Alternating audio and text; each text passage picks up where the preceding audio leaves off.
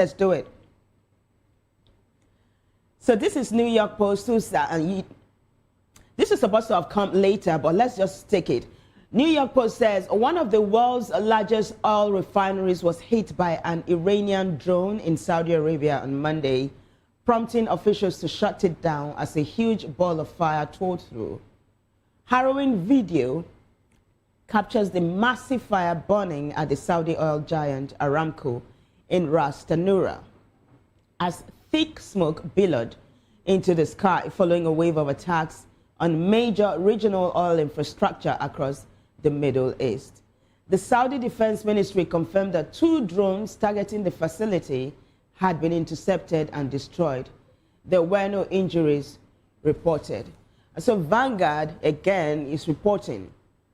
Again, because the first story, of course, the Vanguard played a huge role in that, as we told you about the story of the suspect being arrested, talking about Peter Obi. So again, Vanguard, a credit goes to the Vanguard newspapers. Breaking, Dangote refinery raises petrol price from 774 naira to 874 naira. Let's take a look at the next page now. So Dangote Petroleum Refinery increases petrol price at gantry from 774 naira to 878 naira per litre. The Dangote Petroleum Refinery raised the price, increasing the ex-depot rate from the amount we just told you. This change occurred in Nigeria's deregulated oil sector market. So that is what happens when you have a deregulated oil sector. Let's take a look at the next post. So Nigeria Stories again is saying the Dangote Petroleum Refinery has increased petrol price to 875 naira per litre. Responses now. So Bariagara says for years they blamed the high cost of petrol on freight charges, import duties, and the landing cost of bringing refined fuel from Europe. Now the refinery is in Ibejuleki and the crude is from the Niger Delta. So exactly what landing cost or logistics variable caused a sudden 101 naira jump? Are we still paying international market penalties for a product produced in our own backyard? Dangote Refinery actually explained that this increment is due to the volatility on the global oil space coming from the Iran-Israeli-US war, like I said earlier on. You see, we told you earlier on that Iran has struck and Saudi Arabia has shut down one of its biggest refineries. Saudi Arabia being one of the largest producers of fuel. So Uket says, let's take a look at what Uket is saying now. Uket says, how does the war in Iran affect us, I beg? Exactly what I just explained. Gerald says, well, it is expected because of the war between America, Israel, and Iran. The price of oil is up, and these events reduce supply, increased volatility, and drive up market prices. More reactions? So Oman says price hikes like this remind us why fuel subsidy and pricing policies need serious review. Titan says Dangote has to, because global oil price hikes raise the cost of refined fuel, which he must follow to stay commercially viable, even though he is using crude. And then he goes on to say it's just economics. We move on now to the next set of responses.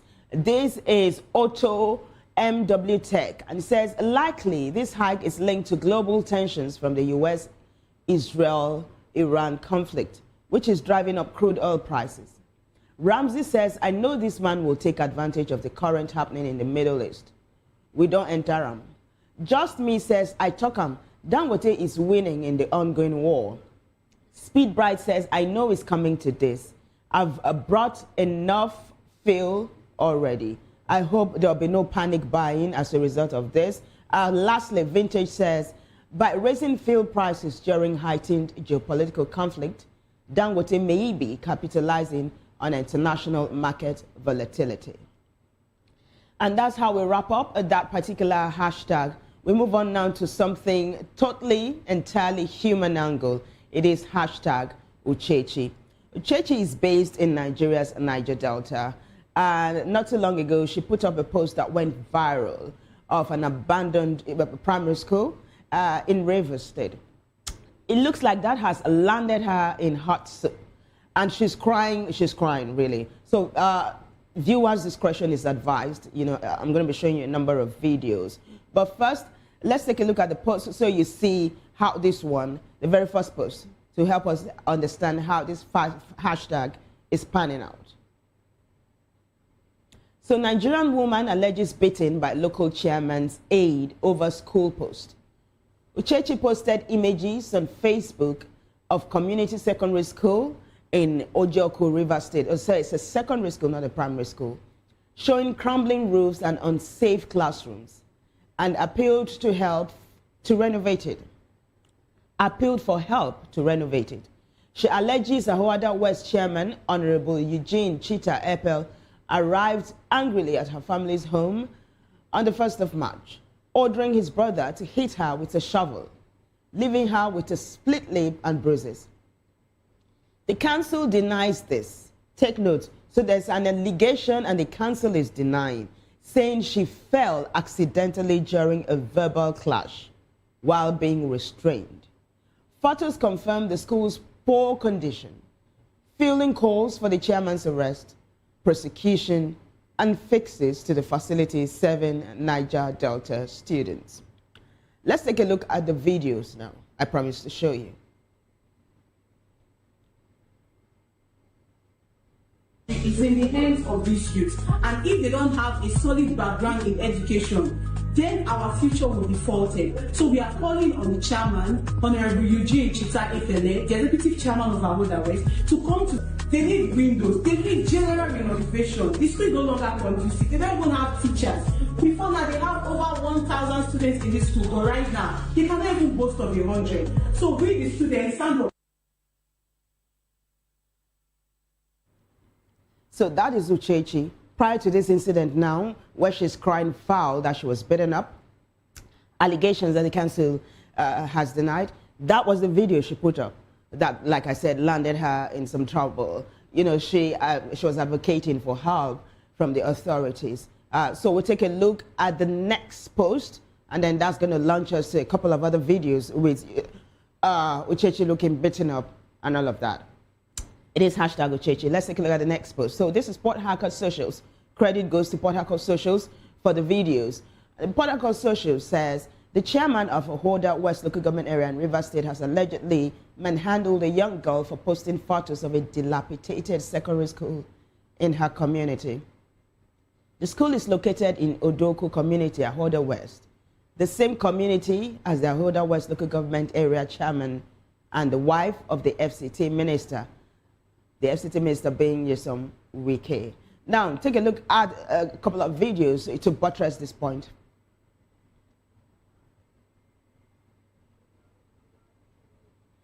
Okay, well, I understand that we have pictures and not videos. Let's take a look at the pictures now.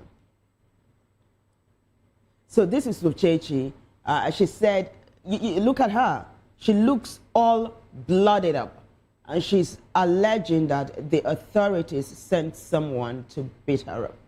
Let's take a look at the next one.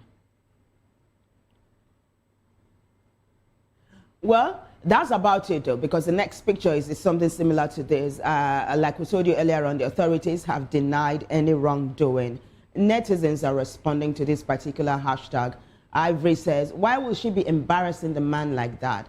What she did was wrong. She should have first contacted the man to inform him about the situation of the school before going out to the public. Pio says, I don't want to have anything to do with the black man. So Pio is lamenting being black because Pio probably is so emotionally distraught.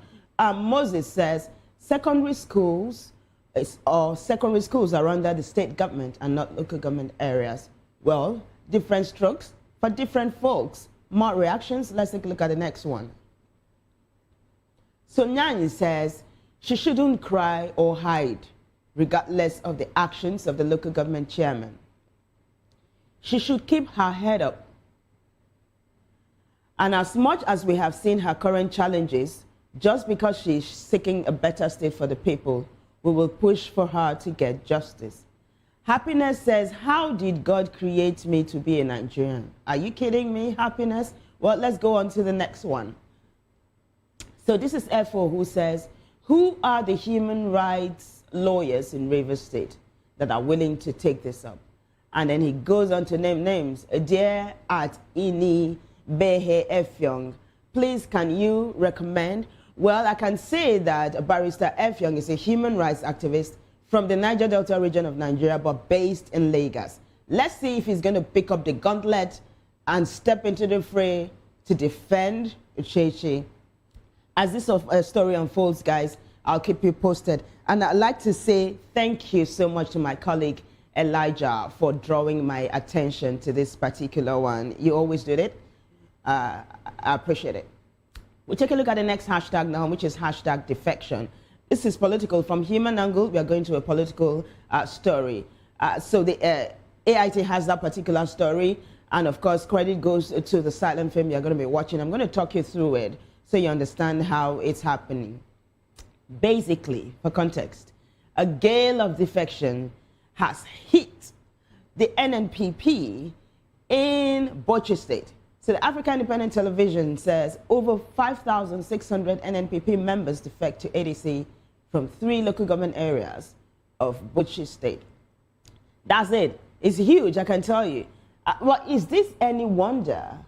Because not too long ago, we heard how the leader of the NNPP, Rabiu Kwankwaso, cried foul, saying his protege, the governor of Kano State, had betrayed him when he defected from the NNPP to the ABC. Shortly afterwards, we saw Kwankwaso in a closed-door meeting with the governor of Oyo State, Seyi Makinde. This time around, there is mass defection from the NNPP to the ADC in Bauchi State. Now, we are waiting to see what Kwankwaso will be saying regarding this particular event that just transpired today. And of course, we will keep you posted. Those are the new members of the ADC proudly showing their membership card. Of course, netizens are responding. Let's take a look at their responses. So D1 says, this is the grassroots that the opposition needs. I want good competition. I expect more of this in the coming days as primaries draw closer. Olawale says, I pity some senators and reps members. Majority of them are going to lose their seats to the ADC in 2027. And Marafa Jr. says, this is a massive turnout. Cookie says, this is a massive turnout. So it looks like they are receiving rave reviews on social media, especially on X. On that note, we take a quick trip out of Nigeria. The United Nations, you know it, the global body, is saying that if nothing is done, it's going to go broke. That is serious. That's a serious matter for the United Nations to say they are going broke. But why is the United States nation making this comment at this moment? We've heard how Donald Trump, when he came on board, second term as the president of the US, he said he was going to withdraw the United States from the UN because he said he didn't trust the body anymore. There's always been wahala between Trump and the United Nations. So the United Nations is saying, you know, big wigs are not paying their dues, and I'm sure they are going to mention names. So I have a video, but first let's take a look at the first post and then the video. It is hashtag UN.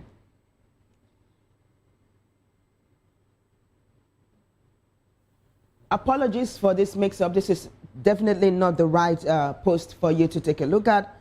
I don't know why we're saying UN, why we're saying the United States and UK instead of the UN. This is supposed to be the next hashtag after the United Nations. We'll take a short break and be right back.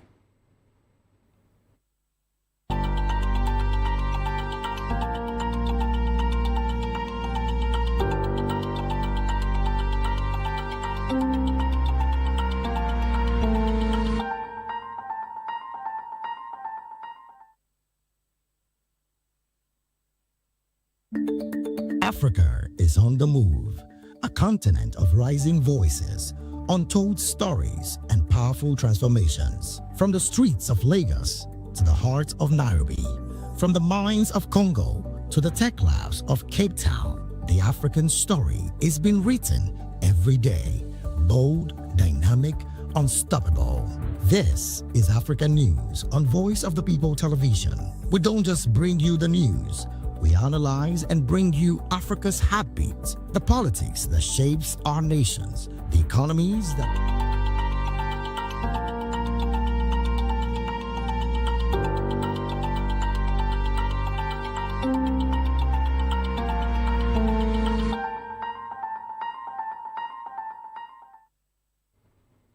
Welcome back, everyone. So if you're ready to take a look at the first post now, it is hashtag UN, talking about the United Nations, that's it. Wide Awake Media says UN officials have warned that the United Nations faces total financial collapse as a result of non-payment of dues by member states.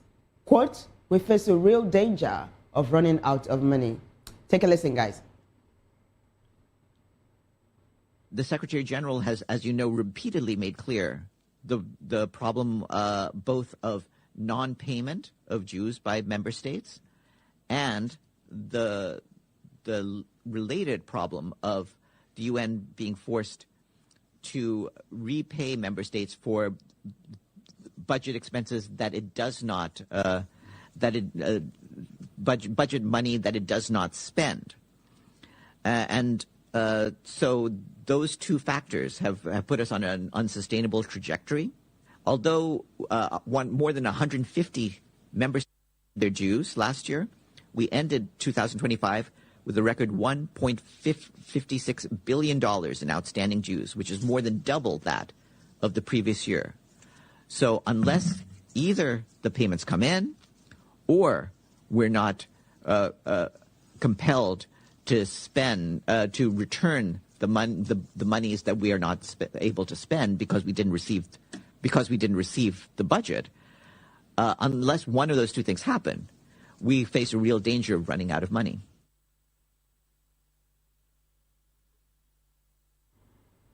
So, if the United Nations goes broke, what happens? You do know that the United Nations plays the role of big brother, like, you know, the third eye watching the whole world, trying to ensure that there is peace.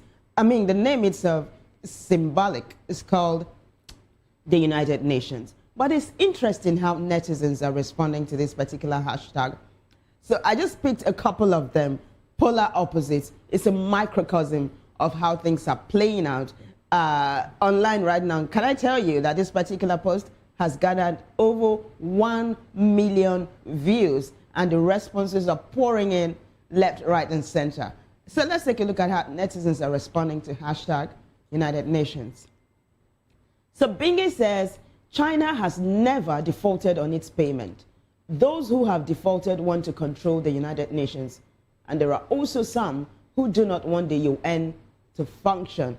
Do we know, is there a probability that we know who Bingi is talking about, or the nation Bingi is talking about precisely?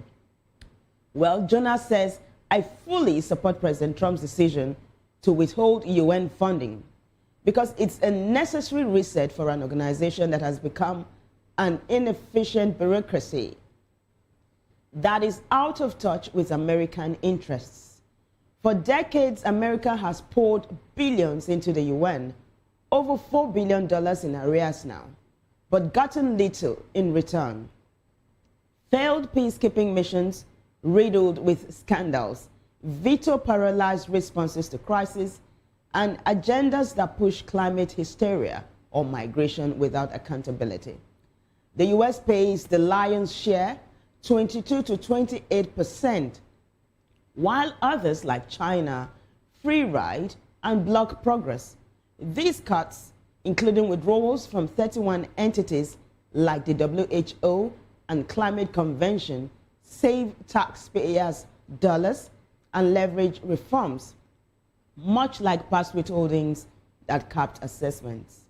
Ultimately, this protects our sovereignty, redirects funds to domestic needs, and ensures multilateralism serves us, not the other way around. Without pressure, the UN's bureaucratic bloat and greed continues. With it, we get a leaner, fairer system. It is apparent that Jonas is an American and is totally supporting Donald Trump's boycott of the United Nations. But like the first netizen says, China has never defaulted. So is this another scene where we have, you know, two of the world's greatest countries, talking about the US and China, you know, talking it out like a tug of war in the United Nations?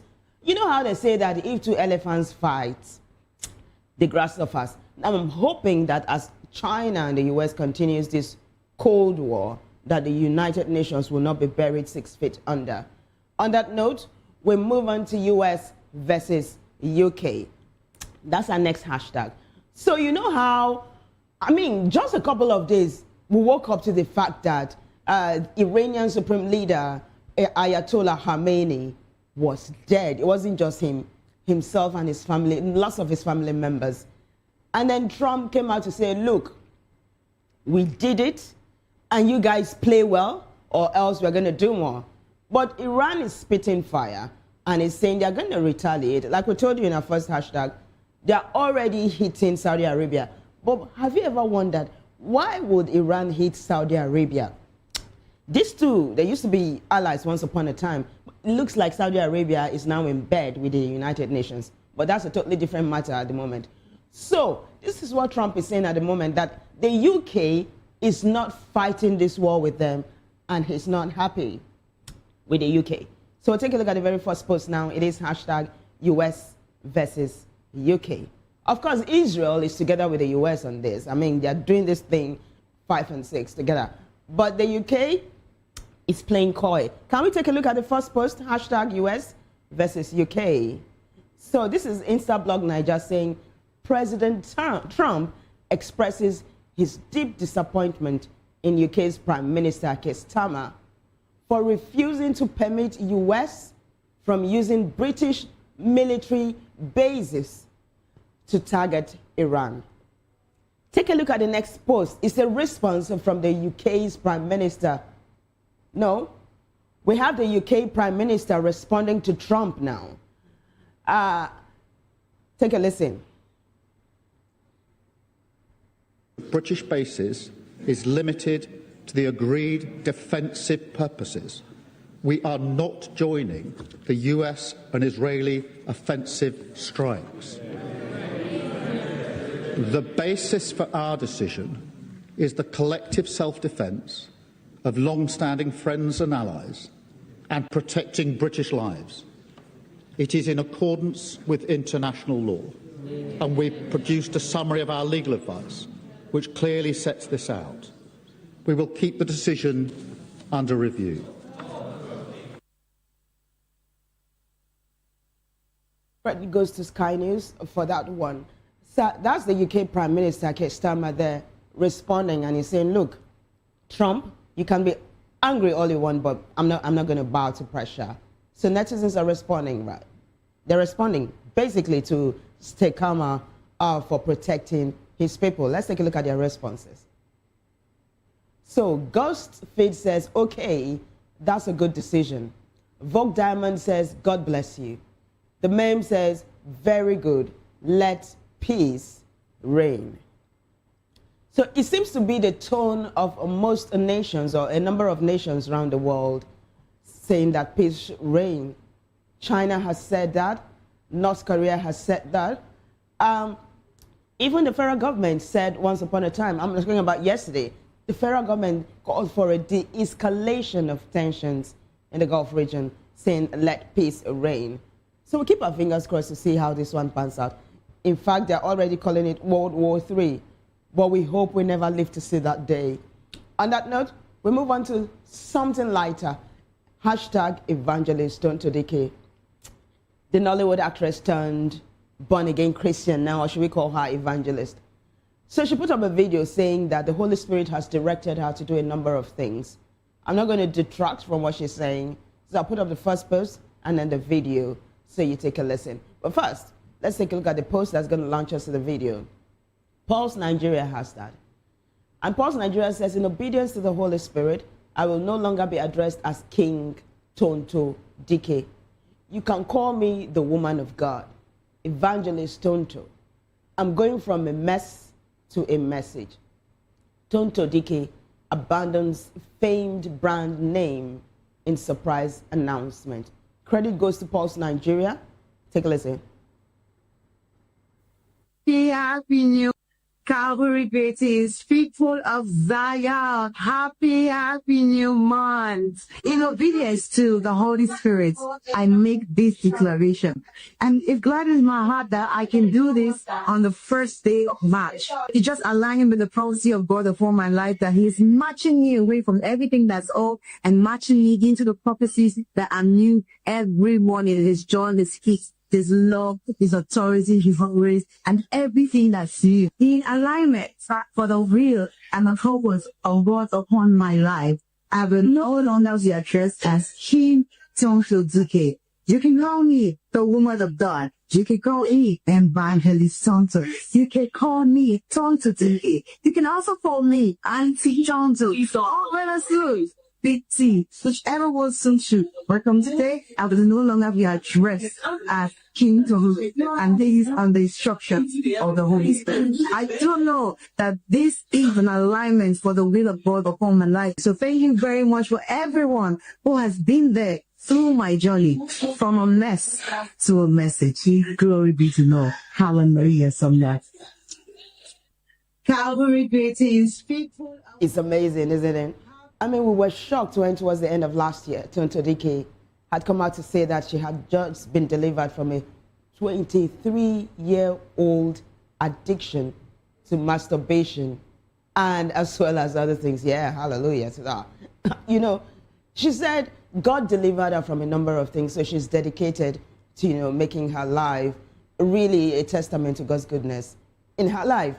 This year, we saw that she reconciled with her erstwhile husband, her former husband, her ex-husband, the father of her son, talking about Adekunle Churchill.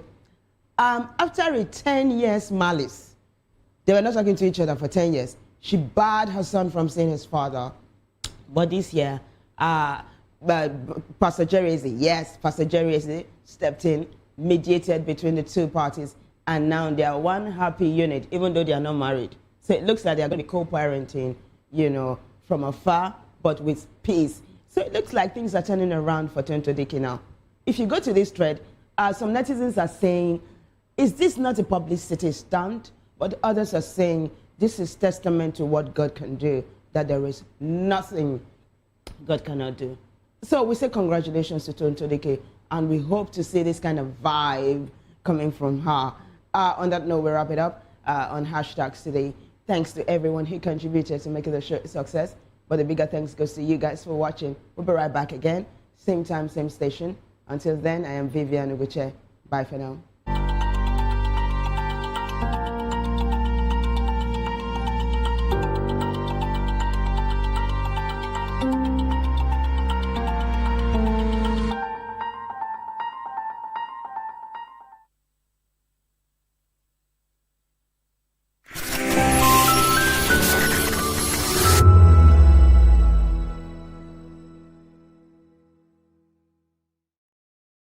The red carpets, awards, the razzmatazz, music, fashion, interviews, and more. Spotlight on Voice of the People Television. Let's feed you with all the juicy stories in the global entertainment space, bringing you the glitz and glamour as it is hot.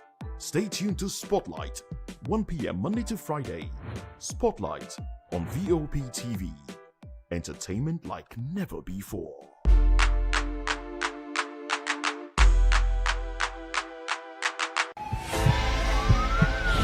This is Health Check, your weekly guide to better living, smarter choices, and trusted answers. From everyday wellness to urgent health issues, we've got you covered. Health Check, only on Voice of the People Television, where your health has a voice.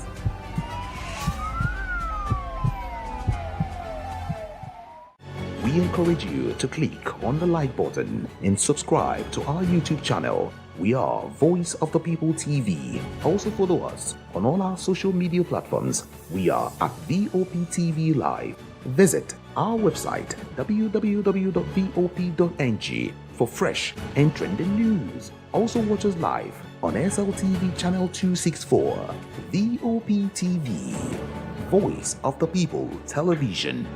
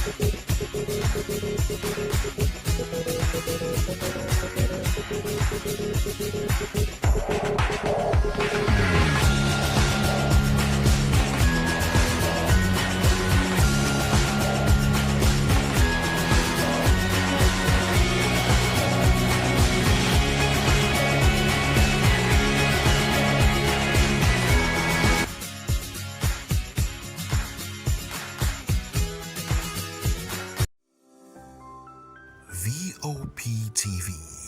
Now, you have more than a voice. Africa is on the move. a continent of rising voices, untold stories, and powerful transformations. From the streets of Lagos to the heart of Nairobi, from the mines of Congo to the tech labs of Cape Town, the African story is being written every day. Bold, dynamic, unstoppable. This is African News on Voice of the People Television. We don't just bring you the news. We analyze and bring you Africa's heartbeat, the politics that shapes our nations, the economies that drives our future, the cultures that defines who we are, the voice that must be heard. Africa News, Africa's voice, Africa's future. Where Africa speaks, the world listens.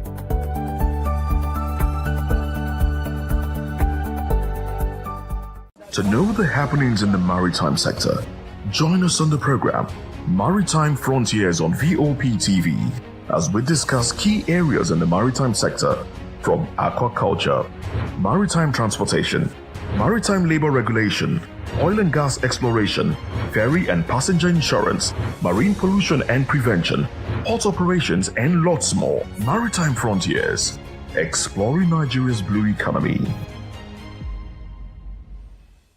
Are you ready for the extraordinary? Something big is happening on your screen. Introducing VOP TV. Now streaming on SLTV channel 264. From breaking news to captivating conversations, news analysis, giving you all sides to the story. We break in-depth discussions on the issues that matter, from politics to sports, entertainment, and lifestyle. VOP TV on SLTV channel 264. Join us as we redefine what television means to you. Voice of the People Television, VOP TV. Now you have more than a voice.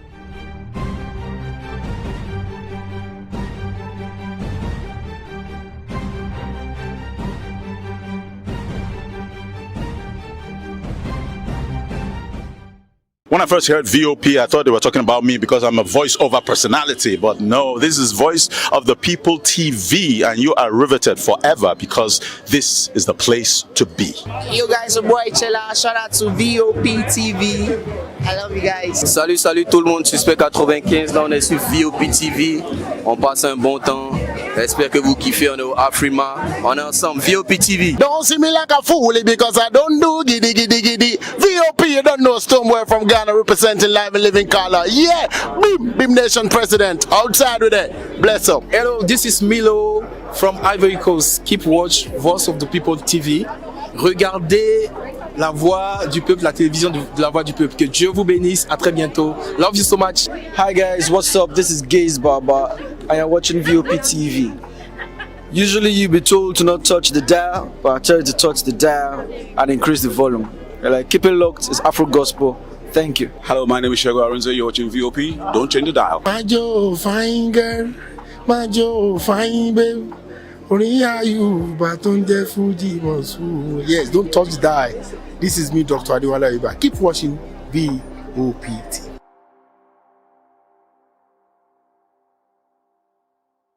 In a world where truth is the ultimate power and opinions scream the loudest, it's time to wade through the noise. Hunger no get tribe!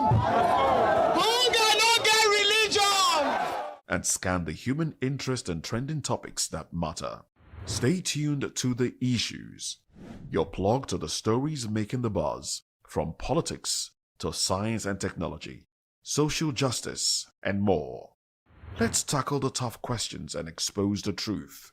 The Issues on Voice of the People Television, Mondays to Fridays, 8 to 9 p.m. The Issues. Don't just react, understand.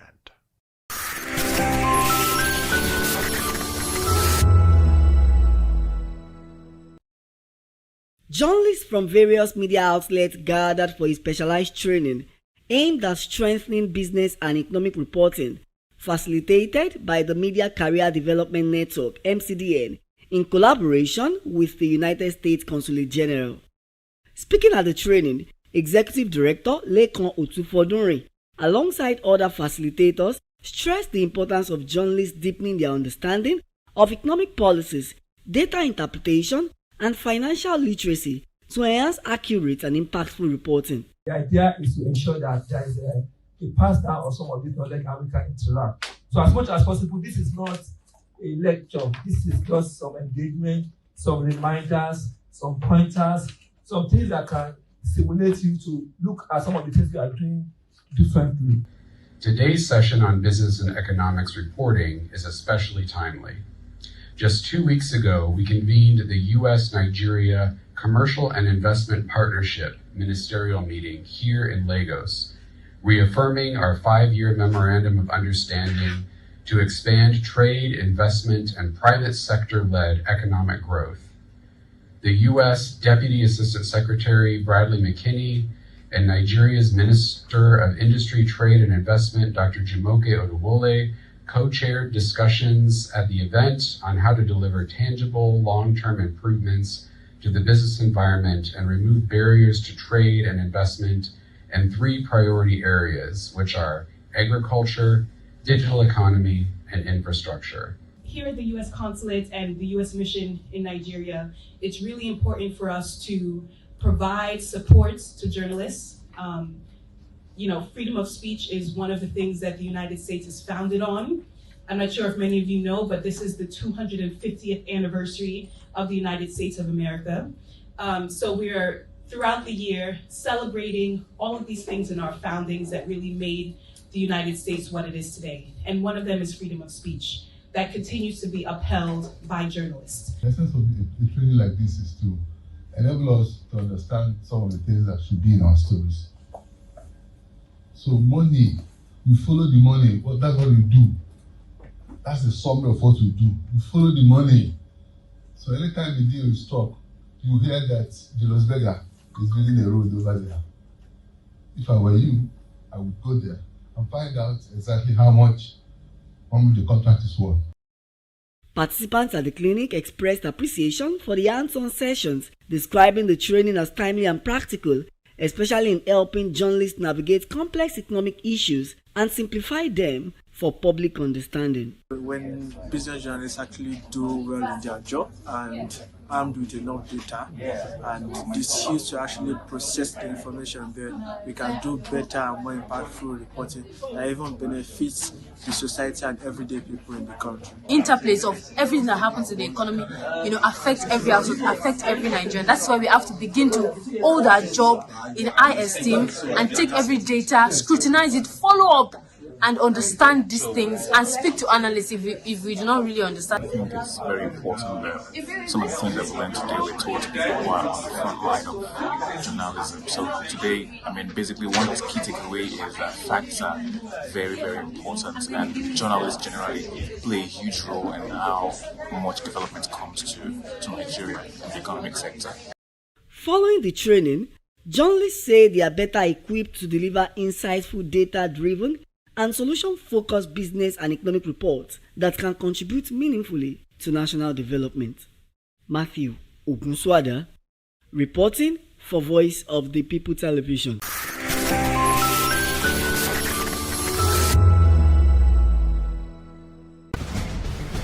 Join us as we drive into the world of politics through insightful interviews with prominent political figures, both serving and former governors, ministers, senators, legislators, party chieftains, activists, and analysts. Get first-hand information into the decision-making processes that affect our daily lives. Highly engaging 1-hour program that brings political discourse into focus. I am Chukwuma Okoro. Political Lens, Monday through Friday, 6 to 7 p.m. Join us. Welcome to the locker room, the home of football talk that matters. I am Jerry Apeon. Join us every weekday, Monday to Friday at 5 p.m. Nigerian time, as we share the hot takes and hot debates in the exciting world of football.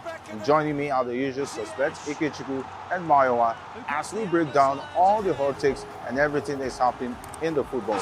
Don't just watch football, Leave it with us. Catch us on the Locker Room and Voice of the People television at 5 p.m. Nigerian time. And like I always say, if not 20 minutes off, please just go. And it's Hakim Ziyech who puts the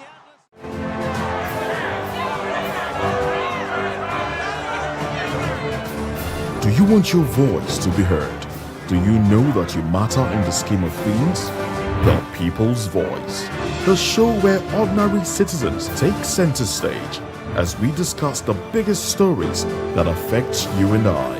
With you in mind, we facilitate lively discussions, debates, and interviews on the topics that matter most to you and I.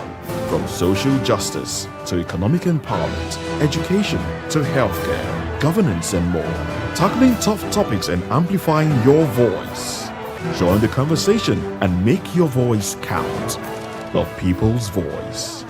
Make your voice count. Welcome to the Locker Room, the home of football talk that matters.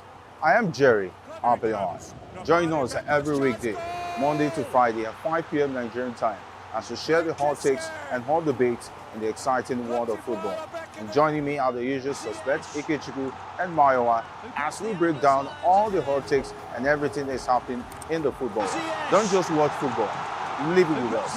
Catch us on the Locker Room and Voice of the People television at 5 p.m. Nigerian time. And like I always say, if not 20 minutes off, please just go. And it's Hakim Ziyech who puts the Atlas. Behind every broken desk lies a broken promise. Education shapes the nations. But who is asking the right questions? Introducing Edu Dialogue, the show that goes beyond the surface, exposes the cracks, the corruption, and the silence in Nigeria's education system. Edu Dialogue, Saturdays, 3 p.m., only on VOP TV. We break the biggest stories, from missing funds to policy failures. We ask the tough questions and demand real answers. Edu Dialogue, this Saturday, 3 p.m. on Voice of the People television. The red carpets, awards, the razzmatazz, music, fashion, interviews, and more. Spotlight on Voice of the People television. Let's feed you with all the juicy stories in the global entertainment space, bringing you the glitz and glamour as it is hot. Stay tuned to Spotlight, 1 p.m. Monday to Friday. Spotlight on VOP TV. Entertainment like never before.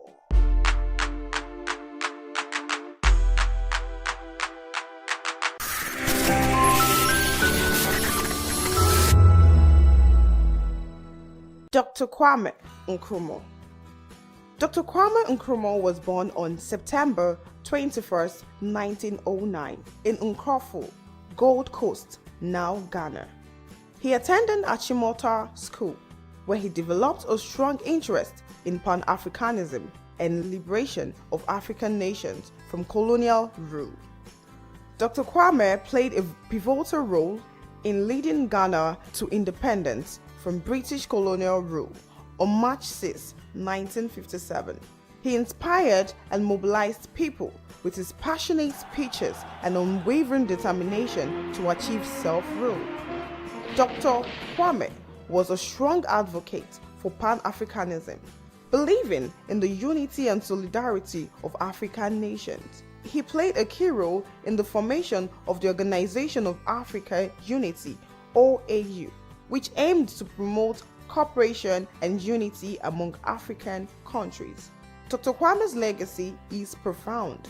His leadership and commitment to social justice inspired not only Ghanaians, but also other African nations in their pursuit of freedom. His ideas on African unity and self-determination continue to resonate and influence leaders and activists across the continent. VOP TV. Now, you have more than a voice.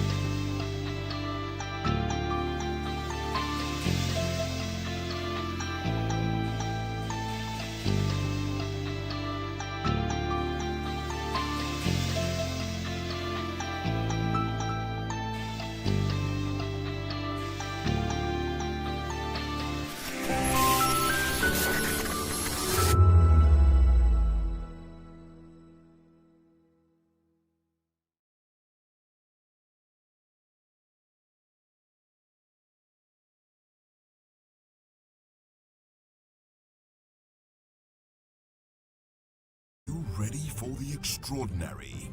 Something big is happening on your screen. Introducing VOP TV. Now streaming on SLTV channel 264. From breaking news to captivating conversations.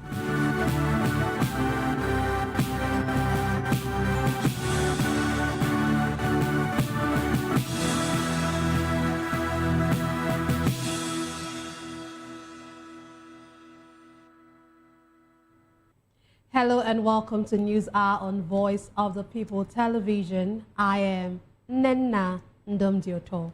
Before we begin, kindly visit our website www.vop.ng for fresh and trending news. First, the headlines. Tinubu swears in Disu as IGP on Wednesday. DSS nabs suspected attacker will be in Benin. Family says no phone tapping equipment found in El Rufai's house. Federal government begins direct oil revenues remittance to FARC. Federal government begins February salary payment and wage award arrears. Federal government approves 448 billion naira for varsities engineering faculties upgrade. On the foreign scene, Trump says U.S. took last best chance to hit Iran as Qatar downs Iranian aircraft. In business, Dangote refinery raises petrol price by 101 naira per litre. In sport, Premier League deletes Vicario post after Spurs complained. In entertainment, Tonto DK damns King title, cites spiritual transformation. Now the news in details. President Bola Tinubu will swear in Olatunji Disu as substantive Inspector General of Police on Wednesday, following his unanimous endorsement by the Nigeria Police Council. The ceremony will take place during the Federal Executive Council meeting. This is according to an announcement by the Special Advisor to the President on Information and Strategy, Bayo Onanuga.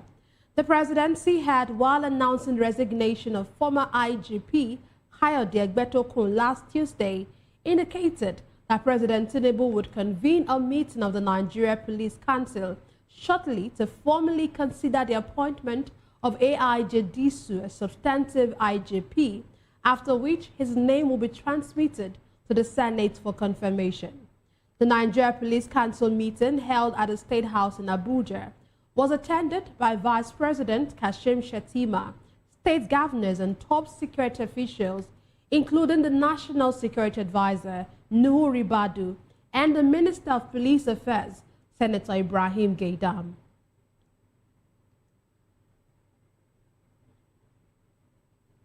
In another development, the Department of State Services, DSS, has arrested a 26-year-old teacher identified as Stephen Udeme over his alleged link to threats and the February 24 gunfire attack on former Labour Party presidential candidate Peter Obi and other opposition figures in Benin City, Edo State. The move marks the first significant breakthrough since the shooting scare during Obi's visit to Benin. Sources said forensic analysis helped track the suspect, who was later arrested in a covert operation, adding that the outcome of the agency's forensic investigations implicated the suspect. According to reports, DSS operatives swung into action shortly after Udeme allegedly posted threatening messages on his X handle, where he claimed responsibility for the attack and issued fresh threats. In one of the posts cited by investigators, the suspect asked Obi to thank his stars, stating that they warned him against his entrance into Edo State, but that he mistook their reserve for his obedient online noise. He had reportedly added that he learned Obi was going to River State, which he called his own, stating that his men would handle him there and would not miss target. Still on law and order, The family of the immediate past governor of Kaduna State, Nasir El-Rufai, has denied claims by the Independent Corrupt Practices and Other Related Offences Commission, ICPC, that phone tapping equipment were found when its agents raided his home. In a statement by El-Rufai's son and representative of Kaduna North Federal Constituency, Mohammed Bello El-Rufai, the family accused the ICPC of weaponizing the former governor's silence by claiming that he refused to cooperate. The statement reminded the ICPC that members of the family were present when items were seized from the former governor. It emphasized that the items were only old, discarded personal mobile phones, some of which are 20 years old, and storage devices like flash drives and laptops, which are described as standard possessions of any 21st century citizen. According to the family, the claim of phone tapping equipment and other items reportedly seized by the ICPC was intended to conjure images of espionage and criminality. Meanwhile, the Federal High Court on Monday granted an application by the Department of State Services for accelerated hearing in the ongoing prosecution of 5 men accused of the August 26, 2011 bombing of the United Nations building in Abuja. Justice Emeka Nwite granted the order while ruling on an application moved by prosecuting lawyer Alex Izenion, who noted that the case had dragged for nearly 15 years. Alex had stated that the case had been in court for about 9 years and praised the court for expeditious hearing in line with the court's practice direction on the prosecution of terrorism and related cases. He said it is in the interest of all parties that the case be promptly determined by allowing the conduct of proceedings on a daily basis where possible.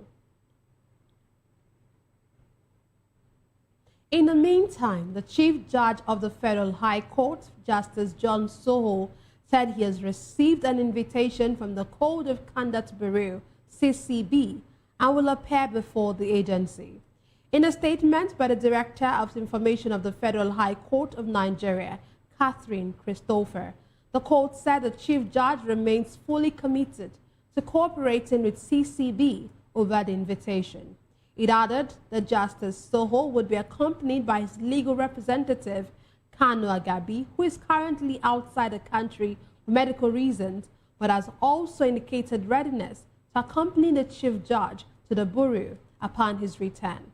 The court further disclosed that Justice Soho's willingness to appear and participate in the process in full compliance with the law and established constitutional safeguards has been communicated to the Bureau.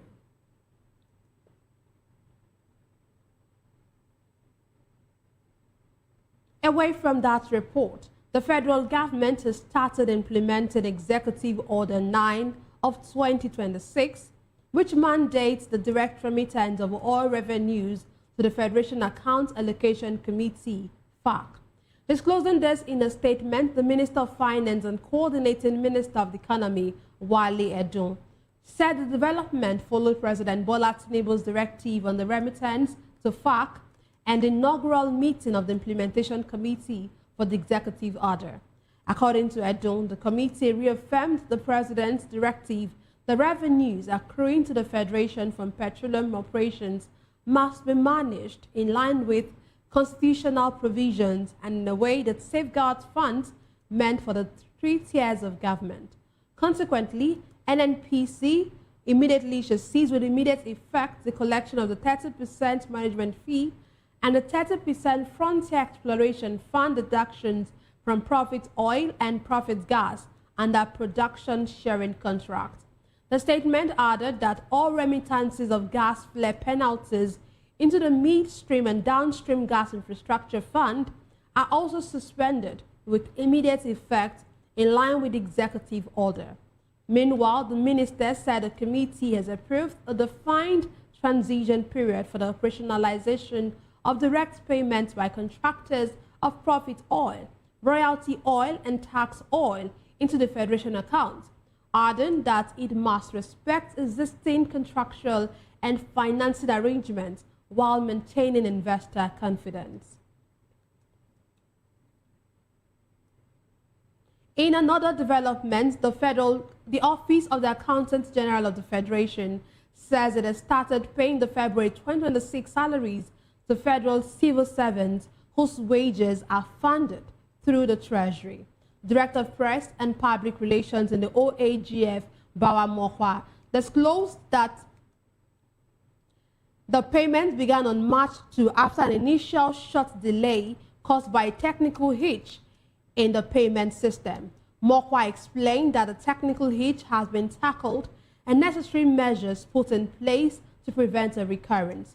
Consequently, thousands of federal civil servants across ministries, departments, and agencies will begin receiving their February salaries. He also disclosed that the OAGF has completed the payment process for 1 month out of the 3-month outstanding wage award arrears owed to federal workers after it received the required approval to begin clearing the arrears. The wage award is 35,000 naira monthly. We now move on to academics. The federal government has approved the release of 48 billion naira to improve 12 faculties of engineering and technology in the Federal Universities of Technology and other conventional universities. Drawn from the 6 geopolitical zones, the beneficiary institutions include the Federal University of Technology, Mina, Federal University of Technology, Owerri, Federal University of Technology, Akure, Delta State University, Abraka, and the Nigerian Army University, Biu, among others. The Minister of Education, Tunji Alausa, disclosed this while inaugurating the Ministerial Monitoring, Evaluation and Implementation Committee on TED Fund High Impact Intervention Project in Abuja. Alausa said the initiative was designed to ensure transparency, accountability, and strict adherence to project timelines in the execution of the approved interventions. And now to politics. The Minister of the Federal Capital Territory, Nyesom Wike, has accused the former Minister of Transportation, Chibuike Amechi, and other position figures of hypocrisy in the matter concerning the electronic transmission of election results. Reacting to opposition criticisms of the recently signed 2026 Electoral Act, Wike alleged in Abuja that Amechi had advised former President Muhammadu Buhari not to approve the electronic transmission provision when they were in government. According to him, under Buhari, the issue of electronic transmission came up, but Amechi and others who were then in government told Buhari not to approve the provision, otherwise he would lose the oncoming post. Wike insisted that a new electoral act does not abolish electronic transmission of results, but introduces a safeguard to ensure that voters are not disenfranchised when electronic systems fail. Meanwhile, he argued, while the indirect primary system often enables wealthy politicians, including governors and ministers, to dominate party structures and influence candidate selection, the new model would give party members greater influence in the nomination process. Still in politics, the governorship candidate of the Labour Party in the 2023 election, Gbadebo Rhodes-Vivo, has condemned those criticizing the nationwide online membership drive by the African Democratic Congress, ADC, saying the attempt to ridicule the party's digital enrollment exercise was laughable, stating that the opposition party's growth should not be dismissed as a mere online noise. He challenged senior political figures, including President Bola Tinubu and United States President Donald Trump, to undertake a symbolic gesture offering to publicly validate their party registrations at the grassroots and wards. In a post on X, Rhodes-Vivo said the City Boys, which is a Tinubu mobilization group, needs a coping mechanism to accommodate the frightening numbers of ordinary people registering with the opposition. He urged those who call detractors to keep tweeting while Nigerians keep registering. According to him, the online registration, which the ADC began on Sunday, represents only an initial step in building party structure and credibility, saying that the real confirmation happens at the ward level. In the meantime, Zero Discrimination Day is being observed worldwide, highlighting the need for fairness and inclusion in health and social systems. Led by the Joint United Nations Programme on HIV and AIDS, the campaign draws attention to the challenges faced by vulnerable groups, including people living with HIV. VOP TV's Praise Peters reports. Is observed globally as Zero Discrimination Day, a United Nations recognized awareness campaign aimed at promoting equality, dignity, and human rights for all people, regardless of their health status, gender, race, or social background. The observance was launched in 2014 by UNAIDS to address discrimination, particularly against people living with HIV, who often face stigma that limits access to healthcare, employment, and social support. The 2026 theme, People First, emphasizes the need for policies and healthcare systems that prioritize compassion, inclusion, and equitable access to treatment and prevention services. Despite significant medical progress that allows people living with HIV to lead long and healthy lives, stigma remains a major barrier to testing and care in many communities around the world, including Nigeria. Health experts continue to encourage regular testing, early treatment, and public education as critical steps towards ending discrimination and reducing new infections. These improvements, the AROT has helped a lot. And for those who have adhered strictly to the use of their drugs, what has happened again is there is this EU equals to U. Undetectable is equals untransmittable. That is to say, persons who are living with HIV, they are on their drugs and following the treatment regimen as prescribed, their viral loads become undetectable. And having that viral load being undetectable, that's also been proven that these persons whose viral load are undetectable also cannot even transmit the virus to another. So U equals to U is undetectable is equals untransmittable. So these are some of the things that the medical advancement has actually done. And so people need to know that having HIV is no longer a death sentence as it used to be. So medical advancement has gone a lot in that. And I'm talking about reduction of stigma and discrimination with respect to HIV. As it is, many persons who still discriminate against persons living with HIV, they are actually doing that because they are ignorant. They don't have an idea of what the situation is. They don't have an understanding of HIV. So that's why you see them going out to be discriminating against people. I'm Praise Peters, reporting for Voice of the People Television. Thank you very much, Praise. Joining us virtually to analyze the news hour is Chijioke Oji. He is a chartered management accountant and a public affairs analyst. Glad to have you join us, Chijioke. Evening. Thank you for having me. You're welcome. Okay, let's start with this. President Bola Tinubu has sworn in, he's going to rather swear in Olatunji Disu as a substantive Inspector General of Police on Wednesday. This is following his unanimous endorsement by the Nigerian Police Council. I'm sure you've been following this. Last week he was appointed AIGP as acting IGP. And then today the Nigerian Police Council has unanimously endorsed him. Let's start with that. What do you make of this unanimous endorsement of the Nigerian Police Council? Well, I think we now have a situation in our country where any belly face is what we're now practicing. Without trying to rubbish the person of Disu, he's a fantastic officer. I have known and related with him in the past, and he has always dealt with things professionally. But one thing we must ask ourselves is, Disu at this time, is he really prepared for the position of not being in charge of a state, but being in charge of the internal security of over 36 states of the Federation?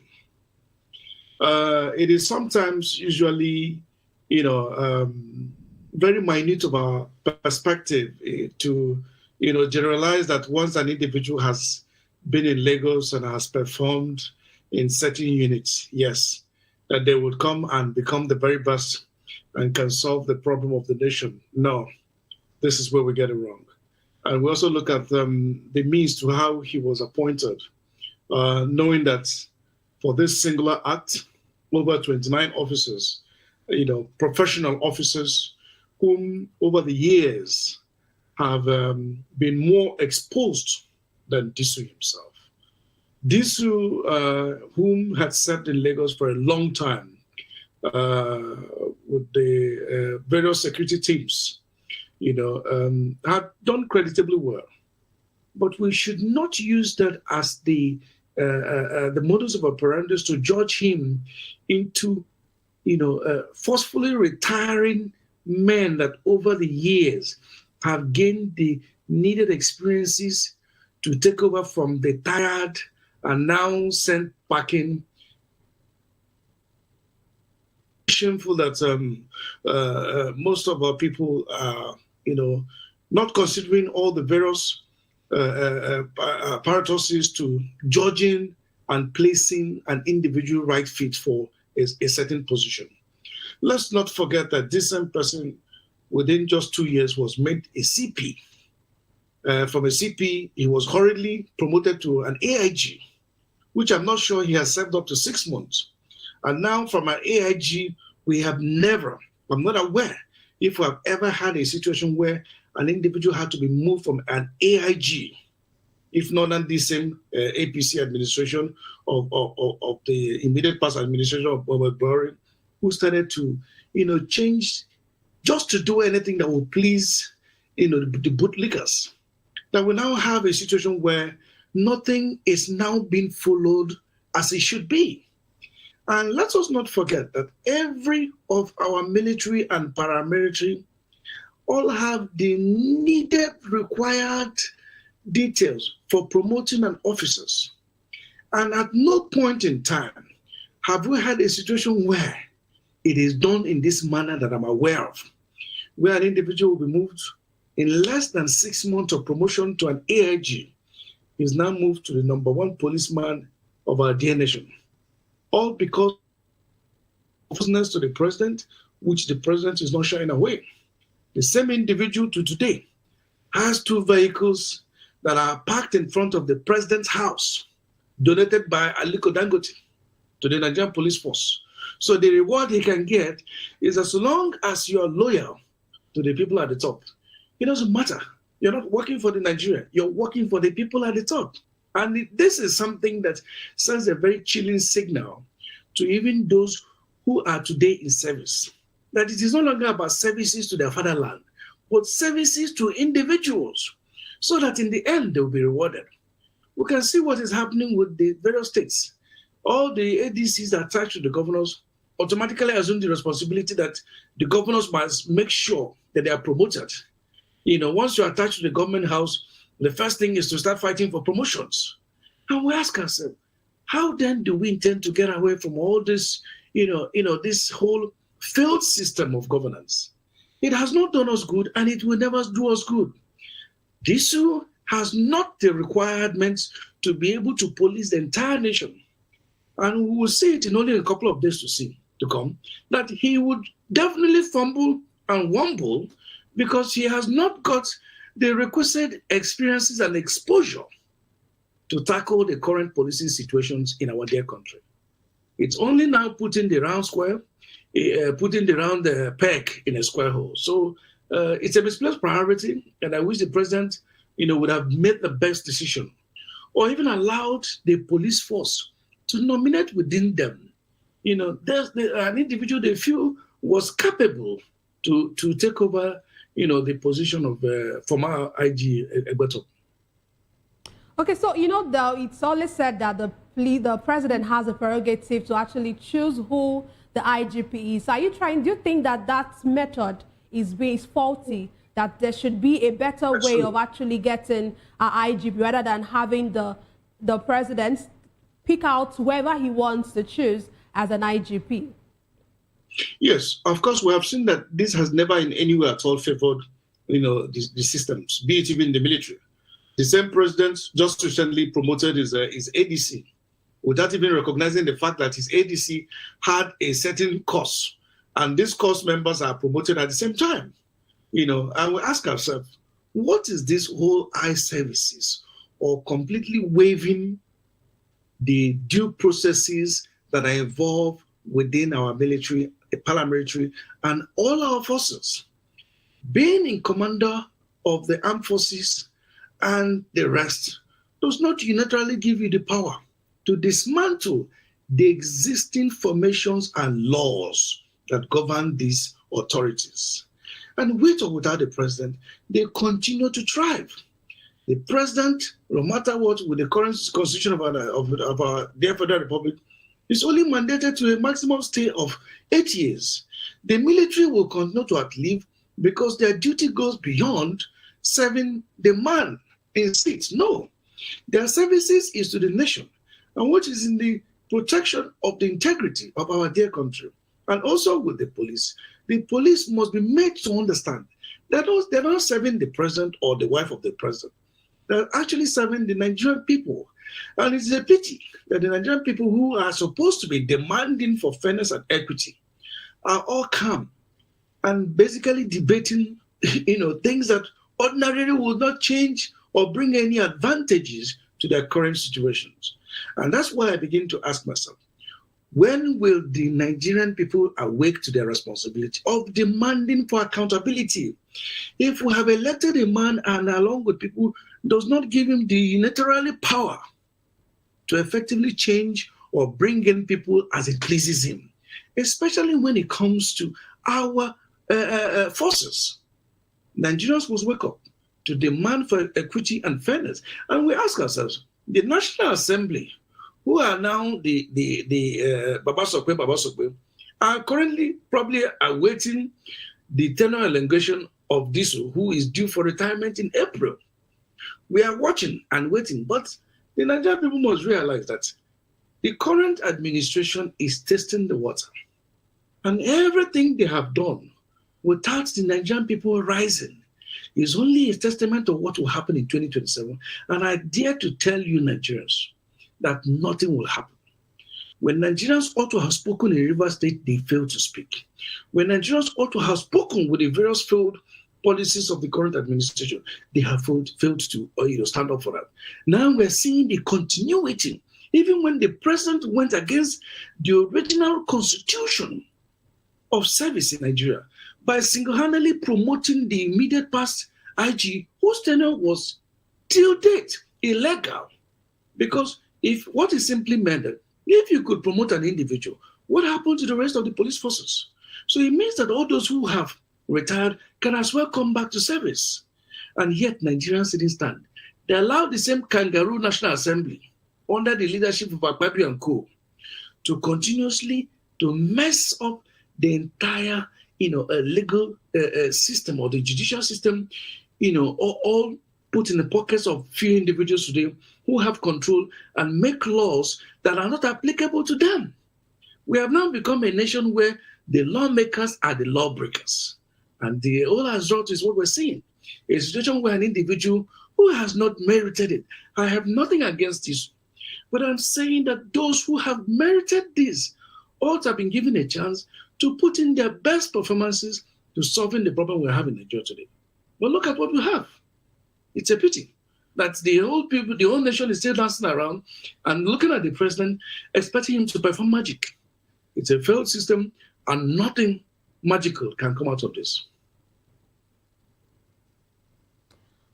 Okay, let's move on to the next thing that we have. But before I get there, let me ask you this.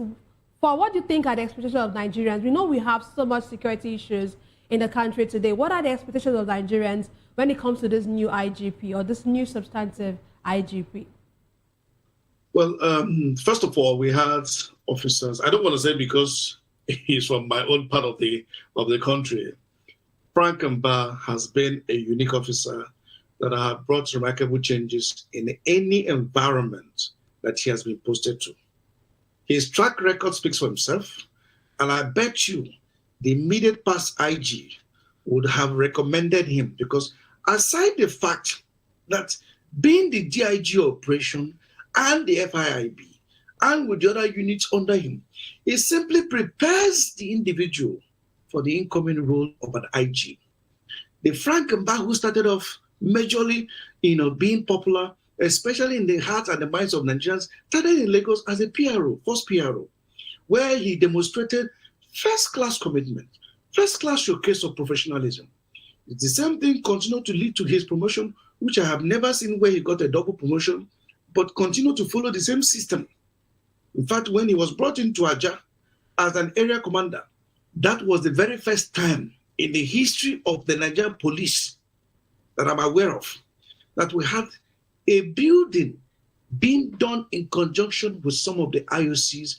I will name them not for publicity. The names of one of the IOCs I was sure of was Chevron. They came out and built an impeccable environment. For the first time you could go into a police station, you will be able to use the conveniences. Anybody who resides and dwells in Aja will tell you that Frank Mba's coming brought a radical change.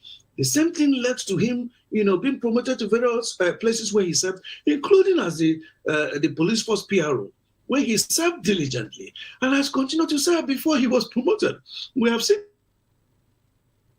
where he's led very beautiful policing and effective policing operations, and we have seen the way he interacts, not just with the media, but the people involved. That is a man who has shown the character of a man well-bred and ready for administration. I'm wishing that the president can, in his word, look at the performances of this man, and perhaps it's not a reward, but put an individual who will be capable to drive a change. One of the first things you can actually, commend and say of him is the level of professionalism he has been able to demonstrate. I'm not saying that all the DIGs that are served in the same capacity do not have, but I can tell you from the feelers that I have, majority of even his classmates were all gunning for Frank Mba to be promoted as the next IG coming. But we have seen that Ndibo do not have a mouth. The same Ndibo today are saying it, that it's no longer about ethnicity. It is now about the preferential treatments. People who serve me must be promoted to the top of the country to serve. Okay, let's move on to the next conversation that we have. The Department of State Services has arrested a 26-year-old teacher over his alleged link to the threat and the February 24 gunfire attack on former Labour Party presidential candidate Peter Obi. I'm sure you remember this attack that happened sometime last week. And now the DSS is coming to say that they've gotten, or they've identified someone, Stephen Udeme. According to them, he's a 26-year-old teacher. What do you make of this development? Very failed drama. Even the Peter Obi himself, who were involved in all that, I'm sure I can tell you that it was not an activity done by one individual. And let us not forget that we can hold the people who have said this in their own account, that if the same man comes to the state he feels belongs to him, that whatever happens to him, he should have himself to be blamed. That statement does not exonerate him or put him under certain ways of not being answerable to. No. We must understand that the Nigeria we all belong to is our dear nation. And nobody, no matter be the first citizen of the country, that has a right to tell an individual that you do not have a right to go around in the environment, in the entire country, you do not have such right. So for such comment to have been made, it does not in any way at all, absolve him of any immunity, even though there are certain immunity under certain clauses of the governor. But let's not forget that accountability begins with the governor. We have, we have not seen any form of inquiry that has been done either by the National Assembly, who in most cases, when there's a serious issue, always coming to say they want to become the investigative body in order to kill it and quash it. Well, let's even say that they have even done their usual drama of saying we're setting up an inquiry. There's a committee on security. I don't want to mention the senator, but at least he would have led his team to say, okay, let us invite the governor. Since in most cases, the governors are even bigger than the IG and including the military apparatuses. So they would have invited him as part of the inquiry to ask, what happened in the state you're supposed to be in charge? Because they always claim that they're the chief security officer of the state. Now we can also take it to, why is the DSS only bringing an individual when we know that this was a collaborative effort of so many gangsters that are being funded by, I have not said the state governor, but by certain elements within the state who enjoy certain powers and immunity.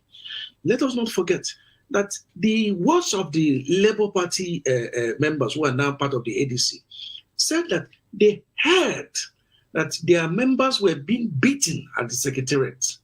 By the time they rushed back, they met these gun-wielding individuals now coming after them. So it simply means that an individual cannot have the capacity to beat the party members they met at the secretariat.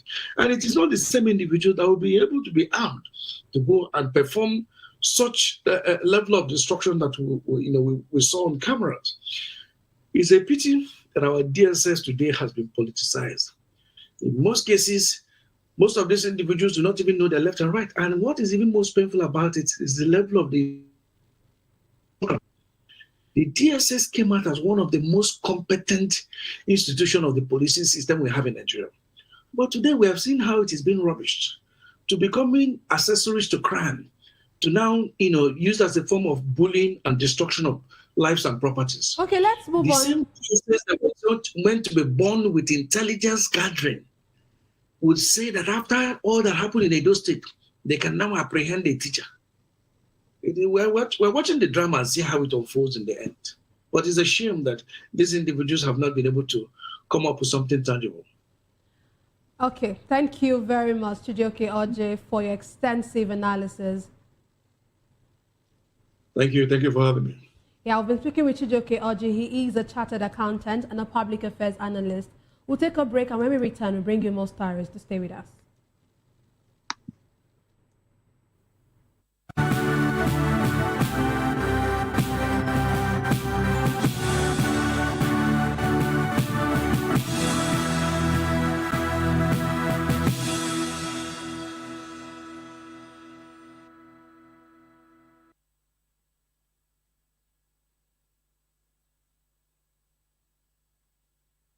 In a world where truth is the ultimate power and opinions scream the loudest,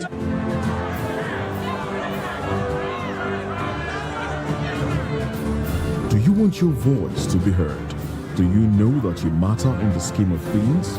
The People's Voice, the show where ordinary citizens take center stage as we discuss the biggest stories that affect you and I. With you in mind, we facilitate lively.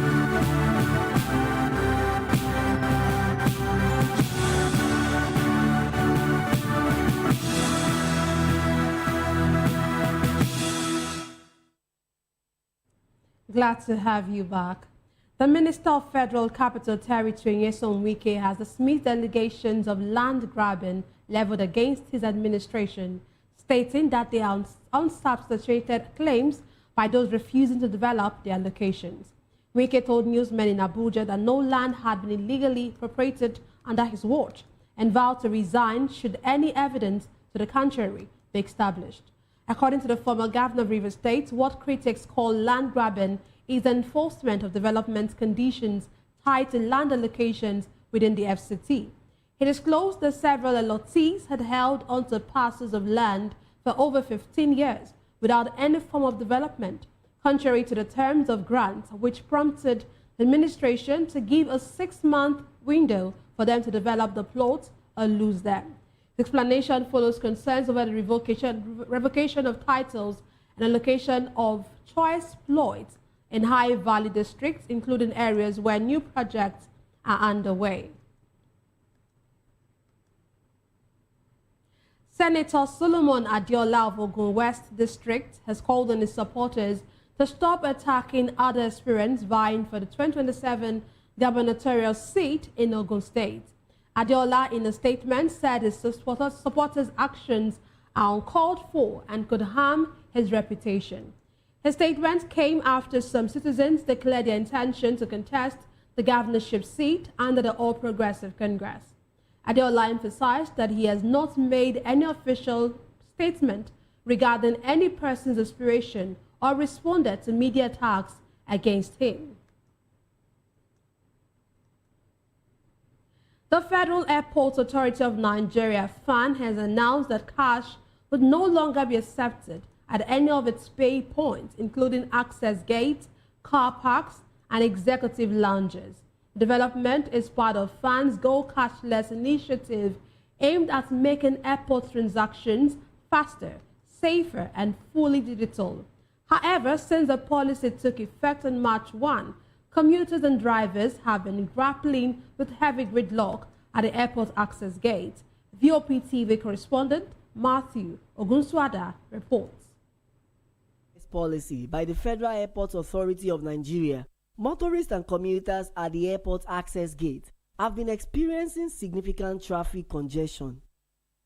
The Operation Go Cashless initiative, according to FAN, is designed to enhance efficiency, reduce security risk associated with cash handling, and promote seamless digital transactions across all airport facilities. In October, we actually launched this program, the Operation Go Cashless, and we did a lot of sensitization, to users, letting them know that very soon the authority would be going cashless. After that, some months after that, we got a directive from the federal government that says that we need to stop cash collections immediately, and which is why we're here today. So we literally did that yesterday. Now, what we've done is that we have created different means in which our users and our passengers can actually make payments. So we've created the contactless card. The idea behind that card is that it's a closed loop card, which means I fund it with my own money, right? And then I get to the toll gate, and then I just tap on the POS machine and I go. So it's basically, it's a 1 second, literally a 1 second process, right? So I just tap and I go. The advantage of that is that you don't have downtime. The card never fails. It always works. Now, despite that, the card, because we also understand that we need to have different modes of payment for our users, we also have our e-tags. We have the e-tags for those who are actually very frequent users of the toll gate. So you can buy our e-tags. It lasts for a year. It's a 1-year validity. Once you buy it, you paste it on your car. Anytime you get to the gate, you just drive away. Nobody stops you. Why some commuters describe the initiative as a welcome development that aligns with global best practices. Others express frustration over network failures prior to implementation. Anything that has to do with cashless is a direct point of payment, so it goes directly into the authority. I think it's an improvement over the one-on-one kind of payments, so I think it has lots of advantages than disadvantages. During this man, MFL, former Central Bank Governor, they implement it. People suffer for it, and now they brought it back here in the toll gate, whereby commercial vehicles and the private owners will be suffering for it. It's not supposed to be so. Why can't they allow it and go back to the normal old one that we are doing, so that we make the smooth movement of motorists around the toll gate? Because the toll gate area is too narrow for people to be coming, causing inconvenience and all that this thing. Responding to the concerns, the Director of Commercial and Business Development assured that FAN authorities have been deployed across strategic points to manage traffic flow and assist motorists experiencing difficulties with the digital payment system. Now we understand that there's been a whole lot of traffic which has caused frustration. The other thing we've done is we've come up with different onboarding areas where people can actually go to get themselves onboarded. People are taking them through and educating them on how they can get their cards. And we've also deployed over 100 of our staff. So they're walking through the whole lines, they're collecting payments, they're guiding people through, so that by the time you get to the gate, you're not just coming to make your payment there. You get to the gate, you just tap and you go. While authorities insist the new cashless policy system will help improve service delivery in the long run, many commuters say that long-term intervention is needed in order to prevent gridlock along the airport road. Matthew Ogunswada, reporting for Voice of the People Television.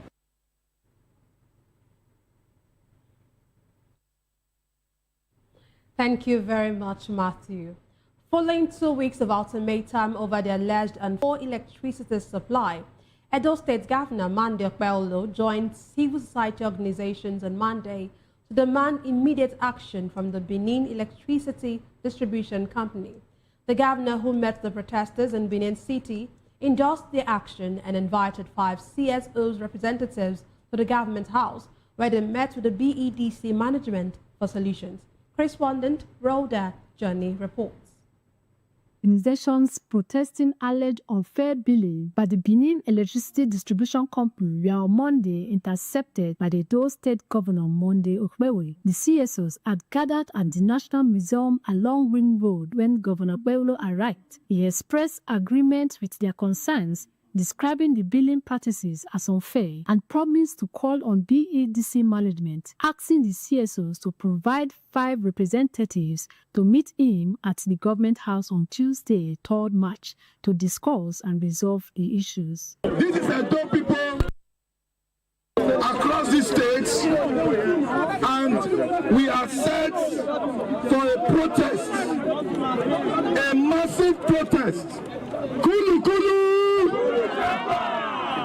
Against Benin Electricity Distribution Company, BEDC, because they have engaged in a series of oppressive tendencies against the Edo people. We pay for light and they give us darkness. As a matter of fact, today, BEDC enjoys estimated bills. Even if you are not in your house for 1 month, for 2 months, BEDC will bring bill for you, Your Excellency. BEDC has been doing all of these things, and we say we are tired. The reason why we are out today, we wanted to evaporate from this place and condense in BEDC office and occupy that office, so that while Edo people are losing their thousands, BEDC will be losing their billions. We are all youth. Is that not so? Yes. Are we not Edo youth? Yes. So I've come to join you on the protest.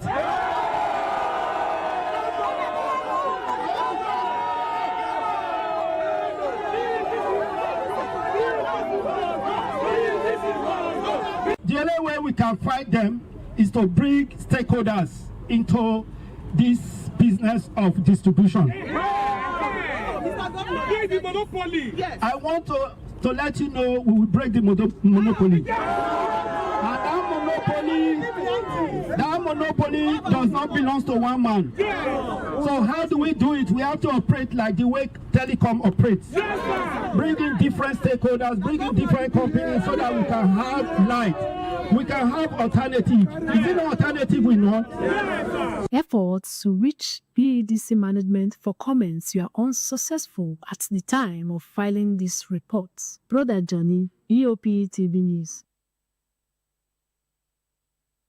Thank you very much, Rhoda. We now move on to the foreign scene. President Donald Trump says he took the decision to launch a war against Iran because it was the last best chance to stop the country's regime. Speaking at the White House for the first time since attacking Iran, the president said the U.S. military is continuing to carry out large-scale combat operations. The U.S. and Israel struck on Saturday, killing Iran's supreme leader, Ayatollah Ali Khamenei. The Israel military has since launched new strikes on Tehran, but the U.S. Defense Secretary says there will not be endless war. Earlier, new Iranian strikes were reported at a major gas plant in Qatar, where the Ministry of Defense later said it has shut down 2 Iranian aircraft, 7 missiles, and 5 drones. Meanwhile, Prime Minister Keir Starmer said the UK's decision not to join the U.S.-Israeli strikes in Iran was deliberate, adding that his government does not believe in regime change from the skies. In Kuwait, several U.S. fighter planes have crashed in what the U.S. military says was an apparent friendly fire incident. Meanwhile, a shooting outside Beaufort's backyard beer garden in Austin, Texas, left 2 persons dead and 14 injured, with a suspect, the 3-year-old Ndiaga Diagne, killed by police. Diagne, a naturalized U.S. citizen born in Senegal, was reportedly wearing a Property of Allah sweatshirt and an Iranian flag shirt. The FBI is investigating a possible terrorism link, citing indicators on Diagne and in his vehicle. Authorities have not confirmed the motive, but the shooting occurred a day after U.S.-Israel strikes on Iran. 14 people were hospitalized, with 3 in critical condition. Police responded within 57 seconds, saving lives, according to Austin Mayor. We now move on to business. The Dangote Petroleum Refinery has increased its premium motor spirits gantry price by 101 naira, taking the ex-depot rate from 774 naira to 875 naira per litre. The revised price has already been reflected, indicating a shift in downstream pricing benchmarks. The development heightens concerns over fresh fuel price increases across the country, even as an official of the refinery explained that adjustment followed recent volatility in global crude oil prices. According to the official, the review became necessary due to changes in global crude fundamentals and replacement cost. The price increase came shortly after the refinery suspended petrol loading operations at midnight on March 2, 2026, following a sharp surge in international crude oil prices, which crossed the $80 per barrel threshold overnight. However, the suspension applied strictly to petrol, while automotive gas oil, popularly known as diesel, continued to load. Meanwhile, in reaction to the development, several private depot owners nationwide also halted petrol sales during the trading day due to the crude rally as the market factors in risk premiums. And now to sports. The Premier League has removed the social media post featuring Tottenham Hotspur goalkeeper Guillermo Vicario after the club complained about the content. The post, which showed Vicario's long free kick delivery going awry with no teammates making a run, was captioned just how the play was drawn up, with a laughing emoji and whoops. The post sparked backlash from Spurs supporters who felt it mocked Vicario and conflicted with the league's messaging on player welfare and mental health. Tottenham contacted the Premier League to express dissatisfaction, leading to the post's deletion across multiple platforms.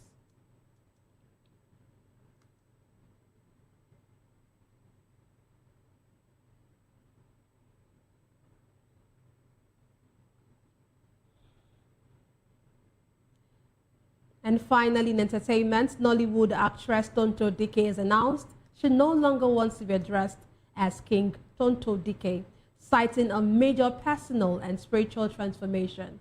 In an Instagram video, she said the decision made in obedience to the Holy Spirit marks a new chapter in her life and represents divine direction and spiritual growth. According to her, the rebranding is faith-rooted and signals a transition from a mess to a message. You may recall that she adopted the King Tonto title years ago as part of a personal rebranding, symbolizing strength and authority.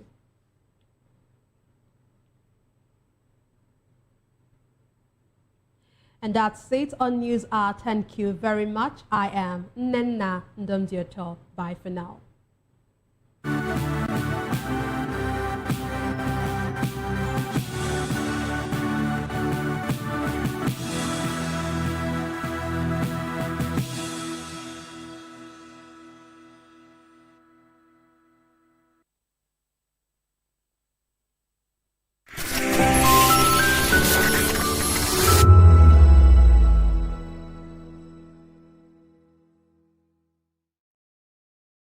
We encourage you to click on the like button and subscribe to our YouTube channel. We are Voice of the People TV. Also follow us on all our social media platforms. We are at VOPTV Live. Visit our website www.vop.ng for fresh and trending news. Also watch us live on SLTV channel 264.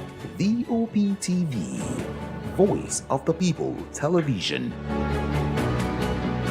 The red carpets, awards, the razzmatazz, music, fashion, interviews, and more. Spotlight On Voice of the People Television, let's feed you with all the juicy stories in the global entertainment space, bringing you the glitz and glamour as it is hot. Stay tuned to Spotlight, 1 p.m. Monday to Friday. Spotlight on VOP TV. Entertainment like never before.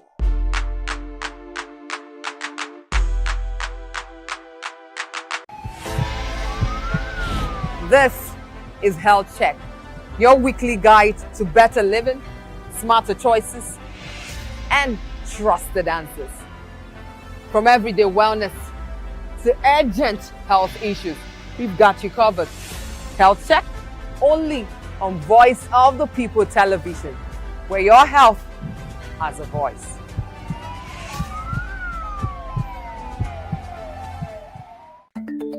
Africa is on the move, a continent of rising voices, untold stories, and powerful transformations. From the streets of Lagos to the heart of Nairobi, from the mines of Congo to the tech labs of Cape Town, the African story is being written every day.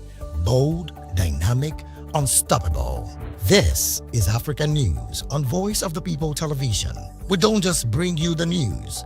We analyze and bring you Africa's heartbeat, the politics that shapes our nations, the economies that drives our future, the cultures that defines who we are, the voice that must be heard. Africa News, Africa's voice, Africa's future. Where Africa speaks, the world listens.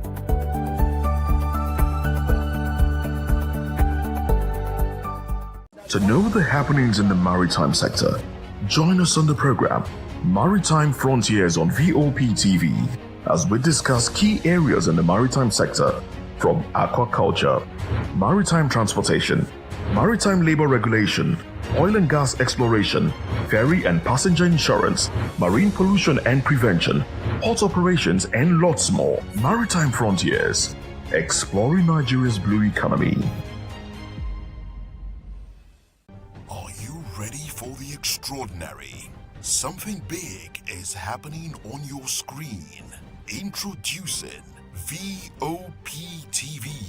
Now streaming on SLTV channel 264. From breaking news to captivating conversations, news analysis, giving you all sides to the story. We break in-depth discussions on the issues that matter, from politics to sports, entertainment, and lifestyle. VOP TV on SLTV channel 264. Join us as we redefine what television means to you. Voice of the People Television, VOP TV. Now you have more than a voice.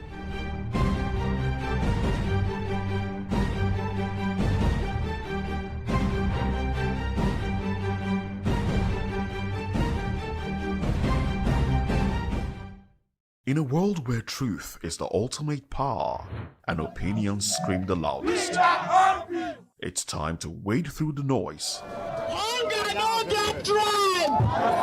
Hunger no get religion! And scan the human interest and trending topics that matter. Stay tuned to The Issues, your plug to the stories making the buzz, from politics to science and technology, social justice, and more. Let's tackle the tough questions and expose the truth. The Issues on Voice of the People Television, Mondays to Fridays, 8 to 9 p.m. The Issues. Don't just react, understand. Join us as we drive into the world of politics through insightful interviews with prominent political figures, both serving and former governors, ministers, senators, legislators, party chieftains, activists, and analysts. Get first-hand information into the decision-making processes that affect our daily lives. Highly engaging one-hour program that brings political discourse into focus. I am Chukwuma Okoro. Political Lens, Monday through Friday, 6 to 7 p.m. Join us. Welcome to the locker room, the home of football talk that matters. I am Jerry Arpillon. Join us every weekday, Monday to Friday at 5 p.m. Nigerian time as we share the hot takes and hot debates in the exciting world of football. And joining me are the usual suspects, Ikechukwu and Mayowa, as we break down all the hot takes and everything that's happening in the football. Don't just watch football, live it with us. Catch us on the Locker Room and Voice of the People television at 5 p.m. Nigerian time. And like I always say, if not 20 minutes off, please the sport. And it's Hakim Ziyech who puts the VOP TV. Now you have more than a voice. Now you have more than a voice.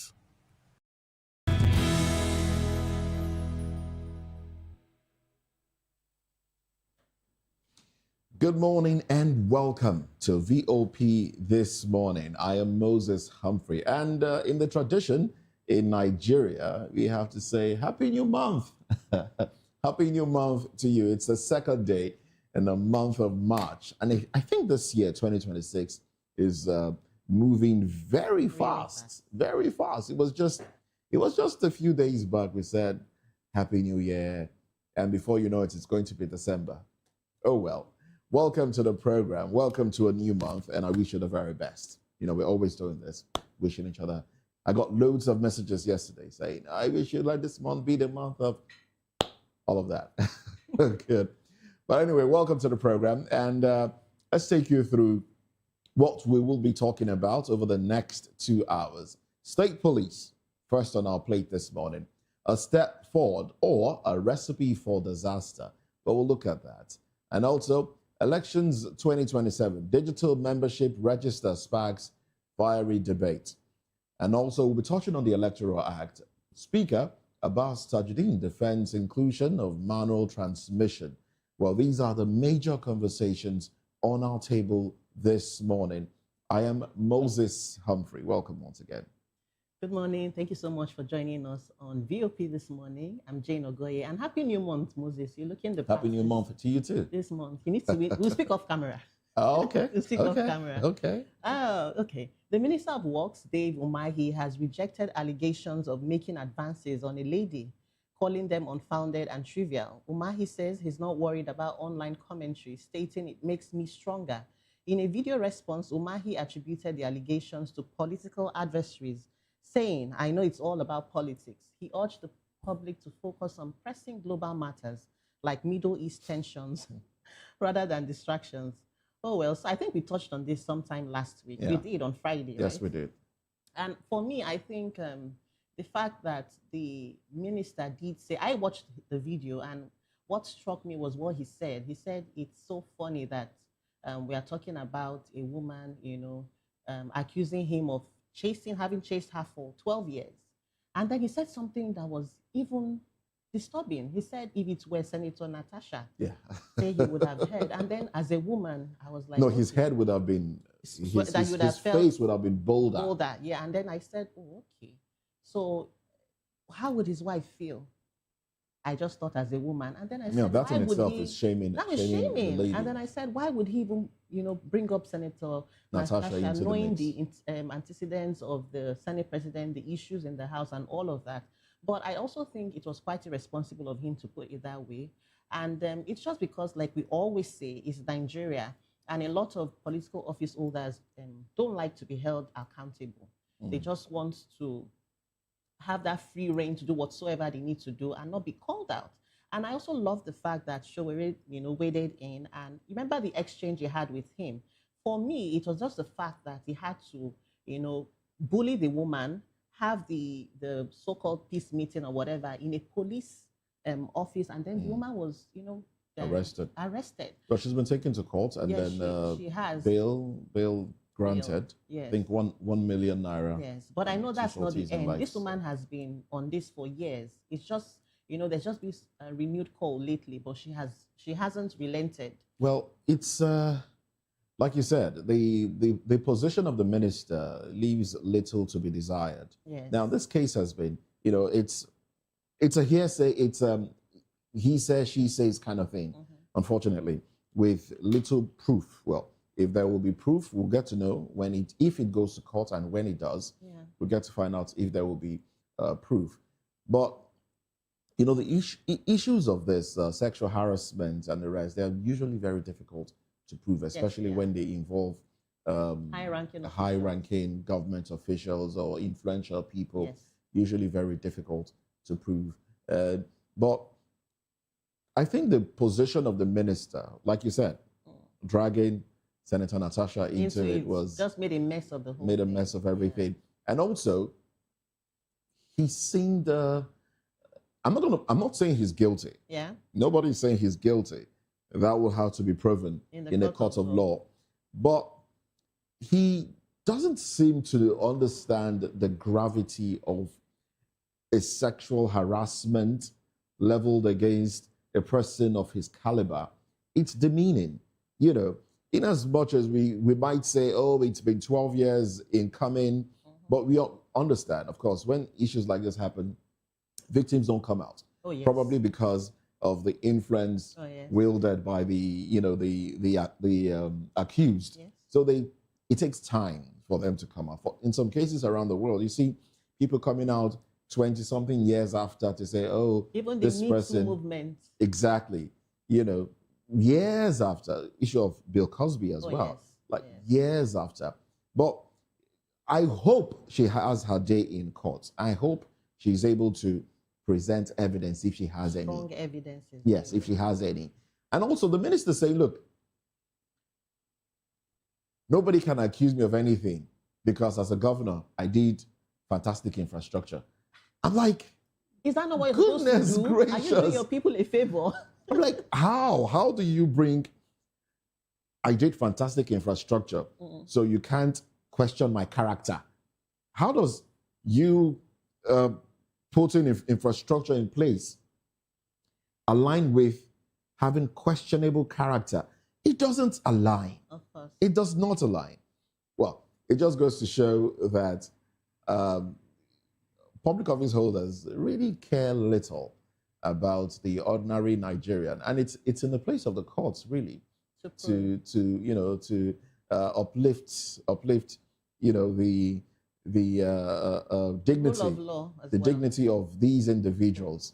You know, I hope she gets her day in court, and we'll get to find out. Now, in some other crimes, with the way this has gone, you will find that these officials will have to step aside. They would step aside. Step aside so as not to influence the investigation and case in court and everything. But here in Nigeria, I'm not sure that will happen. In fact, when you talked about step aside, what just came to mind was the fact that I think in the history of Nigeria, well, as an adult, I can remember the only 2 times that a public officer has stepped aside honorably, voluntarily, well, so it seems, was Kemi Adeosun because of the certificate scandal. Okay. And then the other guy in Uche because of certificate scandal. But when you see cases of maybe corruption, maladministration, they rarely do not step aside. Has anyone stepped aside because cases of corruption? I don't think allegations of corruption. I don't think so. I think maybe a few. If we Like look deep enough. I would dig deeper, just by but I find don't one think, or two. I don't think anyone has. I don't Yes, think and the role of the police in this, it leaves little to be desired. I mean, this ordinarily should be a civil case, but turning it into a criminal case, making it look like a criminal thing, leaves little to be desired. But anyway, it's been taken to court. A date has been fixed for. She's pleaded not guilty. She's been granted bail. Let's see what happens in the coming days. But Moses, I don't know, somehow the details of the squabble between both of them still is sketchy. They said contract. What is a contract? Well, have you seen details of the issue? No, I haven't. So I don't know. And I don't want to assume. Is it 200 and 250 million naira? Yeah. Or in some cases, I saw in some publication, I saw 300 and something. And she said million it's interest naira over the years, even with accrued interest, 12 years, right? Yes, 12 years. And I don't want to say what my mind is thinking. So let me I'll tell you off camera. Okay. Well, that adds another layer to it. Exactly. The fact that monies are involved, or money is involved, adds another layer to the case. But anyway, let's see how this one pans out. Yeah. Now, there is another conversation. Now, taking you to the the world. Yes. Was it on Friday night into Saturday morning? news broke that President Donald Trump and Benjamin Netanyahu of Israel jointly fired missiles at Iran. And we've been following the news. It's been on every tabloid, every television since Saturday into Sunday. And, you know, the world has been talking about it. Well, former U.S. Vice President Kamala Harris has slammed President Donald Trump for pushing the country towards a war with Iran, saying it lacks public support and threatens global stability. Now, Harris warned that the U.S. is being drawn into a regime change war that could endanger American troops and undermine international standing. In a statement, Harris said Trump's approach reflects recklessness dressed up as resolve, and criticized his past claims about ending wars and dismantling Iran's nuclear program as false. She emphasized that military escalation is not the solution and urged Congress to intervene to prevent further escalation. But Donald Trump initially, I mean, it's either a regime change or the fact that you don't want Iran to have nuclear weapons and the rest of them. So it's been this or that, but we don't know for sure Trump's reason for backing this. I mean, Israel has been calling for it. Benjamin Netanyahu has been calling for it. And yes, some will say the Iranian supreme leader, now dead, has always, you know, pushed for conflicts with Israel and America, with the chance of death to America, death to Israel, and the rest of them.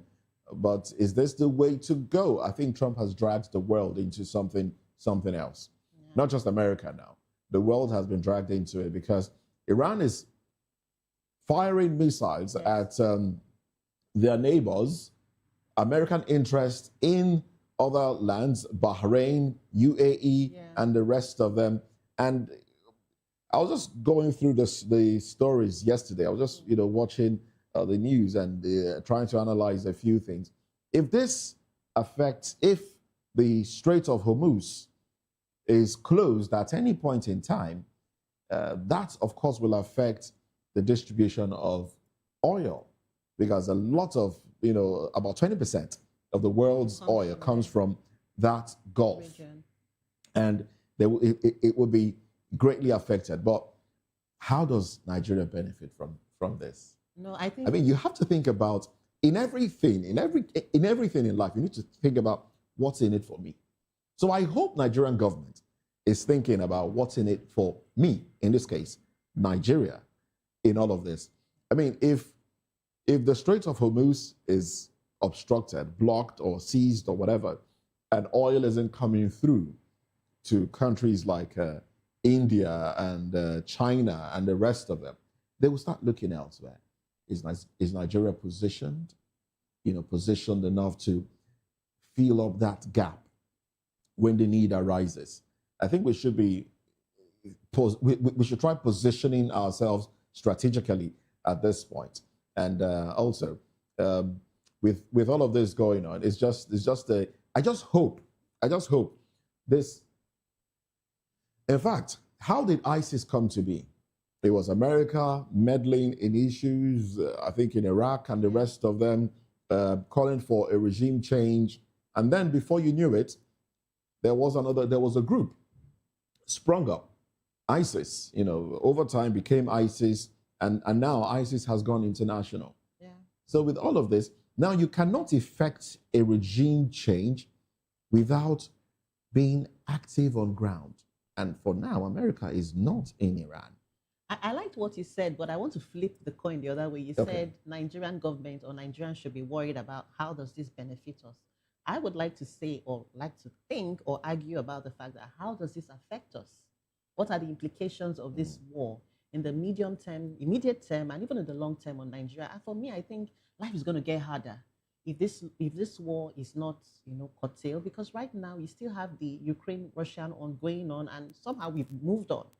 But like you said, the Iran and the Middle East They are the oil-producing gods of the world. A chunk of it, So a chunk of oil comes from there. If this war continues, it means that the nozzles, like you said, I love that analogy, will be blocked.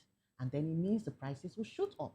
And then what's the effect, the trickle effect? No. in Nigeria? If the Strait of Hormuz, is affected, Yeah. oil coming from the Gulf will not get to some other parts of the world. But you have the subsidy that has been taken out. No. If oil coming from the Gulf is not getting to other parts of the world, I think the ordinary thing would be for countries like India, China, and the rest of them to look elsewhere. It's like this entrance is blocked. But that's now. a major. Okay, This let me entrance is just blocked. land on my thoughts. Okay, all right. Okay. Okay. But I love your argument. What I'm just trying to say is that things will get better, will get tougher. You know, unlike other countries that always think ahead, Nigerians are more, our government is very reactive. You know, we also already have hyperinflation. So the trickle-down effect would be that cost of fuel will go higher, especially now that the subsidy has been removed and all of that. We are paying more. We're going to pay more. And then cost of feeding, transportation, cost of food prices is going to shoot up. And then away from that, I'm also thinking if America focuses all its army and military strength, might, there in Iran, forget this Boko Haram intervention they're trying to do, they're going to pull out a lot of their armies and focus there. And what happens to the Sahel region? I mean, Nigeria and all of that. Insecurity, Boko Haram, what do they call them? They're going to have a field day.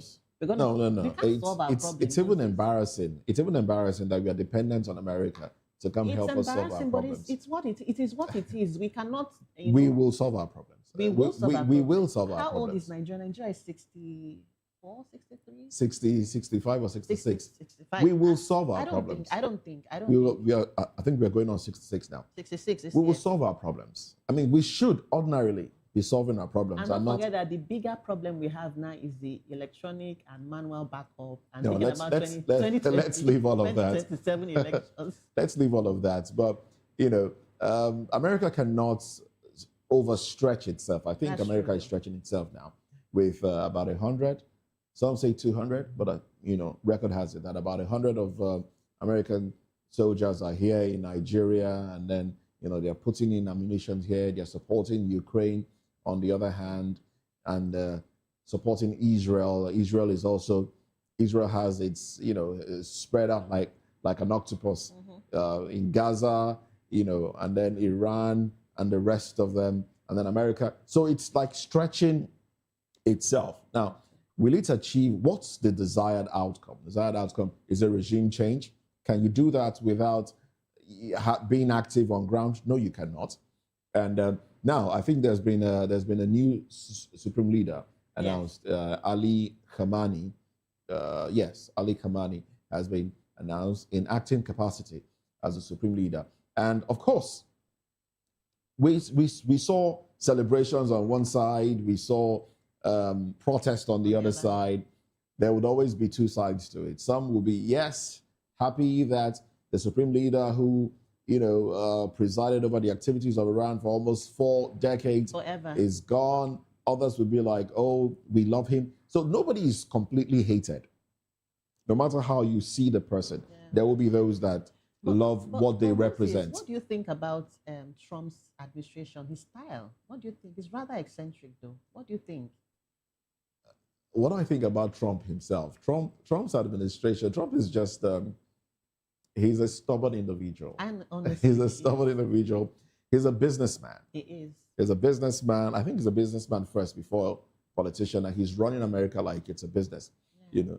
He pushes aside the bureaucratic bottlenecks and just takes a decision and then comes back to face the consequences, which is not good, really.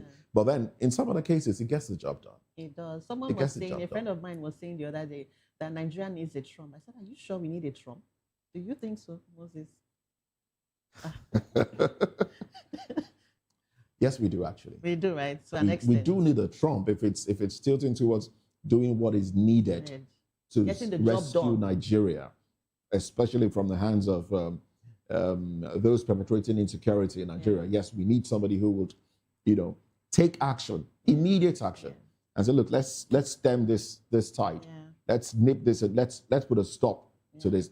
We need that, actually, in Nigeria. But anyway, let's bring it home to Nigeria. We'll go back to what's happening around the world. Iran Iran, Israel, America issues much later in the program or subsequent programs. But let's bring it home to Nigeria. Yesterday, there was crazy traffic along the airport road. Well, the Federal Airports Authority of Nigeria, FAN, has urged motorists and airport users to be patient following traffic congestion at Murtala Mohammed International Airport in Lagos and Nnamdi Azikiwe International Airport in Abuja.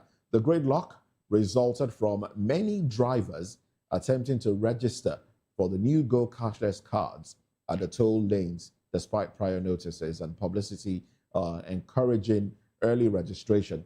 Well, FAN acknowledged the temporary delays, noting that initial adjustment challenges are normal for major system transition.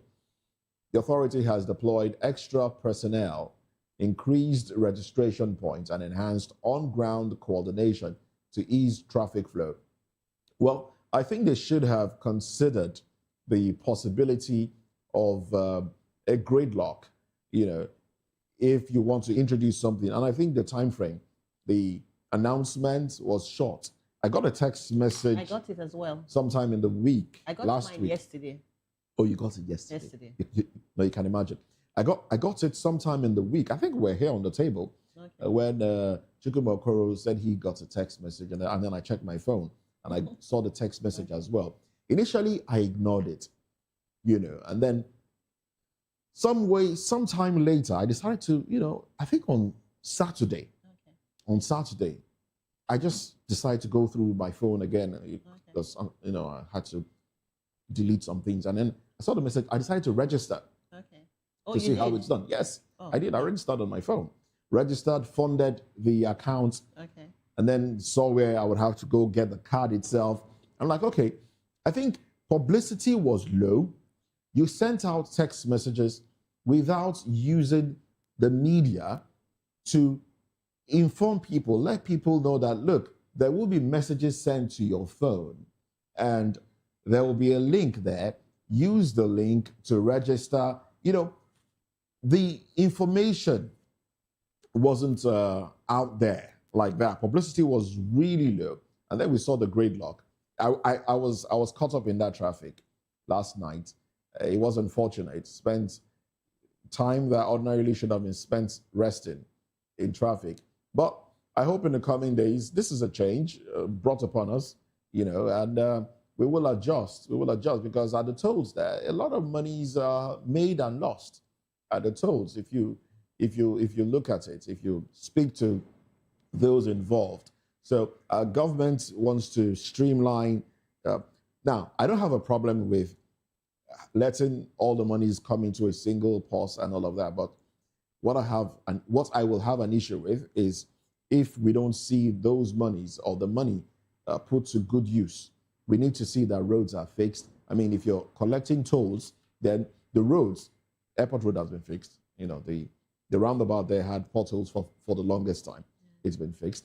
But we need to see other roads, access roads and all of that fixed. We need to see that the tolls being paid are put to good use. That's my take on this one. I agree with you, but let's also examine the issue of technology. We love the introduction of technology in most of the sectors of the Nigerian economy. We've seen it happen in JAM. We've seen it happen with the NIN registration, and now with the FAN. It hasn't been successful anyway. Yes, I was just going there. That I think the problem is implementation. And sometimes I feel that the Nigerian government still doesn't understand that Nigerians have a last-minute-ish approach. And maybe it's also because of the way they've trained us. And they sort of make... It's the way we are. It's the way we are. Why? It's not an acquired behavior that has, become a part and parcel of us over the years. I also think that enforcing such a thing at once is what causes all this confusion in Nigeria. I think because of the peculiarity of the Nigerian But the fact remains that if you call for such enforcement, it has to be done at some point.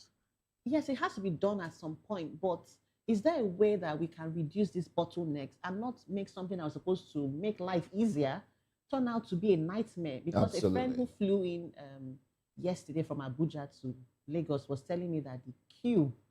I was in that traffic. No, I mean in Abuja. To Lagos? Yes. I was in the traffic in Lagos. No, I was saying the queue driving into the Abuja airport. He said it was and that can long. make people lose, miss their flights. A lot of flights had to be rescheduled.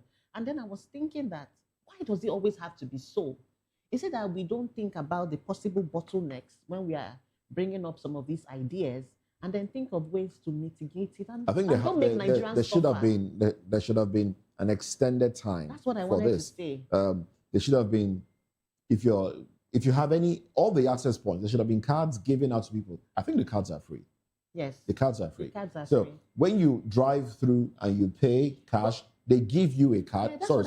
They give you a card and say, look, take this card, and later the message would be sent to you, and you can go online and register. So you have the card already. But Moses, can't we have e-cards? Must we have physical cards? I think is that not where Nigeria is going towards? Why can't we have e-cards?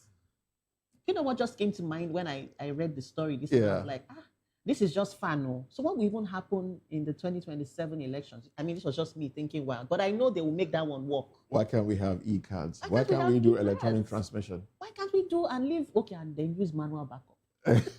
So why can't we have manual backup and do e-cards, really? Okay. Why can't we? Big question. Because it's Nigeria. We're still developing. You just asked about how old we are. Yes, so we're still... A 66-year-old man. Now. Let's say, 65-year-old man is not... it's not a baby. It's not a baby. Of course not. We'll monitor these things, and we hope that there will be some sort of leniency on people. And then I hear that more points have been created for people to access the cards, and I think they should be given freely. Were they created because of the public outcry? Because of the traffic experience. There were points already created, but more points have been added. But that's what I'm saying. Because of the stage. I mean, people who are into project management will tell you that, when we do this, what are the bottlenecks? Of course, especially with the peculiarity of the Nigerian people and situation. Sometimes I just feel like some good initiatives by the government turn out to be because of lack of planning.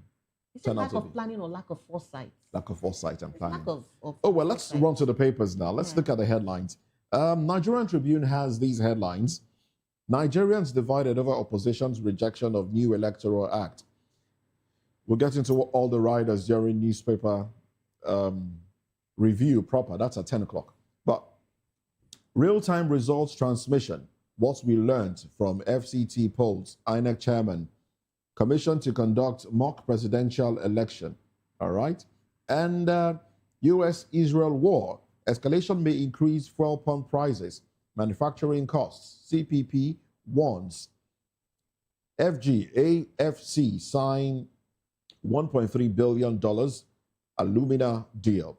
13 banks weigh last-minute mergers, private placements, foreign partnerships, options. Recapitalization should deliver 8 to 10% GDP growth annually. Adebanjo. Power sector debt to Gencos may hit 8.8 trillion naira by end of 2026. Well, these are the headlines on the cover page of Nigerian Tribune. And the Nation leaves with an interesting one. ICPC recovers wiretapping equipment from El Rufai. We got warrants to detain ex-governor for 14 days. He declined to cooperate with investigators. How Tinubu saved many states from bankruptcy. That's by Sule. It's on the page 6 of the Nation. Primaries. Parties must operate transparently, says Amupiton.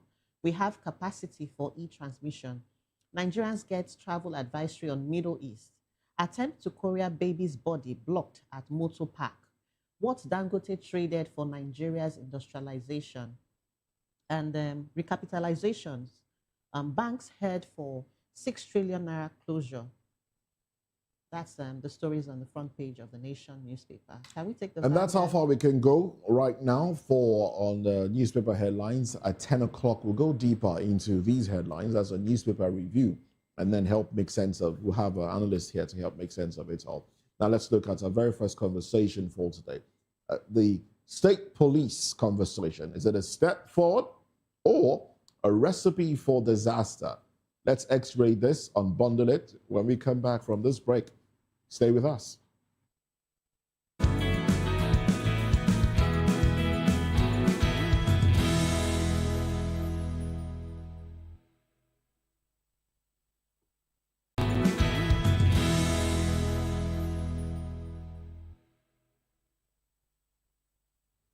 Well, thanks for staying with us. Now let's get into the conversation. The Senate has promised to complete the amendment of the 1999 Constitution to allow state police creation before 2026 ends, following President Bola Tinubu's request. Well, stakeholders, including Miyetti Allah and Afenifere, have urged safeguards against potential abuse by governors, emphasizing balanced recruitment and federal oversight. Well, critics like former NDLEA boss Sule Momodu warns that state police could be a disaster waiting to happen, suggesting existing policing issues be addressed instead. The Senate assures Nigerians of expeditious handling, citing widespread support and stakeholder consultations. We have with us to make sense of this, Barrister Darlington Agomo joins the conversation this morning. Good morning to you, Barrister. Good morning, Moses and Jen. How was the weekend? Very well, thank you. All right, and we will also be joined by Prince Okweyemi Benjamin Ogunlami much later. We also expect Prince Wine Chikezie Elijah Esquire, a lawyer and a political analyst, to join the conversation as well.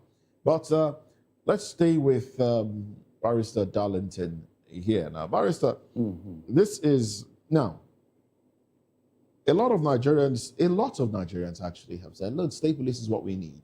You know, policing is local. So state police will address the issues that we're facing, insecurity, and the rest of them.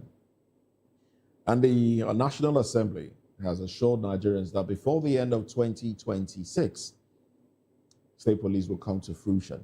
They will work on the Constitution, and it will come to fruition. Now, some have said, if you go through social media, some Nigerians are saying, oh, this is political, this is to ensure that elections are won in 2027. Now, Barrister, away from that line of conversation, but you may want to touch anything you want. What are the things that you expect to see in this rejigged constitution, if you may, to ensure that state police comes to fruition? And what are the measures that you would want to see to ensure that it's not abused? One of the reasons why we fail in our constitutional amendment and improvement is we don't lay the foundation properly. Okay. We just wake up, and because you have state police and local government police in the U.S., you want to follow suit. Have you done your groundwork? The foundation, is it properly laid? These are issues, and it's a very, very serious issue, because we have seen other amendments that failed. The most important thing is not even the constitutional amendment, because even if you do it, how about the fundamentals? Take, for example, when local government financial autonomy was approved by the Supreme Court, please, up to today, has it taken off? Has it taken off? That is the issue here. You learn from what happened to you before. You learn from good examples that have been laid. Up to today, that local government financial autonomy is still in a quandary. Some states are doing, some are not doing. Some are even in court. All because of what?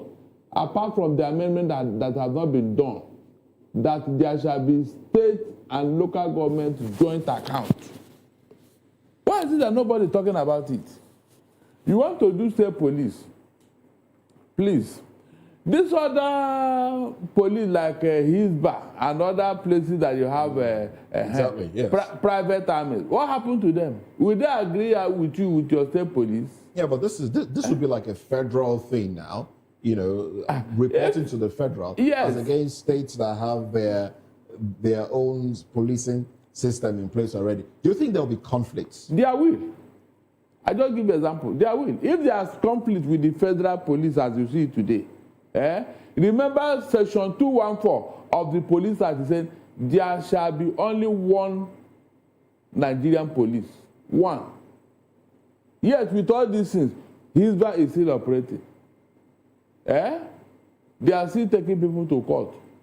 And so, when all these things have not tidied up, my brother... to Sharia courts. Sorry? They take people to Sharia courts. And that is a section of the country. What happened to this other section of the country in the south here? Because we're a secular state. Why do you tolerate Sharia? Why do you tolerate Hizbah? These are serious issues that will now make your state police impossible to run. Because you'll be paying Hizbah, you'll be paying police. No, it's not the... so you mean the states now will pay? Yes, they'll be funding two police, like in Kano now. They'll be funding Hizbah, they'll be funding police. How does that pan out? Mr. Barrister, but a lot of people have said, including the immediate past NDLEA boss, he said that we've not been able to sort out the issues of the federal policing system. You know, we have welfare, you have communication, you have corruption and all of that. If we've not been able to sort that out for over 60 years, how are we sure that Nigeria can afford a state police? In Nigeria that has 36 states. So are we not planning ahead for 36 disasters? Yeah, something like that is likely, because I've always had this propaganda, because I see that propaganda. It will be abused by the state governors. The federal police, is it not being abused by the president or those on the federal level? Hold on, is it not being abused? You can see how the federal police is in bed with the federal government. Right, so let me get something clear. Are you for state police or are you against it? We are not right for it. Let them do the right thing first. In fact, what would you want to see on ground to ensure that we are right? Good. You don't create a state police in the midst of what? Terrorism. That's what I'm saying here. I've said it before. You don't do because of emotional attachment. You now say, let's do this because of what is going on. What is going on? Isn't that the exigencies of the moment that actually it should warrant the creation of a state police? Because now we need the people within their states to be aware of how to protect themselves and protect themselves against these insurgents. Look, if the federal government muster the political will to do the needful, Moses, we may not even need this state police because of all the things that come with it. The financial involvement, the logistics involvement. In fact, the organogram, who will not be at the head of the police? Well, I think the Constitution will sort all of that out. And you have not done that. Well, they will do and I'm telling you, some states are going to put spanner in the works. Because they will come up with so many things that you did not even remember or thought about. There are issues that we need to be solved, especially with the Constitution. I just gave you a very good example. This Hizbah and all these northern states that are running Hizbah, can they be able to work with the state police? Because state police will be working with federal law. Would there be conflict here? You can see. Very serious issue that nobody is thinking about. How can they be controlled? Who will not be who in a state where you have Hizbah and you have the secular police? Is that not a problem? Can we examine what would happen, what would play out in states that have ethnic and religious issues? What happens in a state where the governor is from the majority tribe and he's in control of the state police? Don't you think that people in the minority might feel like they might be wiped out? That is an issue on its own. But these state police are supposed to be neutral. That means you are going to work as if you don't have any father, you don't have any mother, you are not fan. You work on your own. That is what I think the law should provide for. But practically speaking, can that happen in Nigeria? Well, let us test it. That's what they are saying. That these are the reasons why I said, no, we are not right for it yet. This thing will only work in an atmosphere of peace and tranquility. First, ordinarily, states are getting more funds from FAC allocation. Okay. They're getting more funds. So, should funding be an issue if the funds are directed to, specific things? If the Constitution says, out of the funds that you get as a state, a percentage should be dedicated to equipping the state police, should we be talking about funding? Because you mentioned funding. Yes. Because, I mean, there's money. There's more money. Should, because there's no guarantee that the so-called funding is real. And we should we should not be deceiving ourselves that the funding will continue forever. So there's no guarantee. What we are hearing is just fictitious figures that nobody have come out to validate. If the states are only or deny, nobody has come out to deny it either. Good. So what we are now seeing is that the so-called states that you say they are getting more funding, what are the benefits of those funds to the people? What are the infrastructure? That's up to the governors then. It's not about... So I don't think that the money, the way you people are saying it, is actually what is happening, because up to tomorrow, there is no transparency in the so-called subsidy money and all that. We have not been told exactly what is going on there. That is an issue. So when you now employ more police that you can fund, what happens? They will now go back to extorting money from their own people, just because they want to be... Well, some will say that would not happen because ordinarily the people are their people. So imagine you're driving down the road and the person who is at the checkpoint is your neighbor who lives on your street. Will he want to extort you? You have forgotten that this thing has become a culture, a tradition. In fact... And you don't think it can be fixed when it is state police? It is in the DNA of the police. Ask yourself, what did they teach him at the police college? That none of them can make a difference. You've forgotten that that's where they feed from. All those things they do at the roadblocks and all that. You've forgotten. So how do you now... I don't know. I didn't forget. I was never aware that that's where they feed from. Good. So how do you now separate them from that other extra income? How do you separate them from it? Is it possible? No, tell me, is it possible? Well, if measures are put in place, I would like to believe it is possible. It can never happen. But you seem not to have faith. The police wouldn't even want you to be law-abiding. The police. If they see you have all your complete papers in a vehicle, they will say, "Just come up for road, Jare, you this myself." Barrister, you seem to have lost faith completely. Look, I am telling you fast, be practical about this. Let us be pragmatic. Don't just say it because you want to be a good boy. No. If your vehicle particulars are okay, and the police stop you, and after checking everything, in fact, you will irritate them. Because you will stop them from collecting from those who are committed. Can't you get it? But advocates, let's bring it down home to the Southwest. Advocates of the state police are using the Amotekun example. And they said, well, Amotekun has been largely successful in the Southwest. So, and then I'm thinking, what would become of the Amotekun, the civilian JTF, when we now have the state policing in place? They will recruit them.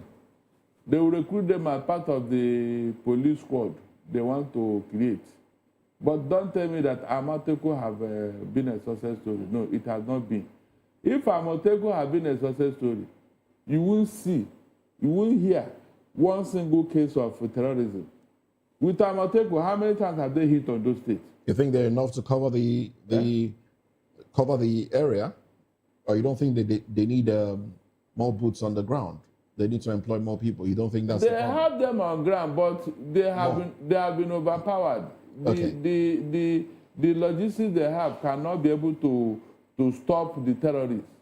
That's just the simple truth. If not, how many times have they hit Ondo State? It's like Ondo State is the headquarters of terrorists in the Southwest. Yet Amotekun is there. No, Barrister, Amotekun is not. They are not armed. Really? That's another angle to it. Okay, and you are not chasing a terrorist with the air. But state police will have arms. State police will have arms. So why did you create a Amotekun in the first place? It's like asking me to go and chase a lion with empty hand. Let's bring Prince Opeyemi Ogulami into the conversation. Good morning to you. Good morning. You've been nodding. I don't know if that's in agreement or not. Well, talking about state police, what are your thoughts now? Because the National Assembly has said, look, Nigerians, don't worry. President, don't worry. Before December 2026, we'll work on the Constitution and ensure that state police can be achieved. can be a thing in Nigeria. Your thoughts? You see, what I've observed so far in Nigeria is that once we have an objective situation at hand, there's always an undertone towards achieving it. Nigerian politicians had made it possible that something that needed to be done for the sake of security will have its own undertone. They will prolong it before it is being established.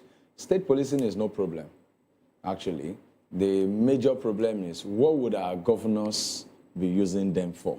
I have had experience, okay, for example, now we're talking of Amotekun. If Amotekun is not generally accepted, that's why they didn't bring them back down to Lagos State. And we must say that, because if Amotekun is granted permission in Lagos, all their hoodlums in the streets will be nowhere. So, and I want to talk about the work they used SARS for in those days before NSAS came up. They used it for personal interest, and a lot of ex-convicts were in the SARS operatives.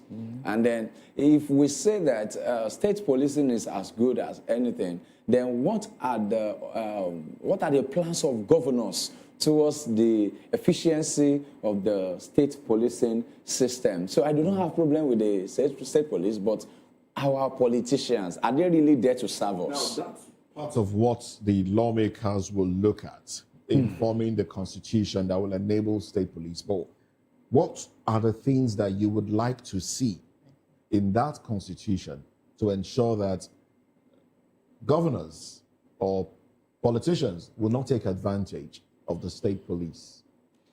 It's like saying they have the machete with them and you want them to use the machete to hurt themselves. They cannot. So we will keep speculating and we'll keep saying, but what majority of them want to do, they will go ahead to do it. At this time, the police force should not be following or guiding politicians. And I know our state police will be for security reasons. They will guide the politicians, even they will guide the children of the politician. We've not had state policing up till now, and that's what they do at the state and federal level. So I think at this time, as it's been stated, withdrawing police from politics, we have local securities, you have them guiding banks, let them take charge, let them work in harness with the state or the federal police, let them do. But what we have is now, even the commissioner of states are working for governors. They are working to achieve the objectives of governors. We've not had state policing. So what I would want to see is a police that is also independent and efficient for its own duty. A police that is independent and efficient to carry out its own duty. Now, we don't need the Constitution to do that, do we? Do we need the Constitution to do that? The Constitution has given that position efficient. Already. The Constitution has given the position already. So we do not need it to be specifically stated. It's stated already.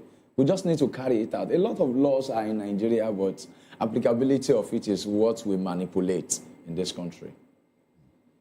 All right, then, Barrister. Yes. Finally, let's. I don't know. The both of you have just made me feel like there's no hope for Nigeria. No, there's hope. There's hope. There is hope. There's hope. Actually, what I see so far is there is hope if the populace can get up, organize, and start speaking to power.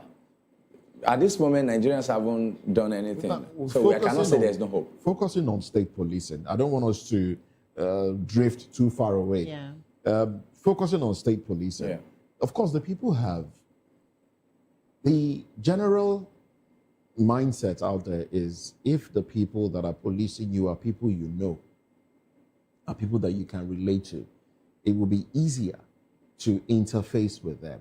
And the issues that we have had in times past where, there's a protest somewhere and some policeman brings out his gun and starts to shoot at people will not happen, because you know that those you are asked to prevent from protesting are your brothers and sisters, your neighbors. And wouldn't that make the police more, humane in their interaction with the community, if they know that, look, this person, there was a video that trended some time back where, I've forgotten the country now, there was a protest and policemen barricaded, prevented the protesters. And one of the policemen was standing right in front of his wife. And the wife was, she was part of the protesters, speaking to him. He had his helmet on and the rest of it. And, it caught attention because people felt, yes, he would not. I mean, if they say fire tear gas, he'll protect his wife because she's his wife. But he's doing his job to prevent them from entering a designated area. Don't you think that's what we will see? A more humane police system when they know that... There won't be. Let me give you an instance that happened. You disagree as well. I'll come back to it. Okay. Let me give you an instance that happened in my own community. Demolition was going on in my community. Yes. Police houses, at least I can mention, I can mention about 5 policemen that were affected by the demolition. Community members came out to protest. These same police people were the one that led the Lagos State Command to the protest ground, shot tear gas, dispersed protesters. So being humane is secondary to them. The first thing they want to do is, Oga say make we go. Oga say make we disperse them. That sense of humanity would not be in them at that moment. That's the way Nigerian police had been fashioned. The one you said, he would rather take his wife or signal to his wife before shooting tear gas. Nigerian police would rather shoot tear gas to another direction away from where his wife is standing. That's what they do. So being humane in Nigerian police system, he will look at his boss and then he would say, no, this is my job. I need to do it. There was a question I asked Barrister before you came in, and it was around ethnicism and then tribalism, because we are trying to bridge the gap, right? Okay. So what happens in states where maybe the state police is being controlled majorly by a majority group of a majority ethnic group? So what happens to the minority? Wouldn't they feel like you have the powers in the hands of their... The minority in Nigeria had been marginalized for so long anyway. And then even at this point in time, we've seen a case where someone from the southwest or the south-south will be transferred to the north, and northerners will say, no, we don't want this DPO, It's not part of us. Now, this is a problem from leadership. That we have issues with religion and ethnicity today is what our leadership had imbibed in us, and is deeply rooted in all areas, all parastatals in government. And then if we need to eradicate this, then the solution will come from the government, the head of the state, the head of the country. They are the one that will make corrections to all this. Because this thing is deeply rooted even to the young ones in the streets. And then the only way I say is leadership. Let us fix leadership. If we can get leadership, we can get that right. All right, Barrister. Yes, since 1861, when this police was foisted on us, it was foisted on us by the colonial master as a what? A tax collecting force. A tax collecting force. They know that we are too stubborn, and so they needed somebody who will help them to collect the tax. That was the main original plan of the police in 1861. And do you know the shocking thing? Since that time till now, police are being trained along that line. Up to today, that is the training they got from the police colleges. The training of force. So the idea of women, as you are mentioning, the police don't have that word in their dictionary. They don't, because they have been trained to use force. And so they have been acting with that force. If you want this thing you are talking about, start from the police training schools. Okay. That is where you imbibe the culture. But they obviously will. Is there? They obviously might establish more training schools in states. Yes, they need orientation. In fact, they should call maybe the FBI and the UK police to come and train them. They may not even like it because they like that show of force. If police don't show you force, how you go respect them, how you go fear them? That is the mentality here. And so this mentality is what you are now going to bring into state police. I want them to be a good human being. So for you right now, what would be the takeaway? State police is a no-no for now. For now, yes, until the groundwork have been laid, until the foundation have been properly laid. The foundation is not there for state police.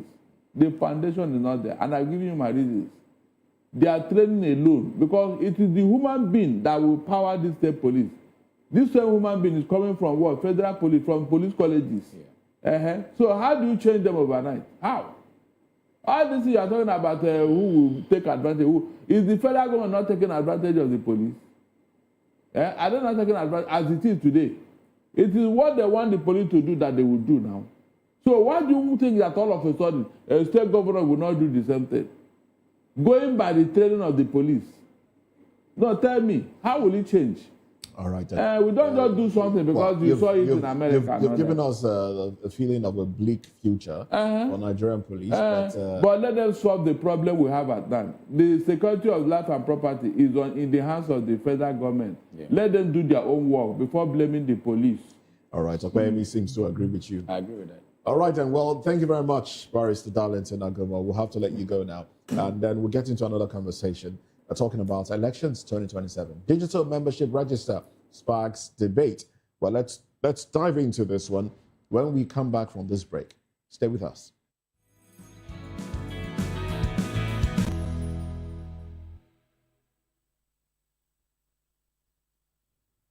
Good morning, and you're still watching VOP this morning. Political parties in Nigeria are at the risk of being disqualified from fielding candidates in the 2027 general elections if they fail to comply with Section 77 of the Electoral Act 2026.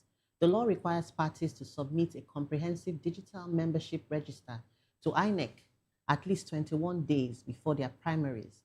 The register must contain detailed data on each member, including name, sex, date of birth, address, state, local government, ward, polling unit, national identity number, and photograph. Opposition parties, including the ADC, have rejected the law, describing it as obnoxious and deliberately constructed to exclude opposition parties. INEC has directed parties to submit their membership registers by April 21 and conduct primaries between April 23rd and May 30th. The Commission has also released a revised timetable fixing January 16, 2027 for the Presidential and National Assembly elections, and February 6, 2027 for the governorship and State House of Assembly polls. Joining us from the Benin studios, we have activist Kelvin Ejimodu, who is a public affairs and political analyst. Good morning, Comrade Kelvin. Good morning. Good morning, Comrade. Good morning, madam. Good morning. Thank you so much for joining us. So what do you make of this 21 days for parties to submit their entire list? What do you think about this? Does this make sense? It does make sense, but we cannot trust the process, because Nigeria that we know, when our politicians, they look for every means possible to swindle their way through and to rig elections. And from all indications, the 2027 election coming, politicians are very desperate. They all want to win. They want the party to scale through. They all want to voters card. Some visible, some invisible. Because we have invisible voters card in Nigeria. Bringing people from other countries to come and register here during elections, and they allow them to vote. It's an aberration for us. So for me, I do not trust this digital membership. People should go there and register manually so that their biodata and all of that will be gotten. Because by doing it digital, we'll have a lot of infiltrators, people from Niger, people from other neighborhoods from Chad. They'll come here and register as Nigerians digitally and they cast their vote. Well, they will have to carry out the national identification number. That's part of the things with which you would need to register your NIN. Do you think we have people from Niger and Chad with NIN? Yes, even with NIN, it can be manipulated. Because when you do it digitally, you're not seeing the person facially. And our politicians are very smart. Nigerian politicians, they are the smartest to beat any process, so long as their ambition is a view. So I do not see, for me, it's a no for me. Let's do the seamless one we're doing. Go to the INEC office and register. Let them see you in person. I think we are always wanting to run when we've not crawled as a country. Okay. We must first of all crawl before we run. But in Nigeria, we always want to run without even crawling. All right, comrade, thank you very much. We'll start crying wolf. Thank you very much, comrade, for your take on that one.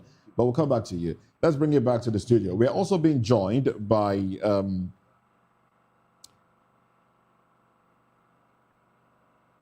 Prince Wine Chikezie Elijah, who is a lawyer and a political affairs commentator. Well, thank you for joining the conversation. We'll come to you shortly. Let's bring it to the studio now. Let's talk to one who has contested elections, one who is a member of a political party. So tell us, how far have you gone in your party with this registration? We understand that the APC started this registration sometime in February last year, 2025, way before the new law came out. The 2026 Electoral Act came out, and we just saw the adjustment in the Electoral Act. But APC has started now. Some people will say they probably had insider information that this will be implemented. So they started. How do you feel seeing that now you have a limited time in comparison to the APC that started over almost a year ago or over a year ago, and now you have a few months to register? How does that make you feel? Well, APC does not start digital registration of member. We introduced it to Nigeria. The African Action Congress introduced it to Nigeria. From the inception of the party, we have introduced digital. You go online and register. That's how our party had been. So basically, you are cool. We do not have problem with. You don't have problems. If you want to check how many members we have, you just log on to our party. It's digital. In fact, as of 2023, INEC requested registration of members of all political parties. APC doesn't have. Let me tell you why I said they don't have. They got to the party and to INEC office. They requested for it, and it was said that they are coming with it. Meanwhile, we submitted everything they needed. It was because of that. In fact, we always know, and this is not a speculation, that INEC is another department of the APC or the ruling party. So we cannot deny that. INEC can try and come out and defend that. INEC had been working in favor of the... But some people are also saying that submitting, INEC has asked them to submit the list. Yeah. And people are saying, aren't we creating a target list at some point? For the INEC, because that's some valuable information. Yes, actually. Sensitive, actually. Yes, but the thing is, with the system INEC is trying to bring up, before INEC can initiate a policy or a plan, the APC is aware of it. Okay. They are the one who chose the INEC officials, who put their members there. I had one-on-one conversation with all of them. The heads of the... You're sounding like the system is rigged against you already. It's rigged, yes. In 2025 election that was concluded, it was so glaring at the LASIEC office in Lagos State, how they were chasing around other political parties. They even dealt with Labour Party. Labour Party went to Zenith Labour Party, and they still dealt with them. Okay. So basically, when it comes to digitalization of your members, we do not have AAC is home and dry. No problems whatsoever. We are the one leading in that. All right. Okay. There's a question I'll come back to ask you, but let's bring Prince Wayne, I beg your pardon, into the conversation. When I saw your name, I thought of Bobby Wine, but you're Prince Wayne. Welcome to the conversation. Now, there is an issue I would like us to talk about, but that will be at the end of this conversation. In the meantime, let's talk about this digitalization. All right. Well, I've been told that we've lost connection. Is a the connection problem is something that just affects us in Nigeria. and then you start to ask yourself, are we really ripe for anything digital? if you're having conversation with somebody and the internet just takes them away, are we ripe for such? Now, about data collection, are we ripe for data collection? Seeing that, with some of the things that you will put in to register, some personal information might be hacked. I mean, the servers might be hacked and those information leaked out. Are we ripe for that at this point in time? Do we have data security enough to protect individuals? Nigeria is actually ripe for it, but the defect at this point is still leadership. You'll be surprised that even our NIN from the National Communication Commission is being released, and terrorists are even registering. So leadership is everything in Nigeria. It's not that we're not ripe. Leadership. If leadership can be sorted out, our lives will be sorted out. But realistically speaking, can INEC actually verify over 100 million party members' data in 21 days as a claim? INEC itself, is INEC digital itself? Even INEC, they're still working on paper. Go to INEC office and check what they are doing. They are not digital. So are you saying that this proposed law or initiative is dead on arrival? It's dead on arrival from the angle of INEC. Oh, wow. But from political party side, I've seen ADC trying to also come up with something. People can register. We can register 500,000 or more in a day in Nigeria. Just log on and you do the right thing. But INEC, no, we do not trust them. Okay, so it's not capacity, but it's just integrity, right? Yes, yes. All right, then let's bring Prince Wayne into the conversation now. Welcome back, Prince Wayne. Much for having me. Yes, I hope the internet will let you stay with us this time around. Well, talk to us. Talk to us. Talking about this, the Electoral Act, digitalization of members. Some Nigerians are saying this is aimed at ensuring that some political parties do not participate in the elections, that parties will be disqualified from participating in the 2027 elections. But what are your thoughts on this one? This is basically a law that was made out of malice. It's a law that the lawmakers or the purported lawmakers never sat down to take into consideration primary factors that needs to be in place before such an innovation is made. This is a law that is strategic into ensuring that the future of the ruling party is properly secured, at least for the next 20 to 28 years, because I foresee them coming on board for 5 tenures more and 5 to 7 tenures more, because before Nigeria we emancipate from this current trend of mentality and understanding that there's a need for systematic revolution for change to happen, then it will take a very, very long time. The generation of youth that we have today are those that are still sleeping, those that are TikToking and Instagramming, those that are not interested in the political atmosphere of the country. But this law is a law that has come in within the period when people were distracted. The law was passed. Nigerians were not conscious enough to protest. Those that came out to protest were just like 0.0000005% of the population of Nigeria that came out. The majority, even if it was 1% of Nigeria that came out, I'm telling you, the law would have not scaled through. Now we need electricity. We need what we for this law to actually, because as it is, to not have a good force of law, because a lot of excuses here and there will be coming up. Now you want to de-emphasize the people, you can use this law. You want to have pre-election matters, you can use this law. You want to use all form of technicalities in election tribunal, this law is a good ground that any good lawyer will use to disqualify the other person. And all INEC needs to do is an affidavit of compliance and align it with any party, that this party complied and the other party did not comply, and that is all.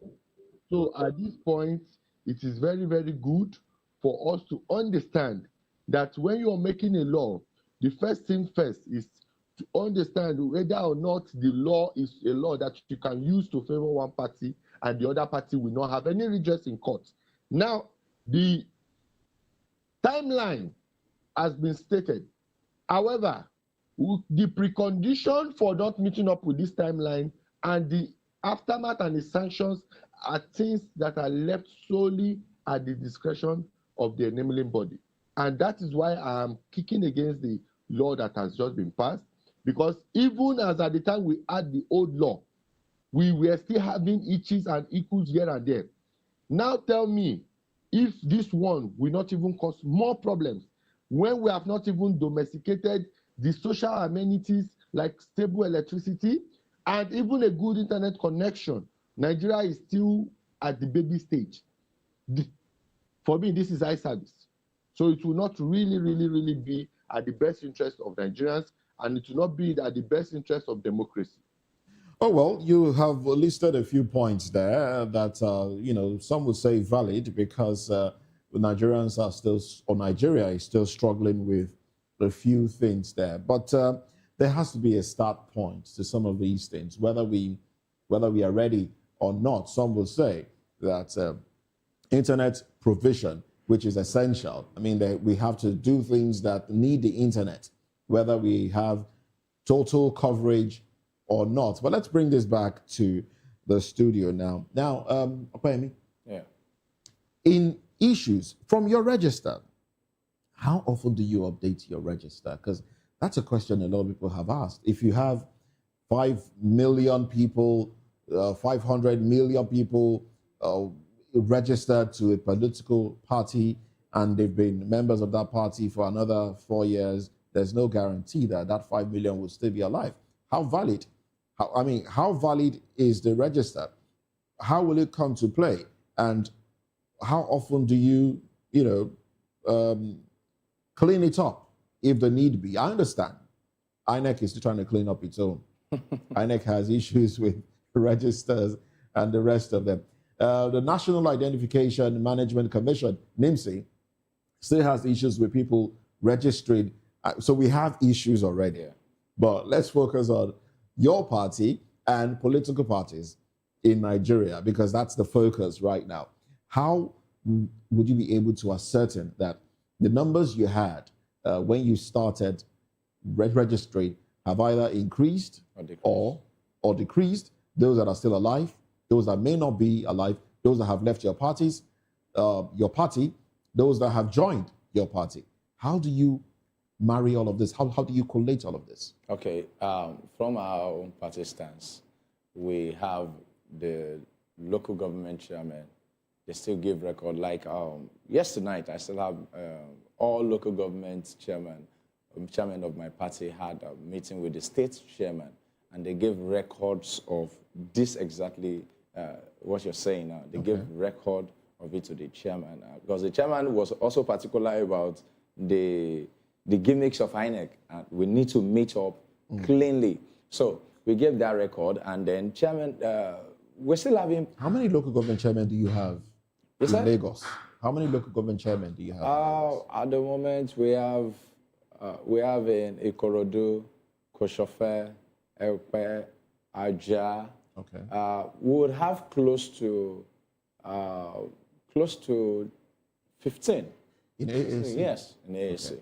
And then what we just do with our membership, we have records of people that are involved in the party. This is not a party of Godfatherism. It's a party of youths that are organizing. So how do you do it? When people when they attend meetings, yeah, you tell them, okay, you register as a member here? They register as a member. We first collect data. We register them on the system. After giving them a membership card, they go online to also register, and they are given membership registration online.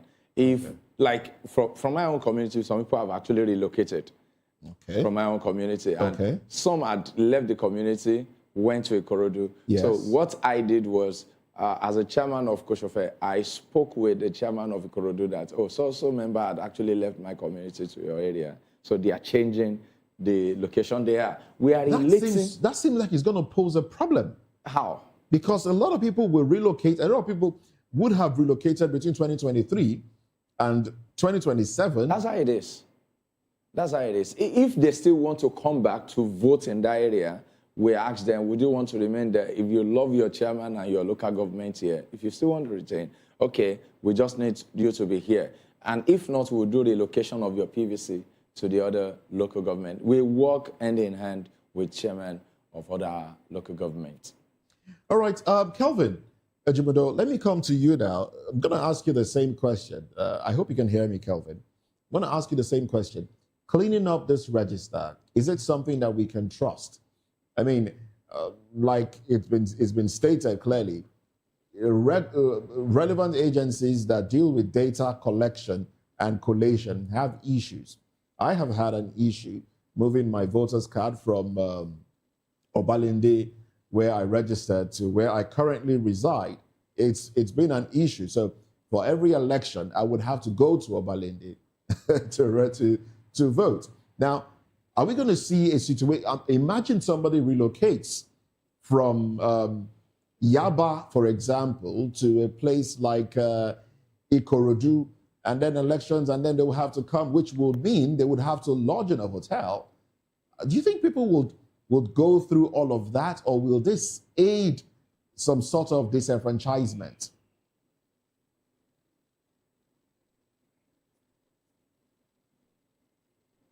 Well, you might need to unmute your device so we can get your audio feed. Do us the favor. Okay, go ahead now. Yes. The behavior of our politicians will first of all discourage people to even come out to vote on election day, because they've not been able to even walk the talk. But they are all concerned about just elections and how to win. But how well are the people faring is none of their business. I think this will also discourage voters apathy to come out and vote on election day. Because if for example, I'm living in Asaba, for example, in Delta State, and my polling unit is in Agbo to vote, how do I leave Asaba to go to Agbo on election day when you said there's no vehicular movement?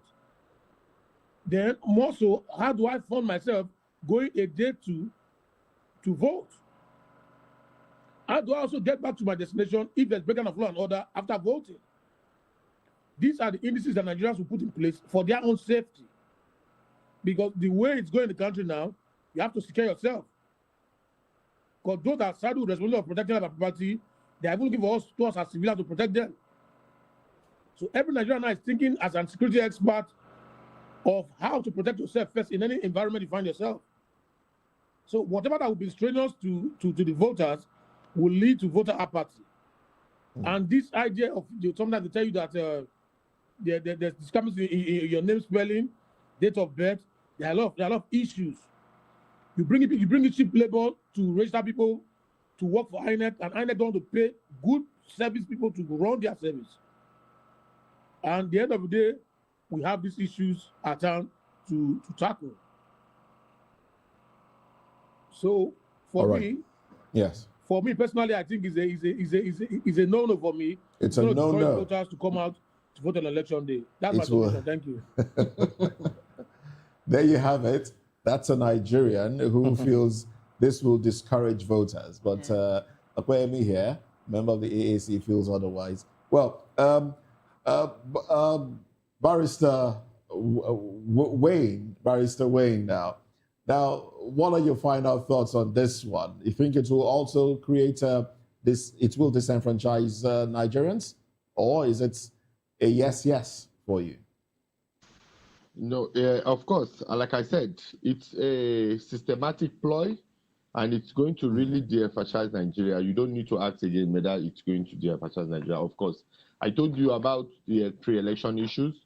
In this country, elections are won in courts, not in the. But we're trying to stop that.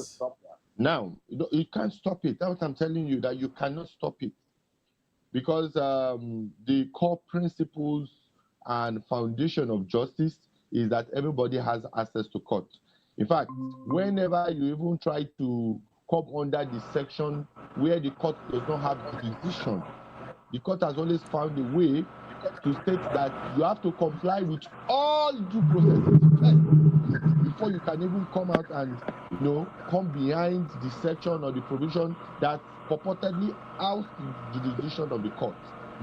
So yes, it's a progressive provision of the law, which ought to ordinarily be progressive.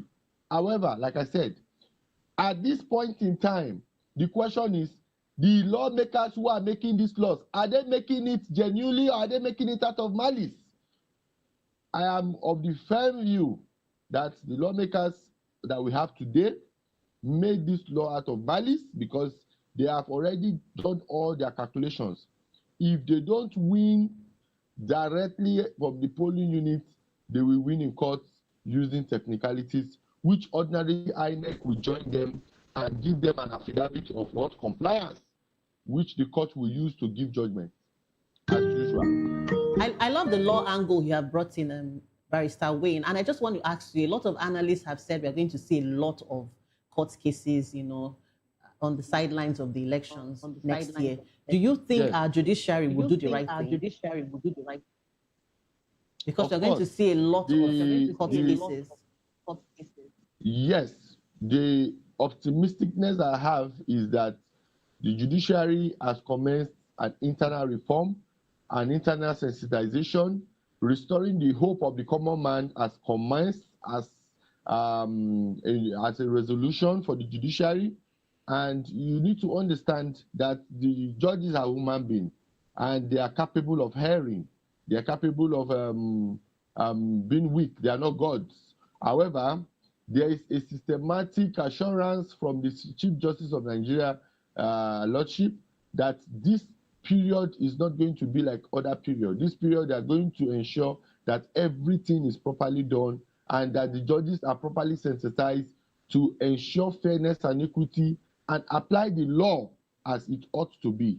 So yes, it is an optimistic period for us as Nigerians to have this firm view that yes, politicians will not have their way within the judiciary, but then we need to understand that even the judges apply the law with the fact that is presented.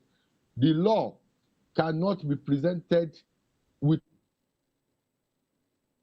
any fact to back it. This is why it is necessary that we do everything possible to ensure that the law is within the facts. All right, and interesting. That's why we need to ensure that this law is not just allowed to fly. We have to look at it critically, and as it has been passed and it has been assented to, you as well have to do the sensitization. The media guys need to, the journalists, the media guys, and all Nigerians that are aware. Of course, you all Nigerians. We need to sensitize. We're all in this together. We're all in this together. But it's interesting that you brought us to this presentation of facts aspect, because it takes me to a different question entirely. So now, permit me to deviate from this before we get into the third conversation. Now, I understand that you represent Tracy Nita Ohiri in the case in the Omahi Ohiri case right now. Am I correct? Yes. Okay, fantastic. Okay. Now, the Minister Dave Umahi has granted interviews. So this might just be an opportunity for you to react to a few things. And in as much as we understand the cases in court, we are not preempting the courts now, but do you have facts? Because when it comes to issues of sexual allegations, accusation, and the rest of them, especially when it involves well-placed individuals in society, and then the time frame of when it was said to have happened to when the accusation made it to the fore, quite a long time. Do you have facts? Because the minister said, look, nobody can threaten me with anything because this is just political witch hunting. Do you have facts? Do you have facts that you will present? We're not preempting the court. The matter is in court. I can't speak to details of the matter. However, you can be rest assured that there's no smoke without fire. We have facts. Mrs. Tracy is not a foolish person who has dealings with a person without evidence, of course. They are all traces of evidence, all manner of evidence. The era of technicalities in light of common law is over. The court is a court of common law and equity, and in equitable reasoning, if you tell me that you don't know me, for example, you come out and you say you have never met me before, and I have evidence to show that you and I has been in communication. I have evidence to show that you told me that, can you give me some time? I'm going to get back to you, please. I'm still trying to get my feet. All those messages that you have sent to me that I can show to the world that you and I know each other is an equitable fact. We might not have documentary signed memos to that effect, but we have ancillaries to show that you and I, we are acquaintance, we know each other. So yes, the Honorable Minister has exercised his fundamental human right, coming out to state his own side of the story. And of course, like I said, won in social media, cases are won in court. If the Honorable Minister felt he was defamed, he would have just gone straight to sue her in court. Yes, because the woman never alleged that he committed a criminal offense.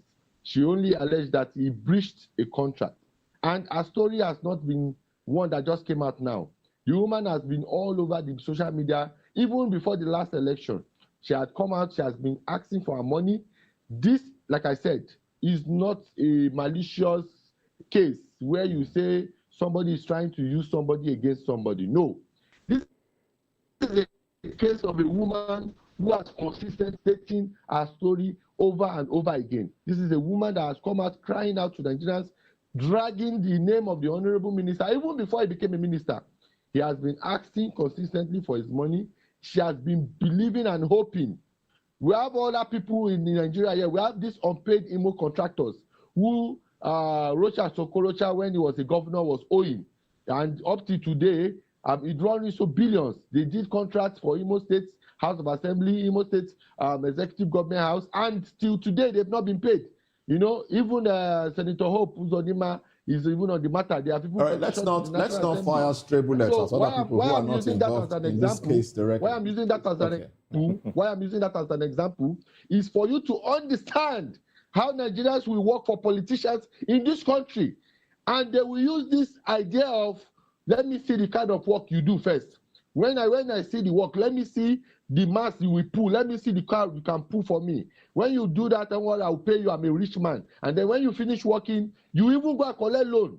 Let me even shock you. Some people go to collect loan to work for politicians in Nigeria. Okay, now that's another angle. That's another angle that bothers me, because ordinarily one will think at the end of the day they will not be paid. Can you hear As me? it is, Tracy is a victim, and I can tell you for free, I will never ever, as a lawyer, come into a matter that I know is dead on arrival. Let me tell you what a matter that is dead on arrival means.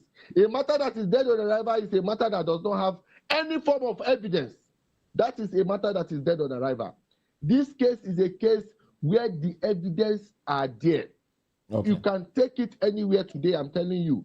The evidence to show connectivity between the Honorable Minister and the suspect who is currently undergoing a criminal case. Okay, but the issue is sexual appeal. Saying that, look, give me sex. But then some Nigerians are asking. Usually, what you find is there will be a demand for sex before contracts are given, but that seems not to be the case in this one. It feels like the contract had been given and executed, and now it's for payments to be made, and then there's a demand for sex before I pay you. It's hard for some of us to understand. Like you and I understand, yeah. A lot of times, people, because of personal relationship. Now, let me give you an example. I'm currently here live streaming on this TV interview today. Yes. And I was contacted, and I said, okay, you know what? I'm in court, but I can actually come out and grant this interview, and it's because of the personal relationship I have with the person who invited me to be here today. There was no offer made, official offer made. There was no correspondence exchange between us, just because of the good understanding we have before now. Okay. Now, assuming there's to be a consideration. For example, I'm supposed to come out and maybe sell out one idea, and you're supposed to pay me $15,000, for example.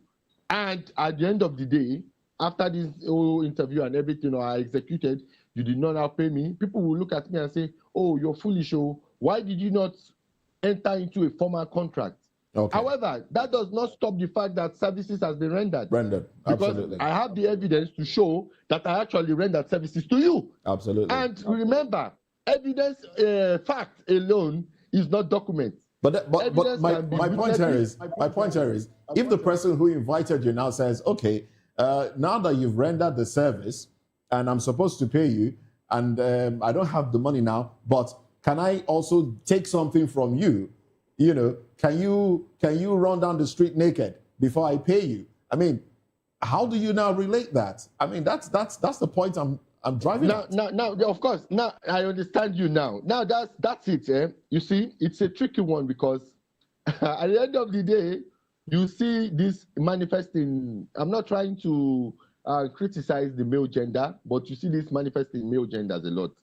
A man would ordinarily feel, especially a man who probably has a devilish mindset or a very, very narrow mindset, who cannot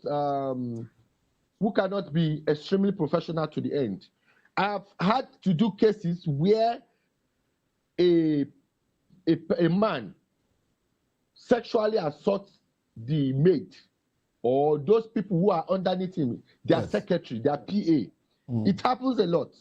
You see men who feel like they own this woman and the woman would need them to do something for them. Of course, you're feeling like you're doing somebody a favor because you might have given somebody a catering job. The person comes to cook food for you. And of course, you feel like, yes, now, after all, I'm the one now that you're at my mercy. Okay, all right. You and I, we didn't have a formal contract. So if I wish I'll pay you, if I wish I don't pay you. Remember, this thing happened 12 years ago. The woman in question, if you see a picture 12 years ago, she was an extremely beautiful woman, as beautiful as Senator Natasha. Okay. Well, well, she's still beautiful. She's still beautiful. Everyone is beautiful in their own way. And I think the minister's comments comparing her to Natasha is quite demeaning. And I wouldn't want us to go that way. Natasha is who she is. Tracy is a beautiful woman the way she is. I mean, we are all beautiful. Truly demeaning. And Natasha's husband, Senator Natasha's husband, needs to make a press release against that statement. Yes, some will say that in itself is harassment of some form.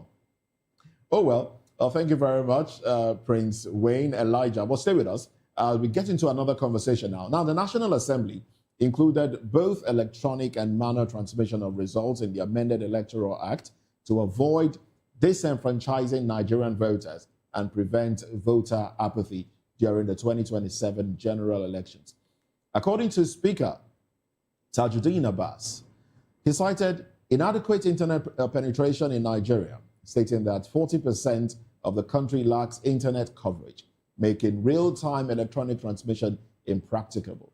While Speaker Abbas emphasized that the hybrid approach allows for flexibility, using electronic transmission where feasible and manual transmission where internet services are lacking.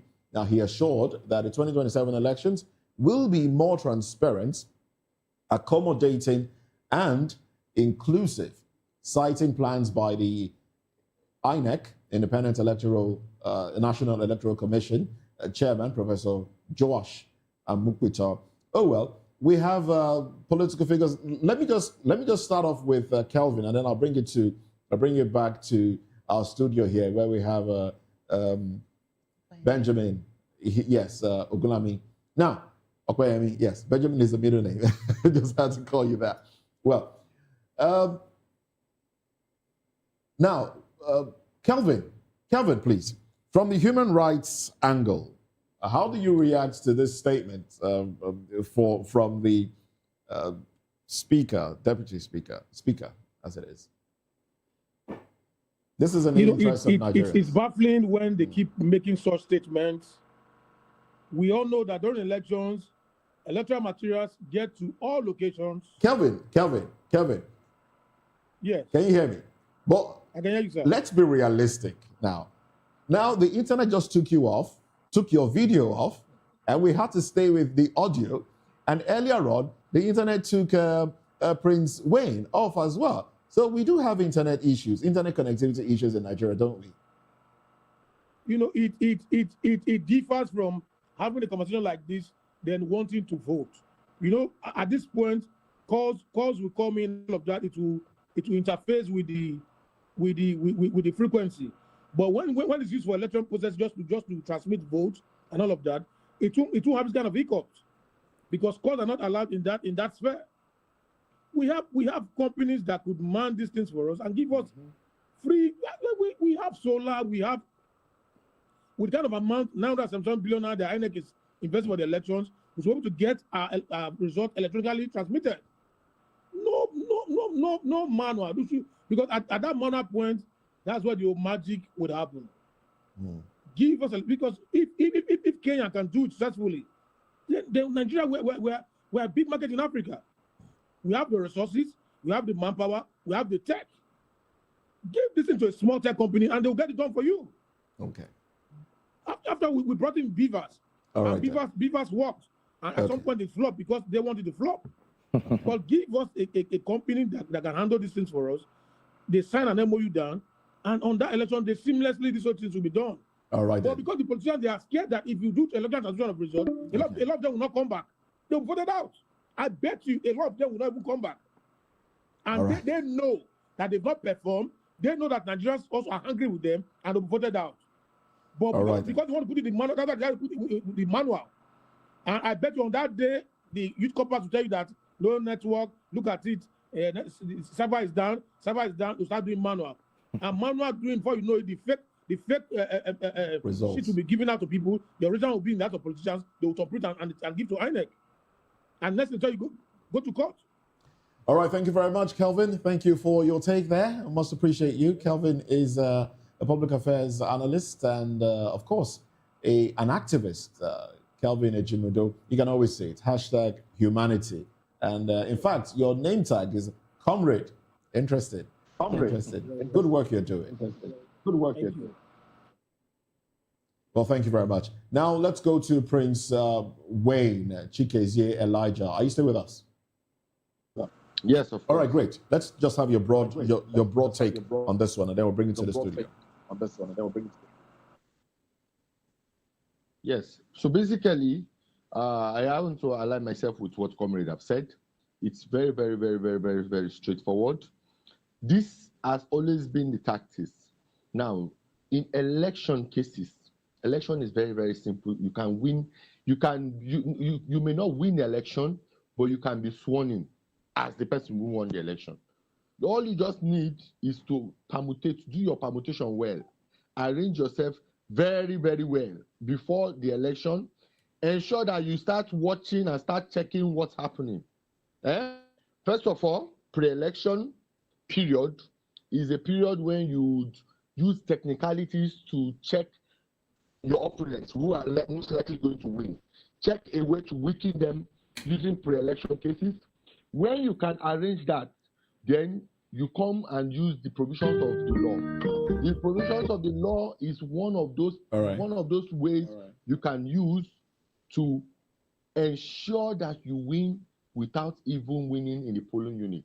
Now, this electronic transmission is supposed to be a good thing, but the truth is that we need to have a good service provider who is going to enter into a very, very strong contract with us, who is going to do periodical test running from all over Nigeria before we can now say, yes, we are ready.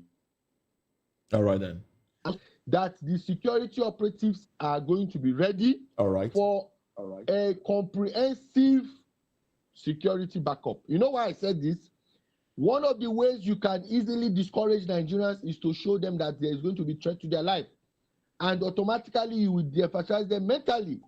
You will be there waiting for those that are supposed to make a say, but they will be scared to come out because of what? Because of the fear that there's no guarantee to their life. All right, thank you very much, Prince Wayne Chikezie Elijah, lawyer and political affairs commentator. Thank you for your time on the program. Now, we have a lot of princes today. Prince Opeyemi Ogunlami, now you are a major player in all of this. But we also understand that, which of course the president alluded to, 40% of Nigeria's population don't have access to effective internet. Well, how do you react to the statement from Tajuddin Abbas? His reasons. Saying 40% of Nigerians do not have access to internet.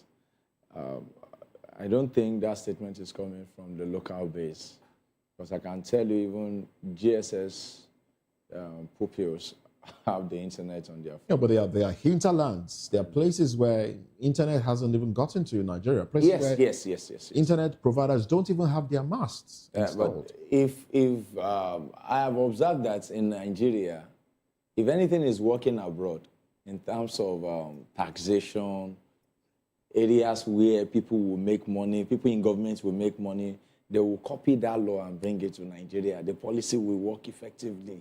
Whatever orders will be dealt with, and they will make payments online, everything. But in a situation that the population of Nigerians will enjoy and achieve some better things, you just observe that that thing will not work, and government will be telling you, no, it's because of your internet services. Because of your internet services, you cannot, and then we don't want glitches on that day. They will start giving you excuses. But what I observe is, Nigerian government, over the years, haven't been making laws that will work for 20 generations to come. They make a law or policies that would work for 4 years or 8 years of their tenure and then leave. But if we're thinking of Nigeria as Nigeria that would work for the children that are upcoming and the unborn, then we need to start making things work. Having these excuses doesn't make sense. I was in University of Ghana, Legon, in 2018, and I can tell you how vast internet services on the campus was. University of Lagos, I graduated from there. There's no single internet service covering the whole of the campus. It's so shameful. And then to talk of Nigeria as a whole, you notice it is not that this thing cannot work. It can work. But because of our leadership, today I've mentioned leadership 3 times. Leadership is the major problem. If memory serves me right, I know that at some point the federal government of Nigeria reached some sort of arrangement with Google to ensure that internet was made available on campus. I'm talking about the University of Lagos. So there is internet. Even if you get to our secondary school levels, let them also enjoy free internet services. All right, then. Thank you very much, Prince Opeyemi Ogunlami. Thank you for your time on the program. Human rights activist, member of political party AAC. Well, that's it on the show today. Thank you very much, gentlemen. Now we'll take a little breather. When we come back at 10 o'clock, we'll be looking at the headlines from the dailies. We'll be dissecting those headlines, making sense of it all. I am Moses Humphrey, wishing you a beautiful day. Happy new month once again. Bye for now. And I'm Jane Ogoye. Thank you so much for watching. Join us at 10 for Newspaper Review.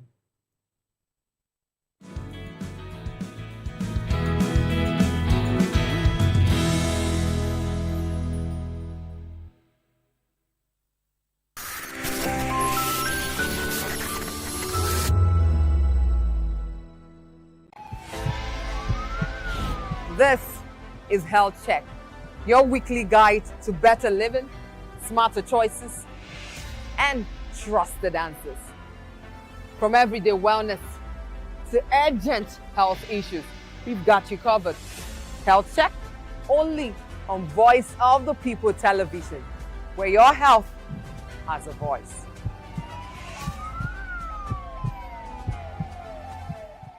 Behind every broken desk lies a broken promise. Education shapes the nations. But who is asking the right questions? Introducing Edu Dialogue, the show goes beyond the surface, exposes the cracks, the corruption, and the silence in Nigeria's education system. Edu Dialogue Saturdays, 3 p.m., only on VOP TV. We break the biggest stories, from missing funds to policy failures. We ask the tough questions and demand real answers. Edu Dialogue, this Saturday, 3 p.m. on Voice of the People Television. Join us as we drive into the world of politics through insightful interviews with prominent political figures, both serving and former governors, ministers, senators, legislators, party chieftains, activists, and analysts. Get first-hand information into the decision-making processes that affect our daily lives. 1 hour program that brings political discourse into focus. I am Chukwuma Okoro. Political Lens, Monday through Friday, 6 to 7 p.m. Join us.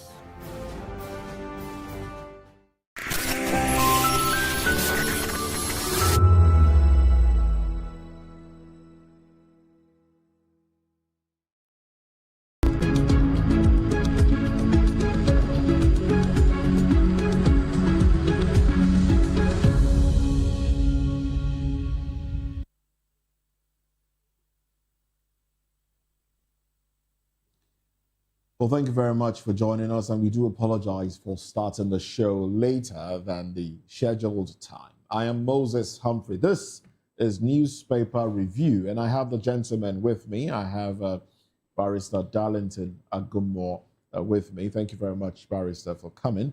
And also, I have Dr. Peter Anosike, and not a medical doctor, Peter Anosike, PhD.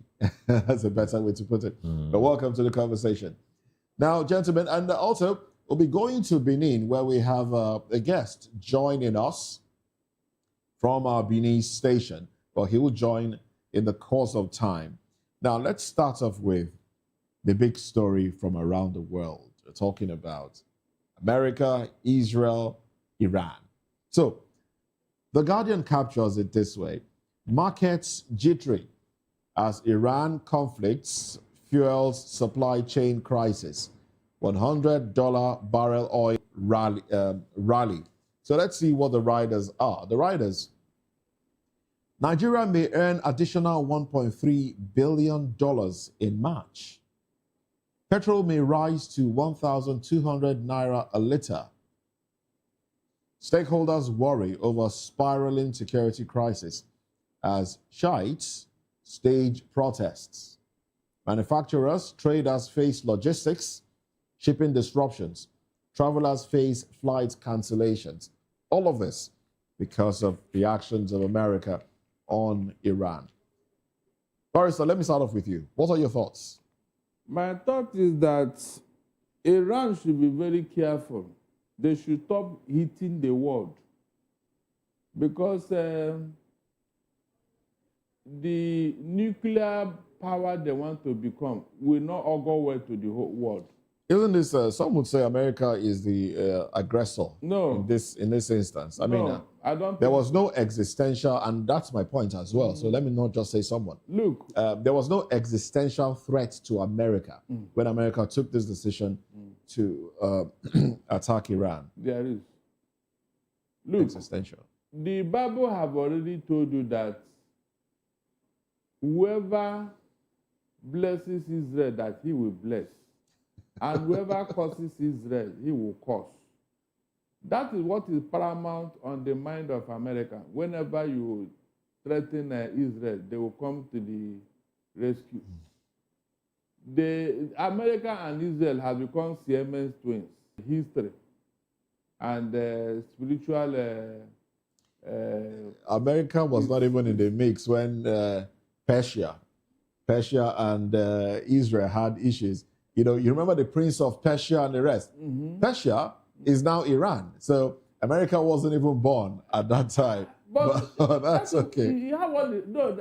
Look, America, God did not say if America, no.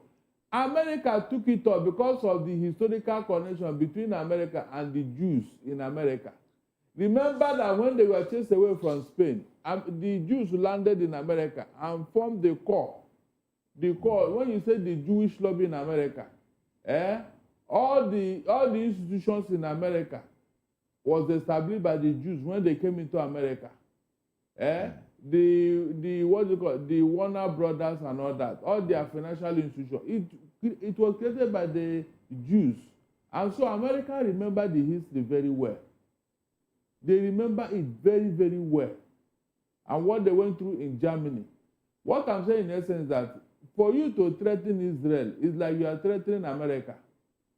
That is the way they see it. So Iran should have been very careful. They should leave this thing alone because Germany tried it. And after the Second World War, you saw how they degraded the German war machine. All right. Today, Germany is no longer a world power militarily because of the result of Second World War.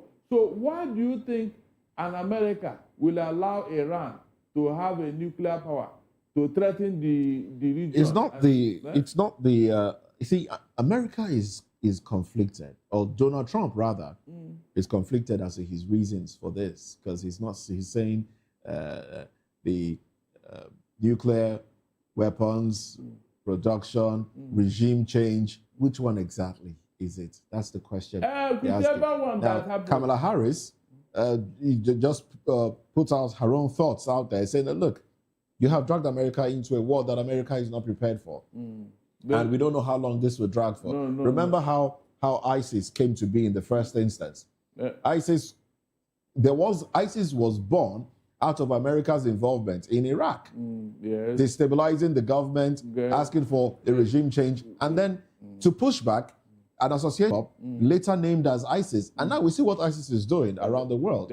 So basically, there just might be another terrorist group that will spring up from this one. Look, Iran is not in a position to challenge America. They will degrade them like they did in Iraq. Dr. Anosike. They are going to degrade them. Dr. Anosike, talk to me. Let me come back to Nigeria, the one that concerns us. What's in it for us? Directly.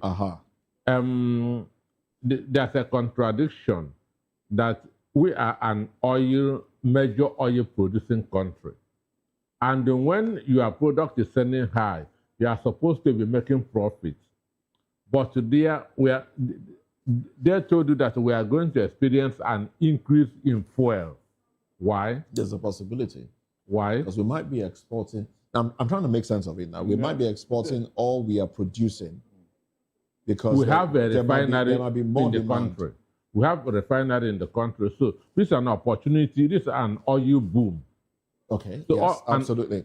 So it's supposed to impact positively or not negatively.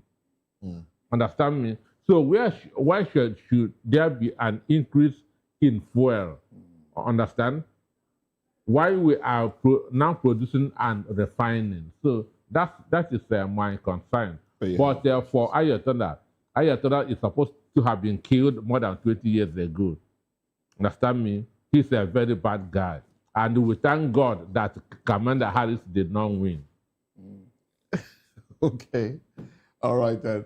Well, let's move away from that story. That's the big story, of course, on the cover page of The Guardian. But there are other stories here. Let's talk about INEC. Let's talk about homegrown issues. INEC plans mock presidential poll as Abbas defends hybrid result transmission. This is the conversation we had during VOP this morning, but these are the riders to the story. INEC to conduct nationwide stress test of e-transmission system. Let him lead that thing, Jare. Beavers, Barrister, wait, let me finish. Let me finish the riders. Beavers not nationally tested before 2023 poll, says Amukbiton. Commission assures 2023 glitch fixed ahead of 2027. Abbas, exclusive e-transmission may disenfranchise 40% voters. Speaker cites poor internet access, power challenges. Civil Society faults Electoral Act 2026, seeks amendment. ADC rejects April 2nd deadline, launches free digital registration. Now, Barrister, you go. Look, let Amopito stop embarrassing himself. You want to do stress test for presidential election in the name of mock. What is that supposed to mean? You will spend money. You are going to spend time, logistics and everything, in conducting this thing. Meanwhile, you have told us with your own mouth that the 2027 election is not 100% guaranteed. Eh? So, since you know, what is all this one they are trying to do? When those who have been there are telling you that there is no polling unit that cannot transmit results. First of Sokoye said it. They have been there before. Why can't we learn from what happened before? Which one is stress test and all that? It doesn't add up. You are just trying to make us believe that you are working. Meanwhile, you are not working anything. You are not doing anything. All these people who are saying that e-transmission will fail, who told them that? These other people that have given you guarantee that it will not fail, what are you saying about them?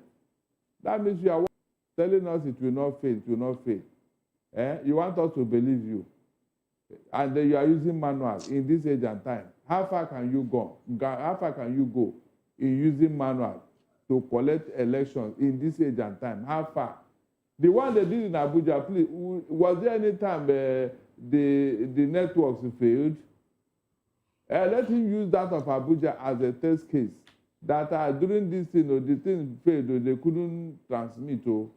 At least let us start from there. So I don't believe in what he's saying. He's just trying to waste our time and our money. Dr. For me, one, INEC has a budget of 783 billion. So he's just looking for ways to spend that money. To spend that I'm money. telling you, yes. He's just looking for ways to spend that. This is an opportunity for him to save for his retirement. Understand me? That I'm talking of Peter. This is an opportunity for him to save for his retirement.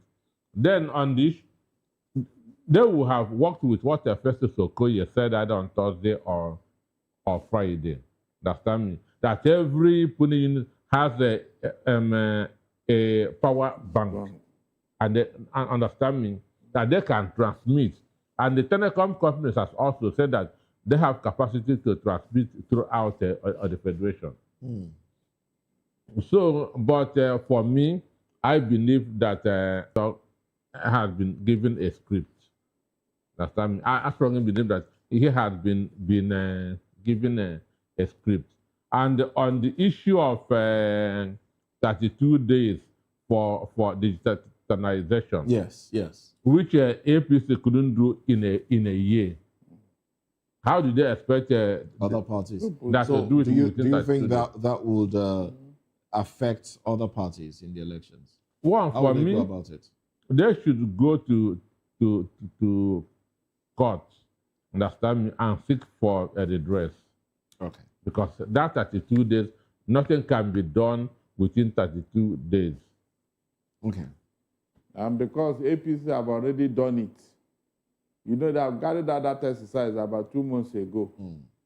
Well, if they just send links out to people and say, okay, register on your phone, send general links, is it really that difficult? If people can just go on their phones and register, put their name, phone number, and everything. This is my party. And then it goes into a database, and then they can clean it up over there. Including illiteracy, Abi? Well, it requires a lot of sensitization. Sensitization, obviously.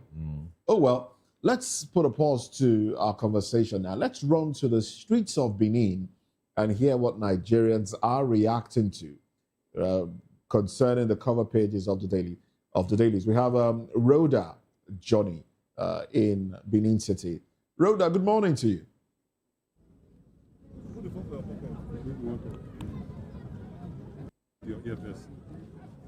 Well, go right ahead. Talk to us. What are Nigerians talking about as they look at the headlines at that newspaper stand where you are?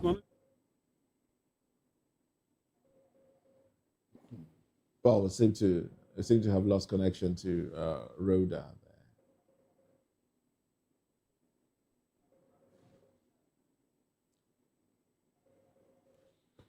Oh, well.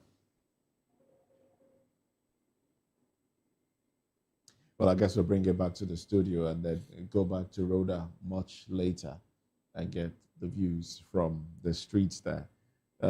Well, talking about bringing it back to Lagos, there's been this headline here: chaos at Lagos Airport toll gate as FAN begins cashless policy. You know, talking about registration. You see, I'm going to tie this to registration thing. There's been a cashless policy that the federal government has decided to jump in on. And text messages were sent last week to a lot of people. Some are still just getting text messages. I got mine last week. And Nigerians are supposed to register online. They register themselves and then register with a portal, Federal Airports Authority of Nigeria, your name, and then they give you an account number where you can fund your accounts, with which you can fund your accounts so you can use the toll gates. With which money? Your money, of course. You fund your accounts with your money so you can use the toll gates. The toll gates, I mean, it's an access road where you pay. If you're applying the toll gates, I think saloon cars pay about 300 naira. 400.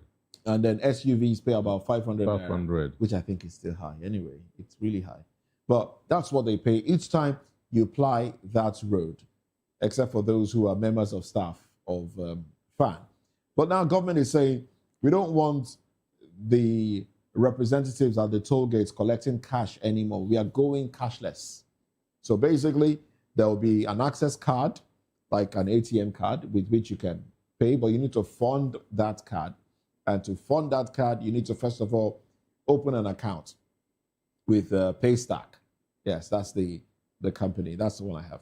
Paystack, you open an account. We need to find out who owns that Paystack.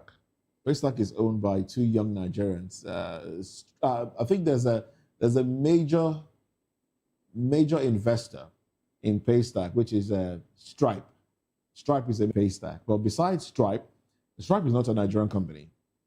Well, I think they got into it. But besides Stripe, there are two young Nigerians who are, one Olubi and the other guy. I can't remember his name off the cuff. It's making sense.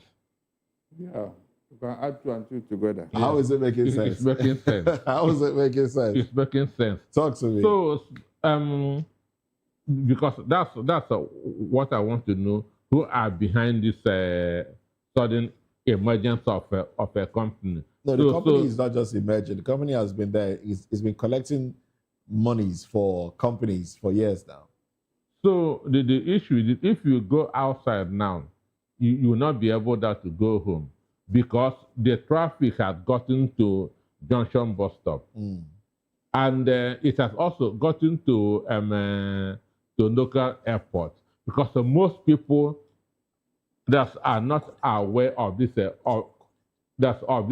information. Most people are not aware of this information. That's why we are talking about sensitization. All right, let's hold on to that thought now. Let's quickly go back to Benin. I hear that Rhoda, I beg your pardon, is ready for us to talk to those Nigerians standing at the newspaper stand. Rhoda, good morning to you once again. Talk to us. What are Nigerians saying about the headlines this morning? Good morning, Nigerians. We are at the newspaper stand this morning, and we are here to get the reactions of those viewing the headlines. So, sir, good morning. Please, can you talk to us actually on one of the headlines you've read so far? One of the headlines I read, they talked about leadership. Leadership. Leadership is not what we are practicing in Nigeria. We are practicing rulership. The measures of having ethnicism, religiosity, and every other thing. So what I want them to understand is that they really come to their table and talk about what is called leadership. Like me and you, we are the people they should lead, but we are the people bearing the pains. So they oppress us and we do their voting. After giving them vote, they manhandle us as if we are not human beings. So please, I want your media to re-advise them to go back to the table and know what is the meaning of leadership, not the oppressive rulership they are giving to us. God bless you.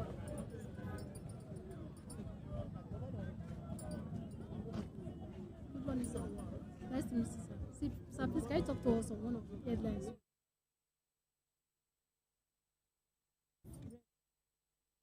I never go far from it. I never go far. I'm just coming, putting my eye on it. Good morning, Daddy. Please, can you talk to us about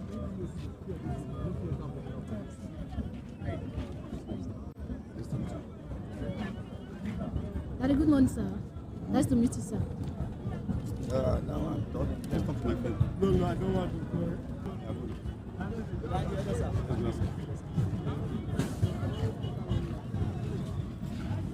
Good morning, sir.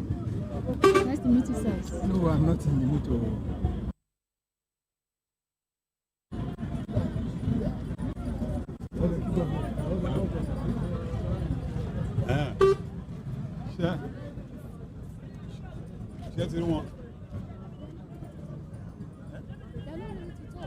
My girl.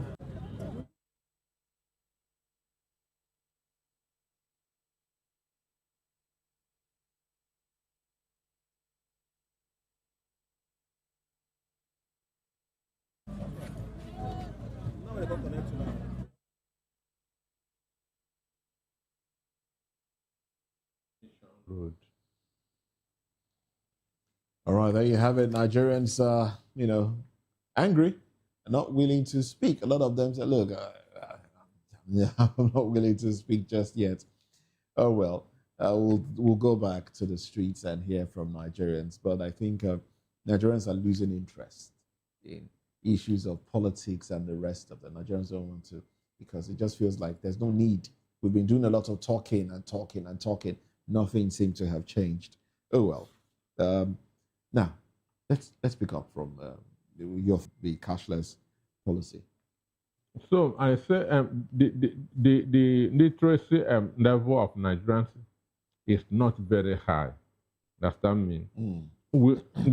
Before this kind of things is done, there should be enough sensitization. Maybe even for a whole month. Okay. Because there's no passage coming from Ikeja and going to the airport. Because most people are not aware of this. Understand? So this is what even those that are aware, they need to get the card. So even those that have registered, like for myself now, I have registered. For some weird reason, I decided to, when I got the message on my phone last week, I ignored it. But on Saturday, I went back to it. I looked at the message again, and then I clicked on the link there, and it took me to a portal, fan portal, where I registered. I was given an account number to fund. I funded because, the toll gate is a place I apply very often. I funded, but then I need to get the card, the access card that I can now link to my account. And to get that, I need to go to an access point, which is probably the toll gate. So I think you have a lot more people there wanting to collect the card. Some of them have registered. They want to collect the card, so they will be part of the queue. Those that are not aware will also be part of the queue. And that's, I absolutely align my thoughts with yours that there should have been longer sensitization. If a minimum, and again, it is a risk that you took. Because it's not everything that I see on my phone that I believe in. Well, there are a lot of fraudsters up there. Of course. Understand me? Yes. Funding what I'm not even sure of. Well, that's why sensitization is important. Because some people will see that thing and think, oh, it's some fraudster trying to ask me to pay money into an account. And then even if he has, and that's another point there. Safeguarding this from fraudsters. You think government did not consider the possibility? Barrister Darlington, you think government did not consider the possibility of fraudsters creating their own portal? Their own portal. And sending random messages to people and having Nigerians fund their accounts? For me? Why are they bringing this up now? We are going cashless. With the election knocking on our door. Okay. What are your thoughts? What do you think? Do you think this is genuine, or they are doing it for the good of Nigerians? These are nothing that we need now. You think they are doing it to rake in funds? There is something behind it. You will never know until they go into it proper. And you now know those behind it. You now know where they are going to. That's the way you now begin to see all these things. But it's interesting. It's interesting to note that the monies that that FAN rakes in from the toll gates and the parking lots and everything, goes into billions a month. Billions of naira. Of course, they have coming. Yeah, they have seen the amount coming in from all this. That's why they now want to, because this APC, they don't want to see where money is coming from. This administration, wherever they see where money is coming from in billions, they must try to do something about it. It will be linked to their. I'm telling you, TSA. So this idea to be linked to TSA, trying to commandeer everything is not proper. The tax issue, it has not been settled up to today. That thing is still in the cooler, or have they started collecting it surreptitiously? Nothing is clear. Why not tidy up one thing before you go into another? Look at the hold up that we met at the toll gate this morning. I was wondering what is going on. Some people are not even with their card to collect cashless, according to them. Yes. So cars were parked, some are trying to turn back. I mean, whenever they want to do undue suffering. Undue suffering. That's what it is. Yes, they tell people, let them know. At least give 1 month or 2 month gap. Let's read out a few more headlines here. Obasanjo Edu hailed Tinubu over Naira stability, 4.07% GDP growth. Court grounds NG Eagles jet, that's Nigerian Eagles jet, freezes sale in $5.3 million aircraft dispute. U.S.-Iran war, IGP orders security beef up as Shiites protest in Niger. And also, death toll in attack on Niger communities rises to 15. Nigerians spend 3,607 naira monthly on telephone as telcos ARPU peaks. And presidency dismisses Tinubu's poisoning allegation footage. All right, then. There you have it. These are some other headlines on the cover page of the Guardian newspaper. Dr. Anosike. Well, I want to pick on the footage. That's on the food poisoning. Because what this government knows is how to deny first. I don't really know how that story can start without something behind it. But as a president of the country, you need to be very, very careful of what you eat.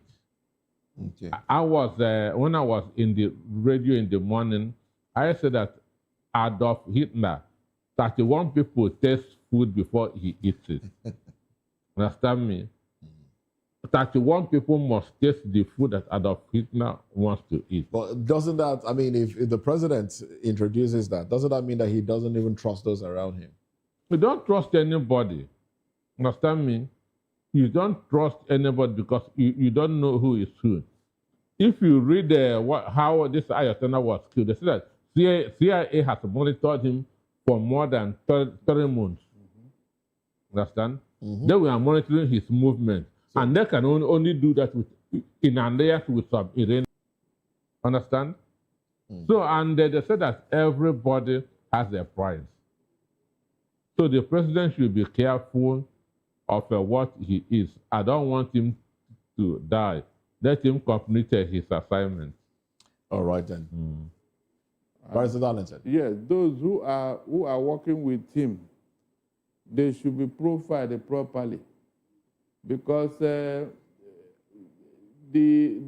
religious connotation in our politics is very important. Mrs. Indira Gandhi was killed by a Shiite Muslim who was guiding her.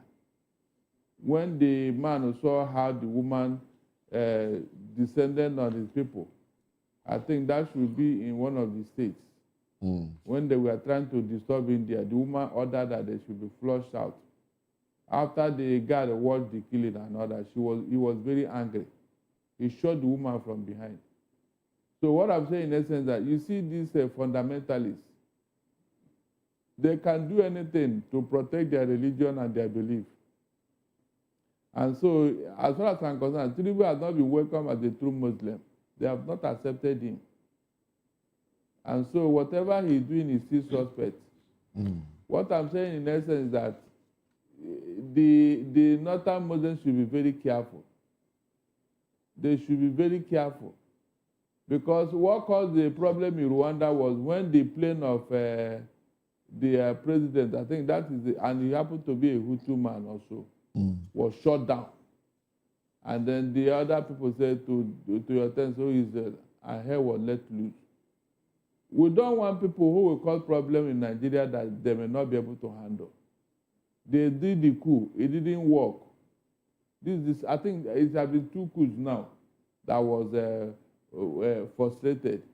And now they are talking of poisoning. That means they'll be... Food poisoning can come from any source, really. Not necessarily somebody sprinkling something in your food. Yeah, sure. It could be the handling of the food. It could or even a reaction of a reaction to certain things. But it did not take the food.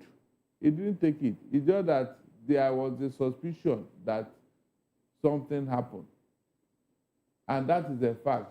Then with this thing that El-Rufai was alleging, this stallion salt and all that, let us be careful so that we don't regret the action we refuse to take. Tinubu should look into his security. That's what I'm saying, because when things happen here and you begin to suspect some people, there may be problem. For the benefit of our viewers, let me read up on this story so we get a better understanding of where the conversation is coming from and where we are going to. The presidency yesterday dismissed as false a viral video alleging that a chef attached to the presidential villa was arrested over an alleged plot to poison President Bola Tinubu. The video, which gained traction on social media platforms over the weekend, claimed that security operatives had swooped in on a member of the presidential kitchen staff following an intelligence report of suspicious activities linked to food preparation in restricted areas of the villa.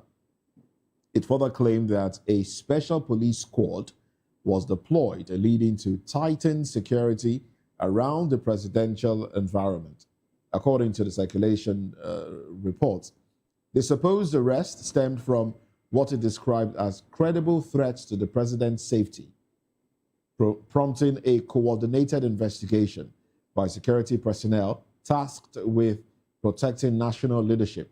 The content also suggested that the unnamed kitchen staff was taken into custody for questioning while authorities examined evidence related to the alleged poisoning attempt. But then when The Guardian approached the presidency for clarification, it was debunked. Oh, that's the story. So how did the story started in the first instance? That should be the question. How did the story started? Because the villa is very protected. Understand? So, they said that there's no smoke without fire. Understand me? So, but from what Barrister Danington is saying, the Muslim fundamentalists have not really accepted that is, let me use that word, the conservative Muslims, and even those from the West. Let me give you a typical example. When Femi Adesina was appointed Buhari's media aide, then Femi Adesina was the MD of the Sun newspaper. He had wanted that to take his secretary here to Abuja. But on getting there, Garba Shehu told him, no, we already have a secretary for you. Do you understand what that means? You are given an appointment, somebody gives you a secretary, which means he will be having access to every of your information. Monitor you, yes. Do you think to drop the woman that she had wanted us to take to Abuja as his secretary. Which means he's not even free again. At all. Do you understand that? Yeah. So whatever thing he is doing, and he didn't know where that woman that served as secretary comes from, who she is answering to. This shows you that even though we have appointed you, we don't trust you. Even though we have appointed you, we don't trust you. So this is how many of these people think. All right then. Understand me? All right then, and thank you. even at that, they did it to the vice president, to Sibajo. At a point, they sacked all his staffs. They sacked all his staffs and then gave him those they want him to work with. So that they will be monitoring that what he is said. So the president, the bottom line is the president should be careful. Very, very Should be careful. very, very careful. Should be Because careful. Shetima refused to enter the house they renovated. He said that the house was bugged with camera all over the place. Oh You my. can see that these people don't trust themselves. Well, it's politics. That's the game. Well, thank you very much, Barrister Darlington Agumo. Thank you very much, Dr. Peter Anosike, for coming. Well, that's it on the show today. But we still have reports coming from Benin. So, as I say my bye-byes on the show, we'll be taking you to Benin, where Rhoda, Johnny, and the team will feed you up on happenings in Benin City. From me, it's bye for now.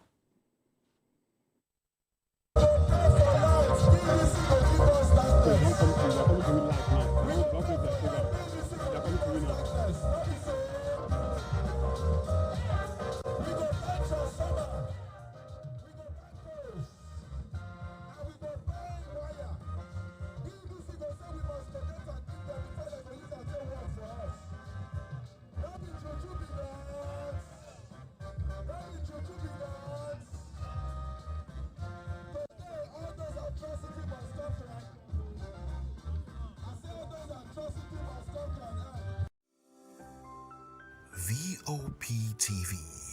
Now, you have more than a voice.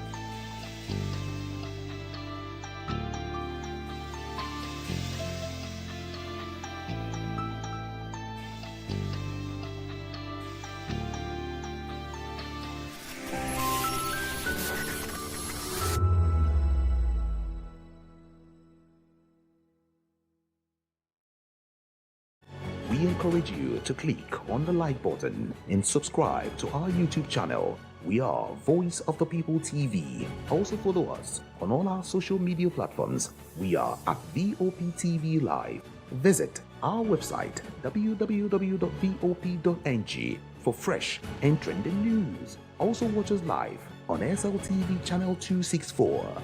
VOP TV, Voice of the People Television. In a world where power shifts with every headline. In a nation full of questions. In a world filled with noise, the truth needs a voice.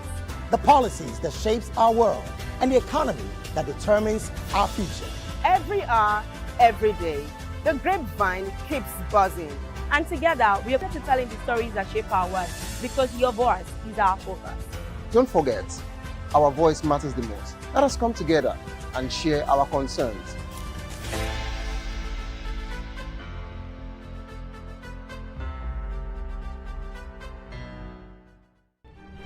In a world where power shifts with every headlines, news breaks and events happens, we bring you unbiased and explicit information on politics, economy, and state of the nation. We break down the chaos. Facts, not fluff. Truth, not spin. We discuss not just politics, but a glimpse into the future. Voice of the People Television. Now you have more than a voice. Good evening, Africa. My name is Mama Corey, actor, model, producer, and I'm giving a big shout out to VOP TV, man. Keep watching. Don't change the dial. Thank you and God bless you. My name is AY, and of course, I represent the voice of the people, and that's why I'm on VOP. AY say so. Hi everyone, it's your girl Miriam Tima from the Real Housewives of Lagos and the Real Housewives Ultimate Girl Trip Africa. Shout out to VOP, the voice of the people. You already know. Stay tuned, keep watching.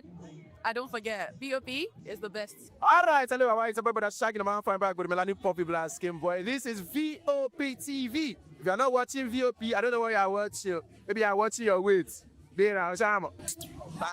Hello, beautiful people. This is Wale Ojo, and you're watching VOP, Voice of the People. Hi, guys. You already know who it is. This is New Energy. Flyers boy ever live. Keep watching VOP TV. Thank you. Hi, people. Jenny Albano here. Guys, please keep all the people.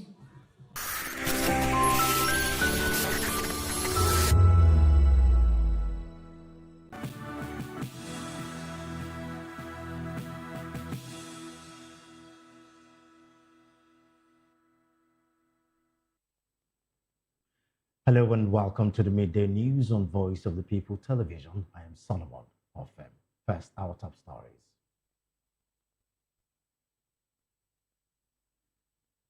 ICPC seizes suspected spy gears at El Rufai's residence. Otomi alleges lawmakers' politics could destroy Nigeria's democracy. Wike defends imposition of curfew in FCT Council elections. ADC warns against tribal and religious politics ahead 2027.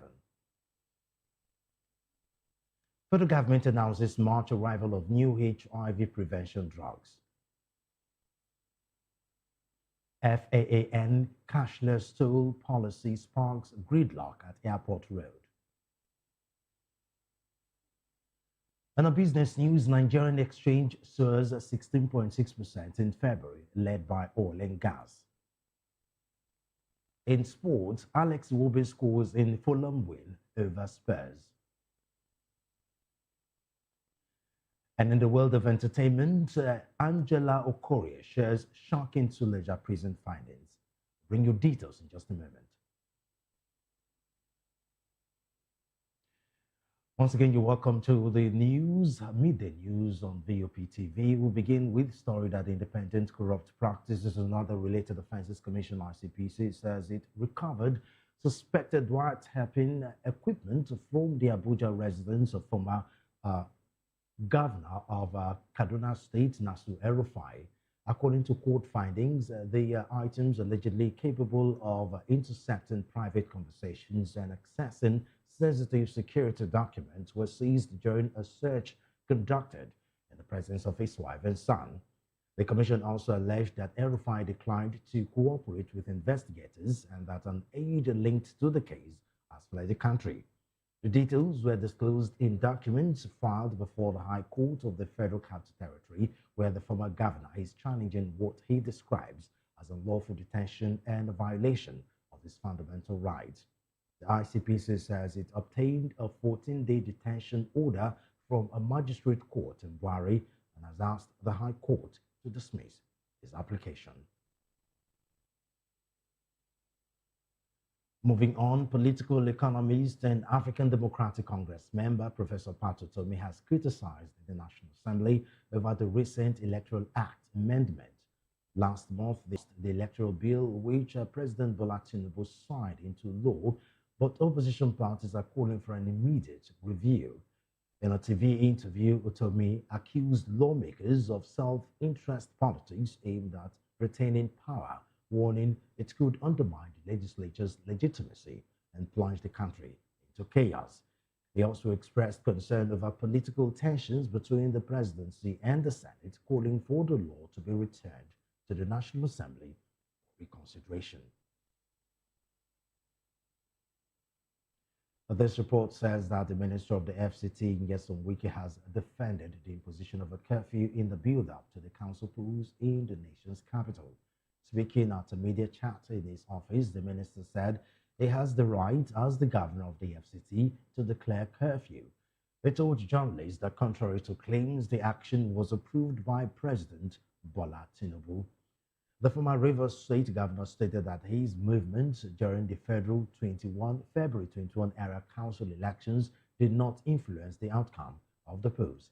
He also blamed the opposition party of not preparing well for the exercise, saying the success recorded by the All Progressives Congress APC showed the performance of President Tinubu-led federal government, which had come under attack by Nigerians and opposition for restricting of human and vehicular movement in the FCT from 8 p.m. to Friday 6 p.m. on Saturday.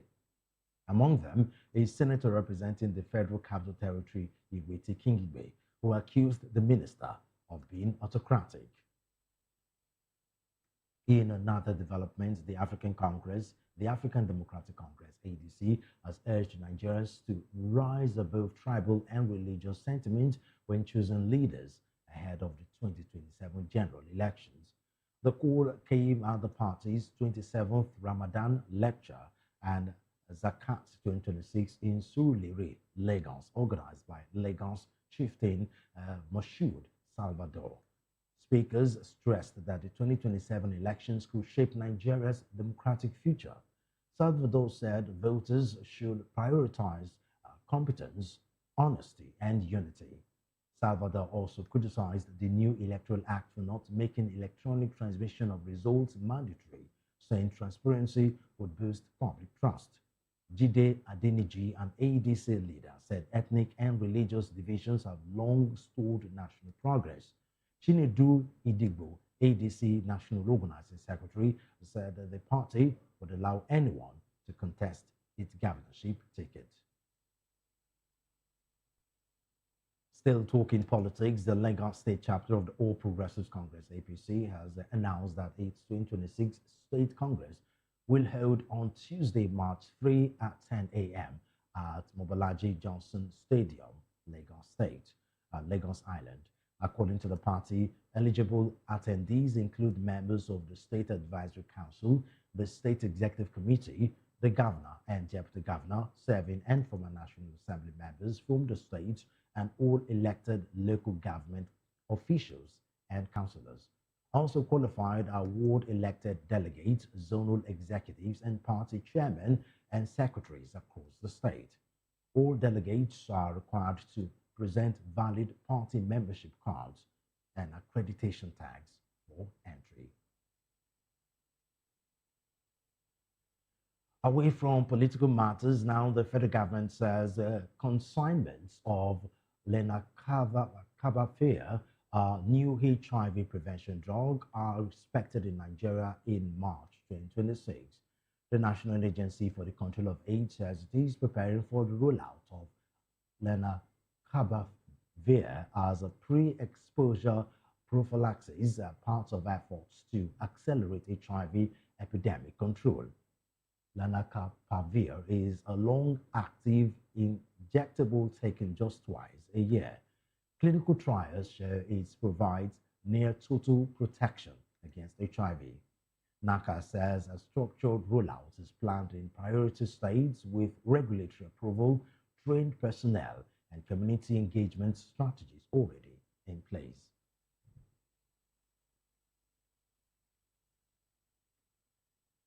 In the meantime, Zero Discrimination Day is being observed worldwide, highlighting the need for fairness and inclusion in health and social systems. Led by the Joint United Nations Programme on HIV/AIDS, the campaign draws attention to the challenges faced by vulnerable groups, including people living with HIV. VOP TV's Praise Peters now reports. First is observed globally as Zero Discrimination Day, a United Nations recognized awareness campaign aimed at promoting equality, dignity, and human rights for all people, regardless of their health status, gender, race, or social background. The observance was launched in 2014 by UNAIDS to address discrimination, particularly against people living with HIV, who often face stigma that limits access to healthcare, employment, and social support. The 2026 theme, People First, emphasizes the need for policies and healthcare systems that prioritize compassion, inclusion, and equitable access to treatment and prevention services. Despite significant medical progress that allows people living with HIV to lead long and healthy lives, stigma remains a major barrier to testing and care in many communities around the world, including Nigeria. Health experts continue to encourage regular testing, early treatment, and public education as critical steps towards ending discrimination and reducing new infections. These improvements, the AROT has helped a lot. And for those who have adhered strictly to the use of their drugs, what has happened again is there is this EU equals to U. Undetectable is equals untransmittable. That is to say, persons who are living with HIV, they are on their drugs and following the treatment regimen as prescribed. Their viral load come undetectable.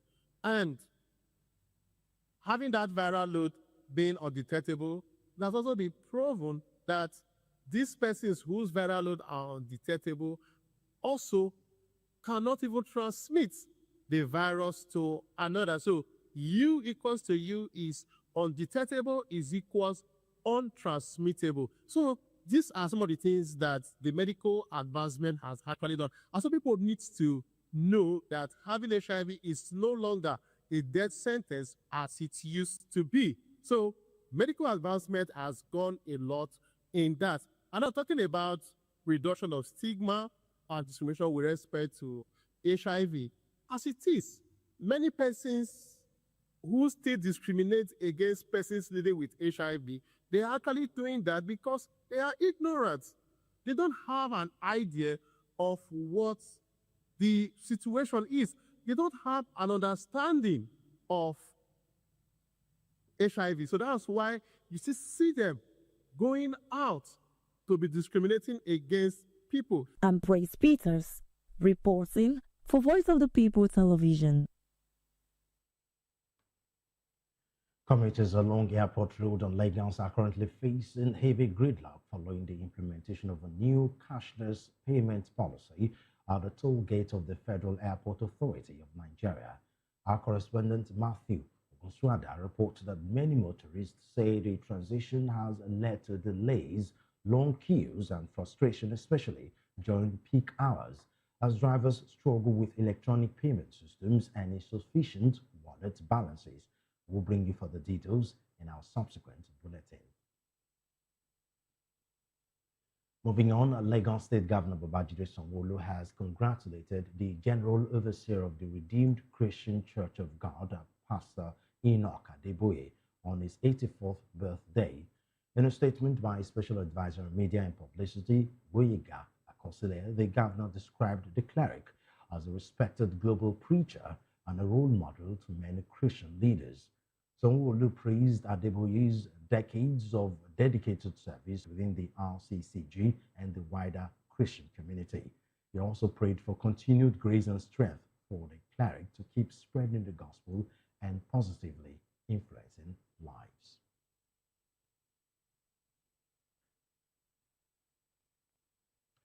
Joining us in the studio to analyze the midday news is Dalen Agomo. He's a legal practitioner and political analyst.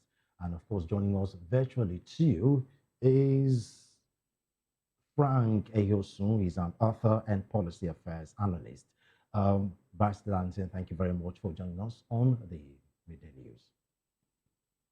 So we'll go straight to the first story on our news item, which is the wiretapping allegation where ICPC seized suspected spy gear at Air Rufai's residency.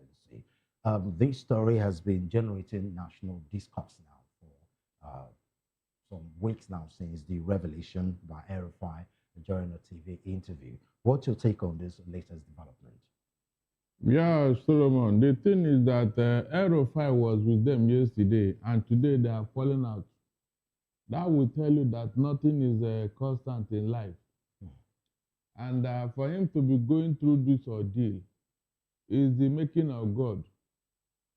All the people that have troubled Nigeria, in time, Nigeria will trouble them. I don't have sympathy for Air Rufai. I don't. But God is using him to expose what the authorities are doing. He's using him to show Nigerians what these people are up to. And so let the rough fight continue as far as I'm concerned. Let it continue so that they will tell us what they were cooking before the house was born. Erufai has said it that he's going to expose and unseat Tinubu. We are waiting for that. All this clamping down may not even stop the man from talking. That's the way I look at it. They may decide to keep him down until after the election. But this man who said that what he lost in his shortness, he can gain in power and force. You say people like him who are very small like that, they are always a bulldozer when it comes to action. So let's see whether he can put it to words, what he's saying. Harassing him is not enough. Going to his house to pick things is not enough. It is the court that will decide who is that and who is wrong. That's the way I look at it.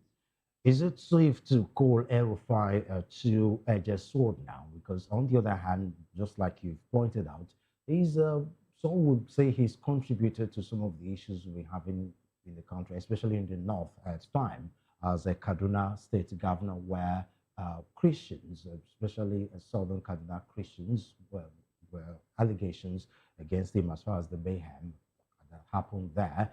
And of course, it was part of those that started the APC, who have led us to this, where we are right now, some would argue. But on the other hand, it's been called, the saying that says, don't forget about the messenger, focus on the message. Yeah. Where he's been telling us that he knows where the bodies are buried, making some expository. Is it safe for us to call him a two-edged sword at this time? That's what I just said here, that El-Rufai, God is using him to expose what APC has been doing in office. And apparently they are not comfortable with all his expositions. And so they had to rein him in. Yes, if what he's saying is the truth, he's just telling Nigerians what we are suspecting all along. Most of the things that he's saying us today, he's telling us is, remember that he was the one who brought out the actual result of 2023 election. Remember, from state to state, he was the one who said he know the actual result, that one other person won and not Tinubu. So all those revelations, do you think the authorities will be comfortable with it? The answer is no. The only thing that is not going for him is that there is no more Godfather in the north to protect him. Buhari is not around now. And I know if Buhari had been around, he wouldn't be going through this ordeal. Or Malami. That is it. When I tell people that, look, nothing lasts forever, especially evil. Evil can never last forever. It's but a time before it will not catch up with you. Go and, from the time of history, if you escape it on here, you will not escape it in the hereafter. You will pay for what you have done, whether good or bad. That is the law. So, apart from El-Rufai, other actors who brought us to where we are today, they will equally pay. Solomon, it's a matter of time. Something will catch up with them, either here or in the hereafter. That is, even God cannot change that law. God cannot change it. The law of karma. God cannot change it at all. Okay, let's join our virtual guest, Frank Ehiosun. He's an author and policy affairs analyst. Mr. Ehiosun, thank you very much for joining us on Media News on VOP TV. What's your take on this story? Thank you. I hope you can hear me. Can you hear me, sir? Yes, I can hear you presently. Okay, I can hear you clearly. Go ahead, sir. I just joined, so I think I missed the thrust of the discourse. Okay, of network issue. We're talking about the wiretapping allegations where ICPC says there's a suspected spy gear at El-Rufai's residency. I'm asking you on your take on the story, the El-Rufai ordeal, if you can call it that.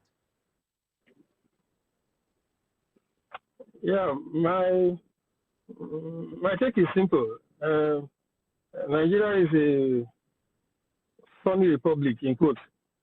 So the absurd could be the norm.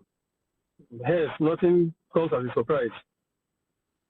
Whatever I said on that program, I took it as a comedy of sorts, because if what he said actually happens, then it gives credence to the fact that we have long been more of a fair state than we think we are. Why I doubt that was the case? Because in Nigeria, the way our system is run, I'm not even sure that there's anything like, what do you call it now, classified information in this country. Because the level of indiscipline that is prevalent in all spheres, from leadership to the bottom in this country, makes it somewhat impossible to even have something like classified information, because there is indiscipline everywhere. No standard is upheld. So if I'm in a fight position, I'm not sure that he needed any technology to track what is being discussed, because whatever it is that is done, directly is given to somebody. Especially when most of the time it pertains to abuse of privilege. Because just a point of emphasis, in Nigeria, the bulk of people who call big politicians and strategists, they are simply people who have power and abuse it, not in the sense of being experts in political, as in strategic thinking that makes for proper impact, as we find in more civilized crimes. That's why I said that in El-Rufai's case, what is happening for me is an extension of the Nigerian drama, and it should play out accordingly. What do you think the implication of this will be come on 2027? Because he has made some explosive revelation, even though he had to implicate himself in the process. And my first statement speaks to it, to the extent that I affirmed that in Nigeria, that which is absorbed, that which is, in quotes, abnormal, is what is usually the norm here. And that is because primacy is not placed on the law. What is set as a standard can be gone against at any point in time, and there's no consequence. So in any such system, you always expect the worst or expect surprises. So 2027 that is coming is not going to be a surprise, or is not going to be more of a surprise than all the surprises we have had in the past in this Fourth Republic, which of course is the worst of it compared to other republics, both the botched Third Republic and the Second and First Republic, as the case may be. 2027 is by the corner. You don't need to be an expert in political matters to know that it's like fait accompli. The amendment of the Electoral Act, that provision that gives a presiding officer the option of, as in using, not transmitting directly, there's network issues. In fact, the entire stuff is, even a primary school kid without a critical thinking faculty will laugh at it. You imagine the fact that the same law makes it mandatory that where the candidate does not work, election cannot hold. Election must be postponed where candidate does not work. Now, is it not foolhardy that if the candidate is so important that it must work for election to hold, that something as simple as just snapping a result where election has already held is now being left at the discretion of the presiding officer? How do you describe making it a fait accompli, in the sense that the manipulation is already arranged? That is where it could come from. If I were in the opposition, I wouldn't sit aloof and watch this thing play out. I am personally disappointed that the bulk of what the opposition in this country, they're equally not so serious, because their interest is not as much the people, as it is in the power they want to get. Because if the interest is about power going to the people, they will take every bit of this process very serious. So that whether they get power or they don't get power, the power should belong to the people. That is the only thing that can guarantee the safety of the republic and its continuity. But the bulk of people who call opposition, what they are looking for is more about they having access to power than guarantee what will make the republic a sustained one in terms of the exactness of processes. Because before it came about the 2015, most of the things that these people were talking about, we can see that now that they have come on board, they are more interested in holding on to power than ensuring that the republic is sustained for the good of all and sundry. It's unfortunate, but that is where we are. So 2027, the road is being constructed already. It is very clear. The Electoral Act is the book that determines the path we are taking. And there's already a contour that has been put to manipulate the system in favor of those that have more hold on the power, or the system that controls whatever happens that day. That is the truth. Okay, sir. Coming back to the studio, he just finished talking about the electoral amendment bill, which brings us to our next discussion, where Professor Patutomi has lent his voice to that. But the opposition to this bill, one would argue, has died down drastically. One would have expected that more protests, more opposition from average Nigerians or than politicians would have been, stronger by now. But it looks like it's only politicians, opposition politicians, that are coming out to talk on this electoral bill. With this situation, it looks like the APC, they've won, because it's looking more like an opposition problem now than a Nigerian problem. Don't you think so? Yes. And when you blame the ADC, the opposition, you look at where they are coming from. The ruling party have made it impossible for the opposition to thrive. Just for reminders, each time they want to hold a meeting anywhere, in any of the states, either in Lagos here or outside Lagos here, you will see that some people they call hoodlums will go and scatter that place. Scatter that place and then make it impossible for them to hold their meeting. So how can they thrive? And with the police watching, police will be there. No arrest will be made, nothing will be done. Look at what happened in Edo State. So, what about the civil society organizations and election stakeholders in this country? Look, where are they now? You need to mobilize them. APC have made it impossible for the opposition to have access to funds. When you are strangulating their businesses, where would they get the funds from? The ADC, even if they don't have enough funds to play around with. That's just the simple truth. They don't have enough funds to play around with. Maybe they're waiting for a campaign to use their money. But most of the things they needed to do before the campaign, they can't do them because of positive. Like now, they are going for membership drive. Do you know what it takes for you to go for membership drive all over the 30 states of Nigeria? It's a huge task and a huge fund. So where will the money be coming from? These are issues confronting the opposition. Well, I'm asking about the civil society organizations. I mean, in the build-up to the assent by the president, there were few days of protest by civil society organizations in Nigeria, but it looks like that has died down. It's now left for the politicians to run commentary on it. Civil societies cannot run your race for you. They cannot fight your battle. These are party issues. But this is a people's thing, not a political thing, because that's what the ruling party will use as a weapon that the opposition's political parties are just making noise. But if it's the people that are rising up, don't you think it should be a better voice than commentary coming from opposition parties? Well, the civil society we have in Nigeria today are looking for where their bread is buttered. You will not be surprised that they are protesting on both sides, both the opposition and the ruling party.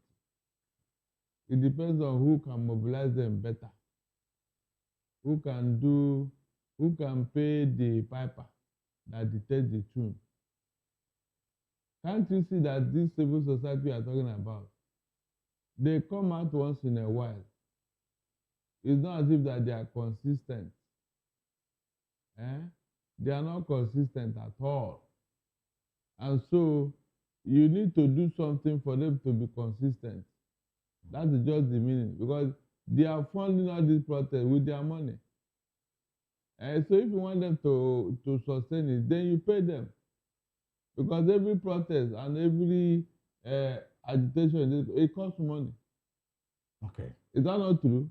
It costs money for you to move from here to Abuja, or for you to move from here to any place, or even to mobilize people. APC, they are very good at mobilizing people because they have the power of the purse. That's just the truth. Okay, Mr. Ehilson, the FCT Minister Nyesom Wike has continued to come under fire for the curfew imposed during the FCT Council election. Do you think that's warranted?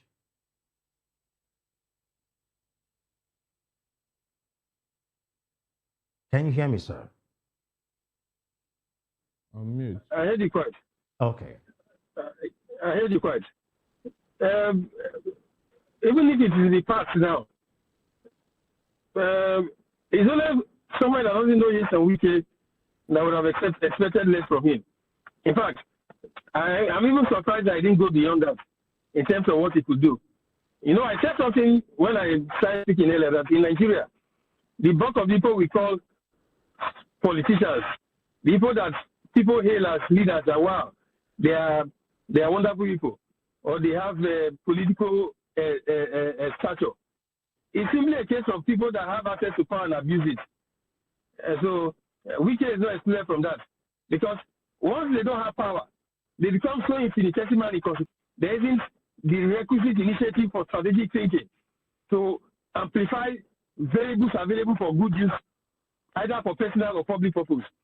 So Wike simply did what he did as the Minister of FCT, just like he did much more as Governor of Rivers State when he presided over elections that took place there. He used his powers abusively. And in Nigeria, it is enough. So, like I said, just like in the past, the election, the curfew was fixed. There was no contestation. Those who would have been affected primarily did not contest it because maybe they would have gone to court to say no to it when the announcement was made a day or two before the elections, to say that that should not have been. But the guy used his powers the way he could, and we are where we are. By the way, I must say something that FCT elections is actually the best local government elections we have in Nigeria. In my candid opinion, all the billions that is normally emerged for government elections in Nigeria are clear cases of waste of taxpayers' money. Because they don't do elections, they simply announce results. So why not just appoint people you want to appoint as local government chairman and use that money to try roads or give it to people in the agri sector so that the money will serve a purpose in the value chain rather than waste it for nonsense totally. Because elections don't take place in local government across the country, and yet each state budget sometimes tens and hundreds of billions of naira of taxpayers' money. Okay. Now, Barrister, so like I said, we have done what we wanted to do. Okay. I still maintain the fact that FCT is still the best in terms of government election, notwithstanding the fact that Wike did what he did, which I say is even less than what he normally would have done. But Nigeria is what it is the land of the absurd. Okay, sir. So Wike also made a statement blaming the opposition party for not preparing for the exercise, Barrister Darlington. Some would argue that he is correct in that assessment, like there was not enough preparation or pushback from parties like PDP and ADC, that the two opposition parties that one would say have go toe-to-toe with the APC if they had the means. and really wanted to do that. Yes. APC have been looking for a way to be the sole the contestant of this election. Their body language, their actions, and their utterances. Is it not telling you something? In the history of this country, have you heard when 31 governors ran into a political party in this country? 31. In one party. But is it fair to put 100% the blame on APC? What about the opposition party? What are they doing? If they have allowed the level playing field and then the opposition did not perform, I cannot blame them. It's like you see somebody with a bow leg and he's carrying something on his head and the neck is bent one side. And you're asking the person, why is your neck bent now? Can't you put your leg, your neck, until the man now points at his leg, you will know that the man has a structural issue. Yes, it's the bow leg that caused the neck that bent one side. Okay. Now, similarly, the ADC has urged Nigerians to rise above tribal and religious sentiments when choosing leaders for 2027 general election. How possible do you think that is? Because, I mean, the tribal and religious divide in this country now has gone very, very deep. Will they hear? They will not hear, because Nigeria is built on a tribal sentiment. These people they are talking to, even if they are dying here, the party is killing them. They won't bother. They will say, I would rather die in the hands of my brother than somebody else to bring life to me. It's that bad. They will say, let my brother kill me instead of me to have good life in the hands of an outsider. That is how bad the tribal sentiment has become in Nigeria. The person that will give them good life, they don't want to see him as long as it's not their brother.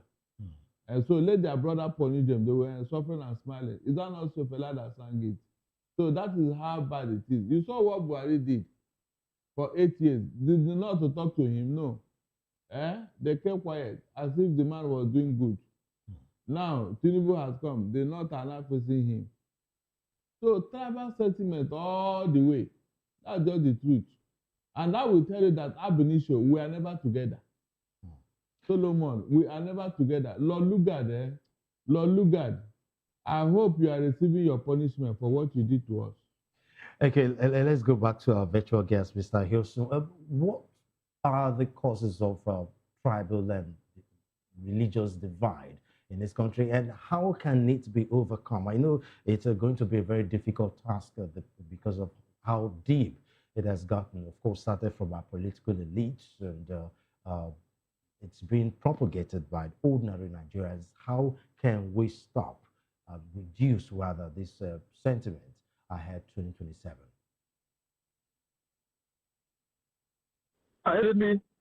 It's too close to call or to whom have an impact. Then what about subsequent elections? The issue of tribal and religious sentiments is not about elections. Election is just one of the means by which these issues find expression. We cannot put aside tribe and religion. Rupert Emerson wrote a piece in 1960 titled Empire to State. One of the chapters of that book was titled Self-Determination and Plural Societies. That was one of the chapters in that book that Rupert Emerson wrote in 1960. Now, the center point of that piece is the fact that in the history of the evolution of mankind, there has always been a challenge in the pursuit of nationalism in a plural society or in a pluralistic system. And what makes for a pluralistic system? It is these issues we just highlighted. Tribe and religion. They are very frontal. You don't isolate them. Nigeria as it is, I've said this thing on this platform before, that we are making progress in error. Our founding fathers had different options of government to go for. They didn't choose parliamentary federalism because they loved it. They chose it because, based on research and prevalent study, that was the only system that was fit for purpose for the diverse system that Nigeria was used from. That is the truth. The only system of government that can ensure that there is unity in diversity in such a sphere is federalism. Not just federalism, but parliamentary federalism. So that one section or region or tribe does not suddenly become so overwhelming and impose itself on others to their disadvantage. So election being the target of addressing it is like trying to address a symptom rather than addressing the root issue. Okay. Before 2027, there is little or nothing that can be done on that. The only thing that can be done on that, the little that could be done, is to ensure that the election is free and fair by making sure that people vote their choice, and their choices. That's the only thing that will reduce the impact of this tribe and religious divide. But it doesn't really address the core issue. That is the truth. Okay, Mr. Yosun, thank you very much. In conforming with the great barrister in the Chido, even though I don't conform in total, because I see a highlight on the opposition being checkmate, being checked by the ruling party. MPC was not in opposition. If you compare the opposition of today and the one that the APC was, you will know who is serious about getting power or getting power to change the system for better. I make bold to say, the opposition as it is today, they unfortunately are not putting in the requisite work. What resources do they need to mobilize people? When the election has been done, civil society and a few persons were the ones that were protesting in Abuja, then Peter Obi fortunately joined, and a few of them came up in front. It would have taken them nothing, I'm telling you, to ensure that there was progress in 36 states of the country. What does it take? You have members, you have political parties secretariats in all the states. Just give directive, mobilize 100 members from 10 wards, or 20 members from 100 wards. In every state capital that we protest, and the whole world will see that something is happening. That is how it is done. It doesn't take so much resources. Even an individual can do that. So EDC has no excuse.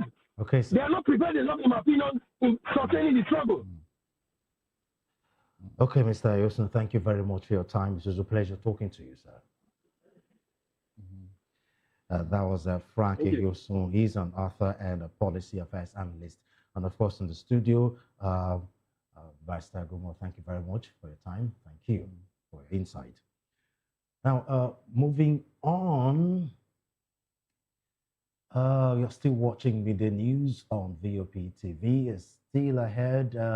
Family of a kidnapped Nigerian female footballer pleads for help. I'll bring you details of this and more when we come back. Stay with us.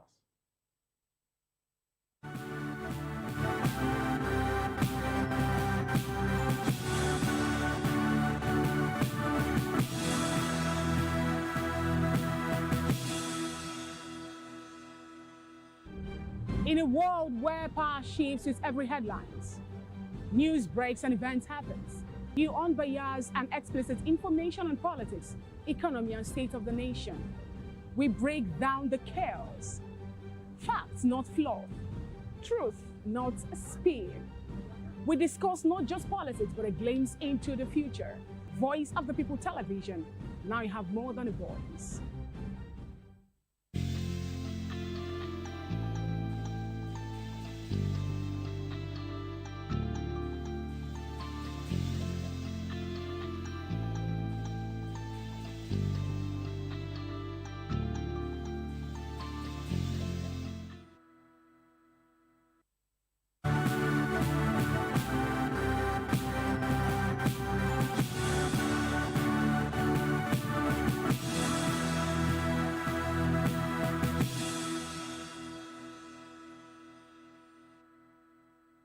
It is good to have you back. This is the Midday News on VOP TV. The family of Ihutu Rebecca, a Nigerian female footballer kidnapped in the Benin Expressway, is appealing for help as her abductors demand a 20 million naira ransom. Rebecca, who plays for Pace Setter Queens FC in the NWFL Premiership, was abducted while returning home. In a statement, the family described her as a young woman dedicated to representing Nigerian women's football at the highest domestic level. The area controller of the Federal Operations Unit, Zone D of the Nigeria Customs Service, Controller Abdullahi Kaila, says officers intercepted 5 live pangolins in Jalingo, Taraba State, stopping an attempted illegal export of the endangered species. Speaking to journalists in Bauchi, Kaila described the rescue of the animals and the arrest of the 3 suspects as a major breakthrough against wildlife trafficking. He warned that wildlife trafficking violates the Customs Act 2023 and the Convention on International Trade in Endangered Species, to which Nigeria is a signatory. Within the past month, the unit also seized 15,300 liters of premium motor spirit in 612 jerry cans, Mercedes-Benz vehicles, and 33 cartons of foreign soap, with a total duty paid value of 52.6 million naira. Kaila urged perpetrators to desist, describing wildlife crime as an organized threat to Nigeria's biodiversity and global reputation. The Abia State government has launched the full rollout of the Abia Connect card, a cashless payment system for the Green Shuttle Bus service aimed at modernizing public transportation. The initiative, led by the Ministry of Transportation under Governor Alex Otti, is designed to make commuting smoother for residents. According to a statement from Information Commissioner OK Kanu, the government called the rollout a milestone in building a digital, transparent, and efficient transport system. The first card is free and available at Green Shuttle terminals and authorized agent locations in Aba and Umuahia.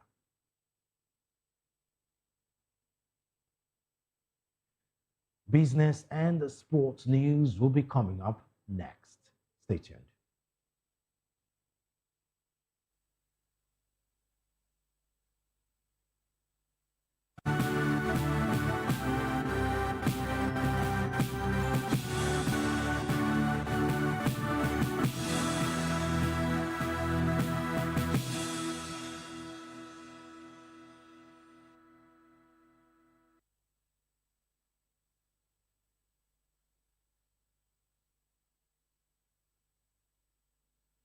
In outer business news, the Nigerian exchange posted a strong performance in February 2026, gaining 16.6% to close at 192,826.8 points, edging closer to the 200,000 mark. The rally, tracked by the All-Share Index, marks a 3rd consecutive month of gains and the strongest monthly performance since January 2024.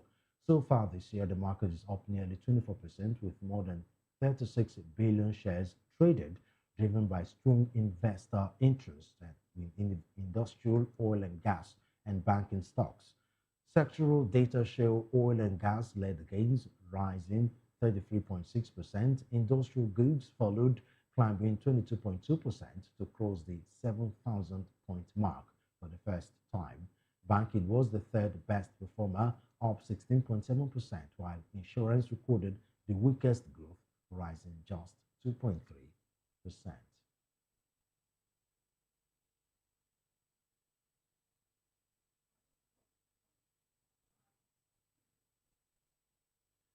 In outer sports news, Alex Iwobi was on target as Fulham defeated Tottenham Hotspur 2-1 in their Premier League clash at Caravan Cottage. Iwobi has now scored in back-to-back league matches following his goal in last weekend's 3-1 win away at Sunderland. Harry Wilson opened the scoring in the 7th minute before Iwobi doubled Fulham's lead on 34 minutes.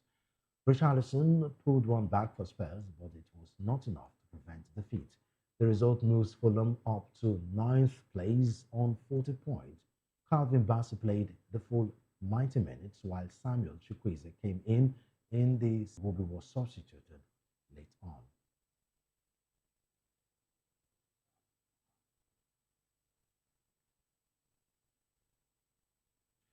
And finally, on entertainment news, Nollywood actress Angela Corey has shared a life-changing experience following her visit to the Suleja Correction Center in Niger State, where she donated food and medical supplies to children living in the facility.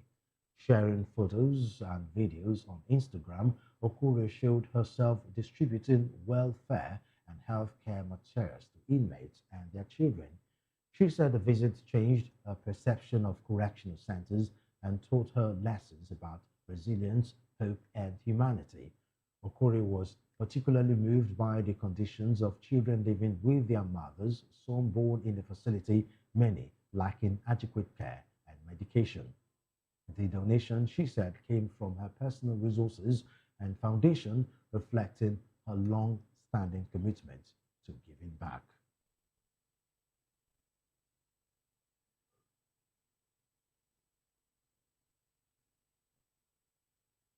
And that's a wrap on world news, media news rather, on VOP TV. Do well to subscribe to our YouTube channel. On YouTube, we are Voice of the People TV, and on other social media platforms, we are at VOP TV Live. If you witness news happening near you, we want to hear from you. Send your eyewitness report, event coverage requests, photos or videos directly via WhatsApp to 0814 606 4057. You can also reach our newsroom by email at news@vop.ng. I am Solomon Ofem. Good afternoon and thank you for watching.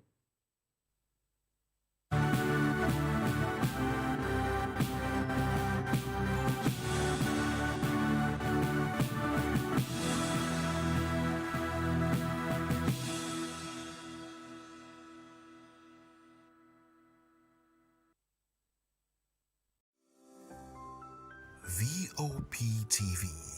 Now, you have more than a voice. Welcome to the locker room, the home of football talk that matters. I am Jerry Arpelion. Join us every weekday, Monday to Friday at 5 p.m. Nigerian time, as we share the hot takes and hot debates in the exciting world of football. And joining me are the usual suspects, Ikechukwu and Mayowa, on all the hot takes and everything that's happening in the football. Don't just watch football, live it with us. Catch us on the locker room and Voice of the People television at 5 p.m. Nigerian time. And like I always say, if not going to talk, please discuss. This is African News on Voice of the People television, where we don't just bring you the news, we bring you Africa's heartbeats, the policies that shapes our world, and the economy that determines our future. African News on Voice of the People television. Stay with us. Join us as we drive into the world of politics through insightful interviews with prominent political figures, both serving and former governors, ministers, senators, legislators, party chieftains, activists, and analysts. Get first-hand information into the decision-making processes that affect our daily lives. Highly engaging one-hour program that brings political discourse into focus. I am Chukwuma Okoro. Political Lens, Monday through Friday, 6 to 7 p.m. Join us. When I first heard VOP, I thought they were talking about me because I'm a voice-over personality. But no, this is Voice of the People TV, and you are riveted forever because this is the place to be. Yo guys, your boy Chella. Shout out to VOP TV. I love you guys. Salut, salut tout le monde. Suspect 95. Là, on est sur VOP TV. On passe un bon temps. J'espère que vous kiffez. On est au Afrima. On est ensemble. VOP TV. Don't see me like I'm do giddy giddy giddy. VOP, you don't know somewhere from Ghana representing live and living color. Yeah, Beam Nation President. Outside with it. Bless up. Hello, this is Milo from Ivory Coast. Keep watch Voice of the People TV.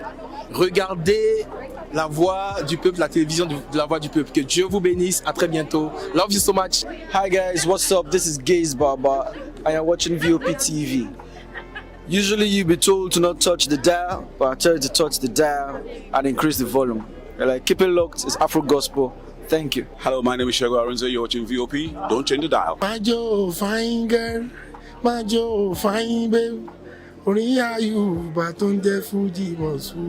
don't touch the dial. This is me, Dr. Adiwala Iba. Keep watching VOPT.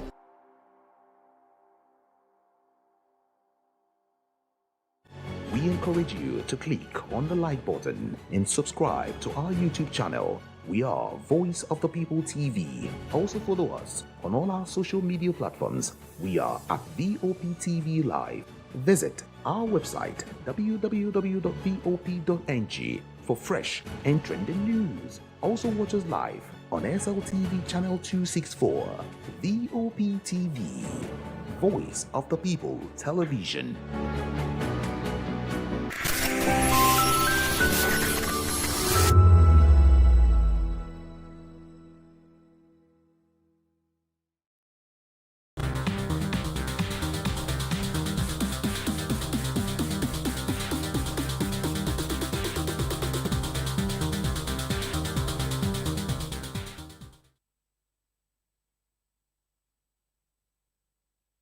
And welcome to the show Spotlight on VOP TV, the place where stories come alive and voices matter. This is the show where we shine the light on creativity, culture, style, music, and purpose-driven people who are shaping the world around us. Yes, it's another week, and a week, yes, to stay inspired and grounded. And I'm sure that you have not forgotten that I'm your special baby girl, Precious Agumanu, a.k.a. Call Me Prezi. And guess what? Today is very special. Why am I saying that it's special? Because somebody so interesting is joining me today.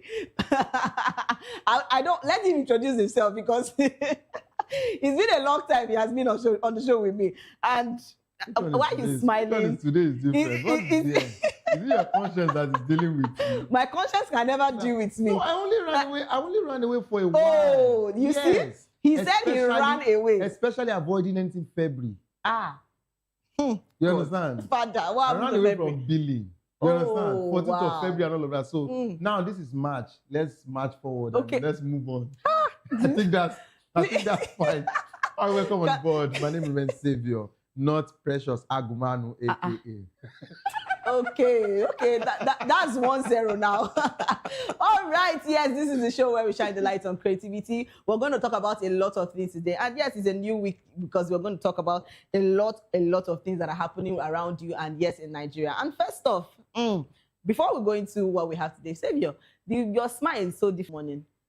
How's the week been for you? It's a new week. It's a new month. Happy new month to you. Oh, happy new yes. To my people, happy new month. So it's an opportunity for us to dream dream again, keep as pushing. You said that you ran away. How you want to take the dream again? No. The dream is not about fulfilling. The dream is for me to believe that all hope is not lost. You understand? That I can still, achieve whatsoever it is that I set my mind to get. And that's what I'm also asking you to do. You understand? Keep believing in yourself. Your advice, oh God! Now people will go believe Savior Mother because how can you tell me that you will tell me that you ran away for 1 month and now you're telling somebody to dream?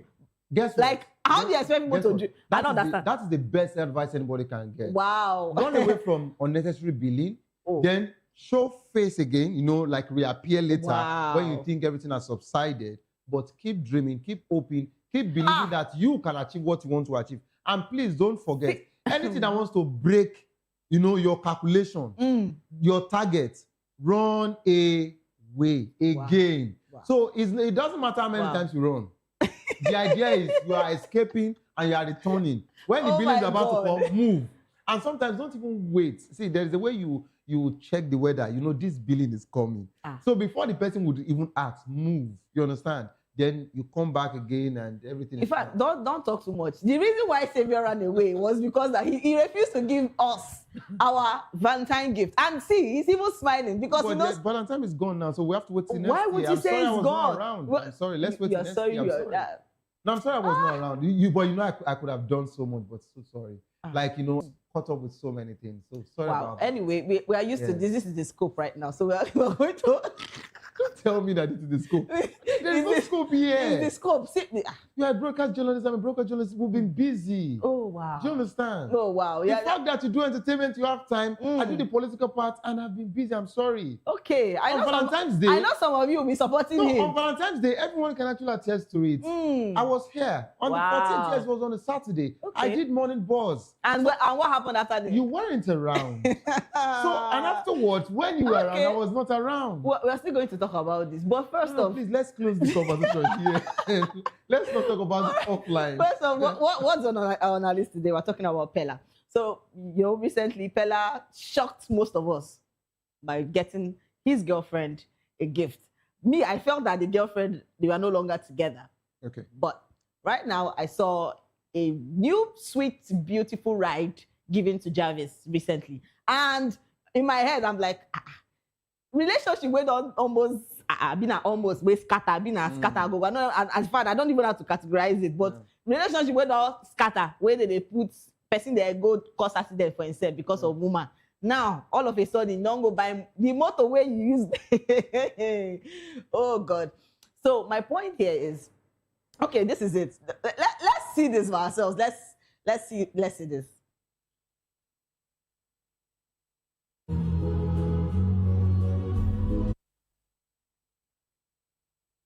Creator Pella has reportedly gifted his girlfriend Jarvis a brand new Mercedes-Benz to celebrate her 23rd birthday. So the surprise presentation, which was shared in viral video online, captured the emotional moment. Jarvis broke down in tears as she received the luxury vehicle. So the grand gesture has since sparked widespread reactions across social media, with fans praising the romantic display. So the birthday gift comes amid renewed public interest in the couple's relationship, which has experienced both highly publicized ups and downs in recent months, further fueling conversations about their rekindled romance.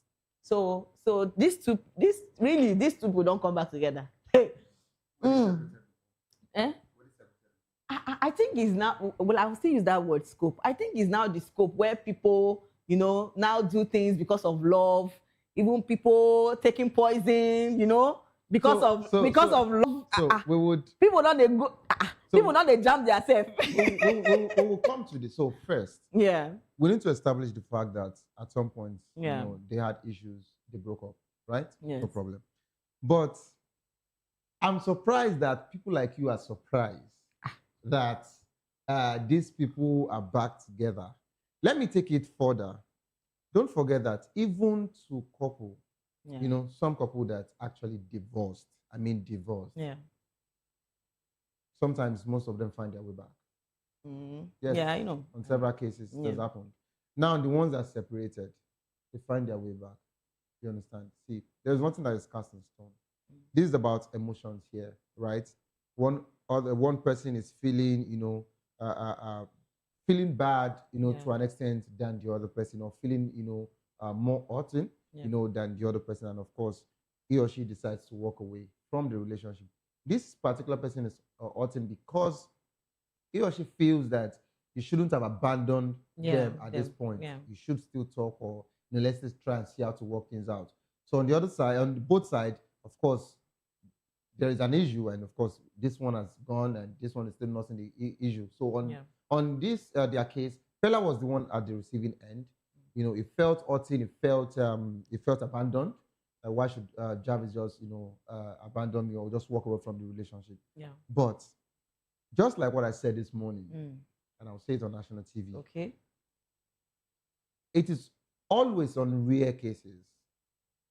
It is always on rare cases that we see that a woman would leave a man, and would not come back if he is doing fine. If the man is doing fine financially, they usually find their way around. Take it from me. I'm not saying a woman's intentions are laced, around, financial stability or whatever. Yeah. But please don't forget that to an extent, if she knows that the financial security is there, from her partner, no matter what happens, there will be a settlement. It might just take time. I can't take time is because the grounds at which they broke up was not really something substantial enough. Sorry. It was not something serious. You see, this is where we have issues. Don't say it was not some because you don't know. What is serious is the lack of Ned and Regina. We're going to come there. No, do you know that that's more serious, right? The fact that okay, Pella had to say, "Oh, I'm going to kill myself" on TikTok. That was the only way he could react to outbreak, and he actually did it. And that's what I'm saying. That was the I don't understand. Guess what? Jarvis had people around her. I'm sorry, that could actually maybe it's any other person, but me basically, maybe I just get someone had to break my heart or anything. Or I don't even. Am I even sure I'm being in such that breaks out, so they don't break your heart. Am I even sure I'm in such a position? But then, if I'm in such a position, I don't see I will eat very well. No, that's why I say you are the one that break the heart. But they don't break your own heart. But for someone to but if you have ever been in the receiving end, that issues might be very, very serious. No, let me clear this. Precious, we all have different ways, of reacting to situations. Yeah. Including our anger management, right? Okay. And that's the same way if you're hurting or you feel displeased about something, you have a way you can actually react to it. Either you like it or not. The way you would respond to heartbreak is not the way I would respond to heartbreak because we're two different people here. Okay. So your own might be that, oh, it don't happen. I bet what's gonna cook, right? And you eat and move on. The same way our director would also move on. If we eat, he will look for Amala or something. Yes, I just called him out. Oh my God. Do you understand? Yeah.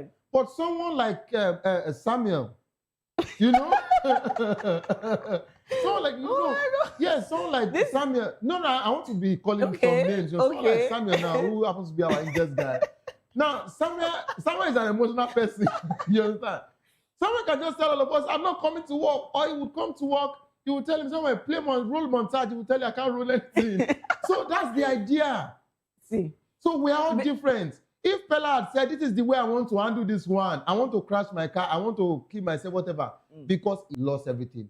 See, when we actually say we are complete as a man, it's about our partner, right? Yes. So if you feel your partner is gone, and that was the only way you could handle the situation. That is a very, because I don't know why you want to kill yourself because of a woman. No, you are saying why you want to kill. I'm not the one that. Why Pella wants to? Please, direct to Pella.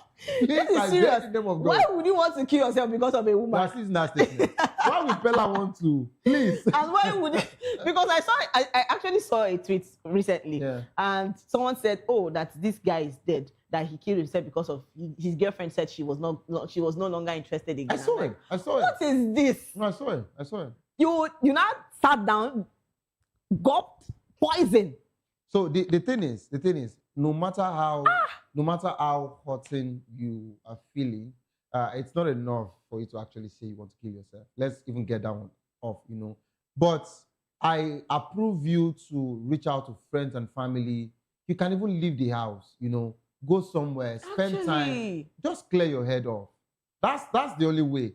But I think sometimes when someone is jobless, and with due respect to whoever it is, when someone is jobless, an idle man is what? No, that's the thing. When someone is jobless, sometimes I think heartbreak works more, or the toll would actually tell on you more. Yeah. But if you really have something to do, that takes you out of your bed, in the morning, and you get back in the evening, or even if it's afternoon, you would want to step out. Instead of you coming back early, knowing fully well that you start feeling that particular thing, you stay more outside and get back at night and all of that. So I think if the person is going in and out, of the house, it will be better. But please just get your families around, Is it about going out? No. Just look for something to clear your head. That's what I want to bring this case to you, the case of VDM, and because I've been noticing recently that people have just been taking poison. Like they will sit down at home, turn on their cameras, and everybody. Do you know the reason why? The reason why I'm not really cool with all of that particular. I call it shenanigans, Okay. Yes. So first, I'm highly disappointed that VDM would, condescend actually and indulge himself in these frivolities, because when we're talking about suicide, it shouldn't be a thing that we should promote. You feel you speak people, you feel you are an advocate, blah blah blah, and all of that. Regardless of what is it Michi they call the lady or whatever. Michi, yes. Regardless of what she has done to chase clouds, to get people's attention to herself, You shouldn't toe that lane. I felt bad, you know. I felt disappointed, but of course, I'm not expecting so much from VDM. He's also a human. He's also, you know, a random guy. You know, for you to also come, you know, on your camera, and you also said you're also taking the same poison, you know, the substance to kill yourself. I can't be giving any company any free advert here. So, you know, you want to drink something that can kill you and all of that. Yeah. And funny enough, I heard he just woke up. You know, from the land of the dead, you know, having cotton wool and all of that. But see, we're trivializing what is sensitive to some people. Yes. To some people, if you say you advocate, if you say you speak for people, you shouldn't be found in a situation like this, you know, playing with suicide in the first place. I want you to go and check, you know, the data as regards to how many people commit suicide in Nigeria, in Africa, and in the world. Yes. There's some people that hunger is not the one that is not hunger that is killing them. It is not the nuclear that they are firing here and there from Iran or what have you that is killing them. It is about them taking their life because of different situations, peer pressure, you know, financial situation, you know, family situation. And we are here, you know, you are going on social media. Now, for the very first time, I have never seen reason or agreed with anything Ned Woke has ever. Now I think I'm agreeing and accepting the fact that we have to regulate social media. And for the very first time, Precious, I can't lie to you. Because if social media was really regulated, two things I'm against on this social media. First is false information. Actually. What is not confirmed, you start sharing them, you know, and whatever. And some would even tell you, share in your family group and all of that. Putting people under tension. You know, having fears and all of that. So that's one. Secondly, it's about trivializing what is quite sensitive to other people. Some people might be going, it's just like you know, coming on social media, laughing or creating jokes about people's deformity. I do not take it. I do not like it. So things like this are sensitive. You don't talk about taking people, your life, you know, you don't know what people are going through. And you don't even know how you have encouraged some people, you know, while at it. So basically for those ones, let's even leave their matter. They are not a serious people. That's what I would call them. But for that guy that you mentioned, that actually killed himself because his girlfriend left, I'm sorry, and condolences to his family. But to any other person, you know, this is just for me to say, please, there is nothing that, you know, that deserves you to take your own life. Actually, there's nothing. Seriously, because even when I saw people started recreating, you know, there's a challenge of people taking poison right now. They'll buy sachets of poisons and they'll be taking it. No, I'm like, okay, why are you people supporting?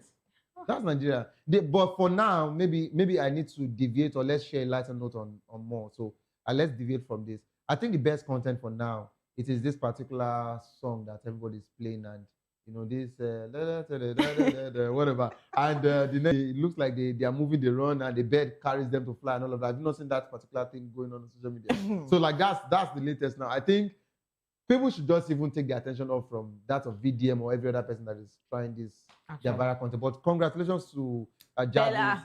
And guess what? This is one thing about women. What happened? Jarvis was happy when she saw the car. Guess what? She's not supposed to be happy. Pella did another video. I beg, don't Pella go did there. another video while she was in the kitchen that she's angry because Betty girl was washing dishes.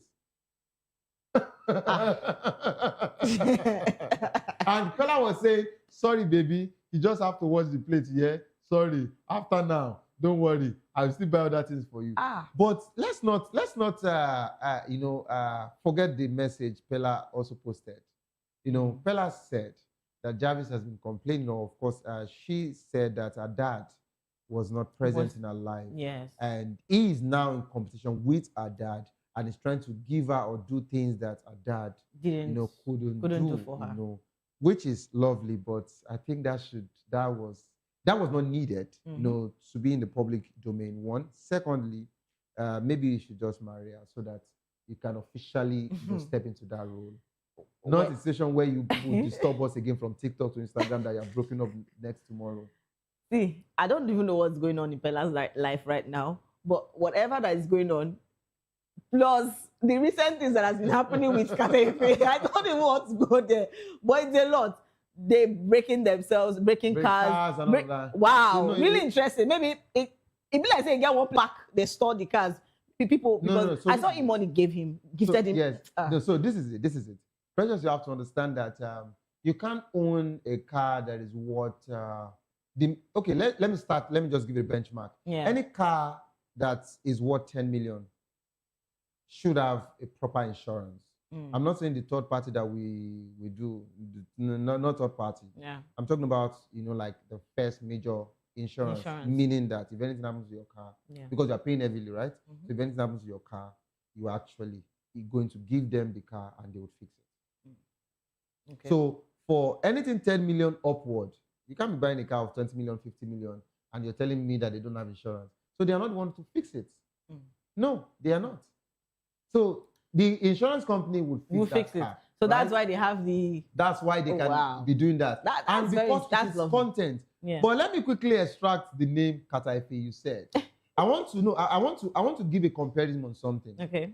When Jarvis broke up with Pella, I told you, I said she had people around her, both families, both friends, and potential guys that wanted to take over from there. Which, of course, we don't know if she tested another waters before. The same thing happened to Kataife's ex. Remember? Where even to your Dumodu sent a message. Oh my and God. Guess what? She screenshotted and posted it. See, in the name of consoling. One thing with this social media is that they can never forget. No, social media, no, we don't forget, we keep it. Hey! No, we keep it. And guess what? That's why I'm telling you that the enemy of another man. Now, man, they do man before. No, I don't guess know. what? You broke up with a lady or your baby mama, as Kataife, would tell it. But Odumodu did not reach out to Kataife to say, bro, sorry. And it's his friend, though.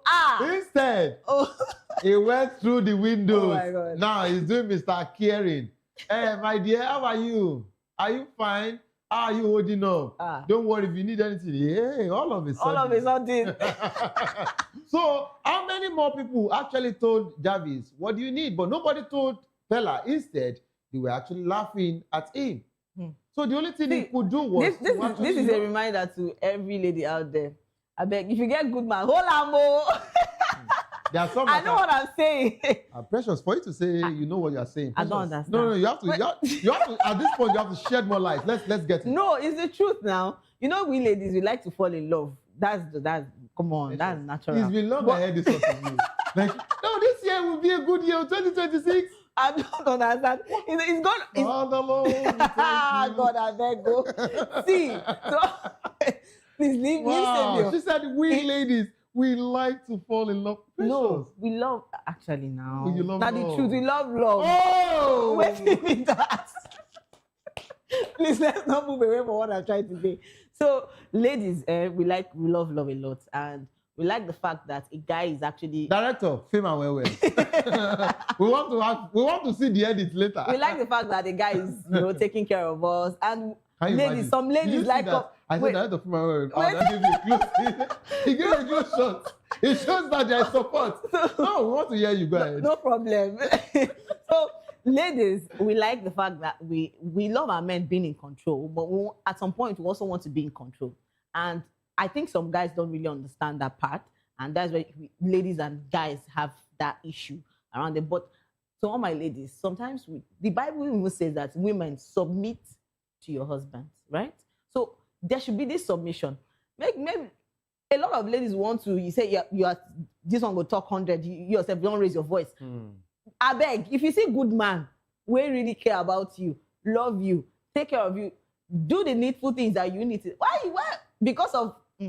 All right. So officially, I need to clear the air. What she's trying to say, of course, women will never come out straight to tell you what they are trying to say. But let me tell you what she's saying. What she's just trying to tell you let that me finish now. We are really scarce outside now. Wait a minute, we are calm really down. scarce, I'm not outside. Which one be scarce? I mean responsible men with scars. You understand? The ones that they have been seeing. You understand? So that's why she's telling you now. Please, my ladies, hola. The one you have, hola. It's just the truth.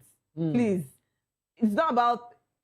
Most importantly, we'll look at the money, because they said even when money enter, love is what sweeter. So please, money important.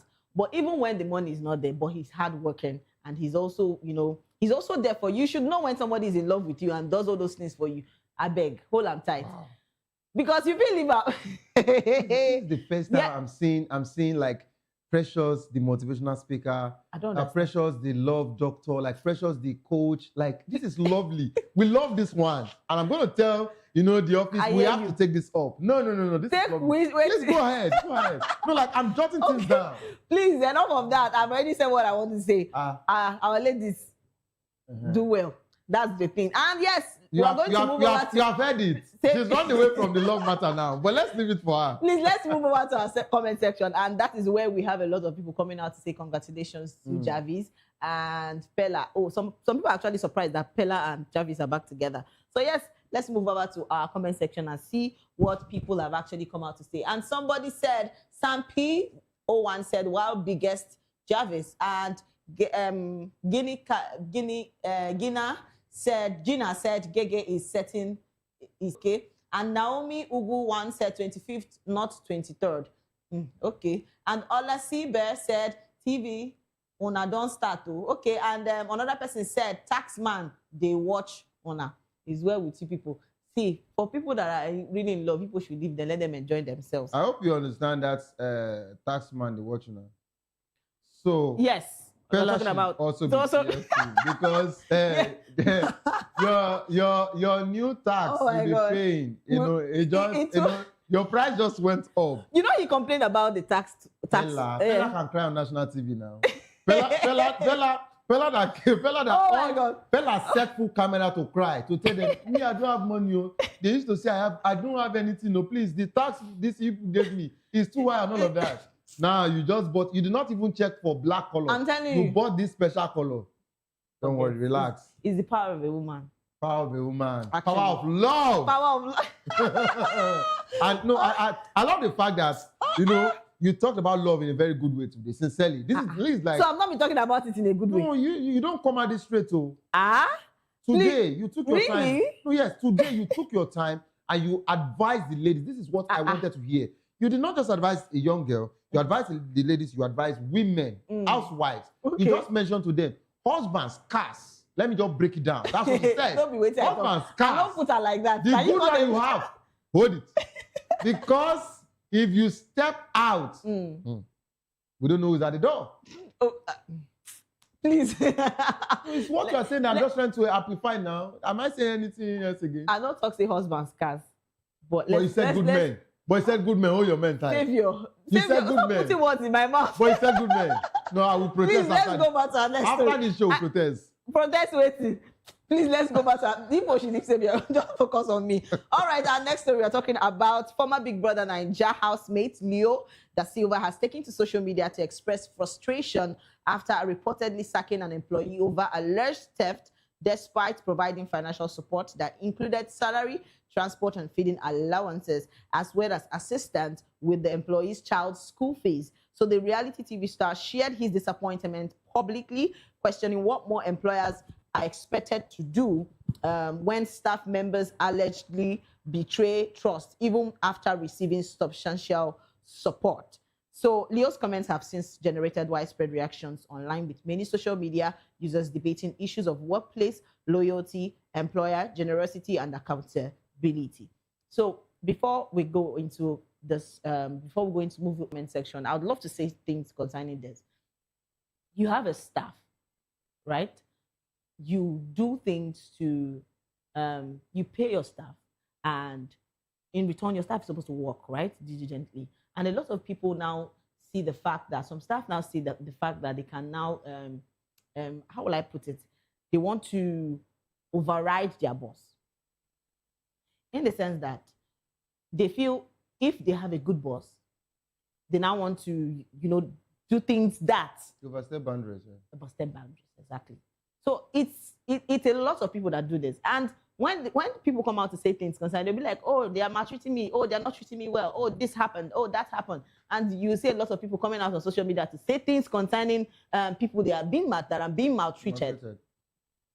So, and the fact that we are not looking at, some people don't see the fact that, oh, that there are these people, that employers that are good people that do good things, but because of the employees are not being diligent in their work, and they're not being diligent, even in character, anything. But it's how people just see it, and they don't look at them. They just move over to the fact that, oh, they are being maltreated. So- and this is an example of it. So I think what happened to Neil, another version rather, happened to me last week. So let me just, since we're talking about stuff now, let me just pour it here. So basically, I've changed between last year. Yeah. I've changed just 2 dry cleaners. Wow. Okay. So let me explain. Okay. So it is either they get to bring someone's clothes while they are delivering my clothes. I'll call them. Oh, wow. Come and take it. That's one. Yeah. Secondly, I look for my clothes often. Unlike before where it used to be complete. So whenever the company is about to start with you, you just meet a new one, they get to give you good services until, you start trusting them to just give them clothes without cross-checking your clothes. That's when it starts, missing. Yeah. And not until one actually sports a very expensive lace material of my wife. And I said that was the end. And this other person that we trusted, they said I should, this one is better, whatever. I just changed last week. And if I am to tell you the amount of things that was done, I don't think it will be okay on national TV. But guess what? Yeah. Even when you bring some of them home, of course, we have someone that comes to the house to clean and all of that. Sometimes money means. So he's not making this up. Yeah. And there are these new companies now, which of course I think if you want to, I'm not here to actually spoil business for anybody. Yeah. Where they will tell you, no, we can give you living or what do they call it, part-time, whatever, cleaners that just come, they take care of your house, including nannies, and they go. Yeah. No matter how you have, no matter the information, of your staff that you have as your agency before you deploy that person to me, before you send the person to us, no matter what, you cannot control that person's integrity. And before we would even know what the damage the person has actually caused, the person has done this thing, to a very far extent. Presently, I'm looking for a few things. And I'm not saying this to, of course, I'm not going to call names or whatever, but I'm looking for a few things which have actually raised concern. Yeah. Right?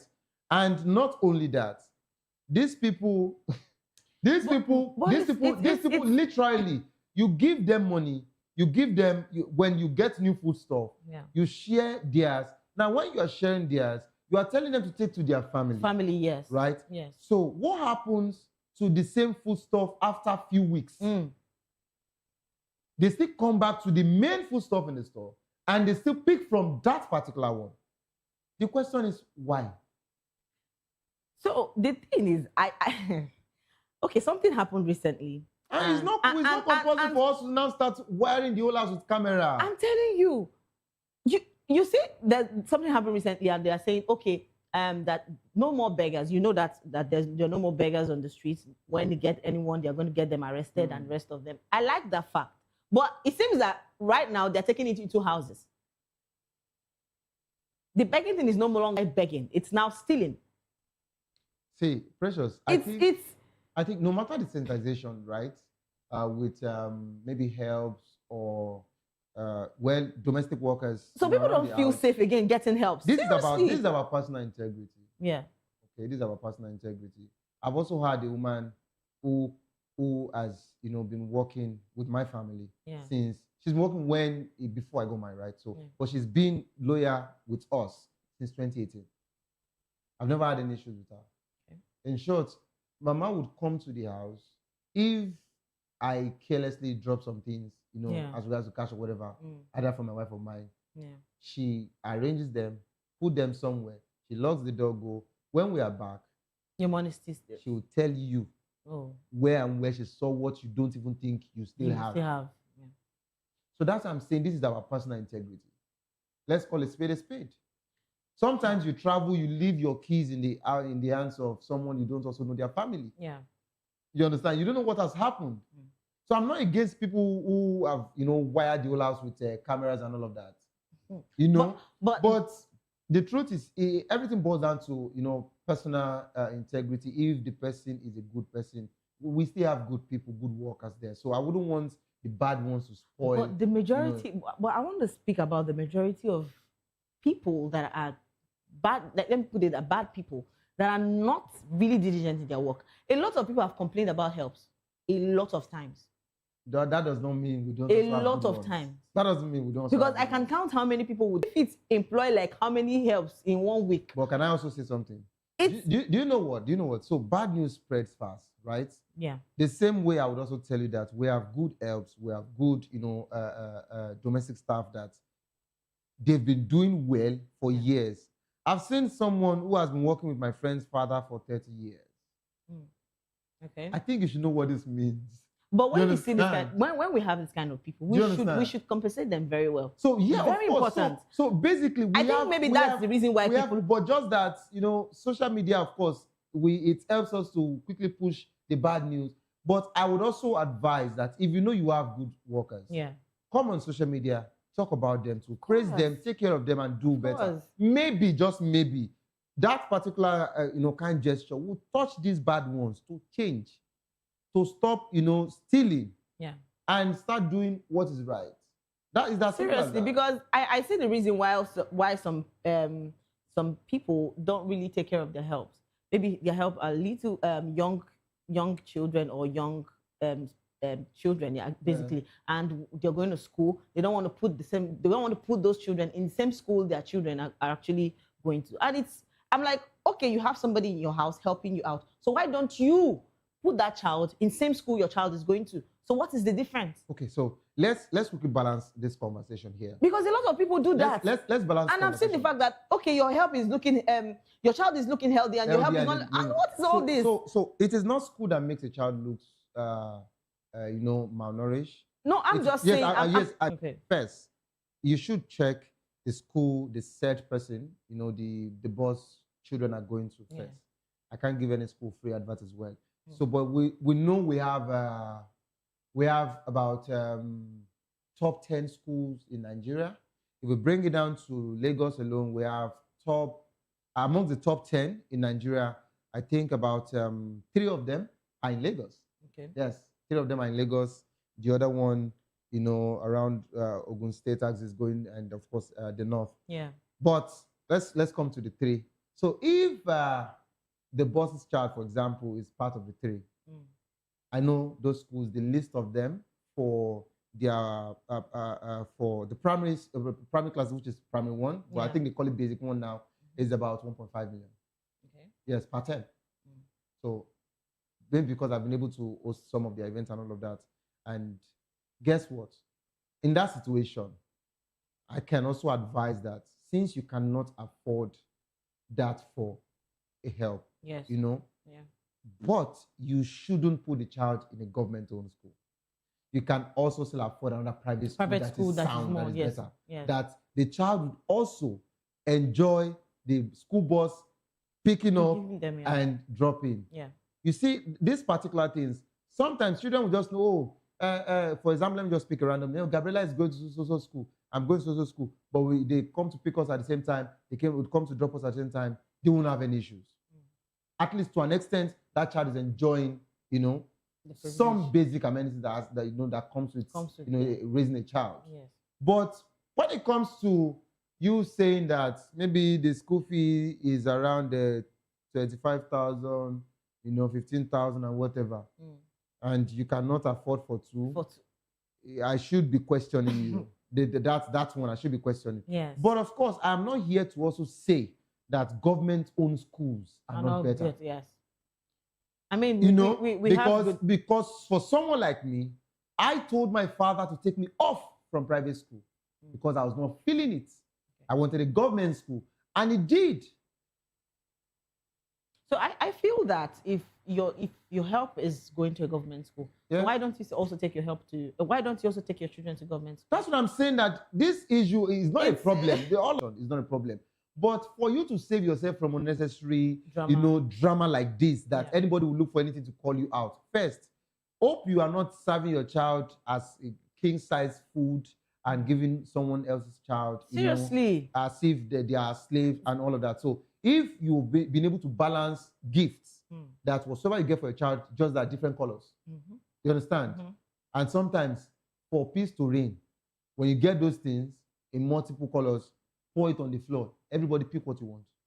If this one say, no, I want that red, that this one, no problem. The place you buy things, let them already know by now that if they say they want red, I'll come and return this to green and bring red. It's as simple as that. With that, you balance all of those things. If a child is not looking, tortured, malnourished, and all of that, yes. and it's just about school, it's not a problem for me. Do you understand?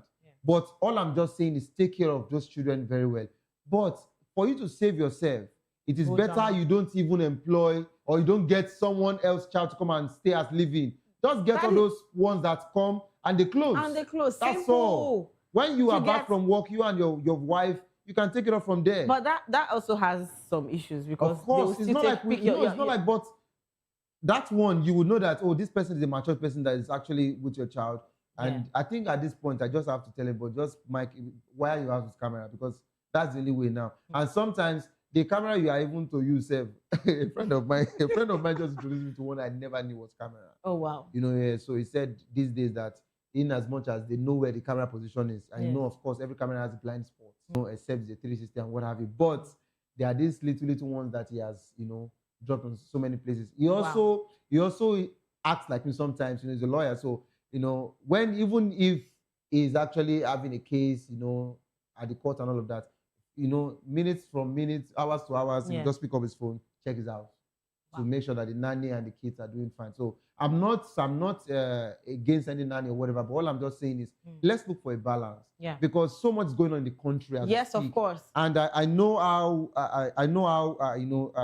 traumatic some people are presently, and what some children might be going through. You understand? We don't know how some children have been molested, and things like that. So please, let's just try and balance it. But I'm just surprised that Precious had to bring us to this serious part. I would have loved the love with come back in Jesus' name. All right, we're still talking about Leo da Silva that spoke about he actually sacked his help because she actually stole things from his house, and remembering where he actually helped the lady, pay school fees of the children and the rest of them. So my advice to people that always get help, please take care of your help. And if you can't stay with a help or you can't take care of a help, it's best you get the ones that can come, clean, do your house chores, and just leaves the house for you. So anything where don't come up for your house, you're supposed to be the agency to, fix that out with them. All right, this is where we're going to move over to the comment section where people have actually come out to say things concerning Leo da Silva's comments and the things that has been going on. So let's take some comments and see what people have actually come out to say concerning this. And yes, somebody said, I don't try to please anyone. Human beings no be better people. All right, Duncan said, how much they pay her as salary? Tell us. Sometimes salary has issues with those in that they regardless, make but regardless, if actually, the salary was not okay, if the salary she was wouldn't not have taken the job. It's as simple as that. Wow. Let's not even go there. And cute Elam said, the heart of an average Nigerian is evil. You will think nothing can surprise you until you meet some Nigerians. All right, let's take on another one. Another person said, I paid for her daughter's WAEC and computer training, placed her on a housing allowance, medical allowance with jumbo salary. She diverted a lot of business, stole heavily, and even shared some money with some of my students as well. All right, let's take more comments and see what people are actually saying concerning Leo da Silva's comments. Let's take more and more comments. People are saying things. And yes, somebody said, check and balance.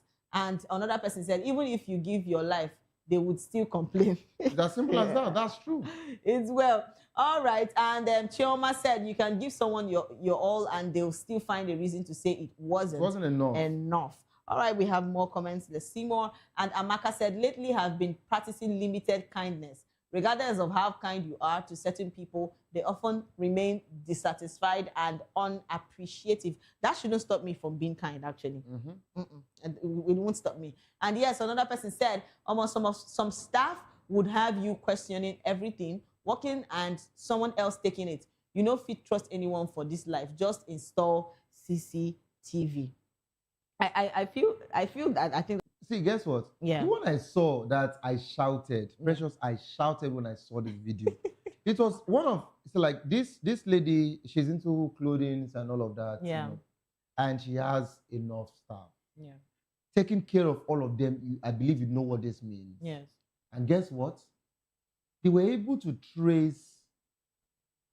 one of our staff Yeah. that something is gradually missing when they are taking stock. The day they traced her to a place, a private place that she has Wow. got and all of that. Wow. Like someone that the way the boss sells lace at a co, Wow. she sells her own. Separately. And guess Wow. what? And guess what? She sells, but she does not buy. So when the boss buys, that's the supplier for free. So you are just selling materials for free, making money. Some people can be heartless. Let's call a spade a spade. Do you know something like this happened recently? Of where a lady, she works with this woman that sells hairs. And it happened to be that the woman buys hairs from outside the country, brings it to Nigeria to sell, and people goes there to buy hairs. So what she does is that this lady picks some hairs, takes to someone that sells as a second-hand use, thrift hairs.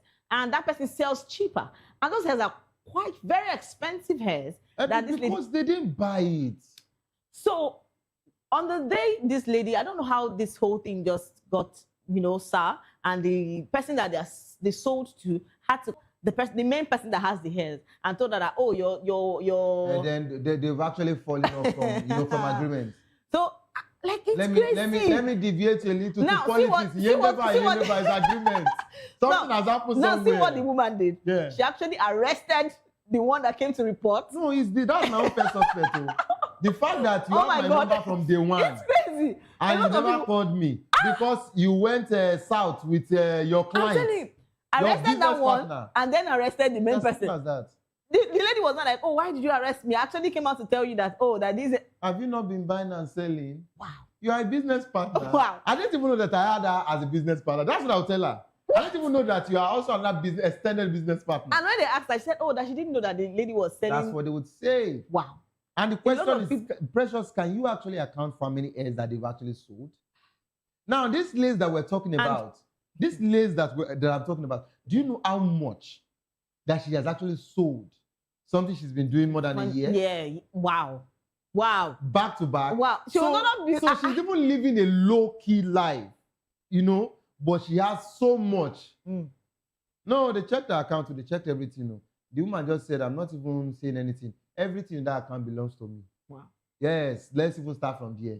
Everything I just feel people need to start doing better things. Like, come on, taking people's thing and causing them pain and doing all this, these are they really necessary? It is well. It is well. But sincerely, if you are planning to do it and miraculously, may they catch you in Jesus' name. I'm not even praying that prayer. and miraculously you watch this show. To give your life to sign. My dear brother and sister, it's a sign for you to give your life. But don't become change. pastor. I don't know why. If you decide to still go ahead, even after we have said this, these two mature people coming in the studio telling you that theft is bad, and you still go ahead to do anything of this sort. As you are even about to move it, that's why they will tell you, pause. See, wait, calm down. If I be a woman of God, no, just use that one. If she be a woman of God. Try and first. Just take and play first. Do you know her? Has she seen you before? Celebrate grace. All right, this is where we're going to close the curtains. And yes, thank you so much for staying with us on the Spotlight Show. Trust me, I enjoyed myself, and I'm sure you did too. So remember, if you're going viral or going global, please stay true to your stories and tell them with heart. And yes, don't forget to follow us on all our social media handle at VOPTV Live and subscribe to our channels for more episodes and updates. And yes, until next time, I am Precious Agmanu, aka Call Me Prezi, and I didn't do this alone today. I had my special person with me. All I just want to say is peace. All right, see you next time. Bye for now.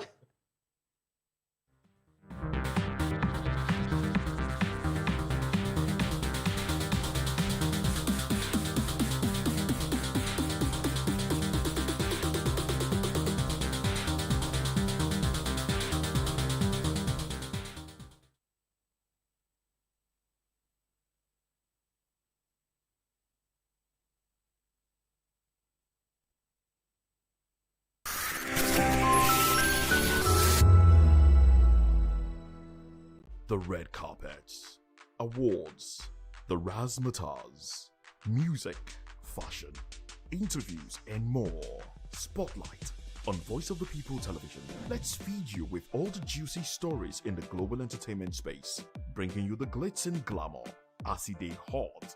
Stay tuned to Spotlight, 1 p.m. Monday to Friday. Spotlight on VOP TV. Entertainment like never before.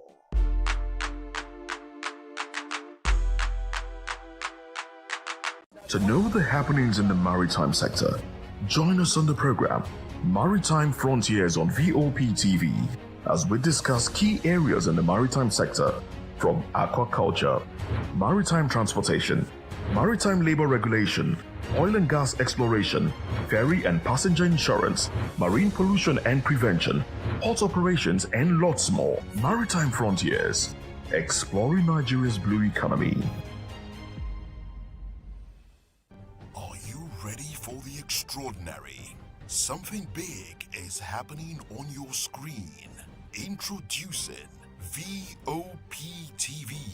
Now streaming on SLTV channel 264. From breaking news to captivating conversations, news analysis, giving you all sides to the story. We break in-depth discussions on the issues that matter, from politics to sports, entertainment, and lifestyle. VOP TV on SLTV channel 264. Join us as we redefine what television means to you. Voice of the People Television, VOP TV. Now you have more than a voice.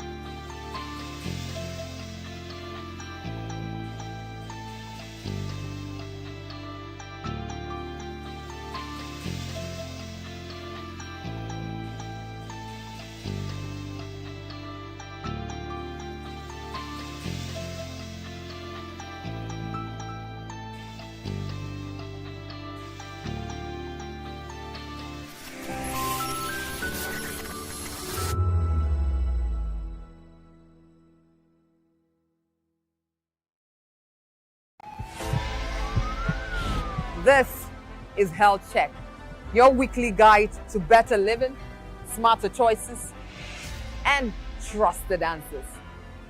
From everyday wellness to urgent health issues, we've got you covered. Health Check, only on Voice of the People Television, where your health has a voice.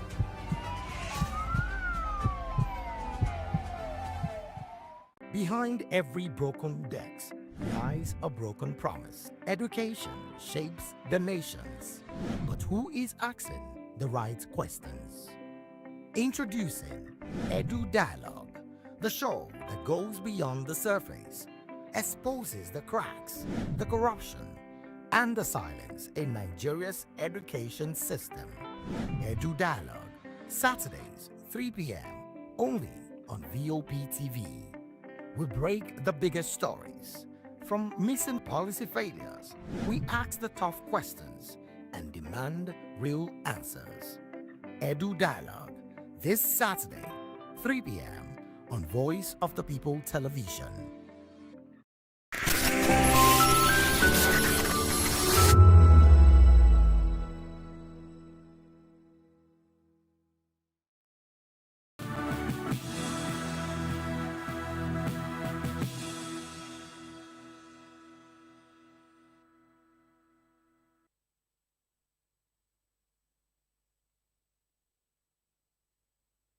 Hello and welcome to the African News and Voice of the People Television. I am Chioma Innocent. Before we begin the news, kindly visit our website. It's www.vop.ng for fresh and trending news. And for WhatsApp, the number is 0904-473-2605. Now the news. A Panama-flagged cargo vessel, the Dura Bulk, sank off the coast of Western Sahara, Merkel's transport ministry said on Sunday. The ship, which was carrying a cargo of clinker, a key ingredient in cement production, went down on Saturday after reporting water ingress en route to La Youn's port in Western Sahara, according to the statement released by the ministry. All crew have been rescued and authorities have opened an investigation into the incident. In a very tragic development, the Kenyan authorities have confirmed the Kenyan Member of Parliament, Johanna Ngeno, killed in the helicopter crash in western Kenya on Saturday. The helicopter crashed in Nandi County in the North Rift region. The cause was not immediately clear. County Police Commander Samuel Mukusi said the Ngeno, who represented Emura Dikere constituency as well as the pilot and 4 other people, died in the tragedy. In a post on X, President William Ruto condoled with the deceased family, friends, people of Emura Dikere, and all the families affected by the crash. Kenya has urged stronger international cooperation to prevent the Middle East conflict from escalating. In a statement on Monday, President William Ruto said dialogue and multilateral diplomacy are important to prevent the conflict from spreading further across the region and beyond. President Ruto avoided criticizing the U.S. or Iran, instead calling on global institutions to lead peace talks. He warned that continued fighting could disrupt global economic systems, security, and humanitarian stability. In the meantime, Kenya's National Police Service has denied a viral social media post claiming Kenya police are ready to participate in a war between Israel, the U.S., and Iran. The post, circulated on Facebook and WhatsApp, alleged Inspector General Douglas Kanja assured Kenyans that they were safe from the Middle East conflict and the police service was prepared for war.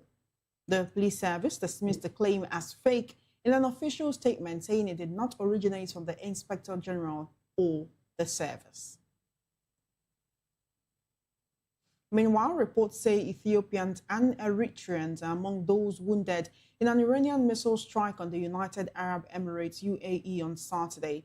The attack has resulted in 3 deaths and 58 injuries, according to the UAE Ministry of Defense. The fatalities include Pakistani, Nepali, and Bangladeshi nationals, while the injured comprise various nationalities, including Ethiopians and Eritreans. The ministry stated that the injuries are not life-threatening. The UAE has intercepted most of the Iranian missiles, with 152 of 165 ballistic missiles destroyed and 2 cruise missiles detected and destroyed. The Iranian attack is reportedly a retaliation for U.S. and Israeli strikes on Iran. The UAE Ministry of Defense has assured that the country's air defense systems remain on high alert, prioritizing citizen safety. Elsewhere, the Somali army, backed by Ugandan troops from the African Union Mission and other foreign partners, have launched a new operation named Operation Rolling Thunder in southern Somalia. The operation targets strongholds of the Al-Shabaab terror group, according to a statement by the Defense Ministry on Sunday. The ministry said that the forces are focusing on dismantling key Al-Shabaab positions in the lower Shabelle region and disrupting the Al-Qaeda-linked group's access to the routes used for terrorist activities. It added that the operation aims to weaken Al-Shabaab's operational capacity, remove remaining fighters plotting attacks, and safeguard civilians along with key agricultural and production areas. This report says President Cyril Ramaphosa has instructed the extension of the employment of 450 members of the South African National Defence Force for a period of 6 months. Government is expected to spend 883,124 rands as part of the expenditure incurred to accommodate this move. According to Ramaphosa, this is to ensure complete withdrawal from the UN stabilization mission in the Democratic Republic of the Congo, MONUSCO. In a letter to National Assembly Speaker Thoko Didiza, the president said the South African government has taken the decision to withdraw from participation in MONUSCO in agreement with the United Nations. However, he concedes that the withdrawal of the Sunday Forces structure elements will be phased and conducted over the next 6 months. Armed youth from South Sudan's Unity State attacked the neighboring Ruweng administrative area early on Sunday, killing at least 2 senior local officials, 9 soldiers, and of civilians. The attackers, identified as White Army militia from Mayom County, struck Abiemont County at about 4:29 a.m. local time. The assault lasted up to 4 hours, displacing residents and destroying property. Videos geolocated to our Penny showed large sections of the town and local shops actively burning. The local market in Abiennom East County was burned to the ground, prompting appeals for emergency food assistance. Ruweng Chief Administrator Stefano Wiu Demialek condemned the attack as a coordinated act of rebellion, blaming the Mayom County militia and elements of the Sudan People's Liberation Army in opposition. You're still watching the African News and Voice of the People television. Right here with us to analyze the stories, we have a lawyer and public affairs analyst, Darlington Agomo. And joining us virtually from Kenya, we have Martin Ireri Njue, a public affairs analyst. Gentlemen, you're welcome to the African News. Thank you for joining us. My pleasure. Are you with us, Martin? All right, then, while we wait for the virtual guest to join the conversation, let's begin with our studio guest, Darlington Agomo. A lot has happened over the weekend. The tensions in the Middle East are escalating, and it's looking like even the countries who are not directly involved in this, Bahrain, the United Arab Emirates, Saudi Arabia, and others have been hit because they had some U.S. forces or equipment on their soil. This impacting on Africa, and does Africa has what it takes to withstand whatever will come out of these tensions? Already, we are hearing that in Nigeria, the price of fuel may go higher due to the fact that energy installations are being hit, and Saudi Arabia has closed down one of the largest refineries in the world. How does the escalation of tensions in the Middle East affect Africa, and are African governments ready to safeguard their citizens? In the global stage, Africa is not reckoned with.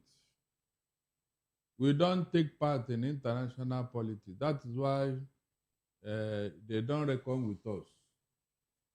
The only story that comes out of Africa is the story of infamy, story of poverty, story of life, story of borrowing, story of infrastructural decay, story of human rights violation, story of terrorism. This is where we measure. But when it comes to international politics, we have never seen them. But no African leader can even lend a voice to what is going on. So I'm not surprised that Africa, nobody has remembered us in this Iran-Israeli-American conflict. The thing is, if nobody is remembering us, we have to remember ourselves. We have to remember our citizens who are in these areas. There are reports that Nigeria, they're trying to evacuate their citizens in Kuwait and Bahrain who may be affected by this crisis. What I'm trying to say is what will come out of this crisis, what is coming out of it already, the fact that energy installations are being hit, the fact that there are citizens of African countries in these countries that are being affected, are African governments ready to forestall whatever will be the outcome of this? We always bear the brunt. That's why I told you that we don't take advantage of such situations. We don't. I mean, look at it yourself. If instead of enjoying the oil boom, we are going to bear the brunt now, but we are going to buy higher cost of fuel. Is it not an irony and a condition? Even to make money out of the oil boom, we may not even be there because what's it called? We are not manufacturing any fuel here, except a Dangote, and that's a private refinery. So we are never there when it comes to international events. We are never there. African countries are going to bear the brunt. Before you know it now, their youth will be recruited into the war. Before you know it, their youth, out of ignorance, out of religious sentiment, either they go to Iran or to Israel or to America, just to earn the green dollar. Is there any other reason? Because America can afford to hire anybody anywhere to fight for them. And of course, Israel can. Iran, you are going to fight there as a terrorist. And when you go there because of religious sentiment, because of jihad or whatever, of course, you'll be counted as an enemy whenever America or Israel meets you. So you can see there is no clear-cut program on how to harness what is coming. We don't have leaders here. Seriously, we don't. By now, we should have taken a stand on these issues and know where we are going now. When Operation Desert Storm happened, did we get the $12 billion we gained? Babangida said they spent it on infrastructure. And up to today, we didn't see this infrastructure. We are not there yet. Seriously, we are not there. As much as we are not there yet, there are certain African countries that at least have a grasp on things. Now, some of these countries that are at war right now, some of these countries that have been exchanging missile strikes, they are trade partners with certain of our African countries. Do you know that in Africa, many African countries were heavily dependent on import, were heavily dependent on aid and funding from outside these countries? And that's why I kept asking, how will it affect Africa? And are the African governments ready? I think I've not really gotten a response to that. If the African governments can actually safeguard their people, if they have enough for the people, because while these countries are busy exchanging missiles, they're not thinking about trade. They're not thinking about exports. They're not thinking about imports. All they're thinking about at the moment is security. So do we have enough to sustain us until these tensions de-escalate? They are not thinking of trade, but they are thinking of increasing the price of their product and ship it to you. Since you don't have, you depend on them for your import. Is that not true? Good. Whatever they manufacture now, they are going to increase the prices to support the war, to finance the war. And those things are going to depend on their goods and services which they render to you. You don't have any choice than to buy them at whatever price they give you. They are going to put up prices on top of their goods because of the war. It's as simple as that. So do you have the power to command the respect of your oil in the international market? Do you? They will still be the one to determine the price of your crude oil. You can see. So whichever way you look at it, we are not ready. We are just there like a sitting dog waiting for them to decide which direction we are going to go. Because you don't have the power to make choices here. You don't. You don't have the power to make choices. Both in wartime and in peacetime, they are still controlling your economy. So what are you talking about? Are you going to use another currency as a piece of exchange? It's not the dollar. So who is controlling the dollar? Is it you? So whichever way you look at it, I told you from the beginning we are not there yet. That's why I keep lamenting that we don't have leaders in Africa. Seriously, we don't. We don't have leaders in Africa. We don't. If Nigeria could be in a state where it is today, then which other African country, with all the resources we have, we couldn't manage it, we couldn't manage ourselves, we couldn't manage the economy. We left from number 1 to number 4 or number 3. But some African countries are ahead of us, so we are not there. Seriously, we are not there. That is my worry. I was thinking that with this war, somebody is going to make something out of it in Nigeria, but we cannot decide how much we are going to sell our oil now. We still depend on international market price, which you are not in control of. The people that are fighting are the ones that determine it. You can see. The only product that you are gaining from, you are not even gaining from it, and you will never gain from it. One other issue that we seem to be seeing with what is happening is they see it as a war between the Christians and the Muslims, especially because of the involvement of the United States and Israel against Iran, which is an Islamic state. In Nigeria, some Muslims were actually marching, they were protesting against Donald Trump and Israel. They were protesting due to the killing of Iran's supreme leader, Ayatollah Ali Khamenei. They saw it as a fight against Islam, right? And this is not happening only in Nigeria. We're also getting reports that Hezbollah, the Lebanese insurgent group, that Hezbollah is coordinating with their West African counterparts to launch an offensive against anyone who seems to support the US and Israel and anyone who speaks against Iran. Already, countries in Africa, Sudan, Somalia, they're already grappling with their own, with insurgency. And so now that it's being seen as a war against Islam, it seems that this insurgency will increase. Again, are African governments ready to deal with the outcome of this when it comes to insecurity, when all of these insurgent arms are banding together to launch a full-scale war of terror on anyone who seems to be supporting US or Israel across Africa? That would be their mistake. Already, Iran have committed a very big blunder by hitting other neighboring Islamic states or Arab nations around them. Those who would have supported them, those who would have lent their voice or two in their favor.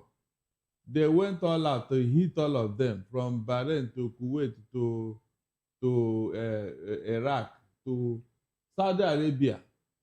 You know, all these states are major Islamic states that should have, helped in talking to America or Israel. But Iran have made them their enemy by hitting them, by throwing missiles on their soil in the name of hitting American target and all that. Now that they have made us all this enemy, who will now support them? In the case of a full-scale war now, mention that Arab nation that is going to lend a voice in favor of Iran. And a war, a war between Iran and America and Israel. Nobody is in doubt as to how that war will end. Nobody. You are facing number one strongest nation and number four strongest nation against yourself that is nowhere. Nobody. Do you need anybody to tell you how that war will end? If the America and Israel bomb Iran for a whole week, nothing will be left there. Nothing will be left there. That place will be in serious ruin. And they may not recover in the next 50 years. That is a fact. So this bravado by Iran is just to showmanship.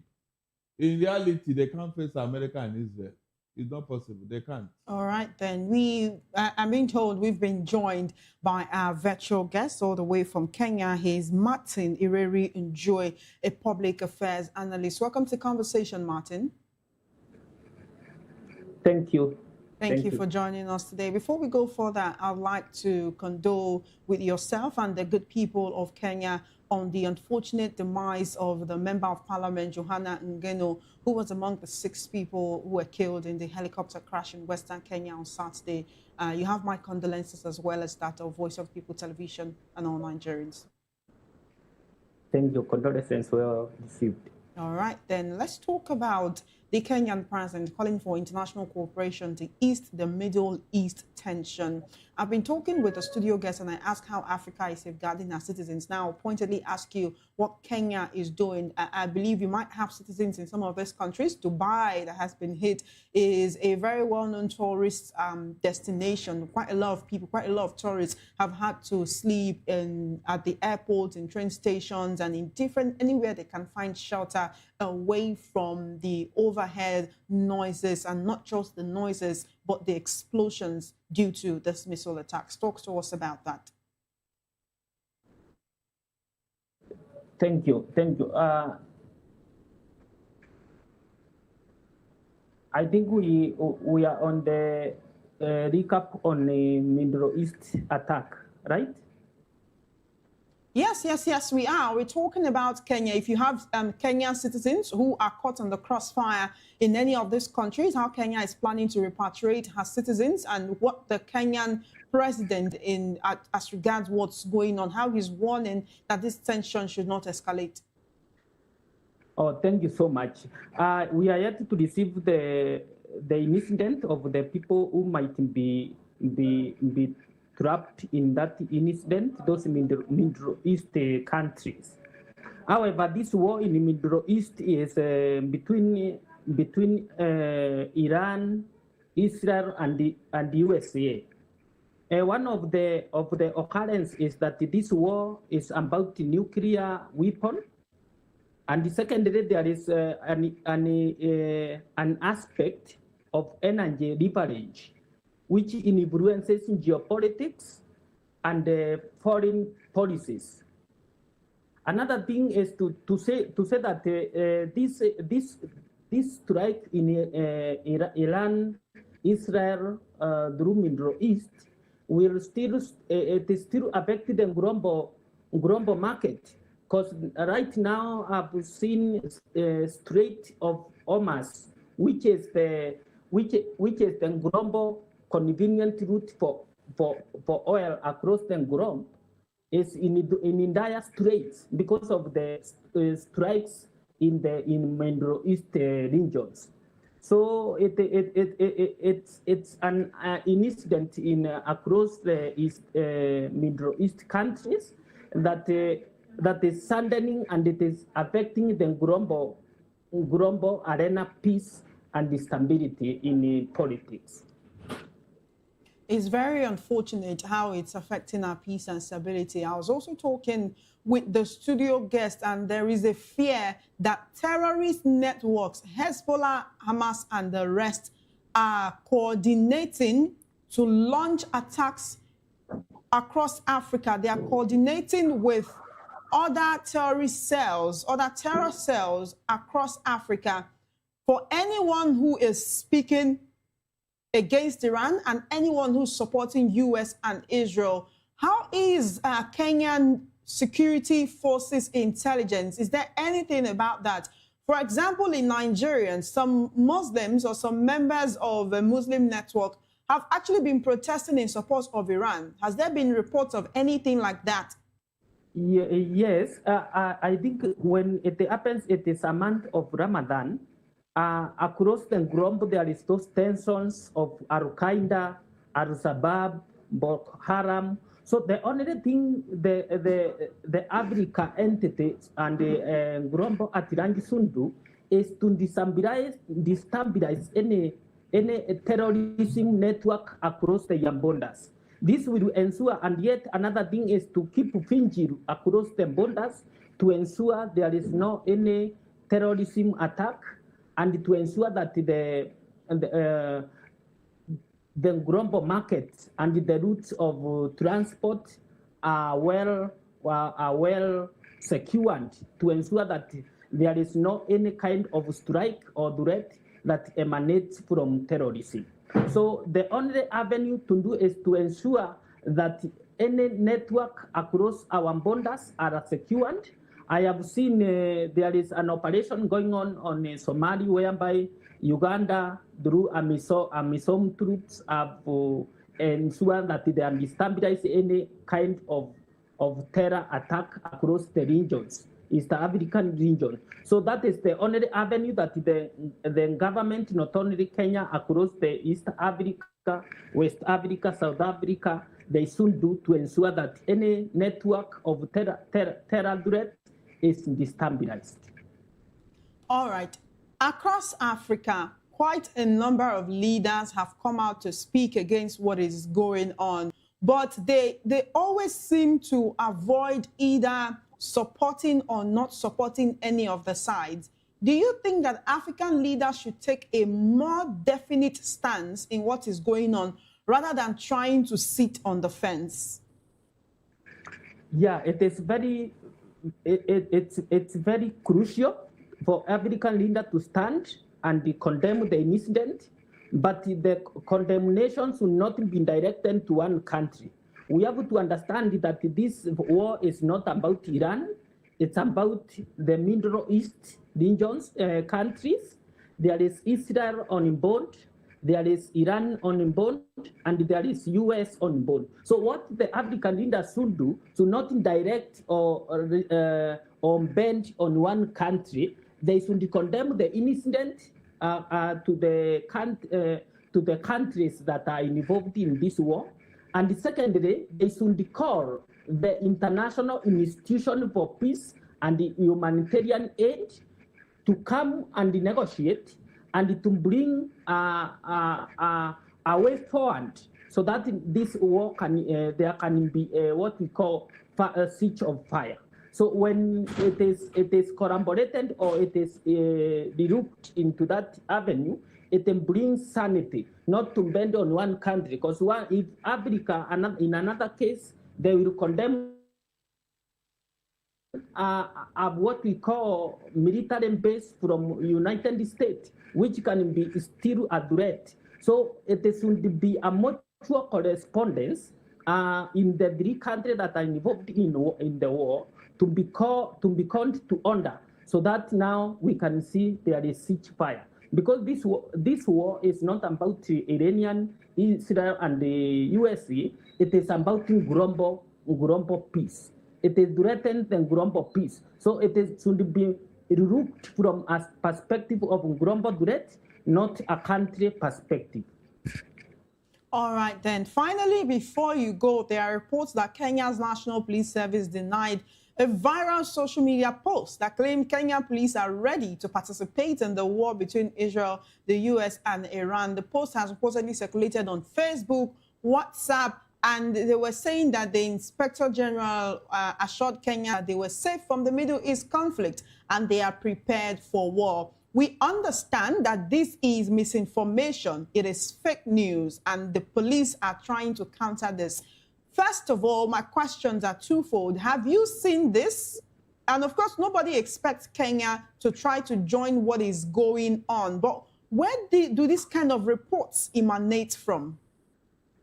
Okay, one thing is that the social media is full of information that are unverified. Secondly, there are people that are using the channel in social media channel to pass information so that they can threaten a person, individual, or country. But essentially, what governments do when there is an information from government, but it is gazetted. And once the information is not gazetted and it is found in social media, you can deny it because it has not been verified. Secondly, the information has to come from the national leader, and once it is national leader information, it has to come publicly through where in a platform where he is addressing such information. So I can say that that information is biased because I've not seen I've seen government countering it as misinformation. All right, then. Thank you so much, Martin, for joining us on the African News today. I do appreciate you. Thank you for coming. Much. Thank you, and enjoy the rest of your day. We'll bring it back into the studio before we leave. Darlington Agwamo, lawyer and public affairs analyst. All right, what kind of stance? You know, Kenya has already said what they've said. Nigeria has released a statement. A number of African countries has released a statement. But do you think there will come a point where African countries will need to take a definite stand based on the kind of relationship they have with the countries that are involved in this crisis? It's not possible. It is not possible because African states are mostly a colony of these Western powers. In fact, not just colonial in political structure, but in economy. They depend on them. And so how would you not take a stand against them in whatever they are doing? You will always support them. That one is obvious. There are no two ways about it. The only country that I'm not too sure they will even need your help is Israel. Israel have always done their thing.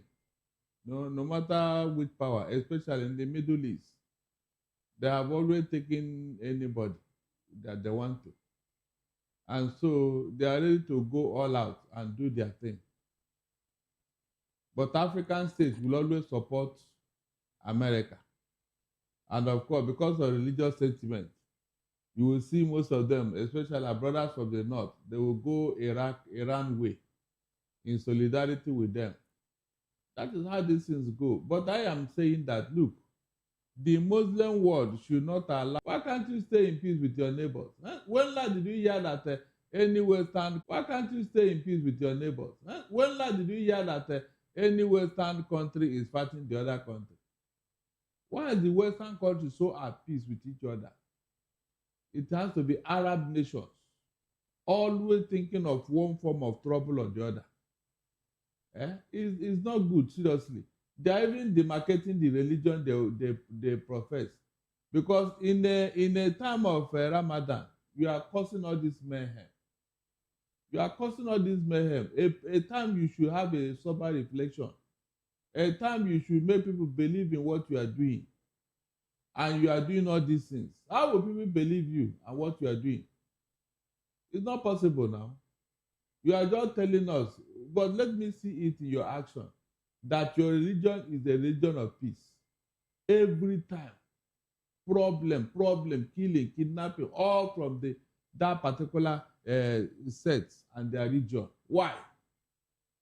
To kill everybody. Why shouting death to America, death to Israel, death to America, death to Israel? Do you know that if Iran have 1/4 of the powers of America, we will not be here? I'm not joking. They woke up one day and bombed the whole world with their military arsenal. If the 1/4 of the ammunition in America, one day you wake up and discover that these people have leveled everywhere. They just don't like humanity, seriously. I don't know why. What is going on in their mind that they cannot find peace with their neighbor for once? That's why America don't want them to have this ammunition they are looking for, this nuclear power. If they have it, I am not joking. One day, in fact, there will be nobody left in the whole of Arab region. They will make sure they bomb everybody. And so when they cause the trouble, and then wake up America and Israel, they should not be seeking for mercy when the time comes, because they will pay for what they have done. You don't just throw things at people. Be at peace with your neighbor, you will not agree. Meanwhile, your economy is down, your people are suffering. But you have a time to sponsor terrorism all over the world. You have money to sponsor terrorism and you are proud of it. What do you want to gain from it? So anybody supporting Iran should first of all ask them questions. Why are they always belligerent against their neighbors? To the extent they don't want to see Israel exist. They don't want to see America exist. But they know they cannot do more than saying it. They can never exterminate Israel or America. They can never. They can never. All because these two groups are checkmating their excesses. If they had the power of America or Israel, nobody would be left in the Middle East. They would have made sure that everybody is destroyed overnight. Is that the kind of person you want to hand over nuclear weapons to? It's not possible now. All right. For your perspective on these issues, we appreciate you. You're watching the African News on Voice of the People TV. When we return, Zambia opposition accuses government of restricting democratic space ahead of elections. These and more stories coming your way after this break. Join us again.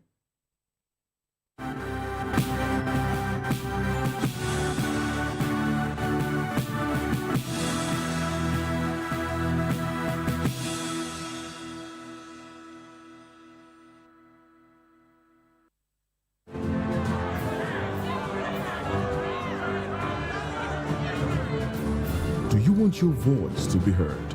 Do you know that you matter in the scheme of things?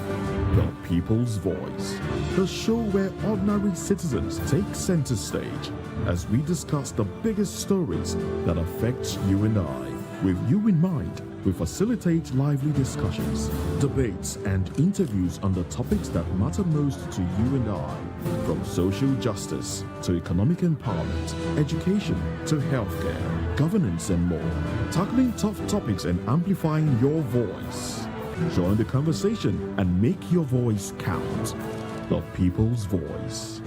Make your voice count. Good evening, Africa. My name is Mama Kore, actor, model, producer, and I'm giving a big shout out to VOP TV, man. Keep watching. Don't change the dial. Thank you and God bless you. My name is AY, and of course, I represent the voice of the people, and that's why I'm on VOP. AY say so. Hi everyone, it's your girl Miriam Tima from the Real Housewives Ultimate Girls Trip Africa. Shout out to VOP, the voice of the people. You already know. Stay tuned, keep watching. And don't forget, VOP is the best. All right, hello, how are you? That's Shaggy, the man fine back with Melanie Poppy Black Skin Boy. This is VOP TV. If you're not watching VOP, I don't know why you're watching. Maybe you're watching your weight. Hello, beautiful people. This is Wale Ojo, and you're watching VOP, Voice of the People. Hi, guys. You already know who it is. This is New Energy. Flyers wherever live. Keep watching VOP TV. Thank you. Hi, people. Jenny Albano here. Guys, please keep watching Voice of the People. Voice of the People. In a world where power shifts its every headlines, news breaks and events happens. We bring you unbiased and explicit information on politics, economy, and state of the nation. We break down the chaos. Facts, not fluff. Truth, not speed. We discuss not just politics, but a glimpse into the future. Voice.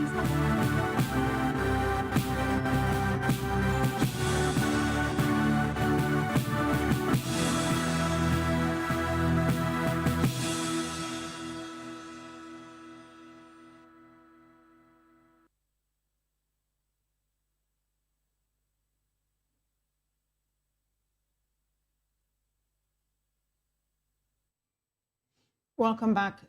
Opposition leaders in Zambia accused the administration of narrowing democratic space through legal and administrative decisions ahead of the August general elections.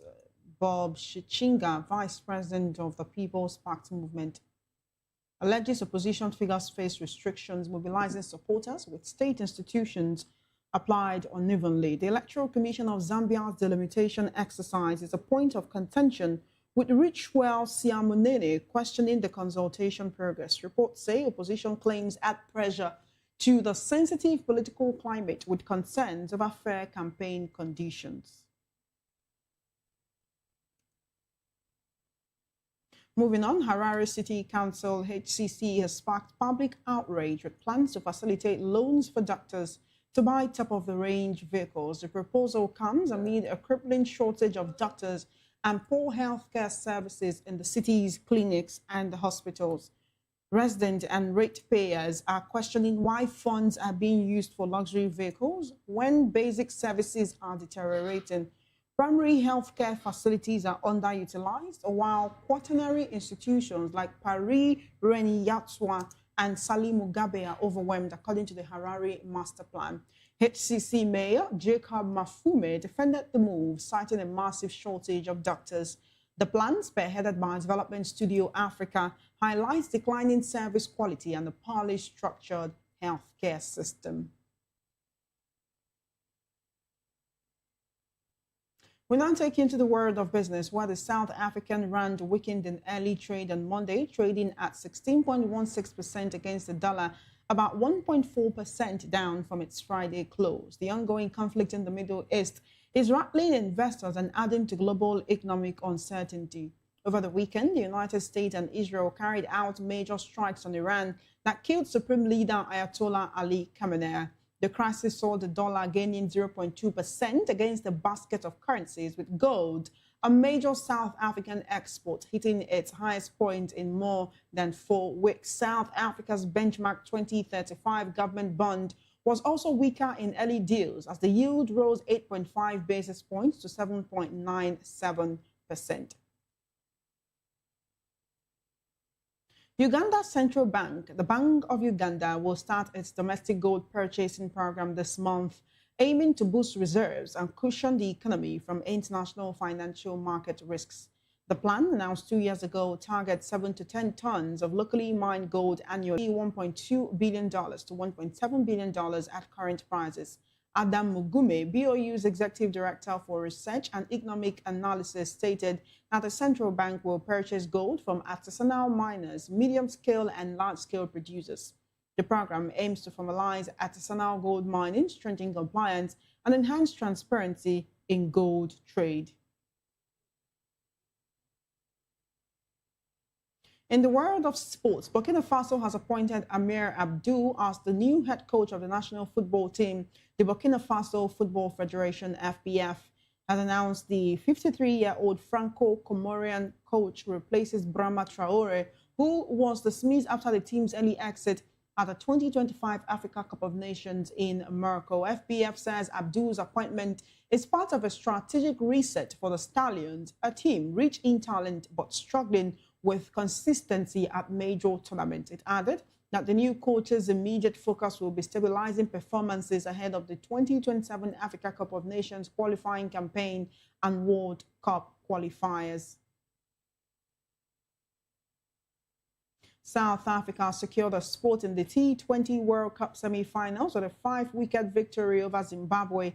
Despite an unconvincing batting performance, the Proteas chased down Zimbabwe's 154-run target with the 13 balls to spare, thanks to crucial contributions from the world brevies, 42 of 18 balls, and an unbeaten partnership between George Linde, 30 off 21, and Tristan Stubbs, 21 off 24. This win extends South Africa's unbeaten streak to 7 matches in the tournament, and they will now face New Zealand in the semi-finals cup title, having previously reached the final in 2024. In other developments, England finished top of round 2 in the Super 8s and will face India in the other semi-final. And that's all on the African news. Thank you for watching. Don't forget to subscribe to our YouTube channel at Voice of the People TV and on other social media platforms at VOP TV Live. If you witness news happening near you, we want to hear from you. Send your eyewitness reports, event coverage requests, photos or videos directly via WhatsApp to 0814-606-4057. You can also reach our newsroom by email at news@vop.ng. I'm Chioma Innocent. Thank you for watching.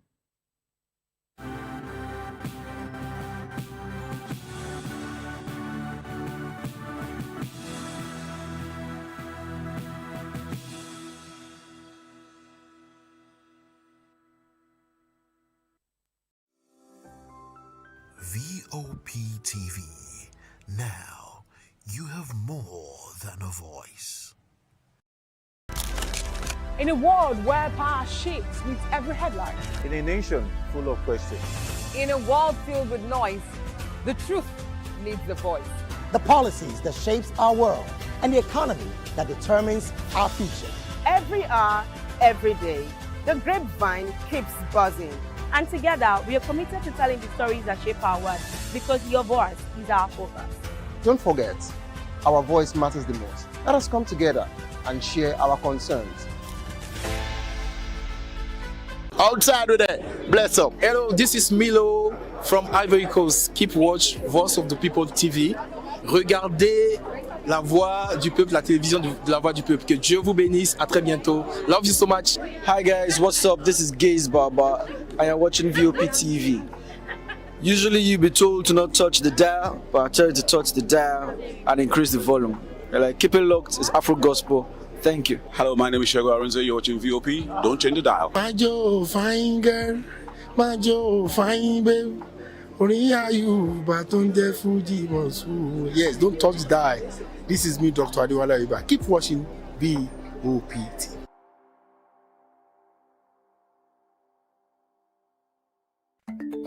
Africa is on the move, a continent of rising voices, untold stories, and powerful transformations. From the streets of Lagos to the heart of Nairobi, from the mines of Congo to the tech labs of Cape Town.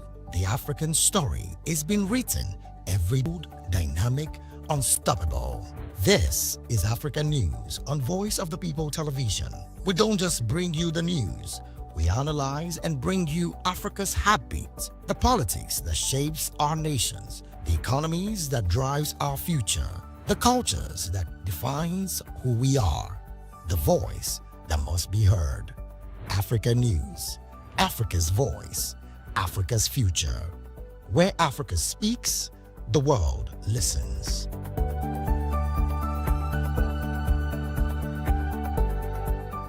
Good evening, Africa. My name is Bomakore, actor, model, producer, and I'm giving a big shout out to VOP TV, man. Keep watching. Don't change the dial. Thank you and God bless you. My name is AY, and of course, I represent the voice of the people, and that's why I'm on VOP. AY say so. Hi everyone, it's your girl Miriam Tima from the Real Housewives of Lagos and the Real Housewives Ultimate Girls Trip Africa. Shout out to VOP, the voice of the people. You already know. Stay tuned, keep watching.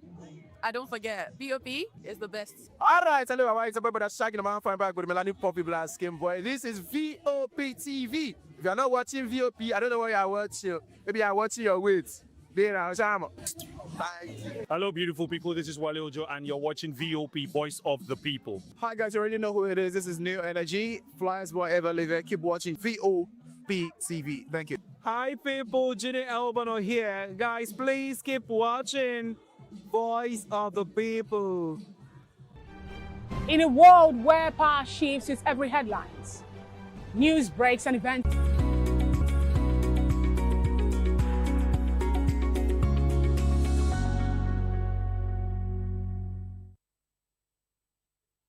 Hello there, welcome on board.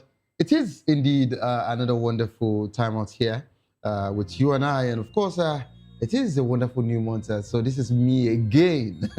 In as much as I actually, wished you a happy new month on one of the entertainment program in the station, but this is between you and I now on People's Voice saying happy new month and welcome to a wonderful month of renewed hope. The reason why I needed to use that word is because, they keep on giving us, that particular, statement saying that it is a renewed hope agenda. But of course, we understand what is going on in the country. But I wouldn't want us to start off with negativity. All I would just want you to know that no matter what thing is achievable, whatsoever it is that we've actually set your mind to achieve, just keep focusing. Nothing is too difficult, I assure you. Nothing is too hard, no matter the situation. Even if it is not looking like that, even if the situation at hand or presently what you're going through is not looking like you can actually come out of it, I want you to know that no matter what the situation is, it's going to die down. And don't forget that just like our Nigerian adage would say, there is nothing that remains hot. Whatsoever is hot will definitely, get cold someday. So it means that you actually scale through. And someday you would look back and say, oh, I went through this, but here I am now on the other side, enjoying, and of course, living in the dreams I actually prayed and hoped and worked towards. Welcome on board. It is People's Voice on Voice of People Television, where citizen stories shape the narrative. And of course, today we're dissecting a major conversation here that is dominating the headlines and sparking conversation across the nation. All eyes on INEC, and you'll agree with me that there is no better conversation that anybody wants to talk about presently, aside from Electoral Act, INEC, politics and whatever. We're around their corridors. So this is the time, just like someone actually asked me. He said, what are we going to be discussing from next week? I said, it is from weekend that you will actually know what will happen. But of course, more conversation to come as regards to the political terrain. INEC warns 2027 polls won't be 100% perfect. And I believe you know what this particular statement means. For INEC to actually say 2027 polls won't be perfect, won't be 100. This is just an advanced disclaimer. That's what I would call it. Should in case you actually want to complain in 2027 as regards to any of their polls, they would actually give us a backstory, or they would bring us back to this conversation by their chairman. We actually said this in March. So I think they are clear. I think they're actually clear. So welcome on board, and let's actually get the ball rolling. Join the conversation with experts, insights, and citizen perspective. Share your thoughts with us. I am Savio Udo. Let's look into other news stories with details. National Assembly backs manual voting to prevent disenfranchisement. This is coming from the Speaker, the House of Representatives Speaker, Tajuddin Abbas, says the National Assembly approved a hybrid system of electronic and manual transmission of election results to prevent voters' disenfranchisement. He cited Nigerians' limited internet penetration and, of course, unstable power supply as reasons for decision. Abbas explained that relying solely on real-time electronic transmission would disenfranchise 40% of the country without adequate internet services. The amendment of the Electoral Act authorizes both electronic and manual methods depending on infrastructure availability. This particular one is just a mixed feeling for Nigerians.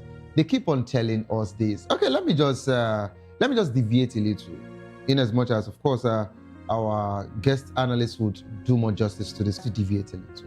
Someone asked me a question today. We had a gridlock, which is still ongoing, on our road here going to the international airport because of the new e-payment, program that has been introduced both in Abuja and Lagos, all right? And guess what?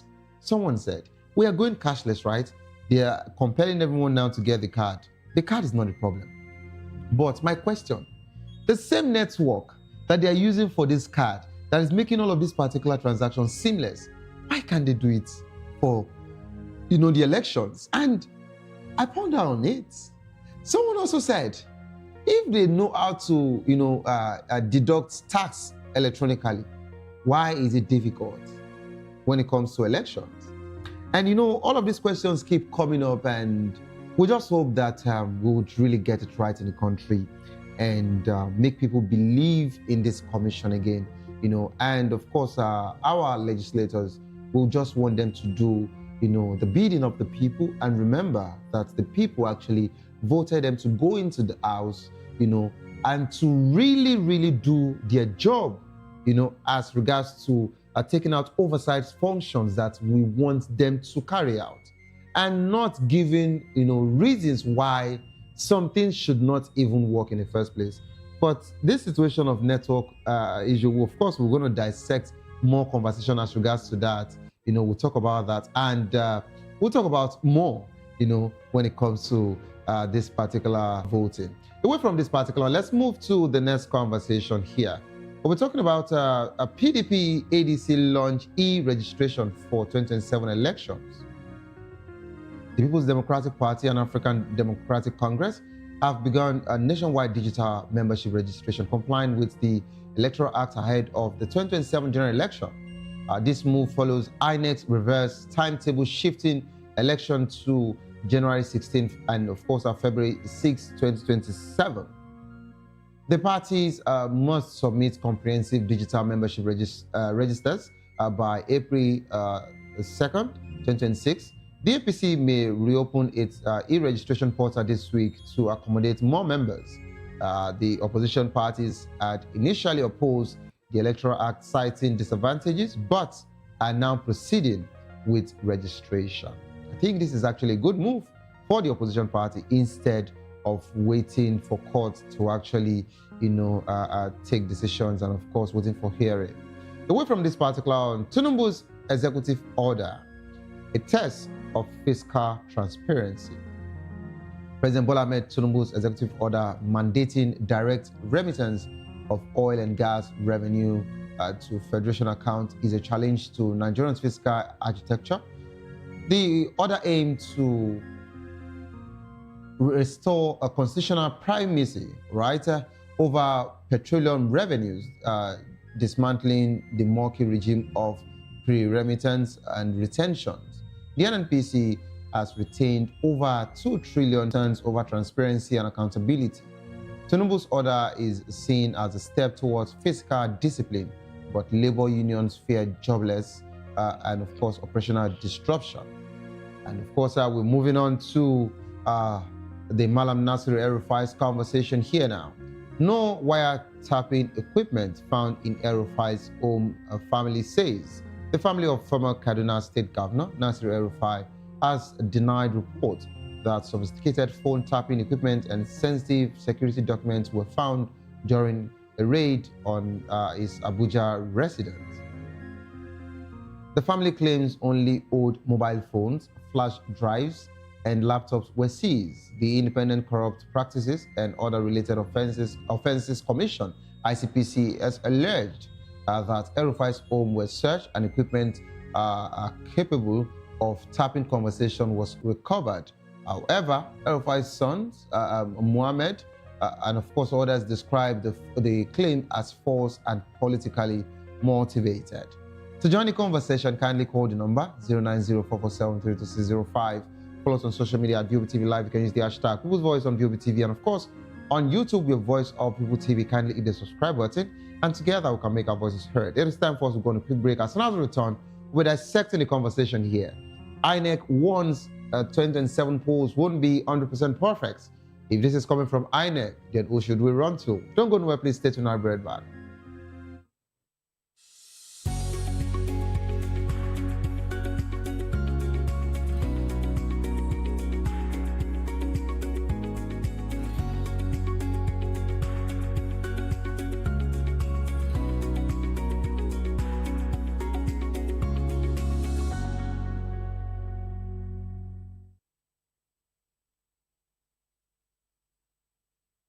Back to the program. It is still People's Voice on Voice of People Television. INEC Chairman, Professor Josh Amoputon, says the Commission would strive for excellence in the 2027 general elections, but can't guarantee perfection. He cited challenges with real-time transmission, like in Kebbi Ward, FCT, where results were delayed. Amoputon emphasized logistics and, of course, voter education, saying your elections can be as good as your logistics. INEC is reviewing regulations and guidelines for political parties ahead of the 2027 polls. All right, joining us to make sense of this conversation, we have Adekunle Lukman Ade Folahon, Public and Policy Analyst. Good afternoon, Adekunle. Hello, Adekunle, are you there? Please unmute your mic if you're there. Good afternoon, Nigerians, and I'm happy to be on the show today. I've actually missed you. How's it been? Fine, we're good. We had our election in FCT last 2 weeks, and I'm happy. Yeah, you were quite busy. I wanted you to come on the show the day I had the INEC deputy publicity person, but I was told that you were quite busy, so I wanted you to actually come, I wanted you to actually join the program. I observed the election across the 6 area councils. That's why I want you. That's why I want you to be part of this conversation, because I'll be holding you responsible for our next chairman today. And of course, joining us as well, we have Dr. Dayo Kayode, social political technocrat, and of course, a vision safety expert. Hello, Doctor. Yes, good afternoon. I'm glad to be here today, especially having somebody like Adekunle Lukman from Abuja. Will be able to give us all the happenings in Abuja and what he himself and the INEC people are cooking together. Doctor, for clear conversation, I wouldn't want us to roast an innocent man because of another person, please. In as much as he also worked, It's my I agree with Doctor. Okay. And I think it's good. Okay, so balance it. Okay, then I think Lagos perspective. Then I think it is fair for us to open the floor right now. I would have wanted either of you to respond, but first I would have wanted us to respond to the news story before coming to the main conversation. Do you want to respond to any of the news stories, Lukman? I didn't even hear your news. I didn't hear you. Okay, then let's just move to the main conversation. In as much as I would have just loved to give you, or bring you up to speed as regards to some of the news I took. Okay. Okay. So bring some tips from yes. the news. So basically, the Speaker of House of Representatives have actually come out to give us reasons why they had to go for both, e-transmission and of course backup as manual voting as well. A disenfranchisement of 40% of Nigerians if they don't actually make a provision for that particular manual instead of scrapping it off finally. And of course, we're told now that PDP and ADC have actually launched their e-registration for 2027. And instead of just waiting and, quarreling with the INEC and of course taking them to court, they've also decided to do what is right. And talking about Tinubu's executive order, some are calling it a test of fiscal transparency, because now they will be doing direct payments now into the Federation's account, instead of the usual retention that used to be done before, but now it will be just a direct remittance. So, basically these were just the news stories. And of course, we talked about El-Rufai. The ICPC are saying that they actually saw, every, major equipment that one can use for phone tapping, sophisticated equipment to be precise, in El-Rufai's house in Abuja.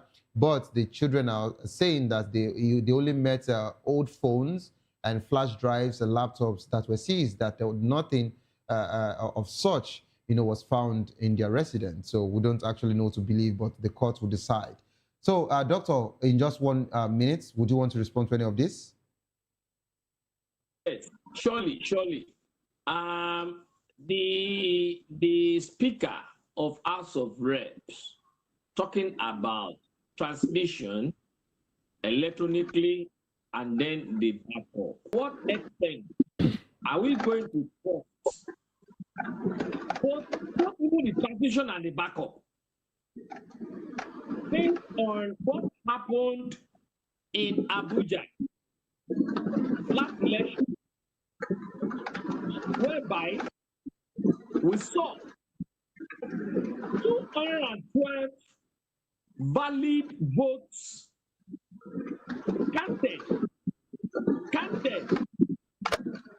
and then in the sheets from EC8 or so, we saw 1,212.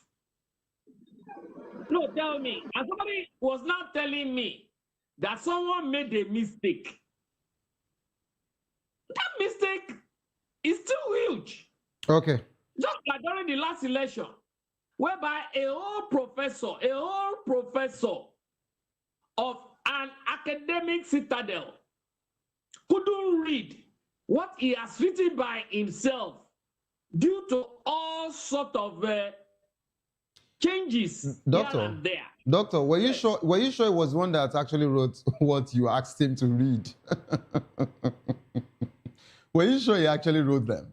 That's a question you should actually ask yourself. INEC chairman asked him, Prof, did you not write it to yourself? He said he did. He was asked. I remember. The proceedings. No, of course, we all saw it. We all saw it. Yeah, but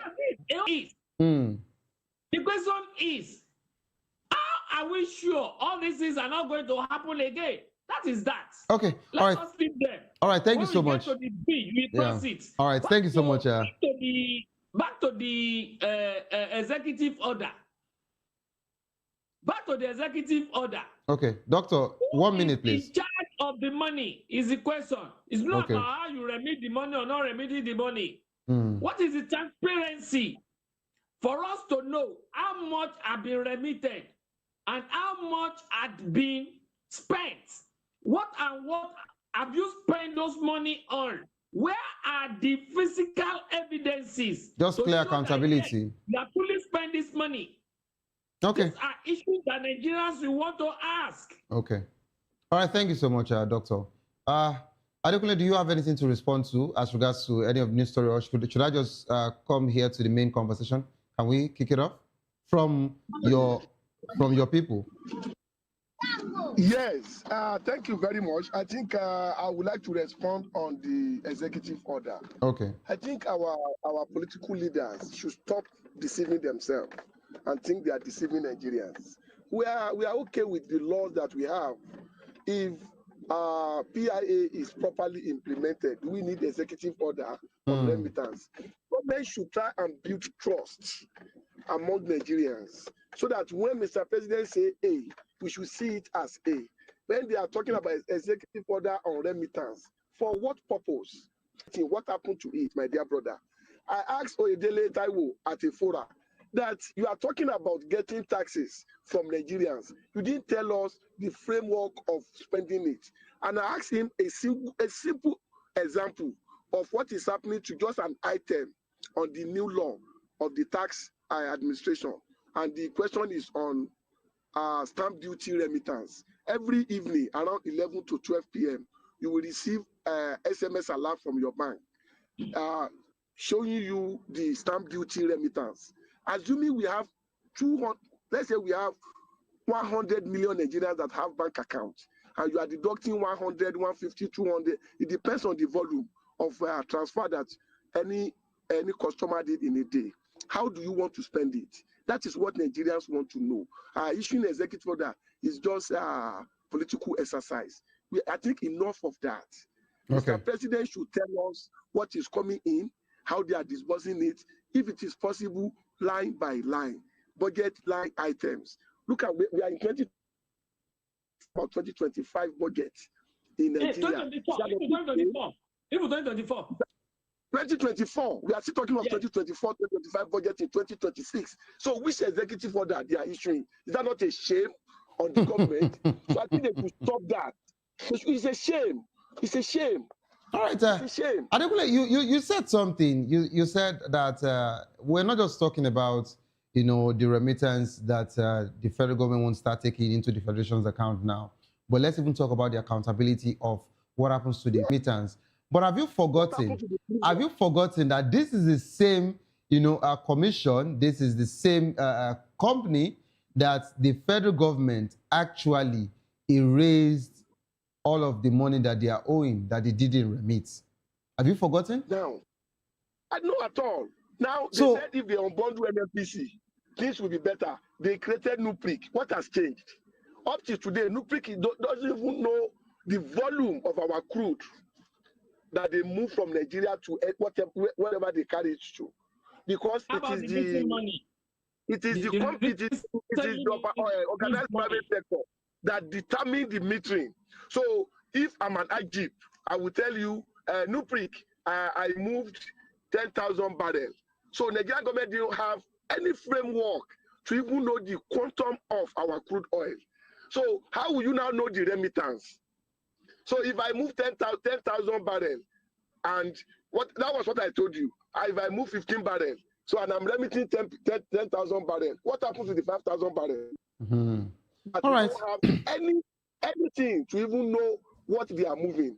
So that is a shame. So issuing executive order is not even the next thing. Can we go back to the basic and get our basic rights? All right. Talking about basic rights. Let me take you through the eye of the election now. Of course, that is where we are, and let's come back to the INEX conversation. We all saw the just polls in Abuja, to be precise, the council election, which, I was on the field. Of course, now we have winners, and of course, it is the ruling party. Congratulations to them. That's what we say. But no, not all ruling party. Not all ruling party. Godada area was won by PDP with 6 councillorship. Kwali area council. And afterwards, what has happened? And afterwards, what has happened? Nothing has happened. The man has not decamped. It was no. The man stayed very close to my house. I just left his house now. Okay. I just drove through his house now. He has not decamped. So Adekunle, we're told that he's in talks with your APC, but of course, maybe just like what Fin3 did, Fin3 took his time in as much as the speculations came earlier, but of course, finally we've seen where his beat was coming from, in as much as we only saw him dancing, we didn't know where they were playing the beat from. But that's not the conversation here. But I would like to start off, with the challenges as regards to what INEC is facing. The key challenges, to be precise, that INEC is facing presently in ensuring a credible 2027 election. Because if this is just about in councils, and they are actually saying that, just like what happened, in Kwali, the results came in late, blah, blah, blah, and things like that. How much more to you running an election in the whole country with 774 local governments? So you know what that means. So if you are not ready with just 6 councils, how much more? This is the whole nation now, and you are telling us that we should not expect 100% from you. How does INEC plan to address the issue of real-time transmission of results, given the challenges experienced in FCT? Please go ahead. Thank you very much. I think I want to agree with Professor Amukiton. There is no perfect election in anywhere in the world. We have to know that one first. However, we also have roles to play. INEC is just an election management body that have different roles to play if we want credible election. And I will give you example with FCT election. Politicians have major role to play if we want credible, transparent election in Nigeria. Now, a situation where a political party cannot mobilize party agents because 10 wards in area council in FCT, we have 10 wards, apart from AMAC, Abuja Metropolitan Area Council, that has 12 wards. We have 62 wards on in hall in FCT, 62 wards. And political party cannot mobilize party agents. Not only to mobilize, they are not properly trained to understand the role and responsibility of party agents. That is one. Security organizations, whether police, civil defense, correctional service, road safety, they also have role to play. Even citizens, the voters, we have roles to play. So if we leave all activities on INEC that we are expecting 100% perfection, I think we are going to get it wrong. And I'm happy the chairman mentioned of voters' education. If in 62 wards, the number of invalid votes alone during this last election, we amaze you that political party need to go back to the communities and engage with voters on process on how to vote so that we can reduce incidents of invalid votes in Nigeria. Those are the responsibilities of political party. Though INEC shares some responsibility in carrying out voter education, civil society organization, development partners, and what have you. But it will be funny that we leave all roles to EMB, Election Management Body, INEC. We need to understand that we, including media houses also need to work around misinformation and disinformation during electionary period. Do we get it? So, Mr. INEC Chairman has said we can't do it alone. Don't expect 100% from us. Issue of logistics. We all know how the terrain of Nigeria is. Waterline area, desert area in the northeast and northwest. The NURTW, how independent are they? We want to engage NURTW during general election. The president of NURTW today is from Lagos State. He's a benefactor of the current president. So I think INEC need to move away from NURTW if they want to get their logistic well. There are private transport organizations that INEC can have strong memorandum of understanding. You need to see the kind of vehicles these people mobilize to bring materials for FCT election. Apart from Buhari, Abaji, and Kwali area council, those are the 3 most difficult to reach area in FCT. Amak, Gogolada, Kuje are not too terrible like that. And like you said, if only 6 area council will face this type of challenges, I think INEC need to go back to the drawing board in engaging sophisticated and correct transportation organization, private owned, not AURTW, basically benefiting from politicians. Because the tactics they did during the election, I can tell you for free, it's going to form part of the report I'm submitting to INEC next 2 weeks, is that intentionally these drivers delayed material to some areas that they know that some political party have strong hold. In Gogola Area Council, they didn't move materials and personnel from Ikwa Ward to interior of Ikwa Ward, Shaga, Shitumu axis, deliberately, because they know that Honorable Mohamed Kasim is going to get enough there. So that is Gogola Area Council. Now talk of the whole country. You can be in Maiduguri Metropolitan and you need to move materials to interior of Kukawa local government, which is about 300 kilometers, Maiduguri town. When you get to Kukawa, you need to go interior with boats, or you go to Gedam in Yobe State, where you have interior, where you get to Gedam town, before you go to Yusufari or Yunusari in Yobe State. Likewise in Kebbi, to transfer between Kebbi town to Zuru is not easy. And you also have to add the likes of Kafanchan, to be precise. Of course, or in Ogun State here, Ipokia local government in Ogun State. For you to get to Tongeji from Abeokuta is not easy. Abeokuta to Ilaro, Ilaro to Idiroko, Idiroko to Ipokia, Ipokia to Agosasa, Agosasa to Tongeji is not easy.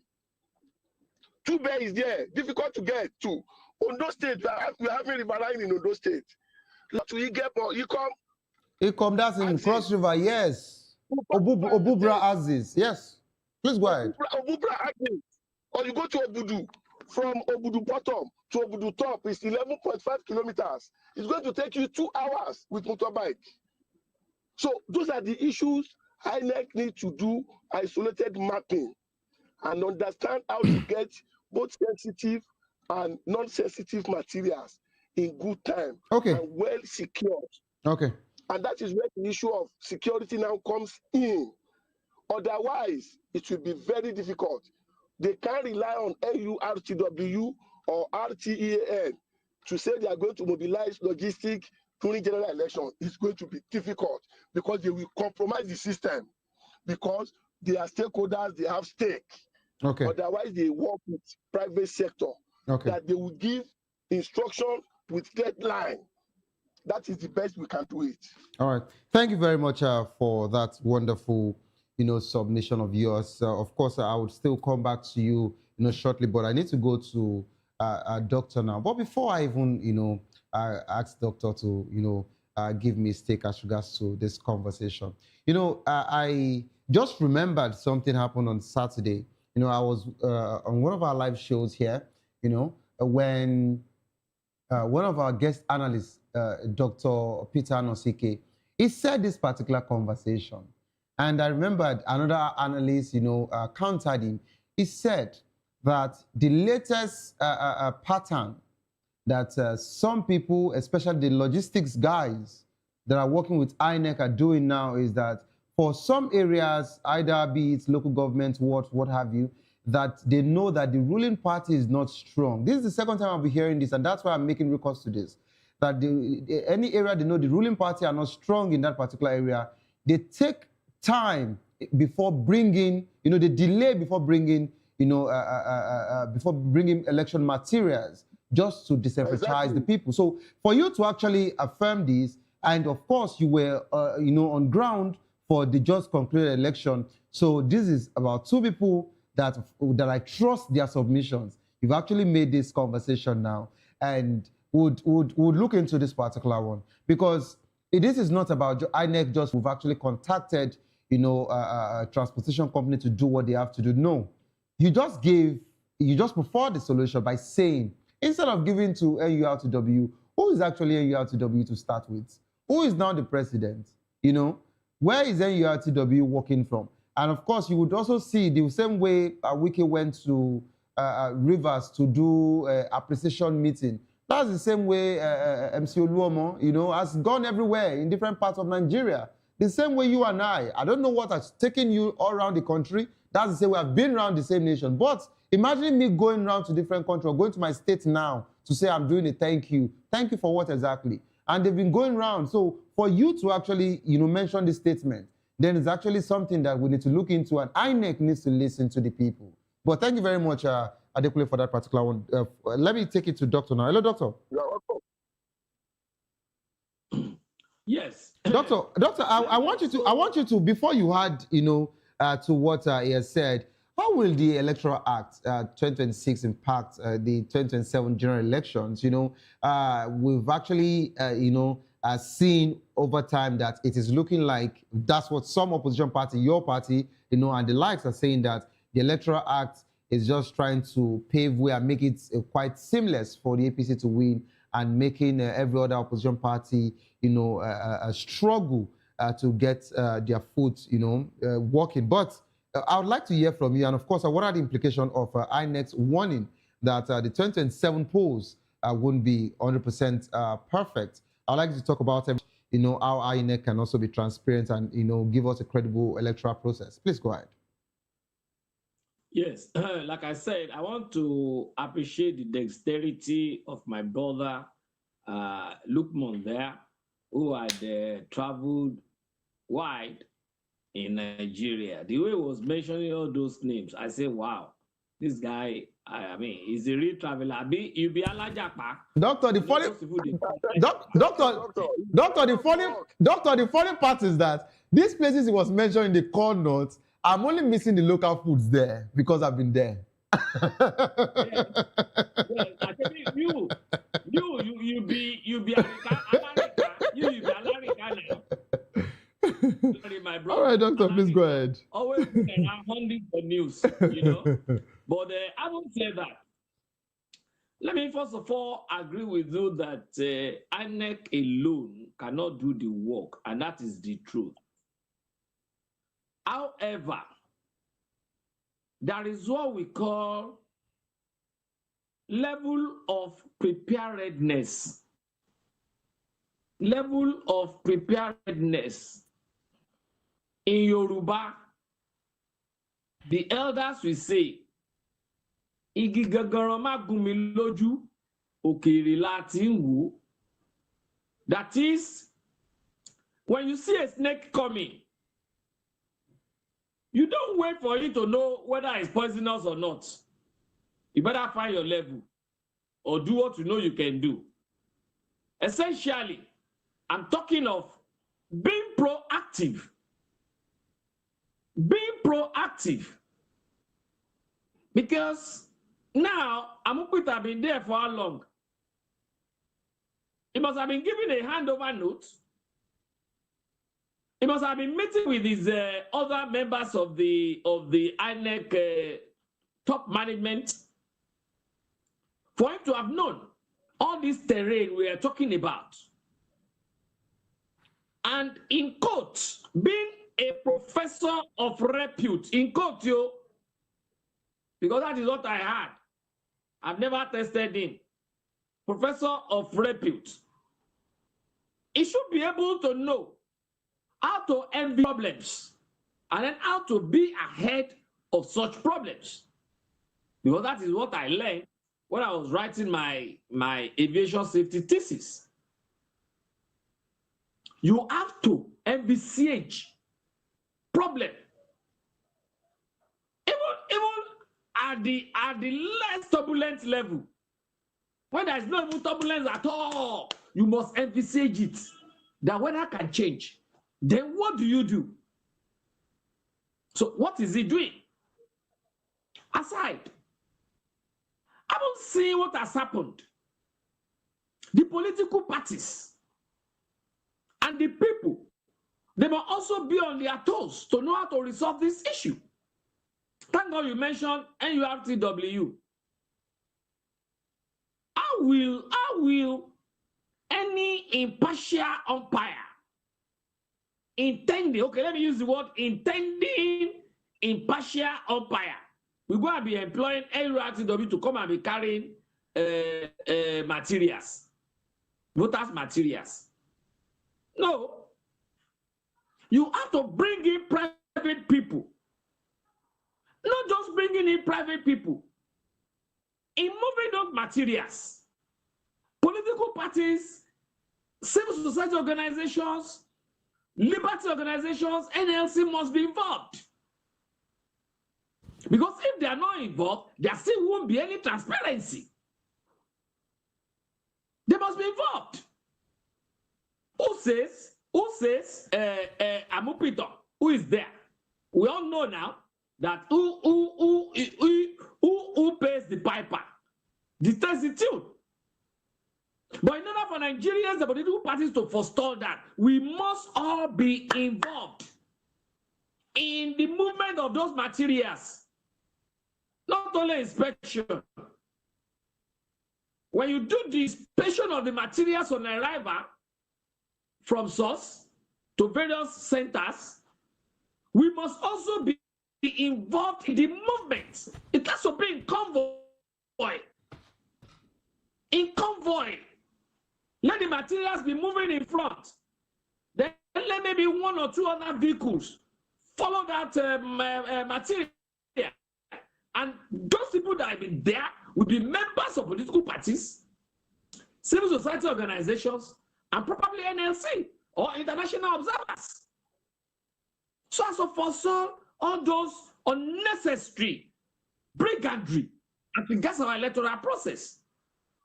Well, having said that, let us go to 2026 Electoral Act. I think I just wrote an article on that. You're supposed to have read it because I sent it to you, Savior. Well, I called it. It's a banana peel. A banana peel, which is supposed to be an eye-opener to the opposition and Nigerians. Let me start from this. The ruling government is fully aware that is going to put in that act online registration. Yes, online registration. Online registration. And they started since February, Doctor. February last year. Wait now. I'm raising it now. Wait now. They've started this since when? Last year. God. Oh God. And now you are just bringing in. Now come and see all other parties running up and down. Is that a fair play? No, tell me. Okay, Doctor, because we're pressed for time. Listen now, wait. Is that that's number one. Number two, look at that act again. It talked about consensus. Let me go to that just consensus. Let me just leave. Oh, I think consensus because more time now. Savior will be saying no time. Whether you are selling the time, I don't even know. Doctor, it's not my fault, please. We're pressed for time. They said party leaders, and the aspirants will agree on who to pick out of what is this consensus. Now the question is, what is the definition of party leaders? Who makes, because immediately I went to research on definition of political party. What is a political party? With those definitions I read, there is none of them that could be devoid of human beings' participation. So tell me, how are those leaders going to emerge? Now their own Congress, APC Congress coming up tomorrow in Lagos. I write the composition of those people that will be coming down there. It's nothing other than indirect Congress. Now the last one is this. Even up to the Supreme Court, it has been pronounced that each party has the prerogative of independence on party activities. Party activities is inclusive of how you carry out your primaries. So why is through Mr. Bola Ahmed Tinubu trying to impugn on the independence of political parties through this electoral act? Is the question. Okay. Why? And that's why I called it a banana peel. A banana peel. All right, doctor. That All right, doctor. both Nigerians and political parties need to be conscious of. All right, doctor. Because of our time, just like you said, the time is fast spent already. Where you're taking the time. Thank you so much, doctor, for that particular opposition speech or remarks, rather. Can you imagine? Can you imagine? Okay, so let me take it to Lukman. Let him just respond to something I would like him to, answer. What are the key benchmarks for judging a successful election according to INEC? I would like you to clear the air on this in less than 1 minute, please. Yeah, thank you very much. I think the benchmark should be once we get the logistic right and sensitization of voters, because that is another huge thing that we are not looking at. If you look at what we are using to produce ballot paper in this country, compare it to the number of invalid votes at the end of the day, it's so huge. I'm carrying out a research around that now to look at the comparison between the production of ballot paper to the number of invalid votes, because political parties need to do a lot of work. Okay. Especially in our rural area, around that. It's not about winning elections, it's about engaging people, making it participative for Nigerians to believe in our political party. You may not win election today, but if you engage citizens rightly, you may win election. That is why opposition needs to sit well and engage citizens and convince citizens that they have what it takes to rule Nigeria or to rule a community. Okay. Because 2027 election is going to be completely different from 2023 election. Because it's going to be Nigerians versus whoever that is coming. Thank you very much. All right, thank you very much for that particular wonderful submission in closing. In as much as I would have wanted you to, respond to, the viral form ECA 8A that we saw as regards to the 1,212, if you also saw it, but because of our time, we won't be able to talk about it today. But of course, I'm sure that I would have a time with you on air this same week again. Before the week runs out, I would reach out to you. All right. Thank you very much for being part of the show. And thank you so much, Dr. Dio of the Almighty ADC. Thank you so much for being part of the program, sir. Doctor, you have actually tagged me as someone that would always say, oh, we are pressed for time. Doctor, it's not my fault. This is just it. The time is always running. But hopefully we'll get more of you, on the program. Thank you so much for joining the program as well. Please don't forget that the views and opinion expressed by our analysts, of course, are solely their own and do not reflect that of VOP Media. Coming up next, if you love world of sports, if you love sports in general, I'd like you to stay put. Coming up next is Locker Room. Stay there and enjoy wonderful conversation as regards to the world of sports from them. Don't give up because it is not over. Tough time doesn't last, but tough do last. Whatsoever your face will soon be over, and you will definitely smile again. My name remains Savior Udo. Have a good evening. Rest.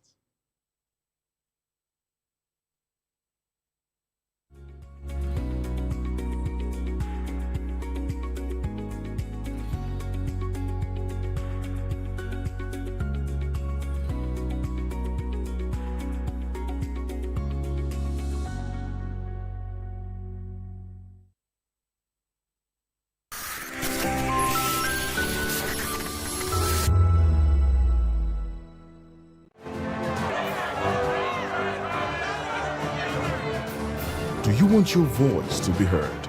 Do you know that you matter in the scheme of things? The People's Voice, the show where ordinary citizens take center stage as we discuss the biggest stories that affect you and I. With you in mind, We facilitate lively discussions, debates, and interviews on the topics that matter most to you and I. From social justice to economic empowerment, education to healthcare, governance, and more. Tackling tough topics and amplifying your voice.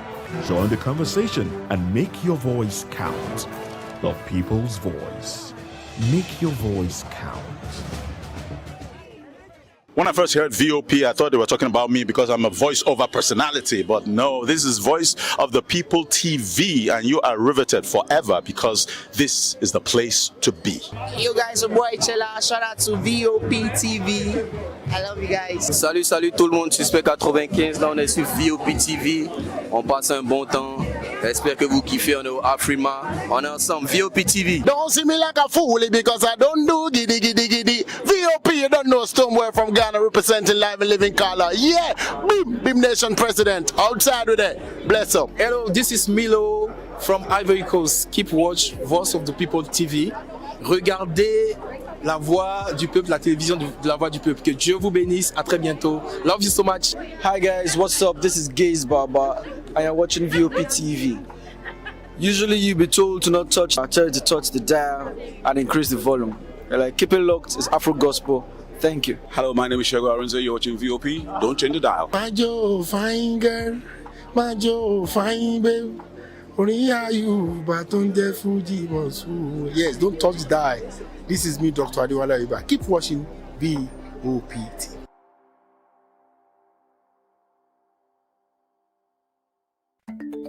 Africa is on the move, a continent of rising voices, untold stories, and powerful transformations. From the streets of Lagos to the heart of Nairobi, from the mines of Congo to the tech labs of Cape Town, the African story is being written every day. Bold, dynamic, unstoppable. This is African News on Voice of the People Television. We don't just bring you the news. We analyze and bring you Africa's heartbeat, the politics that shapes our nations, the economies that drives our future, the cultures that defines who we are, the voice that must be heard. Africa News, Africa's voice, Africa's future. Where Africa speaks, the world listens.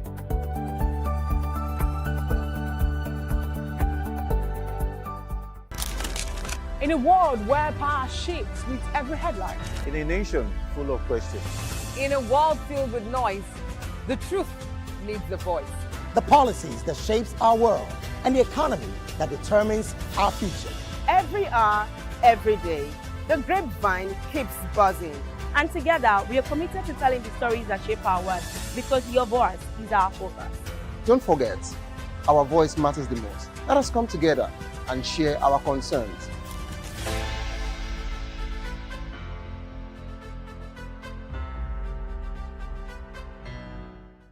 Good evening, Africa. My name is Bomakore, actor, model, producer, and I'm giving a big shout out to VOP TV, man. Keep watching.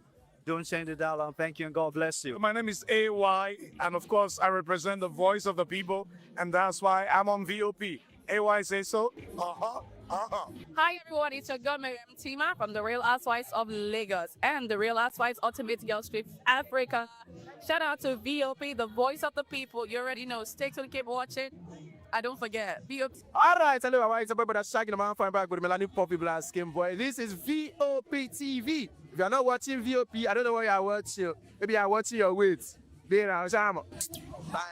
Hello, beautiful people. This is Wale Ojo, and you're watching VOP, Voice of the People. Hi, guys. You already know who it is. This is New Energy. Flyers wherever live. Keep watching VOP TV. Thank you. Hi, people. Ginny Albano here. Guys, please keep watching Voice of the People. In a world where power shifts with every headlines, news breaks and events happens, we bring you unbiased and explicit information on politics, economy, and state of the nation. We break down the chaos. Facts, not fluff. Truth, not spin. We discuss not just politics, but a glimpse into the future. Voice of the People Television. Now you have more than a voice. From the bustling streets of Lagos to the quiet corners of rented apartments, the relationship between landlords and tenants has always been a delicate balance. But that could soon change. I'm Maureen Ogolo, reporting from the Lagos State House of Assembly, where today's public hearing could reshape how rent, eviction, and property rights are handled in the state. It was landlord versus tenant inside the Lagos House of Assembly today. But landlord should give tenant at least 5 years before any increment of apartment fee. Government is to provide housing for all. Unfortunately, when government build houses, people now buy these houses, invest in them, some flats now sell. And government is concerned about high rents. You cannot control rents outside.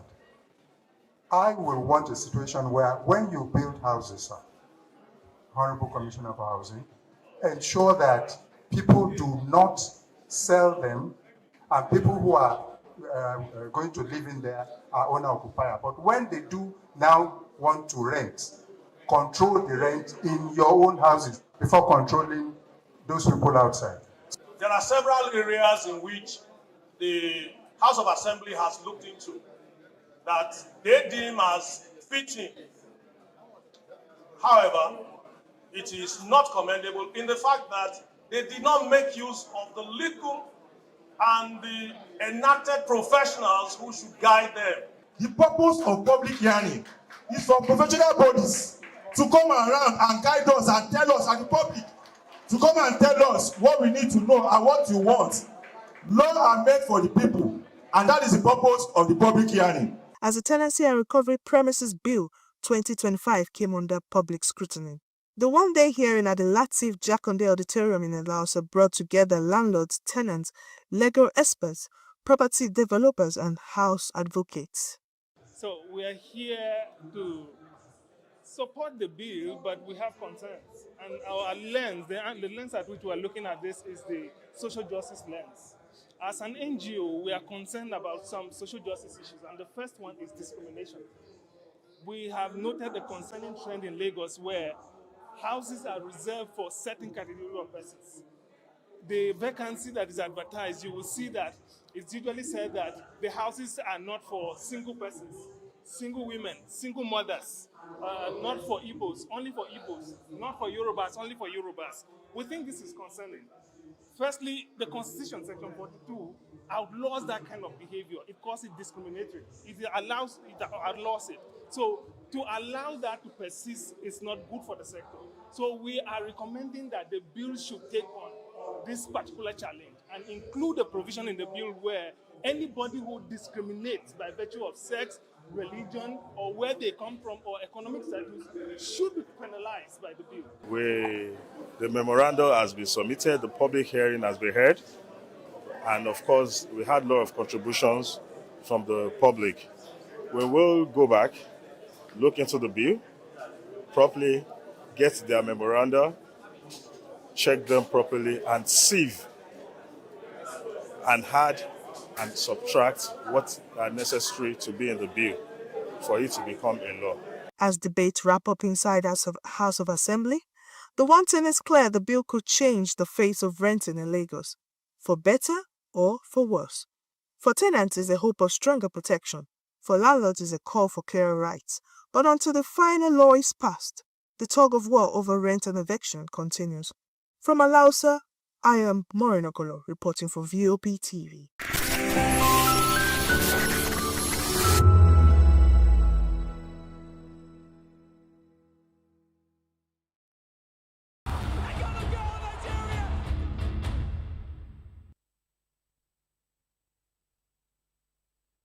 All right, it's a wonderful weekend so far. Yeah, it has ended, and a lot of games, a lot of drama. Of course, we experienced during the weekend. VAR drama would never stop, rearing its ugly head. And of course, some calls were made, especially in the Tottenham against Fulham game. And Tottenham, who knows what's the way from here? They lost another game, and they are moving closer to the relegation table. Of course, in Ligue 1, we saw Paris Saint-Germain doing the business. They still want to win the league, even though for some investors, they will have wished they scored more than one goal. But it ended 1-0 in favor of the defending champions up against Le Havre. And we also saw drama in the German Bundesliga. The Klassiker, Bayern München up against the Borussia Dortmund. It was in Dortmund at the Signal Iduna Park, and Bayern Munich came up tops, extended their lead at the top of the table. And Harry Kane getting a double amid talks for a new contract. I'm sure he's going to get that contract signed. They really love him right there in Bayern Munich. And of course, the fans were so happy to see them register a win against their rivals, Borussia Dortmund. It used to be like a very, very fantastic derby, but this time around, it's like whenever Bayern goes up against Dortmund, you just expect Bayern Munich to win. And of course, Barcelona, Lamine Yamal scoring a first career hat-trick for himself right there as they won 4-1, giving Real Madrid the notice that, look, we are still serious about winning the La Liga. Good evening and welcome to the Locker Room on Voice of the People Television. I am Afiz Ogubanjo, and of course, for the next 15 minutes thereabout, we'll be giving you the gist stories from the world of football, the Jogo Bonito. Soccer, as it's called right there in the United States, but we love it right here as football because it is played with the two legs. And of course, on and off the pitch, we'll give you the gist stories that will be coming out that emanated from the weekend, and even as this week is also coming true. Yes, stay with us. And of course, I won't be doing this alone. Olumayowa Alao will be joining me virtually, of course, as we dissect all the stories we have for you from the football world. And before we go on to the stories of the day, let's tell you that you can also like and follow us on all our social media handles. We are on YouTube, Voice of the People TV Live, and of course, VOP TV Plus. And yes, please like, comment, and subscribe to the channels. And of course, turn on your notification bells so you won't miss any of the juiciest stories that will be giving you, any of the episodes from this program, Locker Room, and of course, our sister programs on all the platforms. We'll be going on a short break quickly. When we are back, we are going to go into the business of the day, giving you all the stories from the world of football. Please don't go nowhere and stay with us. We'll be right back.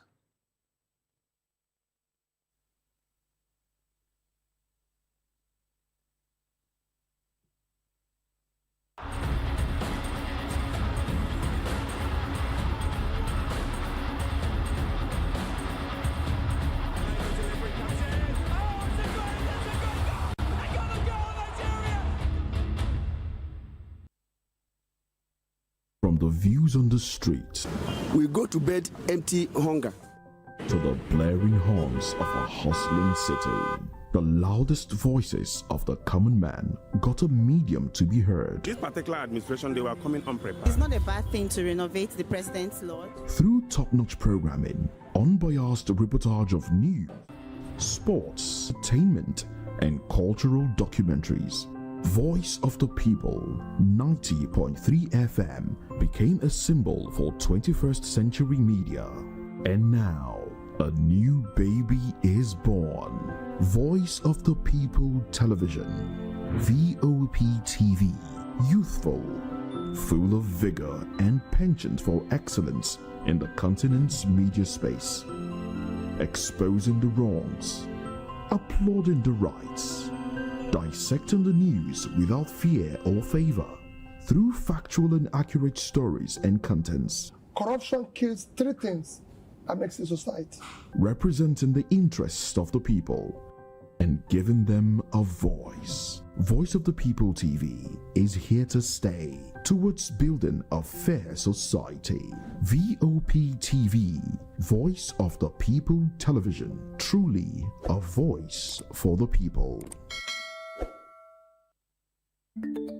Africa is on the move, a continent of rising voices, untold stories, and powerful transformations. From the streets of Lagos to the heart of Nairobi, from the mines of Congo to the tech labs of Cape Town, the African story is being written every day. Bold, dynamic, unstoppable. This is African News on Voice of the People Television. We don't just bring you the news. We analyze and bring you Africa's heartbeat, the politics that shapes our nations, the economies that drives our future, the cultures that define the voice that must be heard. Africa News, Africa's voice, Africa's future. Where Africa speaks, the world listens.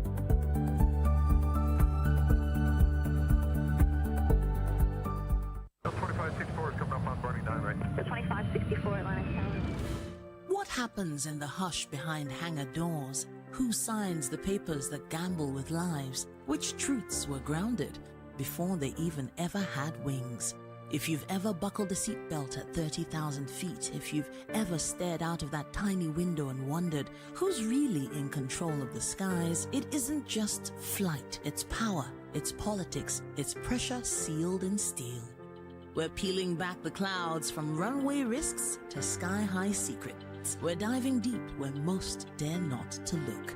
Aviation Scope, every Sunday at 7 p.m. only on Voice of the People TV. We don't just report, we reveal. We don't just ask, we uncover. Because when it comes to the skies, ignorance is turbulence. Aviation Scope, the sky isn't the limit, it's just the beginning. On Edu Dialogue, we bring you fresh ideas and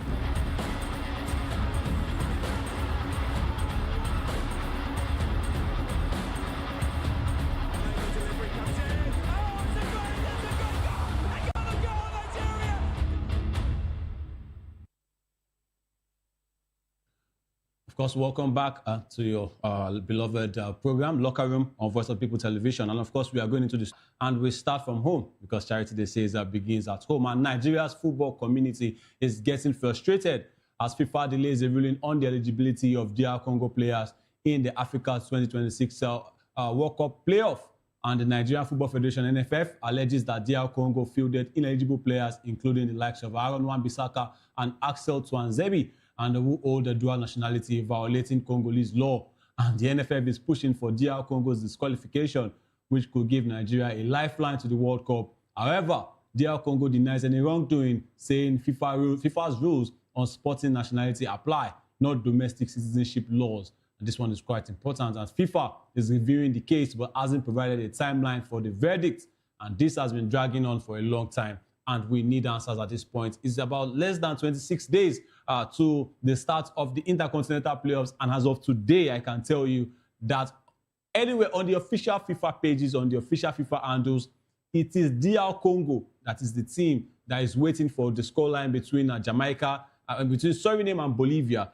Pardon me, I think it's between Iraq.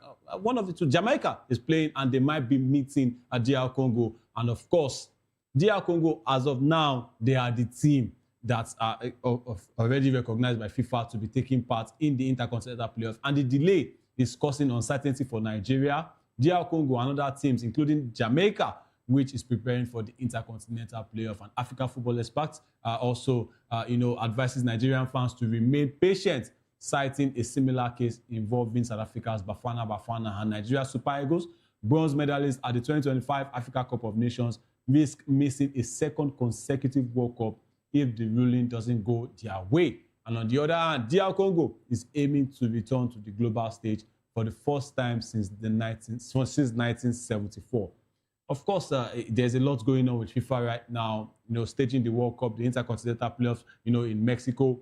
Aside these teams that are going to the Intercontinental Playoffs, we have the likes of Mexico themselves.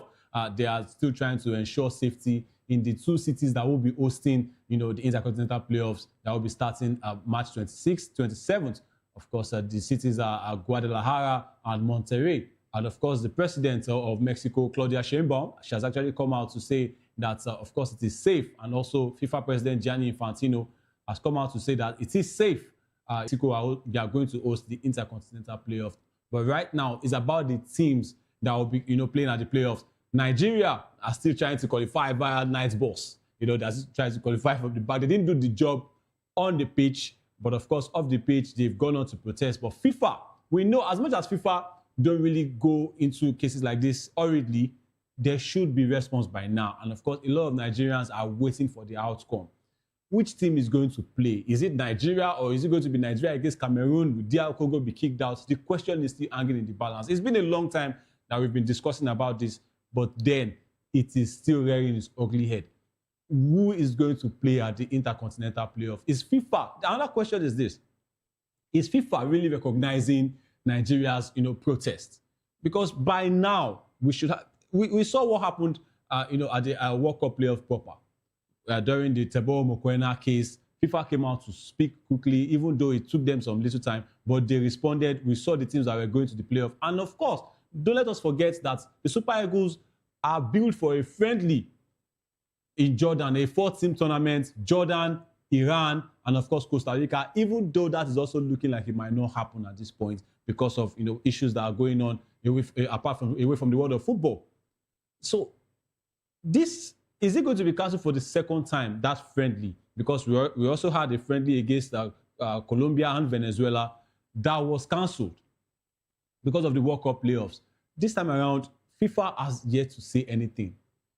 When I spoke with Mayowa the last time he was on the show, we were saying that, okay, maybe before the end of last week, maybe during the weekend, we will be having, a conversation that we've seen a response from FIFA. But as the standards of today, FIFA is still yet, to say anything on the issue. Is it that they saw the case as dead on arrival? That is the question we are asking. Because by now, we should be having, a proper response from FIFA. It's not even about saying the team that is going to participate. Are you even recognizing Nigeria's protest against DR Congo? Ola Mayowa Alao is with us on the program this evening. Mayowa, it was a wonderful weekend. Arsenal, they look like they have the Premier League title, in their own hands. And we also saw games, the Der Klassiker, Bayern, up against Borussia Dortmund. Harry Kane with 2 goals. And also we saw Joshua Kimmich bringing in the winner. And Inter Milan, what they could not do in the Champions League, they still held on in the Serie A. They won by 2-0. AC Milan still looking like they are somewhere, hanging in there somewhere, somehow. And the big game in Italy this weekend was Roma against Juventus. 3-3 it ended. Roma had the game in control, but allowed Juventus to come back 3-3. Which game stood out for you? Or was it Lamine Yamal's hat-trick? What game really stood out for you during the weekend? Good evening and welcome to the show, Mayowa. Well, it's always amazing to be here. Actually, was the Chelsea Arsenal game. There was a whole lot of eyeballs on that particular game. A whole lot of people were angry and were bitter about the officiating. Yes, officiating had the role to play. I mean, if you would cancel Randa Kolumwani's goal in less than 7 days, if you cancel Julian Timber's goal in that particular game, consistency, and nobody, yeah. So I mean, apart from that, the calls from VAR, the inconsistent calls from VAR, also stood out for me. Manchester United won because VAR was very inconsistent. How do you say Lacrosse was the last guy, you red-carded him, and still went ahead to award the penalty? It just does not make any sense to me. A lot of teams benefited from wrong calls, but it makes you to ask, what is the essence of having a VAR, as part of football, when you will continue to see this inconsistent, application of VAR? And I've said consistently, some of these, inconsistency, some of this mistake that VAR makes has a lasting effect. Now, Manchester United is winning. Well, they might, Europe might come out with argument that they might have won and just of that. But I mean, that red card and that penalty had a bearing on that particular game. It did. The Chelsea Arsenal match, probably that match would have ended in a draw if they had applied the laws correctly, the same way they applied it against Tottenham. They did not. Now, Arsenal is leading the pack with 5 points. However, I mean, good one for the teams that won. Hard luck for the teams that fell for the inconsistency of VAR.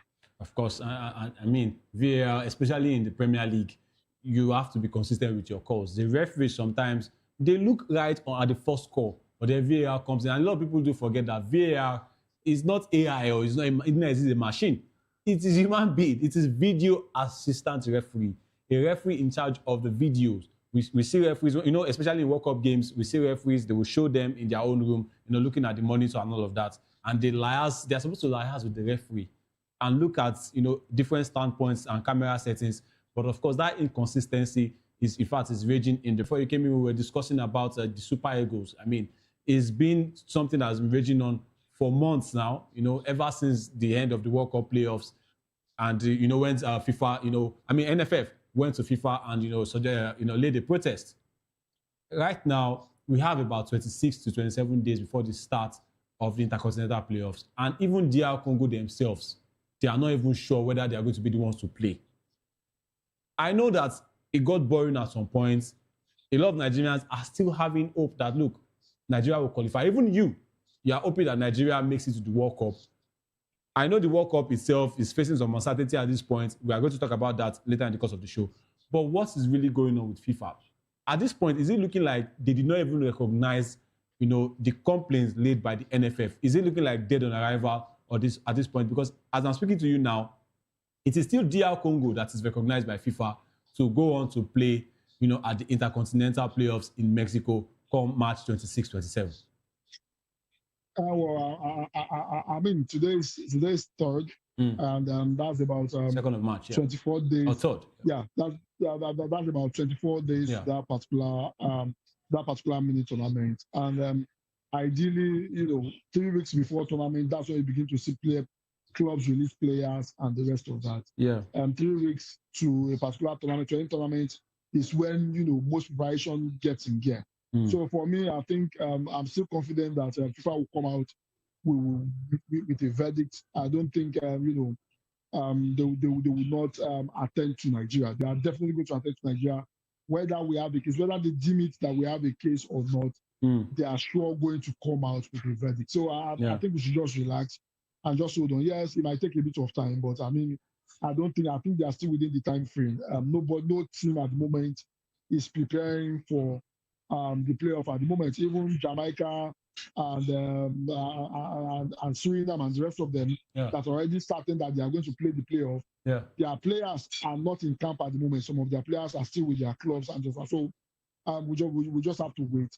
Yeah, but Mayo, Mayo. Aside camping, but it should be time where the players will be going in. I mean, the FA of those teams will be talking about lodging, logistics, accommodation. This is the time. 3 weeks to tournaments is time for you to. If you are playing in another country, another continent for that matter, you should be settling with the Mexican FA. Okay, where are we going to stay? Where are our players going to be? The hotels and all of that. They should be doing all of that. And the visas as well for the players. This is the time that it should be going on. So, but if you are not sure of your participation at the tournament, you won't be doing things like that. So, this is the time. You agree with me that this is the time that we should know the teams that are actually going to play. And this time around is in Africa, Nigeria, or Cameroon, or DR Congo. We should be having the team to go and represent Africa at intercontinental playoffs just because of this, issue of logistics and accommodation. Don't you think so? Well, I think irrespective of whatever verdict we are waiting for FIFA from, irrespective of the verdict we are expecting, any sensible country situation would already be preparing. Whether it's going to be a full get preparation or not, but I'm 100% sure that there will be things in place that would indicate that this is what they want to do. Yeah. However, we cannot rush FIFA. FIFA has the final say, and I think they will take their time before they make a decision. Yes, we have found ourselves in this opportunity situation. It's not a situation we should find ourselves in. I, for one, have said it consistently, at the risk of sounding as a pessimist, I don't think Nigeria deserves to be at the World Cup. However, I'm of the opinion that if you commit the crime, you must do the jail time. Yeah. You do not come out successful when the process of success is fraudulent. It doesn't work that way. That means you have taken away from those people who have actually done the right thing. Yes, if it is deemed fit that DR Congo, got to where they got to via illegal means, definitely, the FIFA should attend to the case and let justice prevail. However, if you want to look at based on what we have done, I don't think it's have to go to the World Cup. But we just have to wait and see what FIFA will come up with. But I think FIFA will probably side with Nigeria. Okay, but don't you think that the laws, the FIFA laws and the country laws, that's the DR Congo laws, do you think they are working side by side or they are independent of each other? Because DR Congo might actually come out and say, look, our athletes, are exempted from this nationality, thing. That's okay, we can grant them dual nationality for now, just for them to represent us. And FIFA might say, okay, look, our own laws is just like, we just want eligibility to be confirmed. We don't care if, the country is saying, yes, athletes can, have their own, dual nationality. Whatever the country says is on the country. Don't you think that can work in favor of DR Congo? Because as it is now, what the NFF is saying is that these players are holding dual nationality, right? And is away from Congolese law that you should refute the country you are coming from. You have to, solely hold the passport of DR Congo and say, look, we are a citizen of DR Congo. But also there's an exemption somewhere by the Congolese for athletes. Don't you think this can count in favor for DR Congo? Well, if you want to talk about exemption, that's coded in their law. I will take you to the UAE, right? The UAE, for you to get citizenship in the UAE, is very stringent. Before you can be granted citizenship, you must have stayed in UAE for 25, 30 years. However, in that same law, that makes it very stringent. Athletes and all other, and some other category of people, can be fast-tracked. If you're an athlete, you don't have to wait 25 years. Under 1-2 years, you're already a citizen of the UAE. That is codified in their law. But in the case of DR Congo, that is not it. Their law clearly states that you can't hold a dual nationality and be eligible to represent the country. And the reason for that is not far-fetched from politics. The reason for that is to banish, foreign-born opposition leaders that want to take government. That is the reason for that. This is rooted in politics. Now, you said something the other time. FIFA eligibility rule is also tied to the country's eligibility rule. It's not independent of each other. Unless, and I've said it before, we all know how the legislative arm of government in Africa works. Majority of the time, the person in power or the party in power or the politician in power in most of these African countries, they hold a huge power in the legislative house. Anything they want goes through.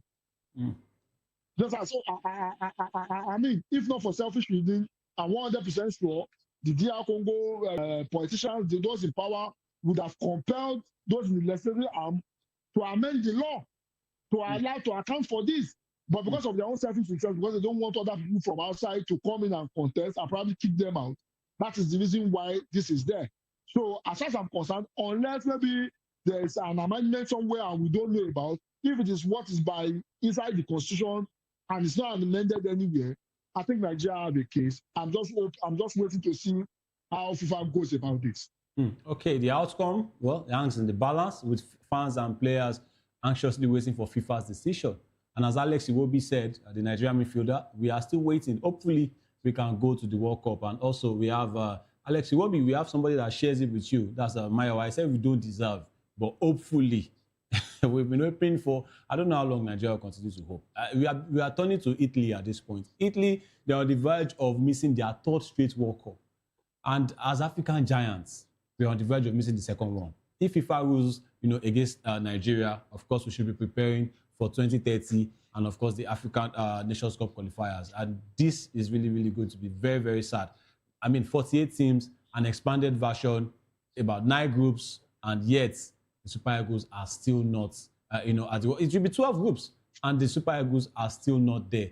Potentially 10 African countries, and we are still not seeing the Super Eagles of Nigeria. That alone, Mayowa, you agree with me? It should down Nigeria in the FIFA rankings, don't you think so? Well, you said giant of Africa. Is Nigeria number one on the African continent when it comes to football? No, but that one has been a long term. How will I put it now? Motto or logo with us. That's giant on paper. If you are giant, it should reflect on your performances. When was the last time Nigeria was number one on the African ranking? That's like side. We're making jokes, and sometimes, yes, I do not agree with Jerry on that categorization. I'm a huge supporter of our league. However, in Africa, we have 55 countries in Africa, and our league is ranking 12th. Sad. So where is the giant? Invisible giant. My brother, there's no giant anywhere. The results are there to show. We cannot claim to be giants, and we'll be struggling to want to qualify for the World Cup. It's not possible. Giants don't behave like dwarfs. We are not giants. No, we are even smaller than dwarfs. We are pygmies. We are even smaller than dwarfs. we are like ants. Giants don't behave like ants, so we are no giants anywhere. That's really damning and sad from Mayowa. And of course, we are still complaining about the rot, affecting Nigerian football. And this one, I would just want to rush quickly with it with Mayowa. Super Eagles defender Kenneth Omero of course, you know him, is an household name with Super Eagles, is sounding the alarm on fake football agents in Nigeria, warning aspiring players to be cautious, very cautious. And in a video posted on his social media, Ando Romero condemned the use of his name and personal relationships to defraud young footballers, saying that there are a lot of fake agents out there and most of them are just after your money. And Romero expressed disappointment that someone he knows, we all know him, Omar Akatuba, as he's been in the news recently, and he has been using their connection. Yes, he says someone he knows has been using their connection to scam players, and he's calling on the man himself, that's talking about Omar, to publicly address the issue and make restitution, saying, I seriously condemn the use of my personal chats or my personal relationship with him. And this warning comes amid growing concerns in Nigerian football about fraudulent agents. Mayowa, this is something that we've been seeing it for a long time. A lot of aspiring young footballers from our leagues, from even the lower league, the NLO, the NNL, and even the NPFL. And away from that, the academies, claim to be run by some people. You pick out some players, say you want to put them, abroad, take them abroad, and further their footballing career. And at the end of the day, these players come back lamenting and regretting. How can we tackle this issue? Do you think there is going to be an end to this thing? Because it's been raging for a long time, and I'm glad that somebody is actually coming out, to call it out. The agent, the sports administrator, the journalist, everybody involved should be called out, and let us put a stop to this. It is part of the thing eating our Nigerian football bit by bit, down to the bones. And of course, if this is not done quickly, Nigerian football might just collapse. What do you think? Nigerian football is struggling to survive. It's just a matter of time for us to know when exactly it's going to collapse. You can't have a national team that is built on base player and you think you are building anything. That's on the side. However, the thing is, it will never stop.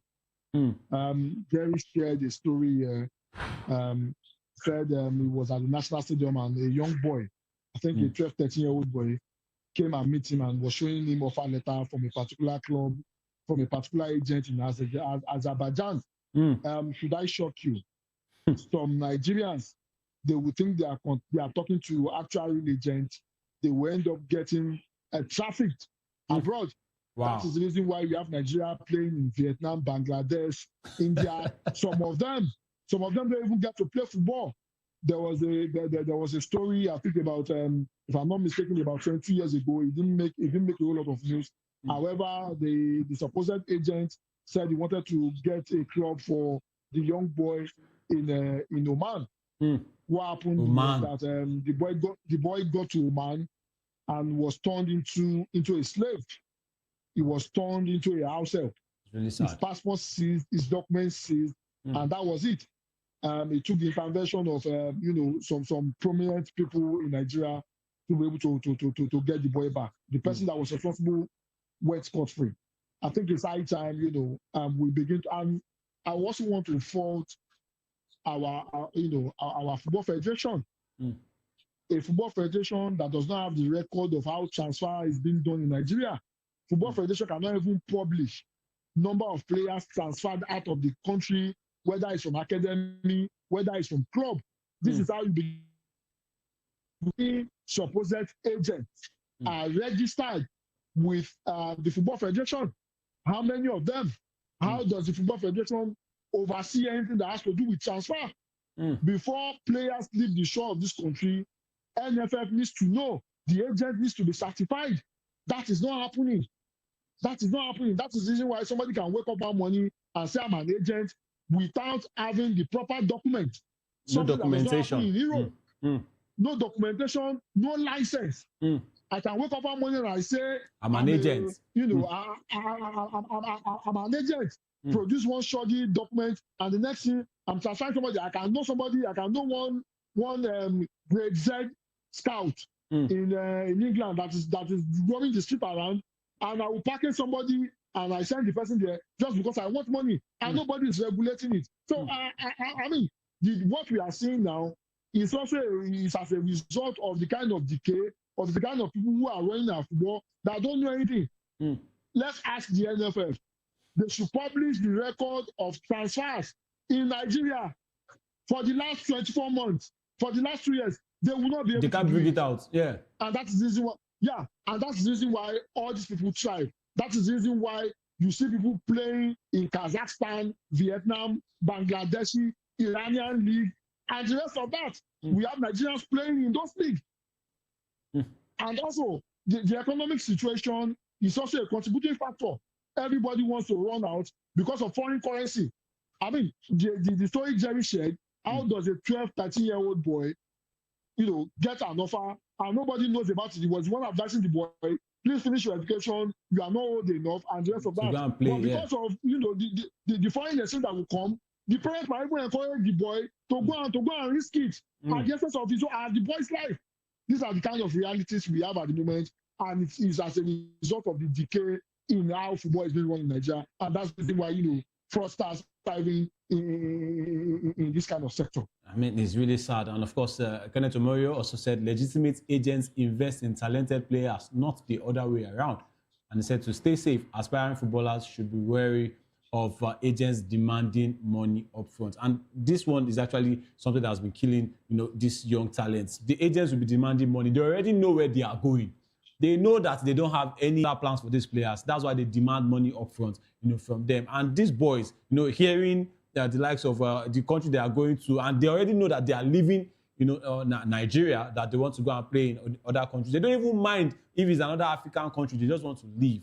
I think this also has to do with the economic situation of the country as well. If the good platform is there for these players, economically and also football-wise, if the platform is there for these young players to develop right here in the country, I don't think these players will want to be, they won't have to be giving any agent any money to go and play abroad. But of course, the football climate in Nigeria is so dark for these players that they just want to leave and play elsewhere. And we are seeing it in the NPFL too. After one season of doing really well, the next thing you realize this player is in Belarus or is in even Barbados just to go and play anywhere. Now, I mean, look at Nigeria's third choice, Amaso Basoge. Amaso Basoge is in the Tanzania league, and look at what is going on with him in Tanzania. This is somebody that did well, caught his teeth right here in Nigeria, and next thing is in Tanzania. And this is not what we want to be seeing. This is not what we want to be seeing. What's the exchange rate of Tanzanian currency to Nigerian currency?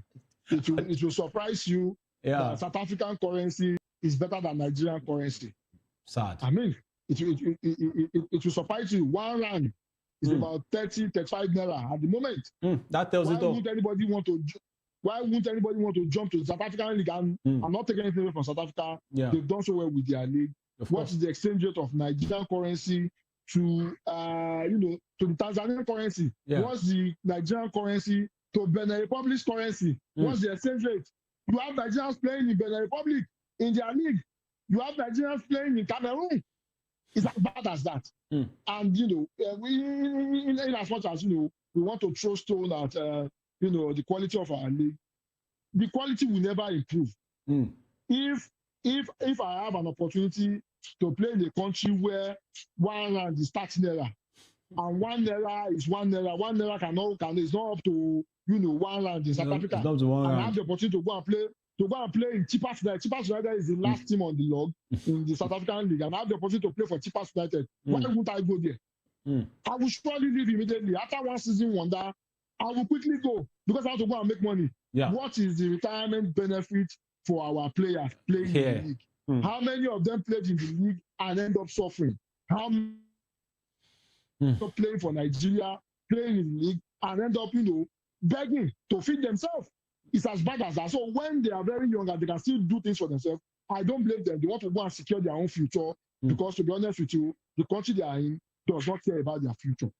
Hopefully things will change. I mean, we've been saying this for more than a long time, and it's just a shame that the football climate in Nigeria, we are not seeing any hope of rain. It's just dark out there for these players, and hopefully something will be done. Let's talk about the Super Falcons, where after this buzz, with the new players called, with the likes of Fatima Oloko. I know a lot of people were waiting to see Fatima Oloko for some specific reasons. They wanted to see her between the sticks, but of course they played against Cameroon and they lost that one. But now the Super Falcons are regrouping. after a 1-0 defeat to the Indomitable Lionesses, of Cameroon in their first friendly match, seeking a response in the return leg on Tuesday, that's tomorrow. And Nigeria's head coach, Justin Madugu, is looking to assess new players and improve team cohesion ahead of the Women's Africa Cup of Nations WAFCON 2026 in Morocco.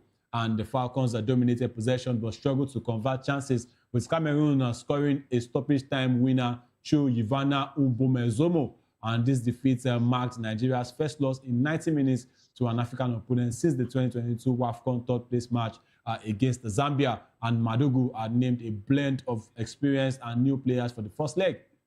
And it's unclear how he will tweak his setup for Tuesday's match. And the coach emphasized that the friendlies are about assessing players, particularly new ones, and improving team cohesion. Of course, we saw that he didn't name his strongest side up against Cameroon in the first game. I think that's wise enough because it's going to be 2 games, and we're expecting a stronger setup in tomorrow's game. Maiwa, did you see anything from that game, even though it spoiled like a record, about 20 matches unbeaten for the Super Falcons, as I've sports that one. But then, will you take that as a pinch of salt going into the next game? Do you think there should be concerns raised, for the Super Falcons, especially a call for Asisa Oshoala to be part of that team ahead of WAFCON? And of course, on the other hand, that's one side, Maiwa. On the second side, there were rumors, raging last week about Morocco pulling out eventually, but there's still nothing official from CAF about Morocco's, pulling out from the tournament. And eventually, should they pull out, how is it going to affect, the WAFCON? Because normally, if they pull out, the team that's talking about the Moroccans, they also qualified based on hosting. So if they pull out, they are not expected, to participate in that tournament. What are you seeing from that side? Do you think the Moroccans will still host eventually? And of course, should the Super Falcons, have jitters just because they lost their first game to Cameroon? Well, let's start from the Moroccan angle. If Morocco decides to pull out, about 2 weeks to the tournament, I think they should be fine. I've said it consistently. You don't do tantrums like that. If you know you didn't want to host, we have said it since. All these tantrums started because they felt CAF had no right to fine them. And I myself, I'm calling the fine a slap on the wrist.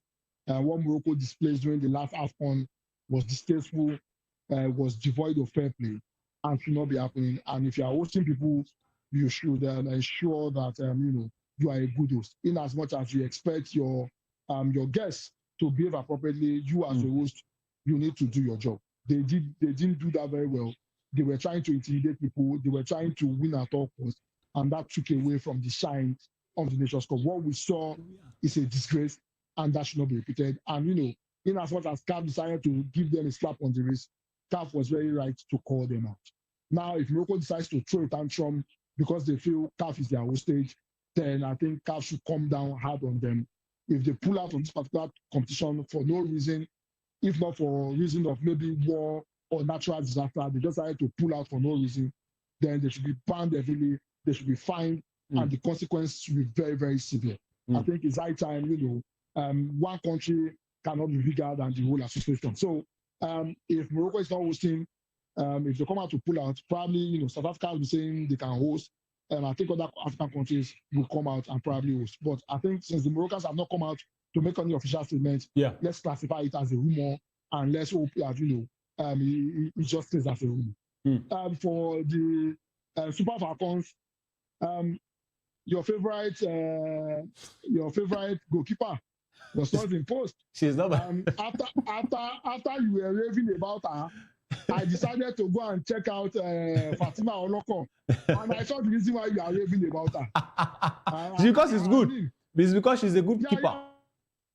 Very good. She plays for Abia Angels. She's very, very good. Very, very good. And she used to be a former player with Robo FC. The same club that Ajibade used to where she came from. Yeah. She has the vibe, she has the swagger, and that's the reason why you've been singing her praises all day long. Maybe you will get your wish and you get to see Fatima Oloko play tomorrow.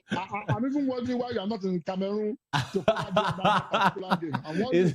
It's not that deep. I mean, it's like, you're a simple man.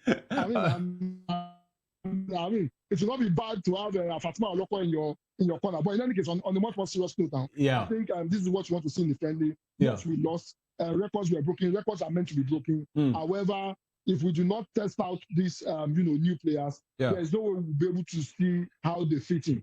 A lot of people calling for Asha Shola to come back. I don't think so. I think, like they usually say, soldier come, soldier go, barracks remains. Yeah. There were other players. Yes. Asha Shola has gotten to her prime. The last Nations Cup, she contributed nothing, and I'm not taking anything away from her. She contributed nothing, but she was an integral part of the team. She brought her experience, but the team survived without her. The team won the tournament largely without her. So I think the cause for Asha Shola to come back because we lost in the friendly does not make any sense. There is no coach that will not lose. There is no unbeaten run that will not end. But the good sign is we are seeing a whole lot of players come to be part of the national team. Case in point, your favorite goalkeeper, Fatima Oloko, being part of the team. I have to stop. I only saw, the goalkeeper. She has made about four. She has about 4 clean sheets in 5 games. Even though I think she's with the Rivers Angels on loan, to Abia. But of course, maybe this will give her an opportunity. I don't know what Madugu saw. Of course, I don't know more than Madugu, but there's a reason why he actually called out. I think Madugu saw what you saw. I don't know what you are saying. I don't know what I saw. I don't even know what I saw. I only saw. I can say what I saw now. Our performances on the pitch. I don't know what else Justin Madugu saw. What I'm saying now, performances brought out of the team. If she not perform well, you will not be talking about Fatima Oloko. Exactly. Performing well, that's why you're talking about her. So I mean, Madugu saw what you saw. Anyway, let's talk about the league. Let's talk about the NPFL. And this time around, Remo Stars finally they ended their 7-game winless run with a 2-0 victory over Katsina United, securing their 2nd win of the year. And of course, they are back to their home stadium in Ikenne, with a 2-0 victory over Katsina United. Of course, they are in their relegation waters, but this victory, of course, has lifted them up a little bit. And Aruno Hadi was the hero, scoring a quick brace in the 68th and 62nd minutes. And this win marks a new era under their technical advisor, the new one, Usman Abdallah, who was appointed last Thursday. And this victory lifts Remo Stars to 18th place on the table, of course, with 30 points from 28 matches. And Kwara United and Kun Khalifat sit below them with 29 points each, while Kano Pillars are just above with 32 points. I mean, this is the table from the NPFL March Day 28. Of course, there's still a game to play. Barao FC will be hosting Plateau United. But as it stands right now, Rangers also won 2-0. For me, the game of the weekend against Nasarawa United, they won 2-0. And of course, that's, you are saying on the table, they lead 28 games played. And of course, 47 points. Rivers United, though, they are losing ground, even though they still have 3 games in hand, of course, over Rangers. And of course, with 25 games played, 46 points, 8 points behind the Rangers. And it's looking like Rivers United are not looking serious about winning this title again, this season. Ikorodu City, wow, that one. They were walloped 4-0. And of course, 28 games played, 45 points. And Nasarawa United, who also lost 28 games played with 44 points. And let's move down now to the bottom sides. Let's go back to the table, and let's move out to the bottom sides where we have the likes of Remo Stars, still languishing right there. Kano Pillars are in 17th place. Kwara United and Kun Khalifat, Kun Khalifat, after drawing 1-1 with Eyimba, they are 28th. Maiwa, quickly, let's talk about the results as well. Remo Stars finally returning back to Ikenne and getting a win. Does this mark a turnaround? Do you think Remo Stars can survive, this time around and not have a record? I think the first team, the only team before Remo Stars now that are looking in danger, the only team that has won the championship and got relegated the next season was Bayelsa United.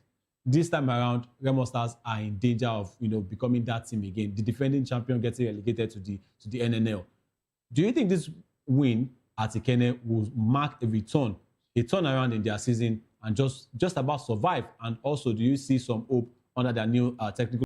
I think the way Remo Stars survive is if they buy slots. There will be a team in the NNL that wants to come up that don't have the money. Yeah. And they will sell their slot to Remo Stars. We've seen it before, and probably it will happen again. It disgusts me that you are talking about it, but it's the reality we found ourselves. The result shows it so far. They've played 28 games and they have 29 points. That's an indication of how poor they've been. And we know the reason for them being poor. How do you win the league and you've actually sold all your players? And I will not blame the business owner. The business owner is there to make profit. If he doesn't sell those players, he will not be able to run the club comfortably. We all know, out of the 20 teams that we have on the log, 95% of the teams there, they are owing their players. I think is it a Yimba or something that came out and say their salary is tied to their performance and the rest of that, even when they are not being paid. No. If I'm not mistaken. Even when they are not being paid. So it shows how difficult it is to run the club in this environment. And majority of this privately owned, and that is the reason. So I think what will happen is Real Monster will be relegated. However, they are going to buy a slot as usual and rebrand themselves to stay in the league next season. So are they going to stay? I don't think so. The result has been terrible. I don't think it will stop anytime soon. All right, let's go about the results before we move on. Let's look at the results from match week 28. Like I said, there's still another game to be played. Barao FC up against Plateau United. But let's look at the results. I mean, we've seen the table, and let's quickly brush through the results. In the MPFL, I mean, it's our league, it's our own. And of course, even though we are still complaining about the lack of quality, we just have to, do what we can to promote the league because, of course, it's very, very tough out there for the players and, of course, for the owners, especially the private owners. And we hope that there will be a better climate for these players. But, of course, let's quickly branch to the results. Academy Warriors 2-0 up against Abia Warriors. Abia Warriors are still trying to get a place, for the playoff, or let's say in the continent. They are looking for a place in the continent, but of course that took a dent. They lost 2-0 to El Kanemi. Kwara United 1-0 winners over Wiki Tourists. Shooting Stars 2-1 victorious. Used to be a big game in the past, but of course this time around, Kano Pillars, of course, dwindled in the relegation waters. Rangers 2-0 in the big game of the weekend over Nasarawa United, of course, at the top of the table. And Bayelsa United 1-0 over Rivers United. And Rivers, their title race is taking a huge dent. And Niger Tornadoes 0-0 against the Warri Wolves. Eyimba 1-1 against Kun Khalifat. Eyimba are 15th, by the way. And that is also very, very bad on them. Remo Stars 2-0 victorious over Katsina United. Bedell Insurance, beating the Ikorodu FC like they stole something. That is really, really bad for Ikorodu City. 4-0 for Bendel Insurance. And of course, the game taking place today, Barao FC up against Plateau United. As we go on the show, let's quickly talk about Arsenal. Maiwa, you could see the game of the weekend in the English Premier League. Arsenal's manager, Mikel Arteta, is embracing the set piece FC label after his team's deadly corner routines secured a 2-1 win against Chelsea. And the Gunners move 5 points clear at the top of the Premier League, thanks to headers from William Saliba and Jurriën Timber. You can agree that Arsenal, if the open play is not really working, they have to revert to set piece, right, Maiwa? Well, I don't think so. I think it's wrong for people to call them set piece FC. That same weekend, Liverpool scored 4 goals with set pieces. So what are we saying? Yes, they have 16 goals. They've scored over 90 goals, and they have about 16 goals from set piece. Yeah. They move own goal is about 5. That's about 21 goals, and they've scored about 90 goals. Remove 21 from 90. That's about, if I'm mistaken, they've scored 69 goals from open play. I think people should quit this talk about set piece FC. Set piece is part of football. Manchester United has also benefited from set piece. Are we going to call them set piece FC?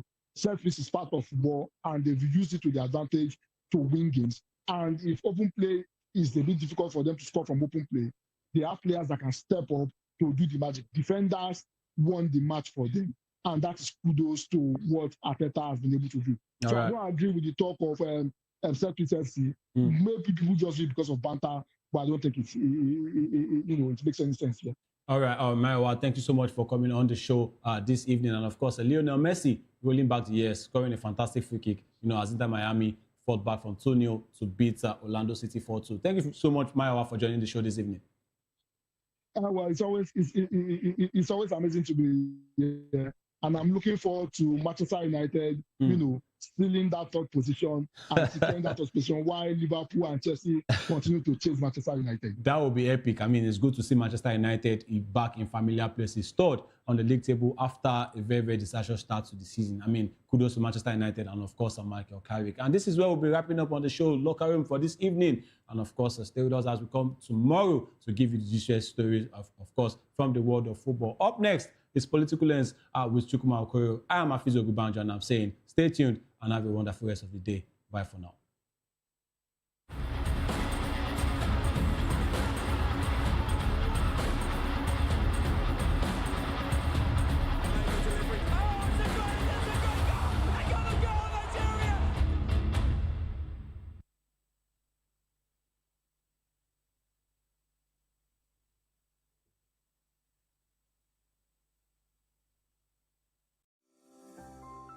VOP TV. Now, you have more than a voice.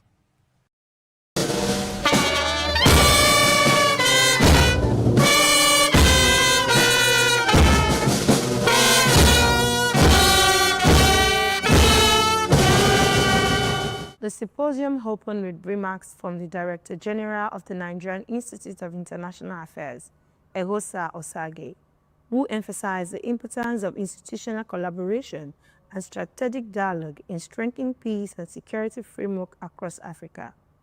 He noted that professional and accountable policing remains key to conflict prevention and regional stability. It's our pleasure at the Nigerian Institute of International Affairs to be collaborating with a very forward-looking police force. I said to us that the Nigerian police force is Africa's showcase police force. Delivering the keynote address, the Inspector General of Police, Kayode Egbeteko, spoke on the establishment of the Nigerian police force and its mandate in maintaining law and order. He explained that the force continues to evolve to meet modern security challenges, guided by core values delivered through 5 strategic pillars. Nigeria's consistent professionalism has strengthened African representation within international policing policy forums, including sustained engagement with the United Nations, Police Division, and contributions to evolving peacekeeping doctrine. The true impact of peacekeeping is often not captured in reports, but in lived realities. When schools reopen, markets return, and public trust is restored. In such moments, peacekeeping fulfills its highest purpose. Contemporary peace operations face unprecedented complexity. Asymmetric threats, violent extremism, transnational organized crime, and digitally enabled insecurity continue to reshape the operational landscape. Chairman of the occasion, Adewale Adebayo, stressed the human dimension of policing, reminding officers and stakeholders that before becoming members of the force, they are first citizens. He said this understanding is essential in building empathy, accountability, and a stronger connection between the police and the communities they served. What Nigerians want is a country where there is rule of law, where there is safety, where there is security, and that they can live their life and have good development. And that is what we should focus on. Nigerian police will adapt according to the law. Nigerian police does not write the law, they don't write the policies. It's we who are leading the country. When we come together and give them a good society to police, they will police it. So the duty is on us, national leaders, political leaders, to make everything right for the society and the police. Bearing in mind that first and foremost, before you are a police officer, you are also a member of society. Participants at the symposium agreed that strengthening institutional values and reinforcing community trust are vital to the contribution to peace process, both national and across Africa. Oyindamola Olukuton reporting for Voice of the People TV.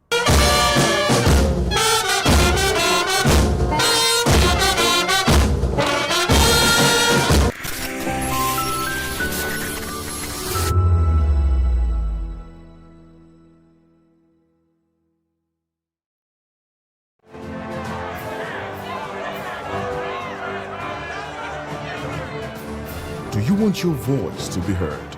Do you know that you matter in the scheme of things? The People's Voice, the show where ordinary citizens take center stage as we discuss the biggest stories that affect you and I. With you in mind, we facilitate lively discussions, debates, and interviews on the topics that matter most to you and I, from social justice to economic empowerment, education to healthcare, governance, and more, tackling tough topics and amplifying your voice. Join the conversation and make your voice count. The People's Voice. Make your voice count. This is African News on Voice of the People Television, where we don't just bring you the news, we bring you Africa's heartbeats, the policies that shapes our world, and the economy that determines our future. African News on Voice of the People Television. Stay with us. Join us as we drive into the world of politics through insightful interviews with prominent political figures, both serving and former ministers, senators, legislators, party chieftains, activists, and analysts. Get first-hand information into the decision-making processes that affect our daily lives. Highly engaging one-hour program that brings political discourse into focus. I am Chukwuma Okoro. Political Lens, Monday through Friday, 6 to 7 p.m. Join us. Are you ready for the extraordinary? Something big is happening on your screen. Introducing VOP TV, now streaming on SLTV channel 264. From breaking news to captivating conversations, news analysis, giving you all sides to the story. We break in-depth discussions on the issues that matter, from politics to sports, entertainment, and lifestyle. VOP TV on SLTV channel 264. Join us as we redefine what television means to you. Voice of the People Television, VOP TV. Now you have more than a voice.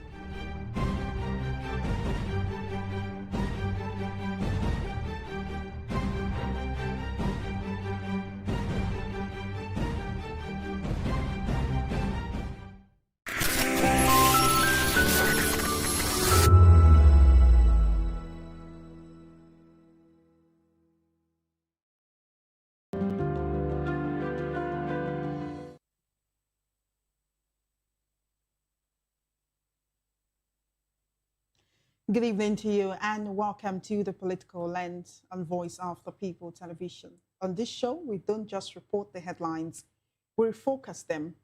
In a world flooded with breaking news, viral clips, and partisan spin, the Political Lens aims to slow things down to sharpen the picture. We'll analyze policy, power, and politics without distortion. We're not just asking what happened, but why it matters and who it impacts. In this case, you. Through in-depth conversations, expert interviews, and data-driven breakdowns, we'll challenge assumptions, spotlight overlooked perspectives, and bring clarity to complex issues. We aim to understand the system, the strategy, and the stakes, because when you change the lens, you change the view. This is Political Lens and Voice of Chioma Innocent. In today's edition, we'll take a look at some issues taking place in the Nigerian polity, beginning with the alleged attempt by unnamed persons at Aso Rock to poison the president, a claim which has been refuted by the presidency.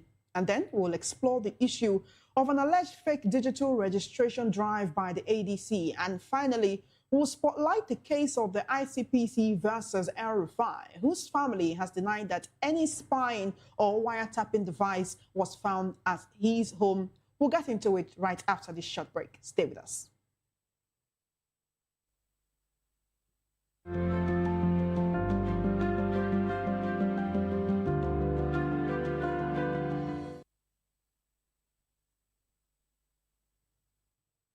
Welcome back. The presidency has refuted viral claims on social media alleging that members of the kitchen staff at the presidential villa in Abuja were detained over a supposed attempt to poison President Bola Tinubu.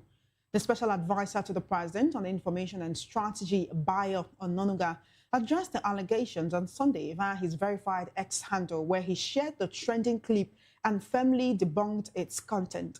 The footage, which appears to show scenes from the presidential villa, features a narrated account suggesting that a chef working within the presidential complex had been arrested in connection with an alleged poison plot targeting the president. Reacting to the claims, Ononuga described the story as entirely false and misleading. Let's take a look at the video and also at the post made on X by Bayo Ononuga.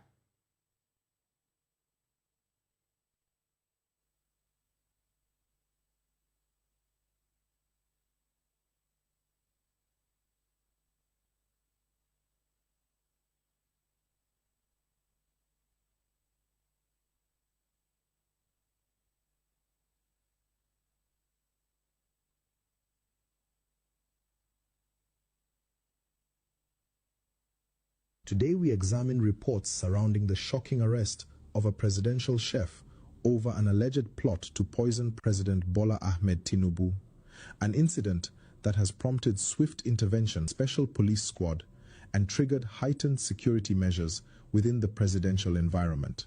According to preliminary information from security sources, the arrest followed intelligence alerts suggesting suspicious activities connected to food preparation procedures within restricted areas linked to presidential operations.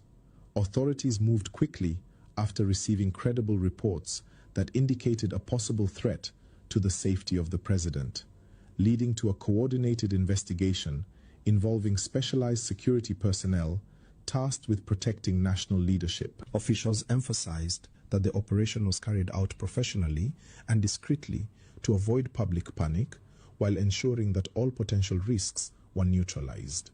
The suspect, identified as a member of kitchen staff attached to presidential services, was reportedly taken into custody for questioning as investigators began examining evidence and verifying claims connected to the alleged poisoning attempt. Security agencies have urged the public to remain calm, stressing that the investigation remains ongoing and that allegations do not automatically imply guilt until due process. All right, then that's the video of an alleged report that Aso Rock kitchen staff were arrested because they attempted to poison the president. But the presidency, the president's special advisor on media and publicity, Bayo Ononuga, has come out to say this is indeed not true. It did not happen.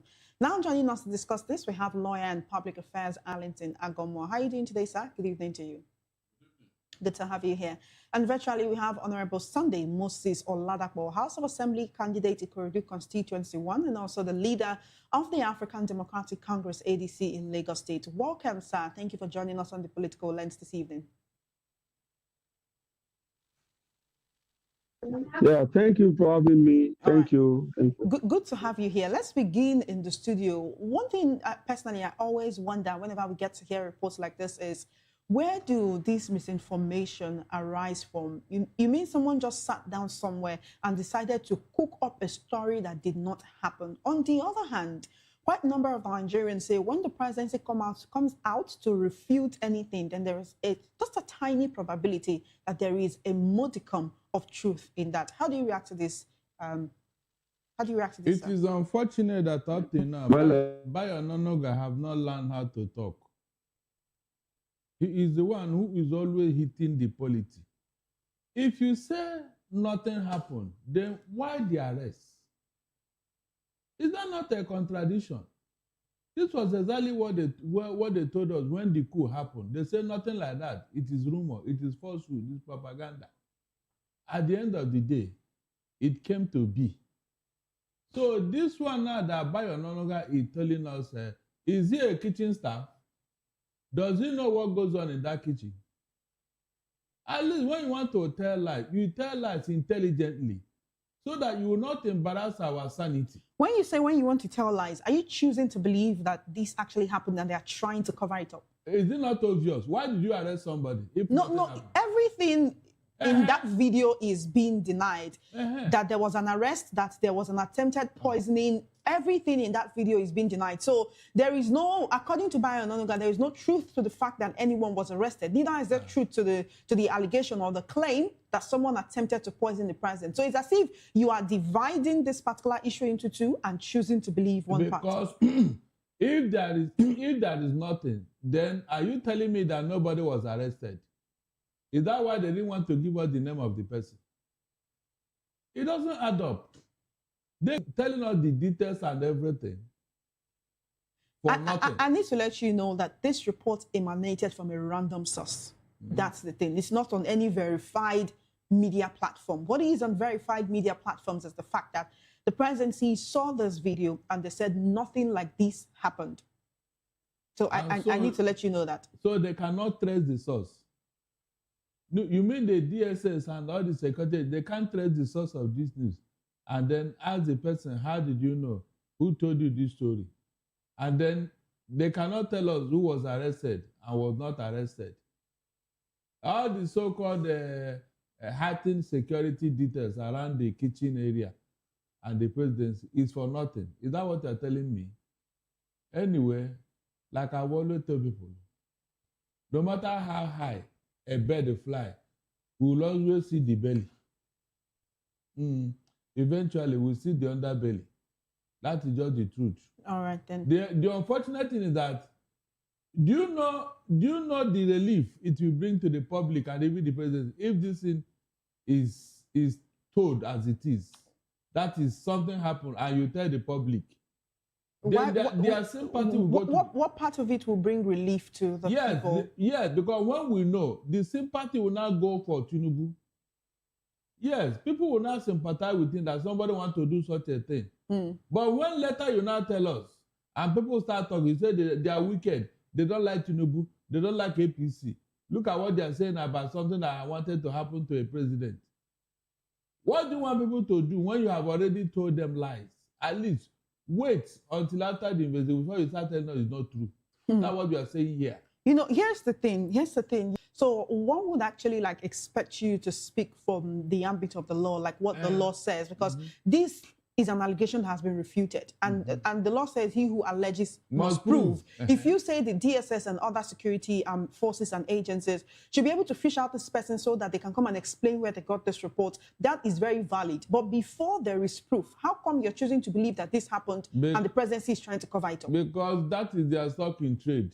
The people at that presidency, they never tell us the truth. At least the coup issue is a very good example. The coup issue is a very good example. And so we are thinking that when something happens, you let the public, you are our servants. You are serving us. When something happens in the line of your duty, you let us know. Instead of denying and denying, meanwhile, it is true. The way the story was told and what happened, in fact, it is impossible to disclaim it. It's just that they don't want to tell the truth. They don't want to tell the truth. That is just my own stand here. Somebody cannot cook up such a thing for nothing. And that's the truth. Before you can even begin to deny it, there must have been processes. But why do you come out with, when they do things like this, go and check. There is a modicum of truth behind it. They just want to, the best form of defense is to attack. They first attack the public by denying. Later, when it now, come to light, they will not have anything to say again. All right. They'll just keep quiet. Okay. Let's go to our virtual guest. Thank you for staying with us, Honorable Sunday Moses Oladapo. What's your take on what's going on? Our guest in the studio is choosing to believe that the presidency is hiding something, but if indeed this happened, you would expect them to actually let Nigerians know the true state of things, right? Why would anyone, because at this point it will seem like, everyone is just waiting for bad news from the president or from the presidency. Is this what is going on here? Are you with us, Honorable? All right. Our studio guest, would you like to answer that question? Quite a number of people will say from your commentary over the years, they believe that you do not see eye to eye with this administration, but that does not mean you'll be waiting for bad news or you'll be hoping that whenever anything like bad news emanates from there, that it is true. Look, we don't want to welcome bad news.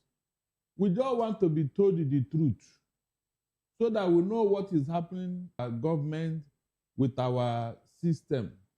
We want to know what is happening with the president. Anybody that is wishing him bad, what will you get if he dies? Will you eat his meat? We are saying that the truth should be told so that we can now channel our sympathy to him. That's what we are saying here. But if they choose to hide it, no problem. There was a brother in my village.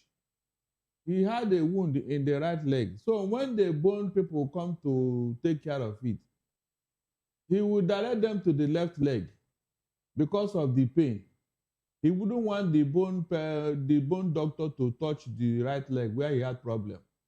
He would just be nursing the left leg that he didn't have any injury there. And for that reason, the right leg that has a problem was decaying. The thing was decaying inside. Nobody knew until when he couldn't hold again. He now had to confess. By that time, a lot of damage have been done. That's why they call him Ukwojo.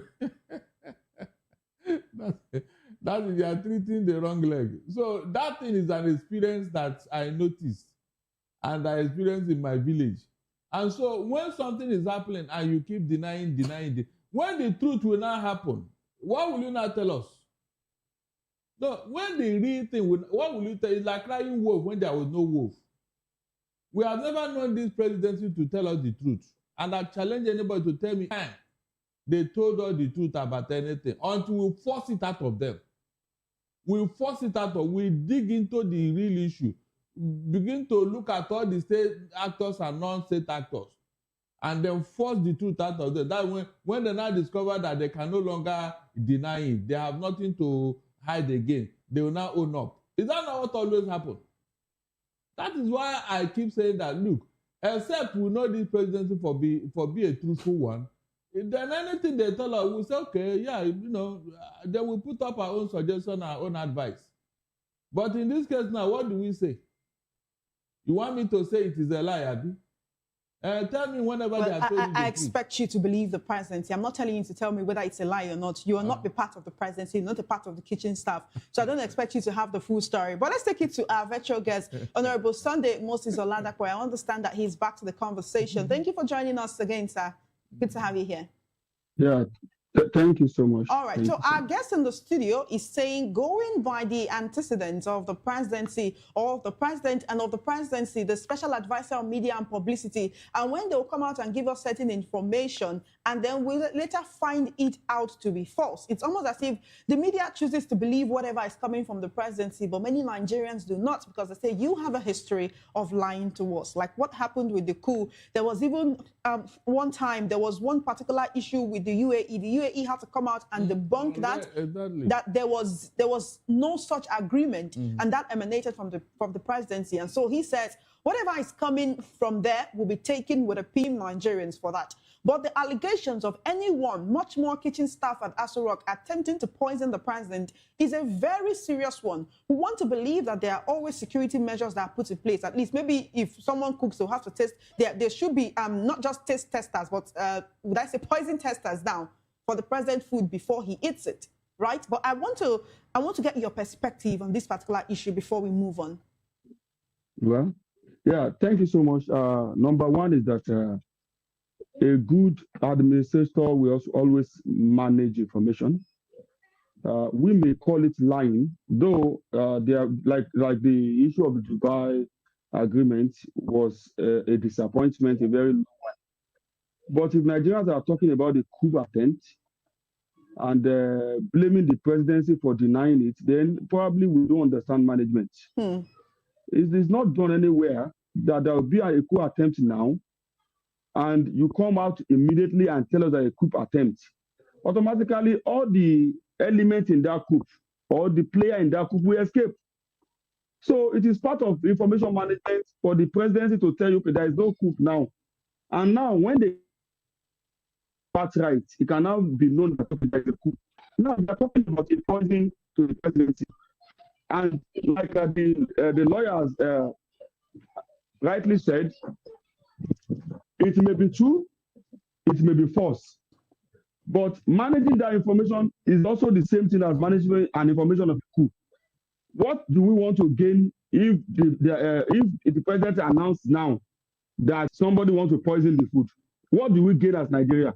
Is it the news we gain, or the poison we gain, or the person that was being poisoned? So to me, we don't need to. There are some things that should be left alone than said. And the truth is that until our lawyers start speaking out of emotion and speaking from facts, like you rightly said, he is a lawyer, and somebody has come to say, I deny.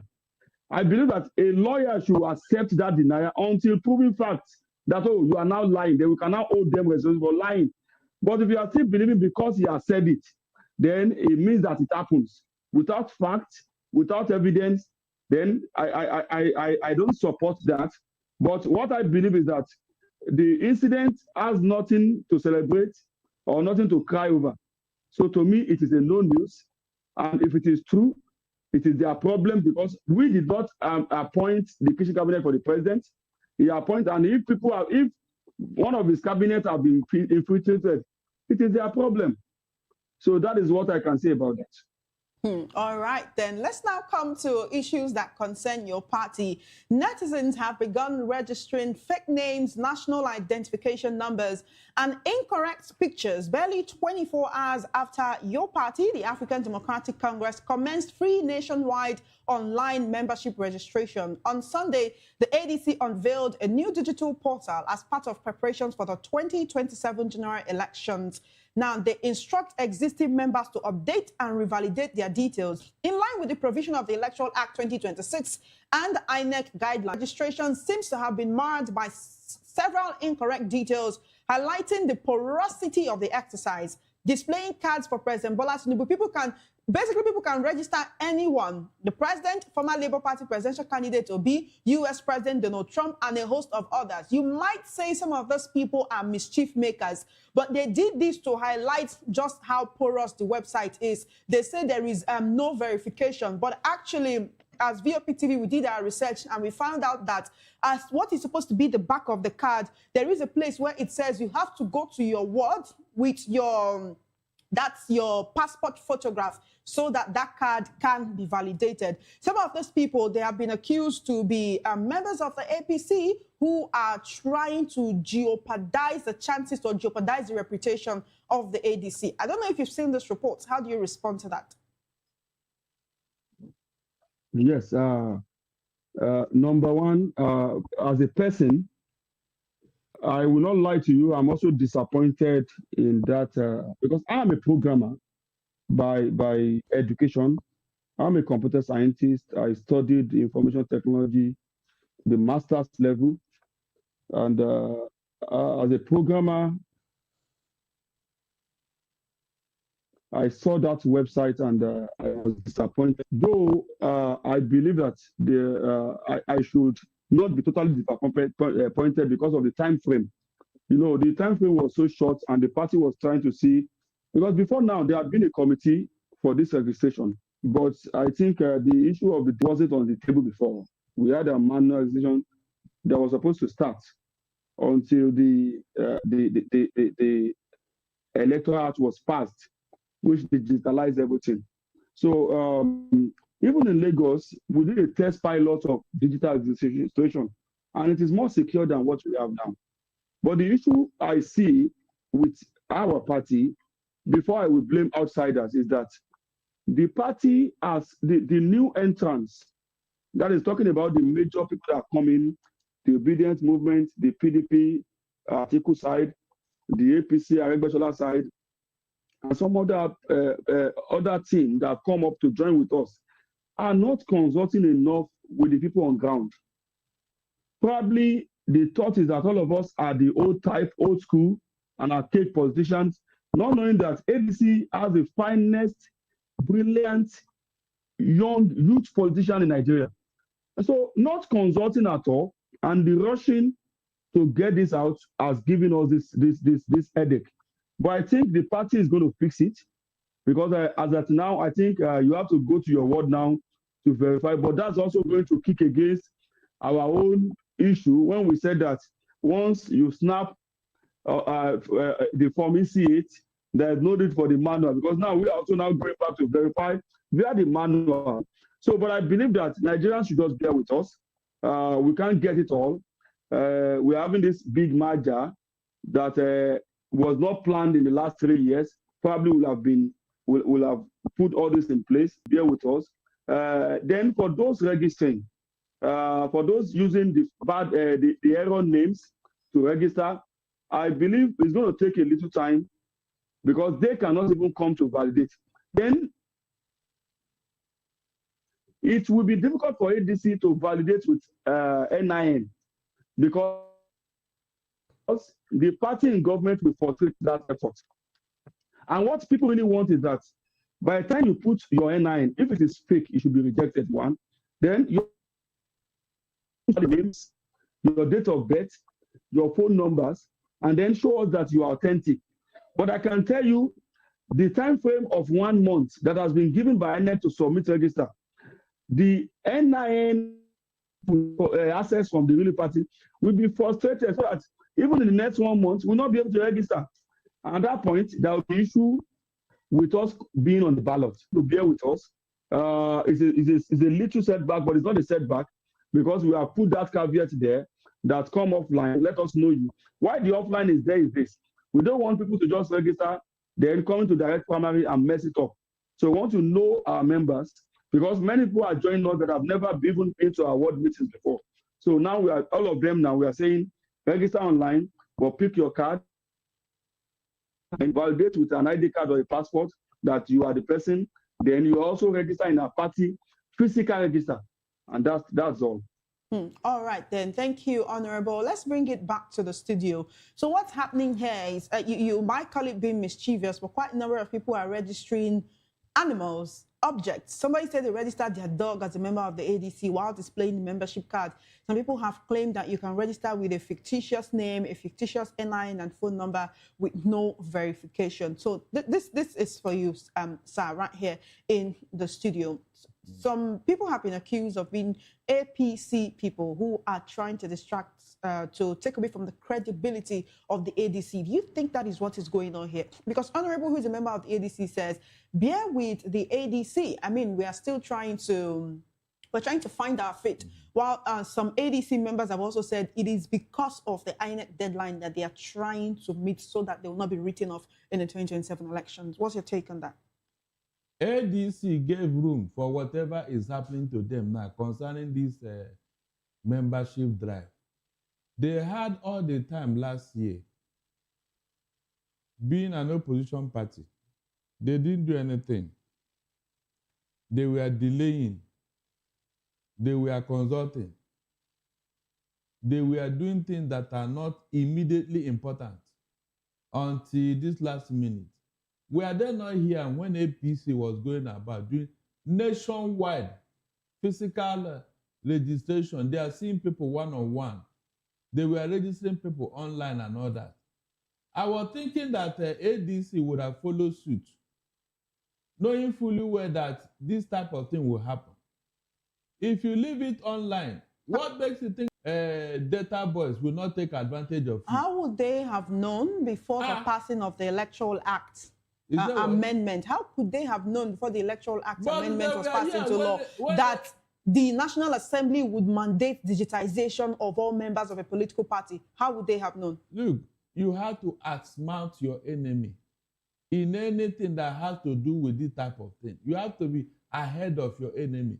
When APC was doing what they were doing, you think they were doing it for nothing? They have seen ahead. So why didn't you do your own underground investigation? There is no APC person who doesn't have a friend in ADC. That is a fact. There is no ADC person who doesn't have a friend in APC.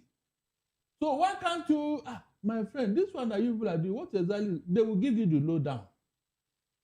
And you will now take advantage of that information and do the needful.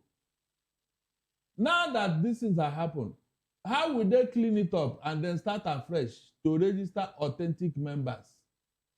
Well, I did say right there on the website. I mean, for someone who's paying attention, you can see where it clearly says you have to go. It says, yeah, this card must be authenticated at your respective ward office for confirmation. You are required to present your passport photograph for the authentication process. So the card has an ID, you can print it out, take it to your ward. So for those who are registering Donald Trump and Netanyahu, some people even registered the president as a member of the ADC.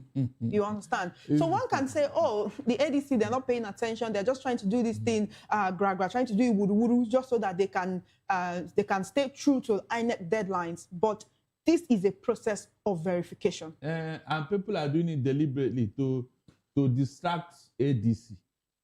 It's deliberate, and it cannot be ADC people. It cannot be ADC members that are doing this thing. I can be very sure, because you always ask me not to speculate until I'm sure. When you see things like this, your insight will tell you where it is coming from, who is doing what. That is what this game is all about. You have to be smarter than your enemy. Don't wait until they come and tell you, I'm the one that did it. You need to know who did it and outsmart that person. That is what I expected ADC to do. And not waiting until somebody from APC will come and say, yeah, we are the one that did it, and what will you do? You should know who is working against you. It can't be your members. That is the truth.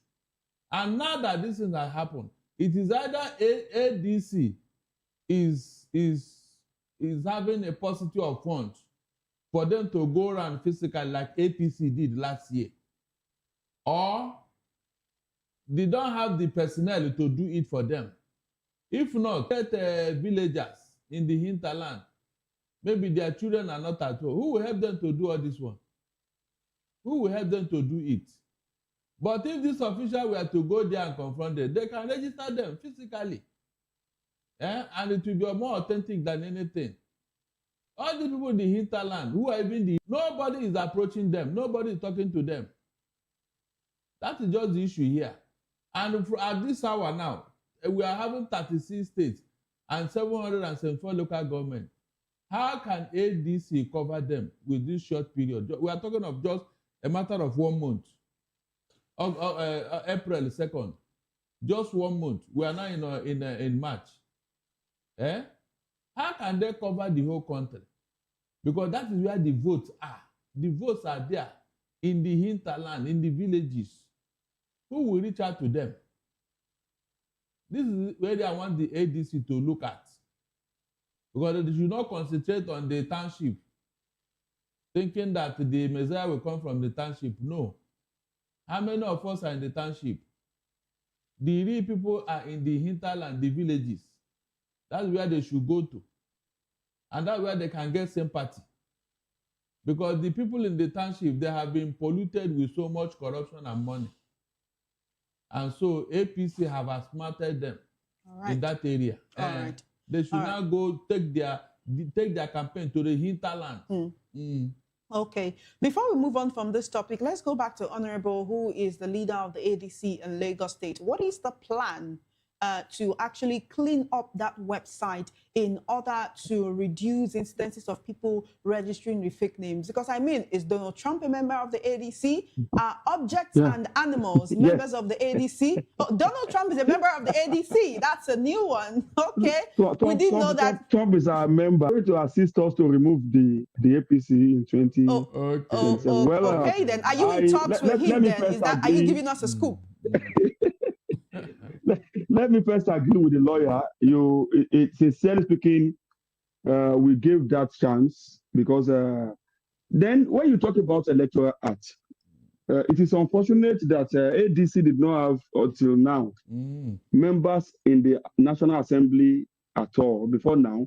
The only one we had, even during the last election, publicly came out and endorsed Asiwaju Bola Ahmed Tinubu. That's a Leke from Kogi State. Yeah, Leke Abejde. And he had been the only one there from ADC. And I believe that also saw the relationship between him and the party. Otherwise, this Electoral Act is not a sudden enactment. There were town hall meetings where all these informations are in that document and people were getting that information. It's just a failure of opposition because the opposition were part of the committee, but all what they were fighting for were real-time transmission. There are a lot of hidden things in that document that are even more important than that real-time transmission. You have not looked at how last election, you have to authenticate your agent with INEC before you can present them. Exactly. Before now, you can just pick an agent on election day. But the last election shows that you have to upload your agents. INEC have to approve them, issue you a tag. Now, those ones, if they have been now, we don't know. And when you rig election, it is from agents. The party, everybody, all the opposition were silent. And now, all the things we are shouting in real time. Now, how you produce your candidate? The one that is easy for us have been removed. And none of the opposition say PIM. Delegate has been removed. Now you put in, like the Leonard Sec says, it is too expensive for ADC. We don't have that fund like APC to go around. The initial plan was that the committee will go around the entire wards, the entire 774 local governments in Nigeria and the wards. But as it is now with the time frame and the fund, it is practically impossible. So it's the opposition fault because it is not a new. It has been there have been town hall meetings. People have that information that will be there. But the problem is that APC has succeeded in diverting our attention to real time. And they make it, some of them will just make it a noise. In fact, it's becoming like a collaboration in the National Assembly that they want the public to cry about something that is not important, while those important ones are kept. Because it is disappointing that you have all the senators from Tikinjibe, from the woman Natasha, from Abaribe, shouting about real-time transmission and forget about how you are going to choose your candidate of a political party. It's unfortunate. And now we are back to this one. Now, I won't lie to you.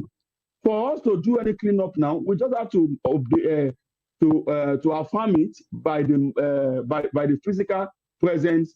And then I think because if nothing we can do now, that's going to clean. Although I learned that some features have been added again today, whereby you cannot get those cards immediately anymore. Probably when you upload your details now, we are trying. There is a background check that they are trying to run, but that will also slow things down because the only thing you can do is to sync that your website, the data to the NIN database, NIMC database. But would they allow that now? I can tell you it will not work. So left for me, I will have told the party, the one we are doing now to clean up, which is not releasing card immediately. When you submit your details, they run a background check. Then they say 72 hours you can get your card. That is only going to cost us a lot of backlog. But I will have asked them, let it be. Let the real authentic owners get one message to authenticate at their word as we have planned it. Then we move on from there. Thank you. All right, then let's move on to our final topic this evening because of our time. And it's the case of ICPC versus El-Rufai. The family of former Kaduna State Governor Nasir El-Rufai has denied allegations by the ICPC that phone tapping equipment was recovered from his residence. In a statement signed by Mohammed Bello El-Rufai, his son, who is also a member of the House of Representatives, on behalf of the family, they said they received this allegation with a mixture of contempt and amusement. They described the claims as a litany of allegations, falsehood, and theatrical posturing.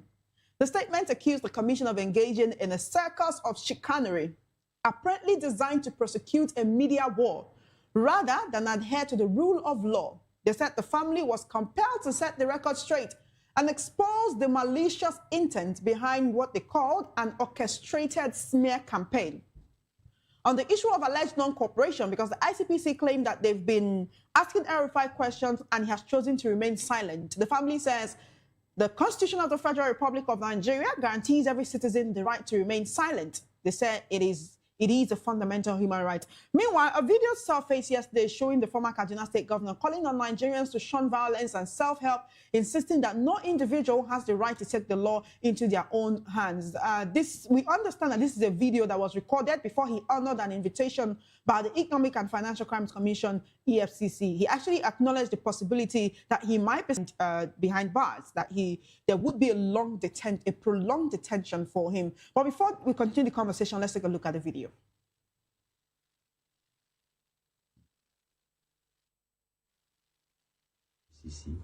I am quite aware of the likelihood that I may be detained, and it for an indeterminable length of time.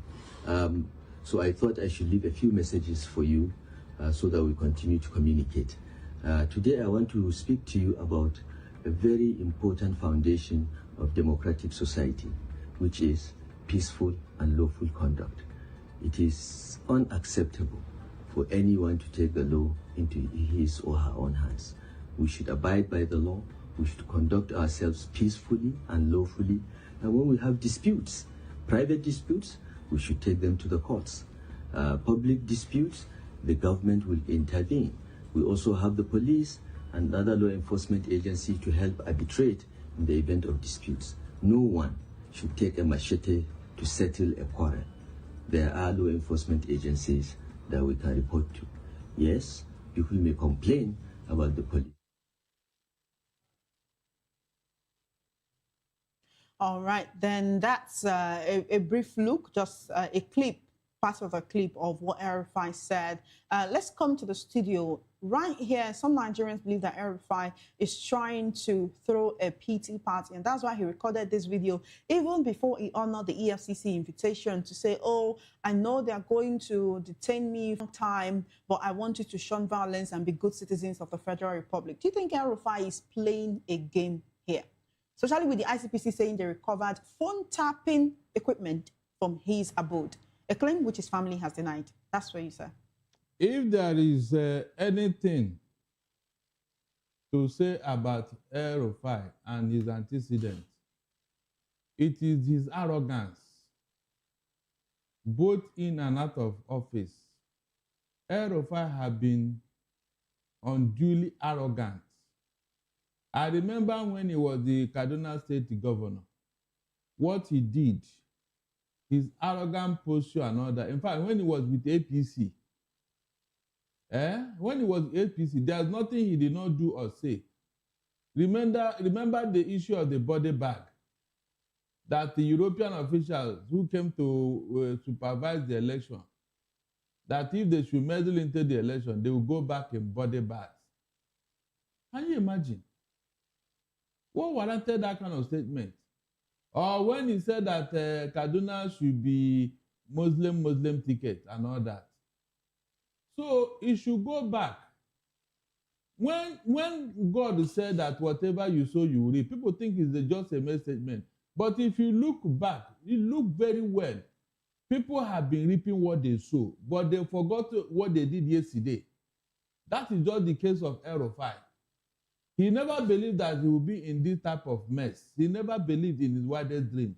He thought Buhari would be there forever to protect him. That's the truth.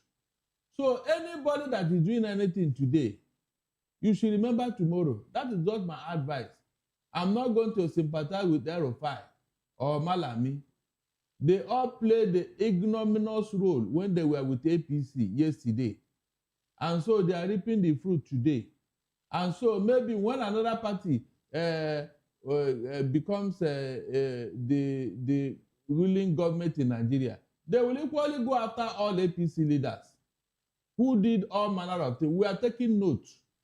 We are taking note of what they have done in office, except they want to remain there forever, but it can never happen in Nigeria.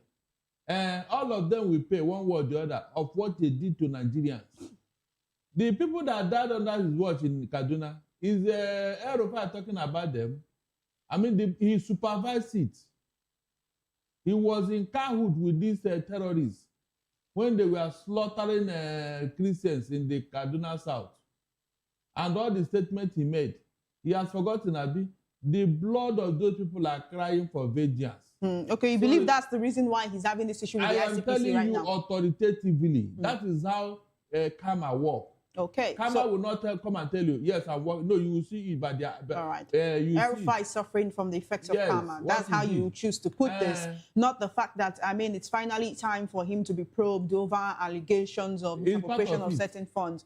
It's part of it. He never believed that anybody can probe him. All right. Because of our time, let's go to our virtual guest, Honorable Sunday Moses Oladapo. What's your take on what's going on between the ICPC and El-Rufai? His son, who's a member of the House of Reps, had to come out to clarify that the ICPC is lying against El-Rufai. Is that possible that a government agency will lie against a citizen, an individual, just to make it look as if they have a basis for his prosecution? Why would they lie that they found phone tapping devices or equipment at his house?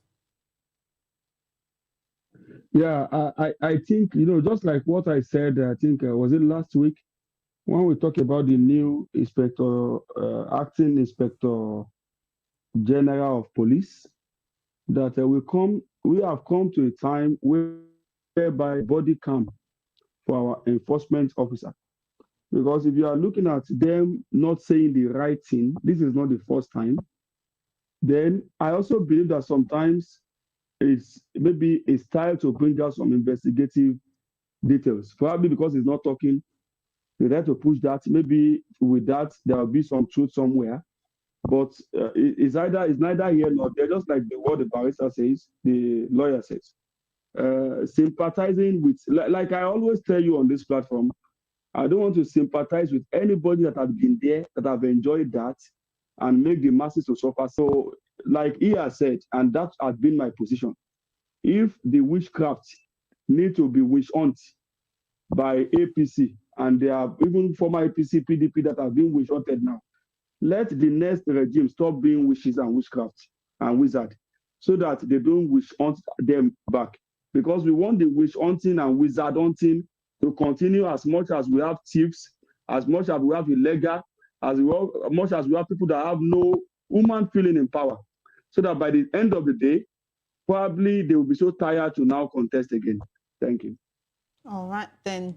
Thank you very much. We'll be taking your that's your concluding thoughts on each of the topics we discussed this evening, from the issue of the allegations of some kitchen staff at Aso Rock attempting to poison the president, a case or an allegation which has been debunked by the presidential advisor, Bayo Ononuga. Not just that, also now to the issue of the ICPC versus El-Rufai and what Nigerians are saying about this, and also to the other issue we discussed about the ADC and the fake membership registration and how they're solving that. Honorable, before you go, I'd like to get your concluding thoughts on each of this topic in a minute, please. Okay, thank you. Let me start with the last word on registration. I want to encourage Nigerians, please don't be disturbed by the infiltration of our website. Register your membership, then authenticate your membership at your ward level. So that before, like I said at one of your programs, the ADC will be the largest political party in Africa. The way it is going, I believe that we will clock more than 10 million in a week. So our Nigerians should please ignore those people registering fictitious name, register and authenticate at your ward. Then on the issue of El-Rufai, is neither here nor there. As a member of ADC and a strong one at that, I wish and we hope that he will be free to take his own part in the freedom of Nigerians from the APC. But why I say it's neither nor there or there is that if it is true that he has done all those allegations, then I cannot come up and shield him because he's my party member. Because that is what has been the issue with other political parties. When a thief joins any party, immediately his sins are forgiven. But in ADC, I don't think we should do that. If he's guilty of all those offenses, let him be charged formally to court and not be, and be dehumanized the way it is being done. Then on the issue of the cabinet, the tapping equipment, yes, they got it. The standard procedure in going for search in any environment, before the security agent will even enter your room to do the searching, you will first of all search him. That is what the law prescribes. You will search him, go through him, frisk him, and see if he has anything that is incriminating with him before he will even enter your room. And there will be camera to show that, yes, he was searched. The number of people that want to go into that room, they will be frisked and searched. The family members should be there. His loyalists should be there to witness it. It is after that they cannot go into that room. And anything they now discover can be authenticated by those people present. If they have gone there on their own and discovered those things, nobody will admit it in court. Not to judge the truth. Day to day, no. It's not enough to say you discover something. How did you discover it? Did you come with it? Did you come to plant it in his house? If those procedures are not followed, nobody will admit it in court. Quote me. That is where I think the security agencies are. Because if this thing it was authenticated at the time of searching, the family will not come out and be denying it because the pictures will show all these things. That is one. Then two, if there is any infraction concerning the present kitchen staff, please take that young man to court, whoever he is. I don't want a situation that will now be like that of Jonathan, Mrs. Jonathan, who said that they stole her jewelries. And those youth were in detention until they left office. And I think the case is even going on until people cried out. All right. So these are issues. When things happen, make it open and clear so that people will know the direction to follow. Don't come and sell us a booby, yes. All right. And later look for somebody to blame. Okay. That's what I think. ADC, thank you. The ball is in your court. All right. I advised you people last year. And I know what they didn't take your advice last year. They didn't. And you want them to take it this year? They didn't. You believe your advice is good advice? Unfortunately, that advice now is haunting them. All right then. All right. It's time for us to go. Thank you for being a part of the conversation on the Political Lens this evening. We do appreciate you. Stay tuned to Voice of the People Television. Political Lens will come your way again. Same time, same station tomorrow. My name is Innocent. Enjoy the rest of your day.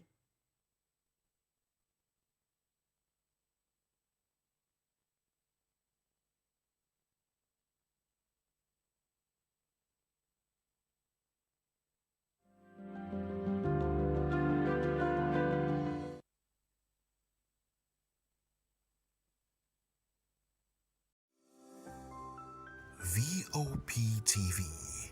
Now, you have more than a voice. Basketball, media, even road safety. The deaf community in Nigeria has proven that disability does not mean inability. But in an exclusive interview, a deaf rights advocate told us many still face barriers every day from classroom to workplaces. She recalled the painful memory of her deaf uncle, who died in a road accident. That loss, she said, fueled her campaign for inclusive road safety, and now change is happening. She says awareness is growing, but much more must be done. Her vision is sign language to become part of schools, workplaces, and public services, ensuring that no one is left behind. Sign language is recognized as human right because, like George Gray would say, that inclusion is not a privilege of few, but human right. It means that when something becomes a human right, it's no longer a privilege to give that to that person, but more of a necessity, as it were. So you can imagine for our work in Speaking Fingers, for instance, I've had opportunities to have met young deaf people who had never been to school. We currently have one we are trying to integrate at 10.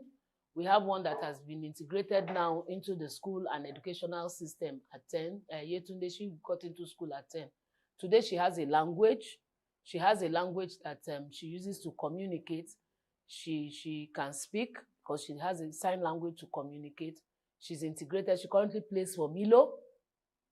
So, but backdate when we met her, Yetunde will just be there looking at you. She actually has a physical disability alongside her speech and hearing impairment. So you find out that sign language, she can be included. When it is made as a right and not just a privilege, she's also able to access services because the world recognizes it as a language. I speak English today. I wasn't speaking English before. So I wasn't good. My fluency in English was bad. But today I could communicate and people can hear me. Likewise, I can also hear people. So sign language has become a human right because it's not a privilege, but it is a necessity. It is work in progress. Today, we're having this conversation because sign language has been recognized as a language far back 2018. Does it mean that the deaf community existed at 2018? No.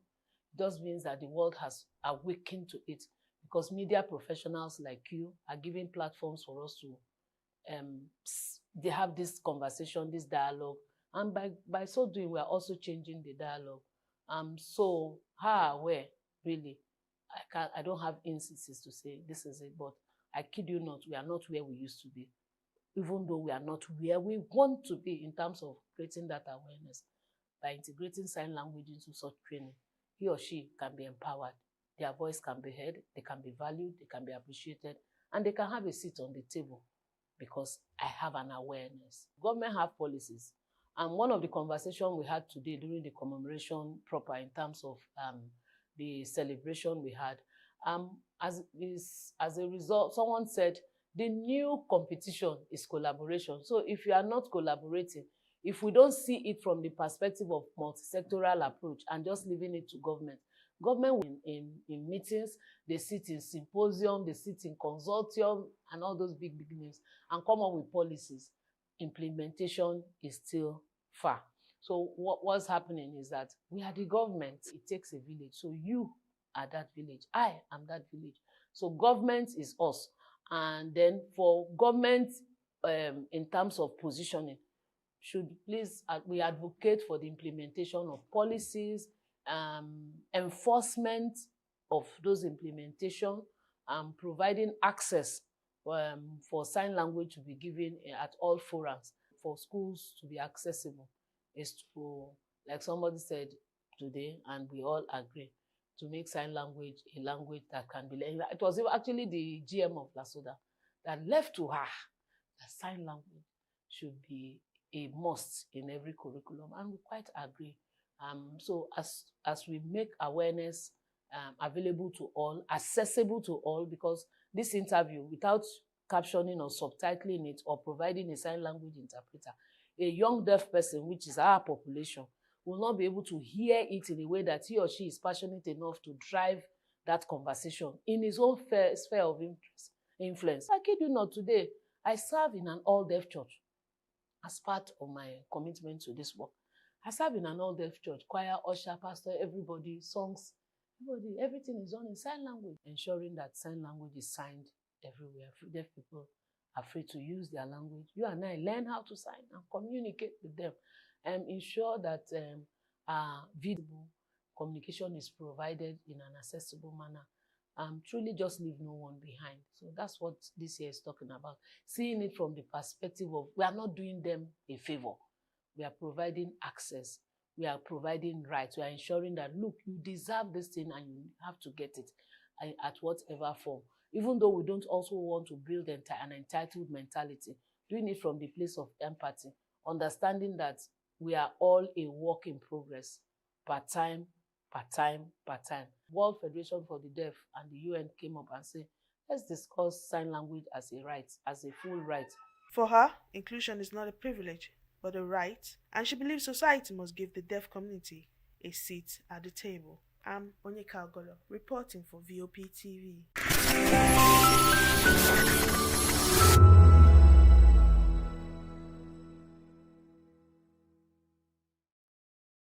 This is African News on Voice of the People Television, where we don't just bring you the news, we bring you Africa's heartbeats, the policies that shapes our world, and the economy that determines our future.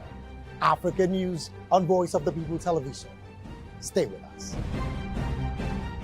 Hello there, my name is Damilola Ogunsi, also known as the Goldfish. Hi, my name is Chiki Bright Emmanuel. I'm an actor and a filmmaker. Hello peeps, my name is Yomi E. Adejimo. Hi everyone, I'm Paul Utomi. Hey everyone, my name is Stacey Benjamin and this is Voice of the People TV. I need you to keep it locked to VOP TV. See, are you looking for good entertainment? You want to get good movies, good music, talk shows, sports and entertainment. You really want a channel that gives you everything you need without you having to run around. VOP is where you are. That's Voice of the People. If you're not listening to this, you're not one of us.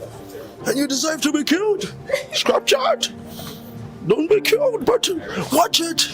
Or I'll find you. And I want you.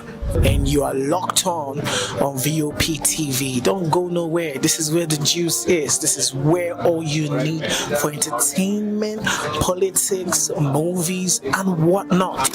And keep watching VOP TV. So keep it locked because I'm locked already, man, and it's money back guarantee. So you're gonna have a good time because I do. And please keep watching VOP TV. I want to actually, I beg you, subscribe, watch it. If not, whatever you see. You better not touch that guy because VOP is the plot. Welcome to the locker room, the home of football talk that matters. I am Jerry Ampelon. Join us every weekday, Monday to Friday at 5 p.m. Nigerian time, as we share the hot takes and hot debates in the exciting world of football. And joining me are the usual suspects, Ikechukwu and Mayowa, as we break down all the hot takes and everything that's happening in the football. Don't just watch football, live it with us. Catch us on the locker room and Voice of the People television at 5 p.m. Nigerian time. And like I always say, if not 20 minutes off, with the sport. The red carpets, awards, the razzmatazz, music, fashion, interviews, and more. Spotlight on Voice of the People television. Let's feed you with all the juicy stories in the global entertainment space, bringing you the glitz and glamour as it is hot. Stay tuned to Spotlight, 1 p.m. Monday to Friday. Spotlight on VOP TV. Entertainment like never before.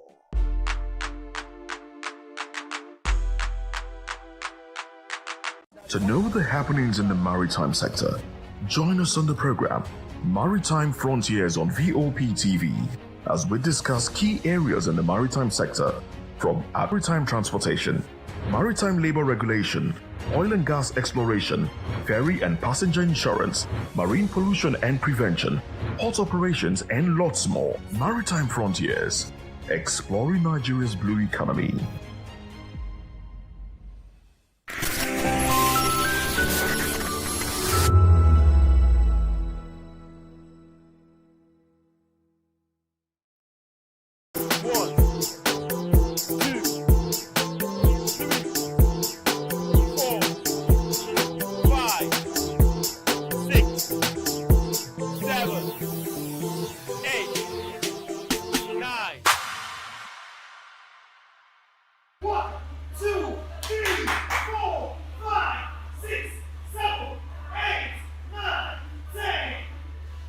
My name is Osas Obama Blessing, fitness trainer, gym instructor.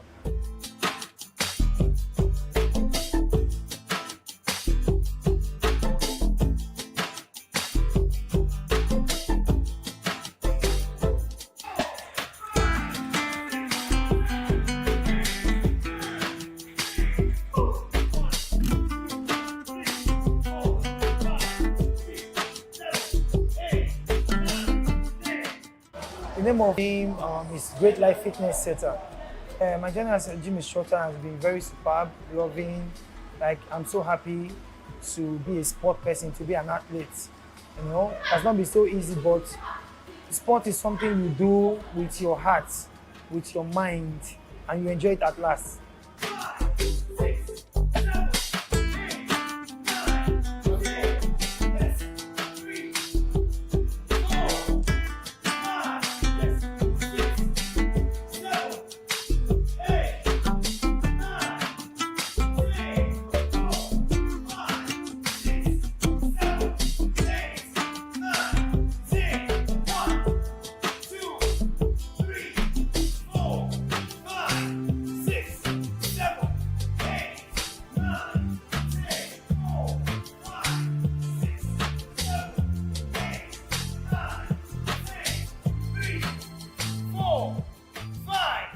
You know, this thing has to do with mindset. So I've been doing this thing for like the past, let me say, okay, like 12 years now. And again, about fitness it has to do with, you know, you have to love it. You have to love it. You have to, like, you know, put your mind like, okay, I really want to do this for myself. Because when you are fit, it makes you look better.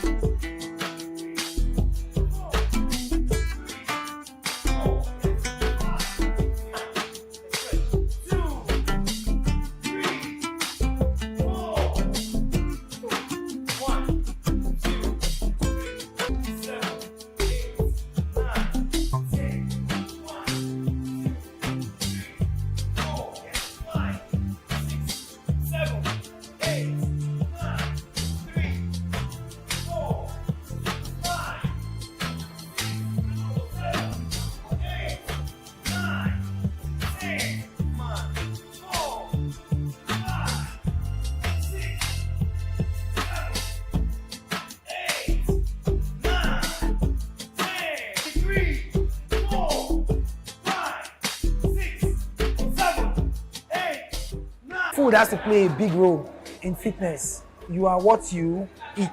So, for example, I finish training you, you went to go and eat something that you're not supposed to eat, like you just rush it back.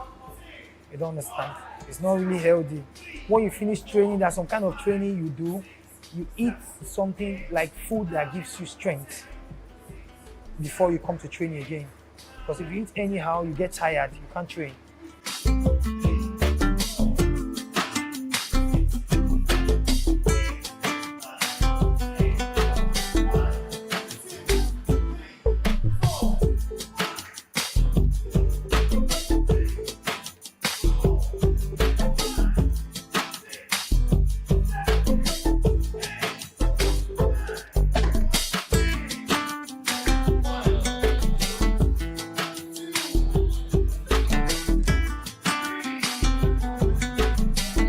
Anybody that wants to lose weight, one, it has to be disciplined and be focused. It has to do with your mindset. Say, okay, I'm ready to lose weight. Then be happy doing it. You understand? Don't even use your mind. Don't even say, I want to lose weight. Say, I want to be fit. Use the word, I want to be fit. When you are fit, you lose weight. When you are fit, you are flexible.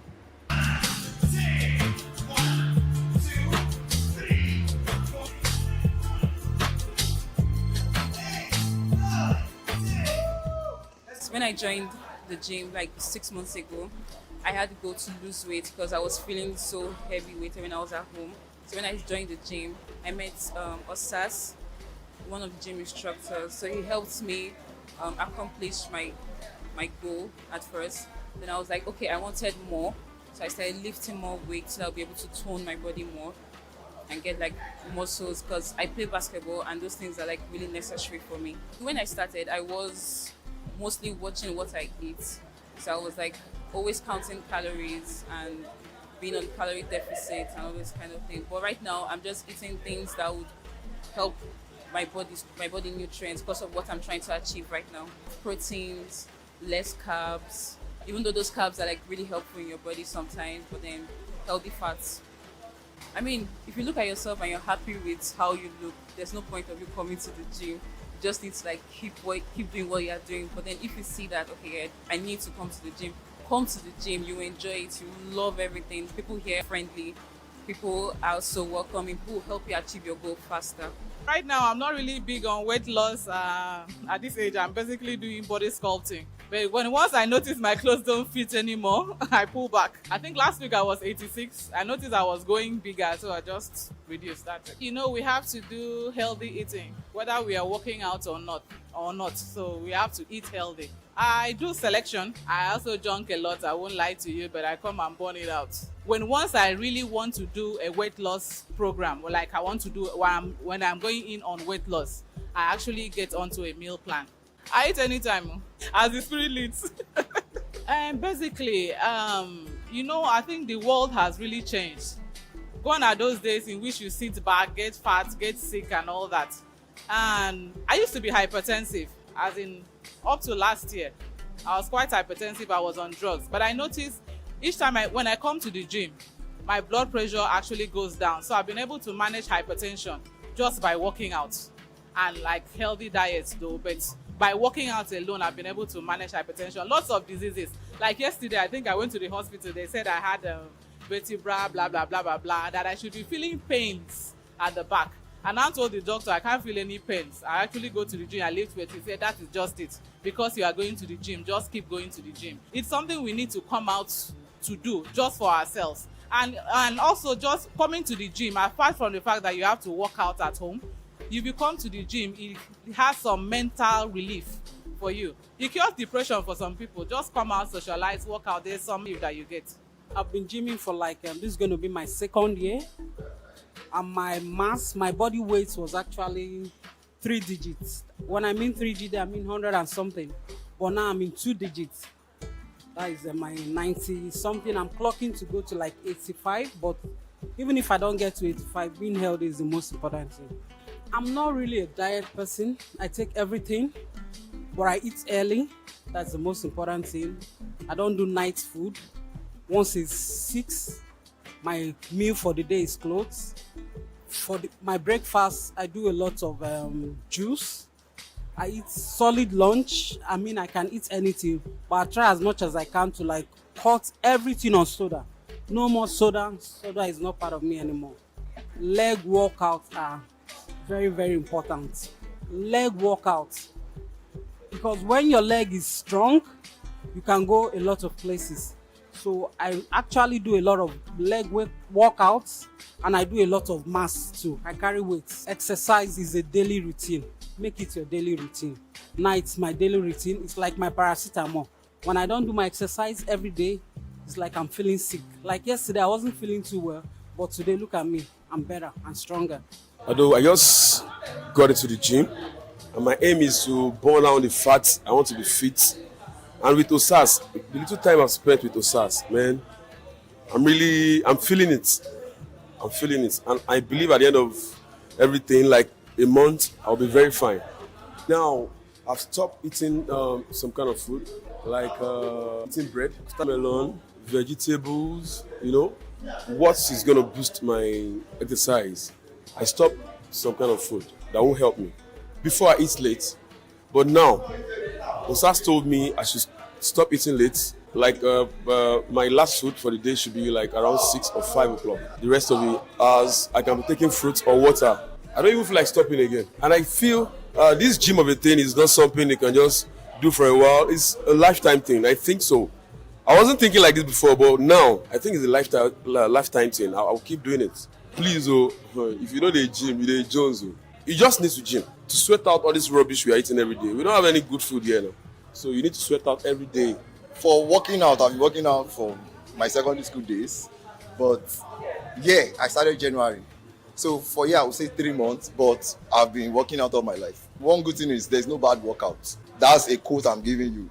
As far as there's a workout, anyone you do will give you success. So the only thing is your body level and how to adjust and adapt to it.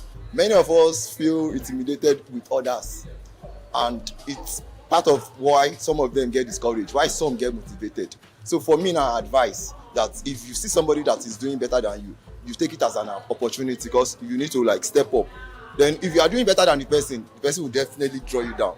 So now the motivation lies on you.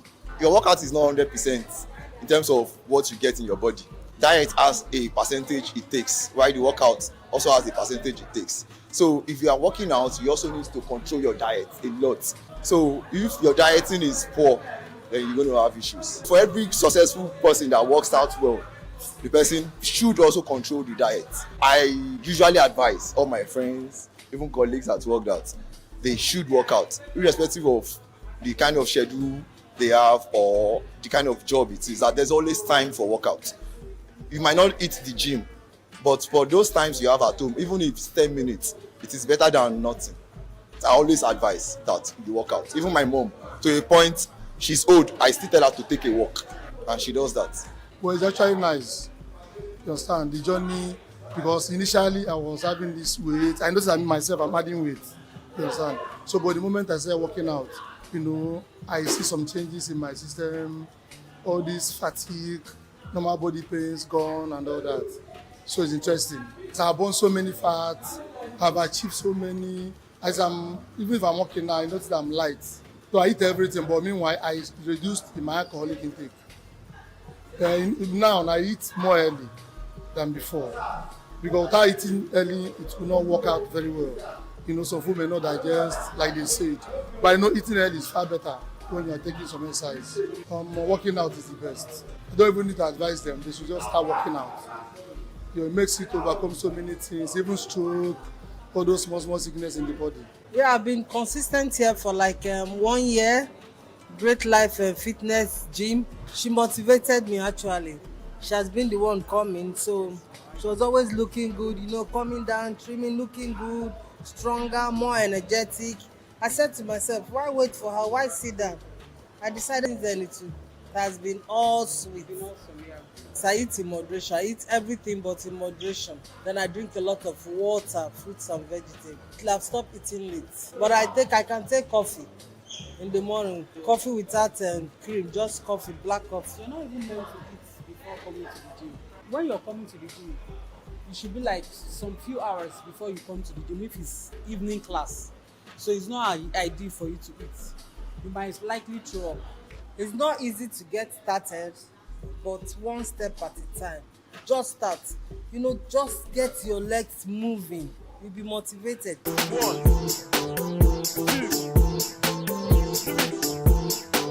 4, 5, 6, 7, 8, 9.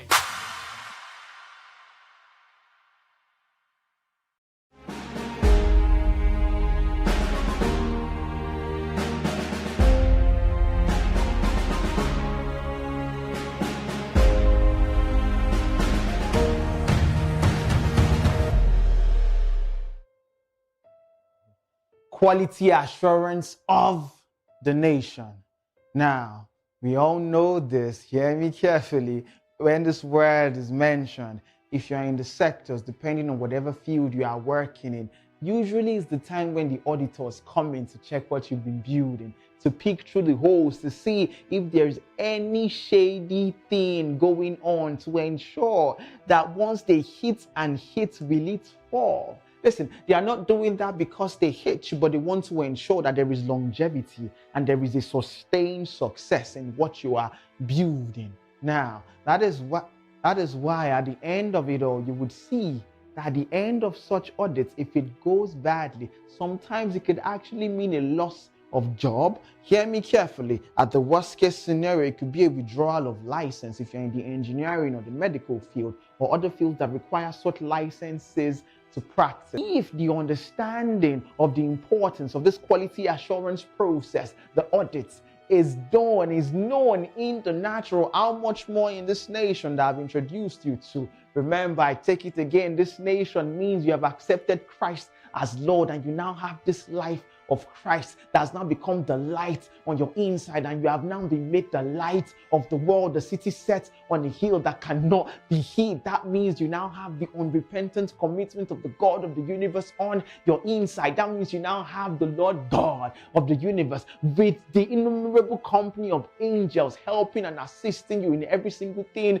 you are doing. That means we are not scared of process because we know we carry the life that can even surpass the process.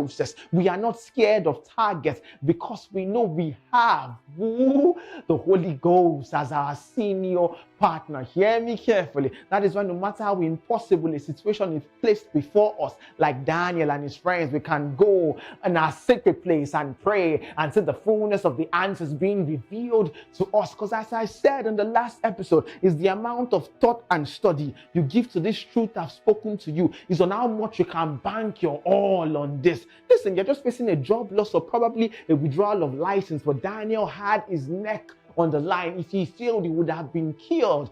Trust me, I'm not downplaying what you are facing, but I'm about to put in your hands quality assurance, how to test if you've been going all the way in the building of this nation.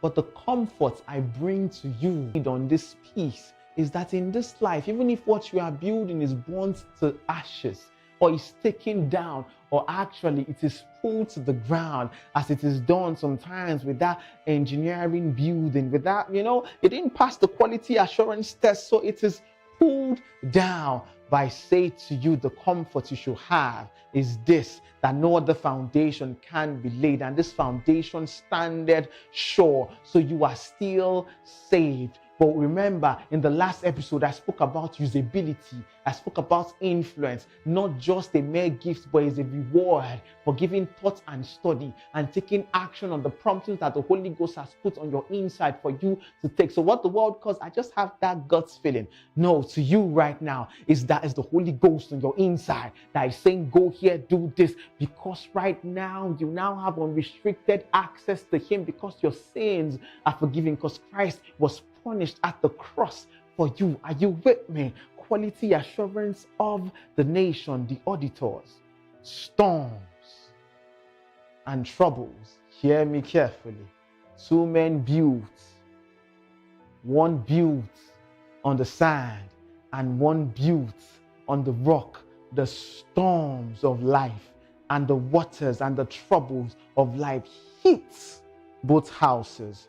Remember, as we've said before in one of our previous episodes, I told you that you are what you are a building. Remember, true wisdom is a house built, and by understanding it is established. And true knowledge, again, the amount of thought and study you have given to this truth, your Bible, scriptures, the amount of thought and study is the amount of power and virtue and more the Lord will give back to you. So hear me, when the storms of life comes, when those troubles, when those issues stare you in the face, when the auditors come, it reveals what you have built. It reveals who you are. It reveals what has been done.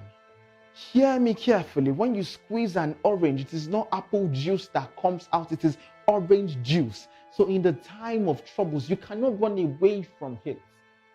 That has to be very clear. Because listen, the storms and the wind and the rains came to even he that built his house on sand, that's shifting, sinking sand. That's he who has not put his trust on Christ. He who does not have this privilege of being in Christ Jesus, having the life, the Zoe of God on his inside. That means I'm saying to you, don't compromise, because the auditors will come. I'm saying to you, give your all on this. Don't be 1 foot in and 1 foot out. I'm saying put your all on the person of Christ.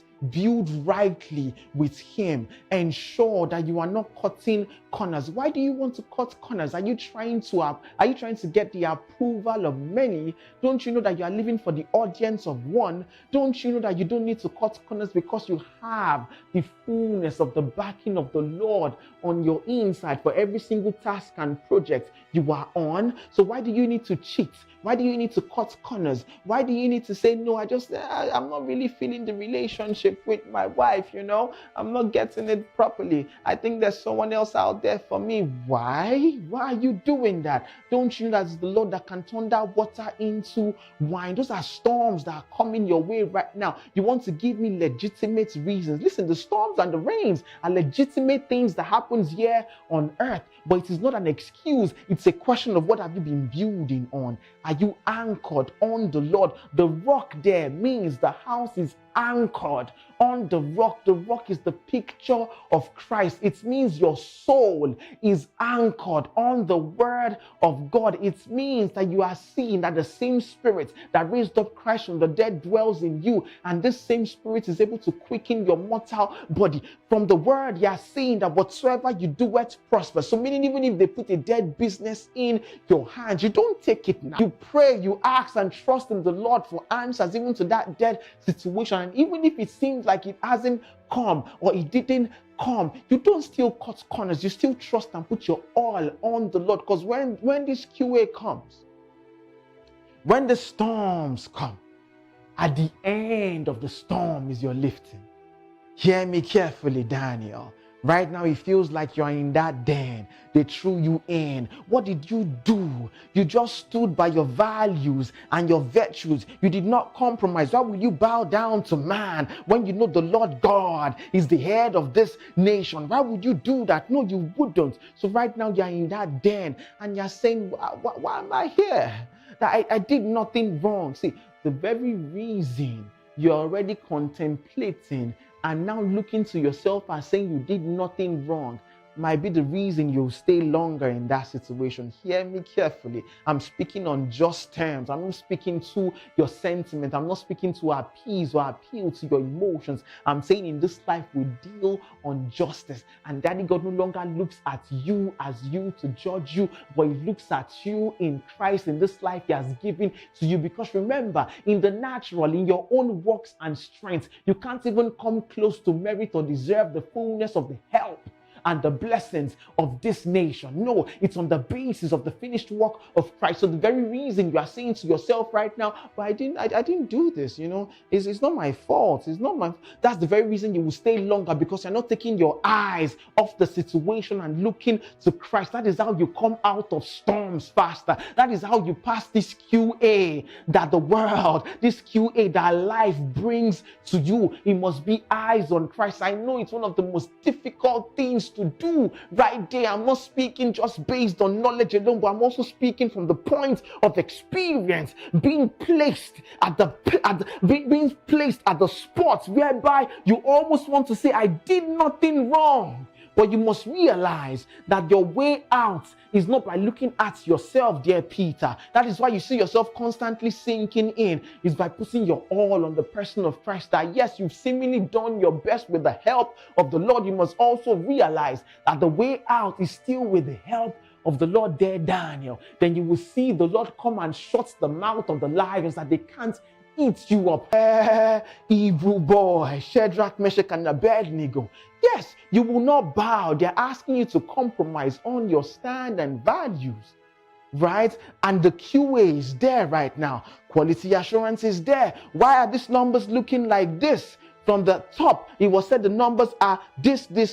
But at your side is different, and you know you did nothing wrong. You stand on business. No, these are the records on ground. This is what it is. But listen, you might be told that I'm about to cut your head. You're going to lose the license. How dare you go up against me? If at that point you start putting and pointing to yourself in your strengths, you start saying, no, I did what is right. They cannot kick me out of here. Trust me, you're about to be kicked out. But if you stand and say, he sends from above, Lakatinasata. He took me, he drew me out of many waters. Hey, Liketinasata. He brought me into a large place.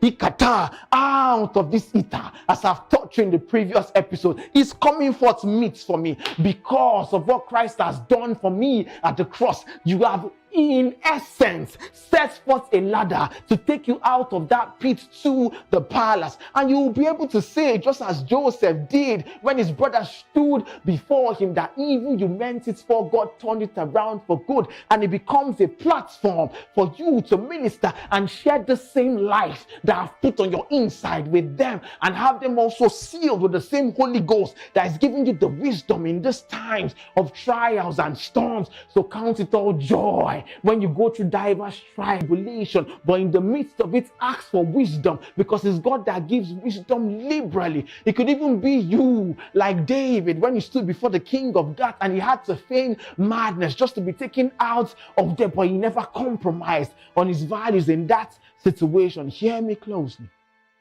Storms and troubles will come. Those are the quality assurance. It might take a little bit of rigor, a little bit of push, but it is to reveal what you've been building. And should it stand the test of time, hear me closely, you are already taking another step higher in the place of influence. Your voice is getting thicker. You can say to many that now that I bring you out of that situation, you can say those mouths of the lions are shut up and none shall bite you. Liketinasata. Hear me closely. You can now say to one that you will see the fourth man in the fire, that you will not, the smell of that fire will not be on you. See, when one says we don't look like what we've been through, listen, hear me closely. Let me give you the fullness of that context in the life of the one carrying this nation, this national status, being in this world but not of this world. It is this, it was delivered up for my offenses. Hear me closely. Christ Jesus was delivered up for my offenses, meaning my mistakes, my seeming innuendos, my seeming omission, whatever it is that you want to call it, that you are seemingly taking as a legal ground to bring this trouble and storms. I'm not going to come down to the level of arguing with you in intellect. I'm going to go higher, finished work of Christ, and receive this saving grace of the Lord that is bringing me out of this situation. What you are doing right now is that you are culturing this life, and you are going to come out stronger and greater, because you've stopped thinking it's all about you and you are realizing it is all about Christ. That is how you dominate over the QA when it comes, and the auditor will look and give you that handshake and say, pass, move on to the next level. The same way the Lord will say to you, you have now increased in rank and qualified for the next level, the next weight of glory. More lives, more cities are handed over to you, because at the very point of building, you didn't compromise. And now you have qualified in Christ for the next level of greatness.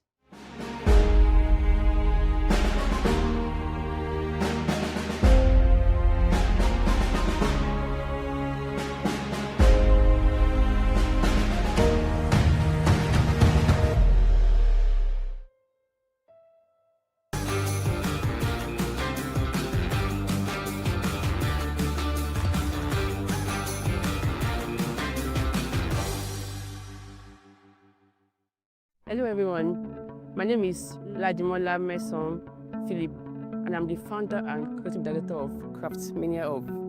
Craftmania Hub is located at number 2 Kayode Adebanji Street, behind Oyikola Shopping Plaza, Jakonde Gate, Isolo.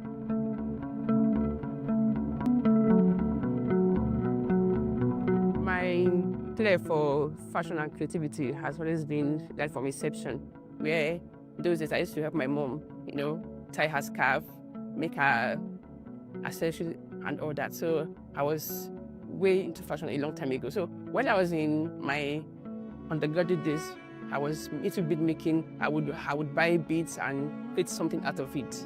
After graduation, I went further to acquire more skills in bead making and millinery. And from there, my support from my family and friends has helped me to a lot, and I've been able to improve the business and grow the business to a scalable one.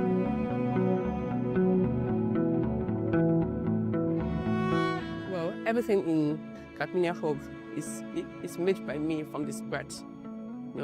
Although it's quite challenging, but with God's help and most of the time I seek inspiration from God. Anytime I'm lost in thought or in what to create, I ask God to just give me direction, and He always comes through for me.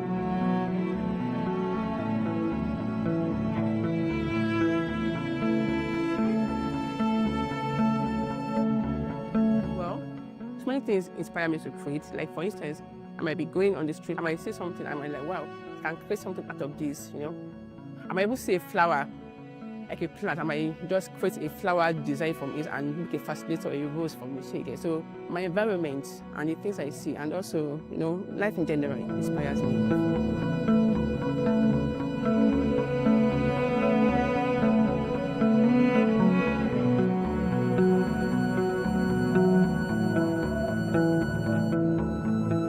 Every other business, financial constraint as one major factor from the onset. But over time, I've been able to get support from family and friends and through personal savings. And because I've been able to build trust with customers, I've been able to gain clients from there.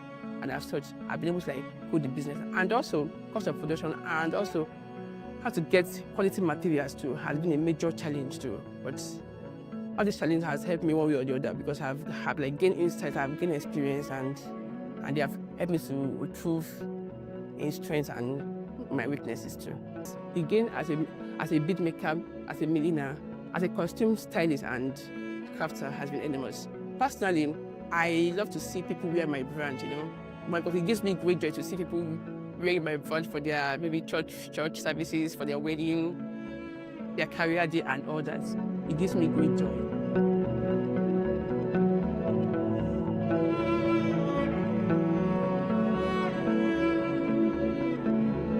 And also, I've been able to empower people. I've empowered people a lot, gain financial independence and be able to help mankind has been my major gain in this business. And of course, the business is a scalable one, so there are also financial gains, of course. And also the joy of being able to wear my own, handmade crafts is the most important aspect for me.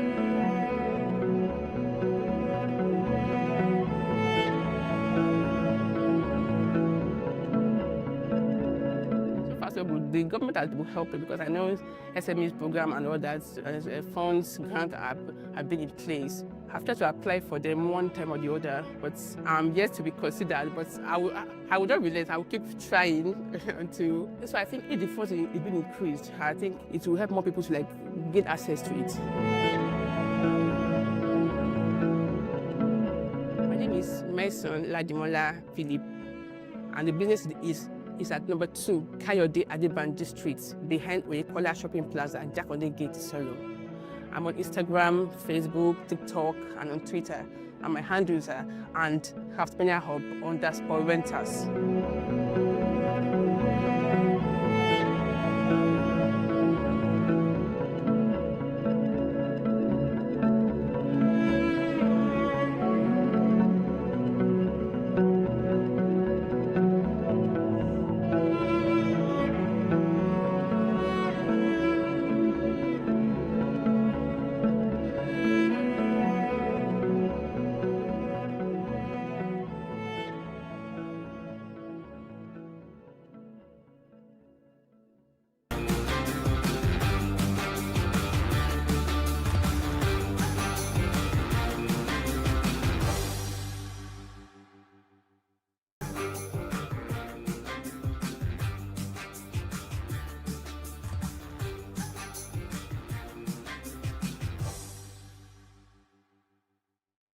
My name is Eizibo St. Charles. I'm a barber. Name of my barber salon is Divine Wisdom Barber Salon. Number 1, Kudurat Adeneko, Okeafa, Ejibu.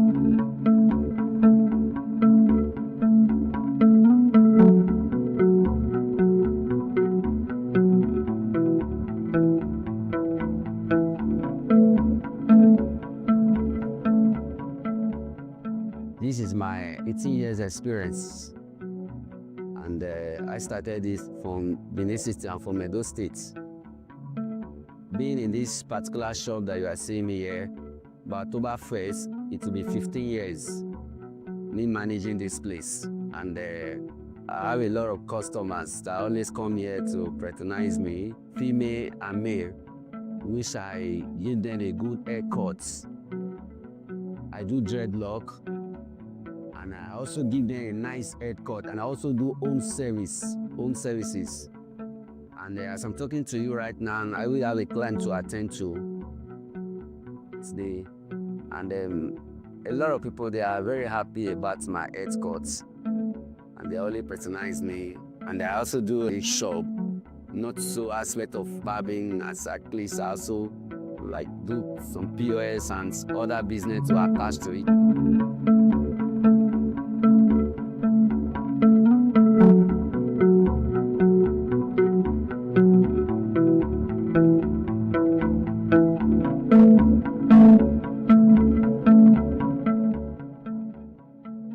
Yeah, I'm married. By the special grace of God, I'm married with 4 kids.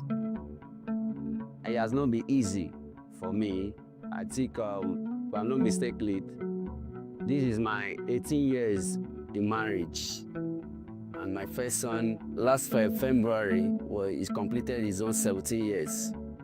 But the journey has not been easy for me. I have to tell the gospel truth, the journey has not been easy. And this is like by September this year, it will be 2 years when my wife left me with the keys without quarreling.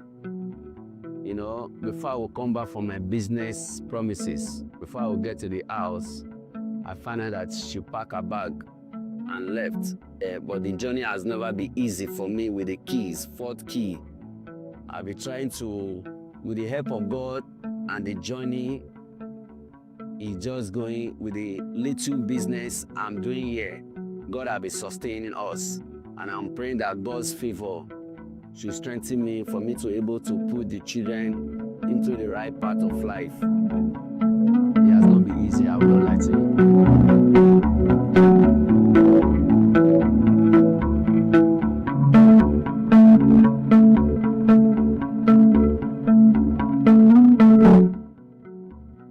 Actually, I'm a little physical challenge, but I'm thanking God. I don't look at myself. I don't look at the challenging. I look at what I can do. Understand?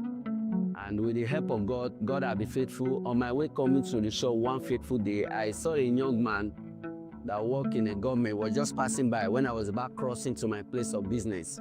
He called me. He asked me, do you have NI? Do you have Lastra? I told him yes. He asked me to submit it, hoping that I'm going to receive something from the government. But unfortunately, nothing from the government. but I really needed help, assistance on the government to help me for me to able to finance my children to forward their education. And I believe that is what I'm praying for the government. They can really come to my aid to see how they can help me. It's not easy for me with the 4 kids, without wife, just left the children with no reason. I believe I really need a help from the government.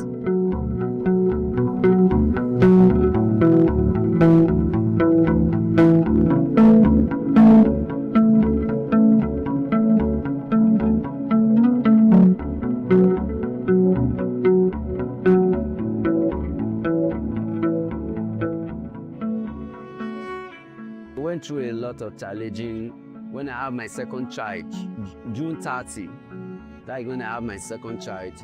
Things were very rough for me in Edo State.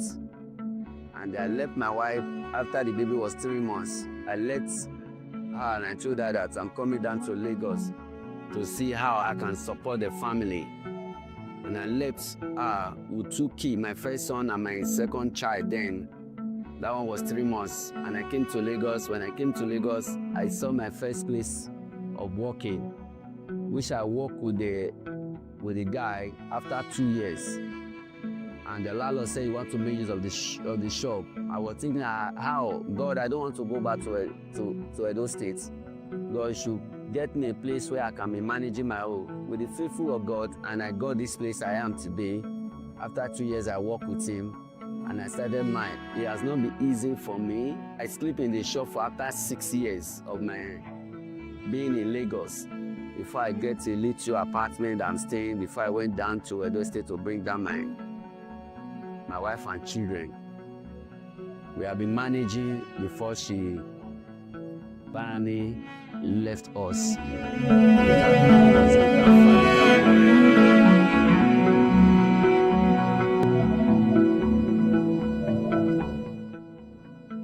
I can't say I have not been having gain on the business.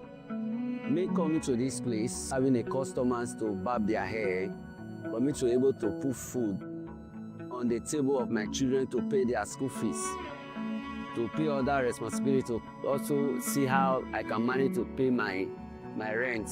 I can say there is a profit and I'm benefiting the job. I'm happy that I was able to learn the job on time, for me not to beg before I eat. I believe there is a gain. For me to put food on my table, I really appreciate God for that.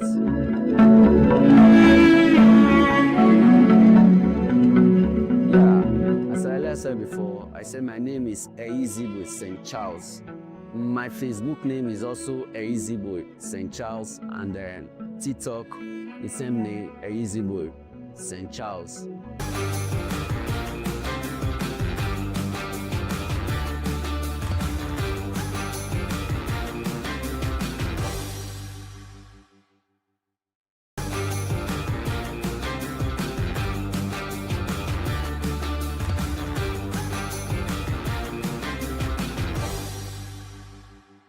My name is Mr. Nanachuka Austin, the CEO of Estin Surgical.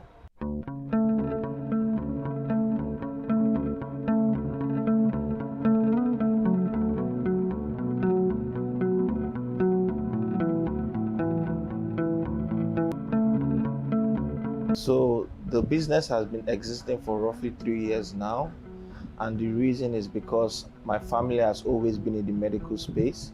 My dad owns a pharmacy and it's been existing for over 35 years. So I decided to, carve a niche for myself, and hence Estin Surgical was formed.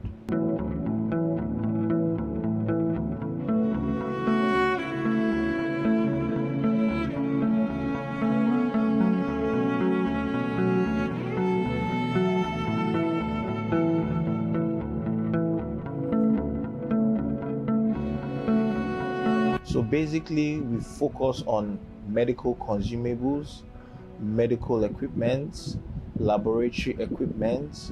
We also supply hospitals and laboratories, and also we set up hospitals, and laboratories as well.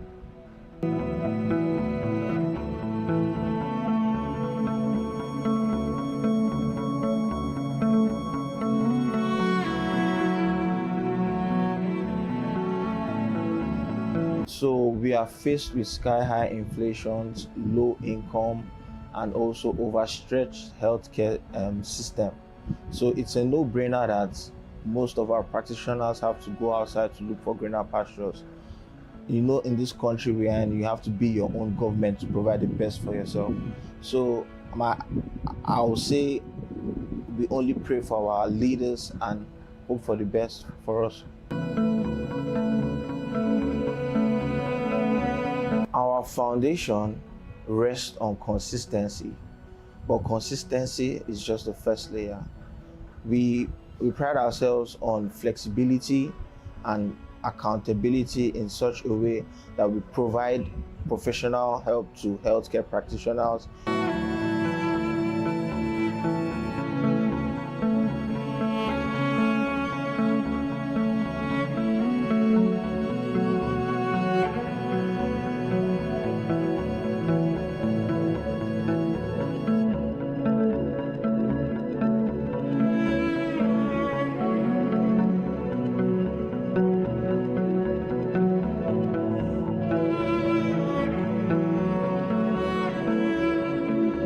Providing services to healthcare professionals with the highest quality of surgical equipment and services.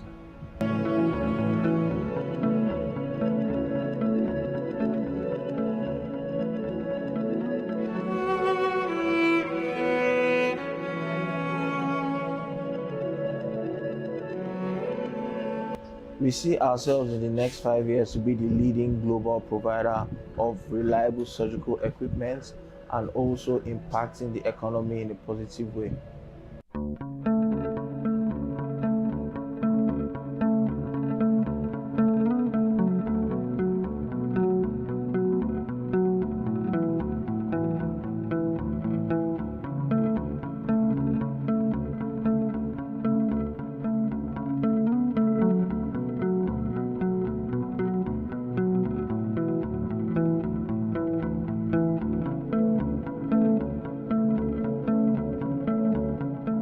Hi, I'm the CEO of Eastern Surgical. Welcome to Eastern Surgical.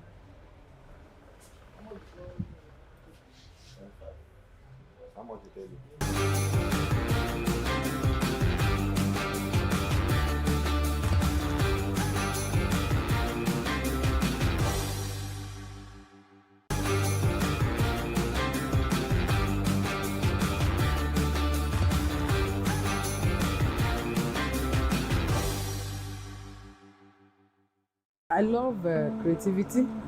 I love beautiful wares. So I think that's what inspires me to go into this. My name is Eriaka Oluwatosin, the face behind Upslide Design.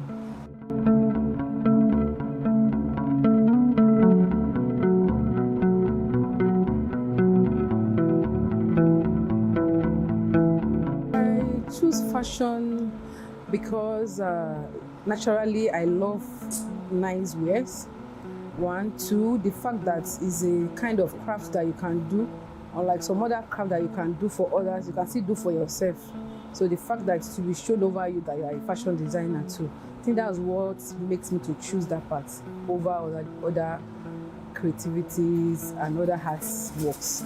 Choose that part over other creativities and other arts works.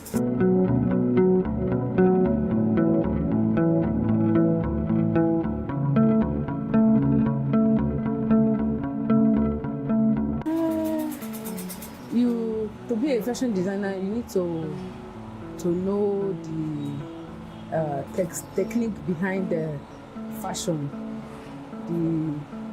the beauty of fashion, the uniqueness of the job itself, like knowing your colors, knowing good things. You understand? I think that's very important. Knowing what's like the material that will be good for a particular style, the design, the body shape, and so many more. so many things because fashion is wide.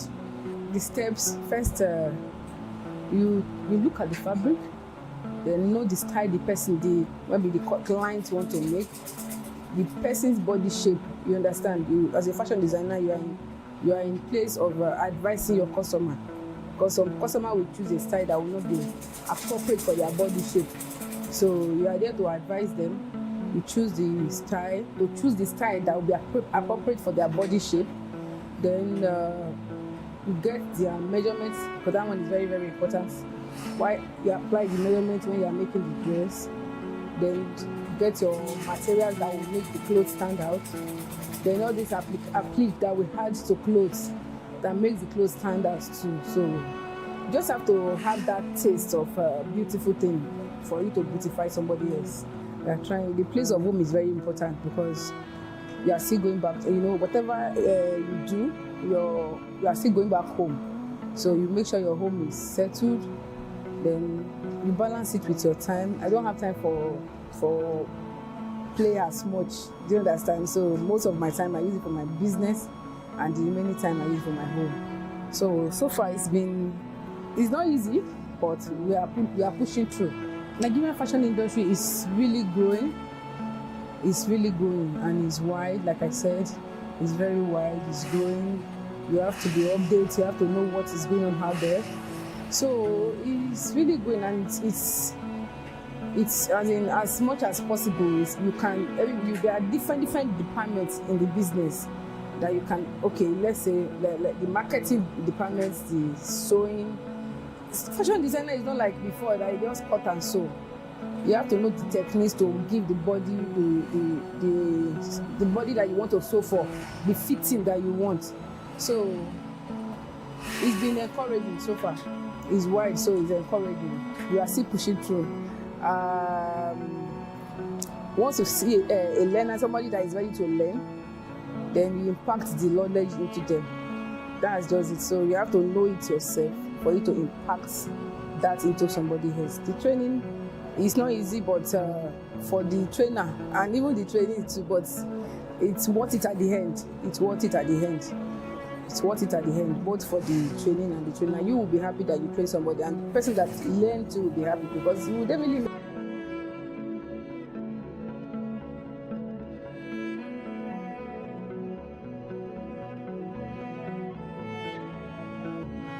It's a lucrative business. It's okay.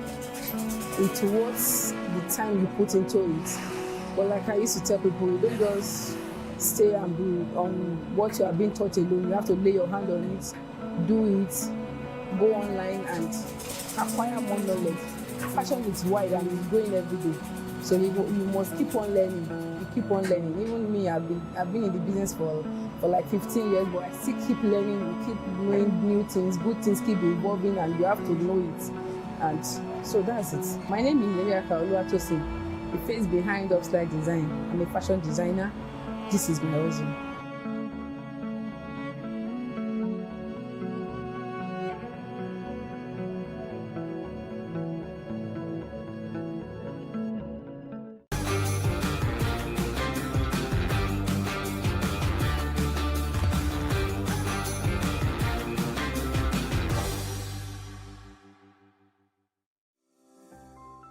VOP TV.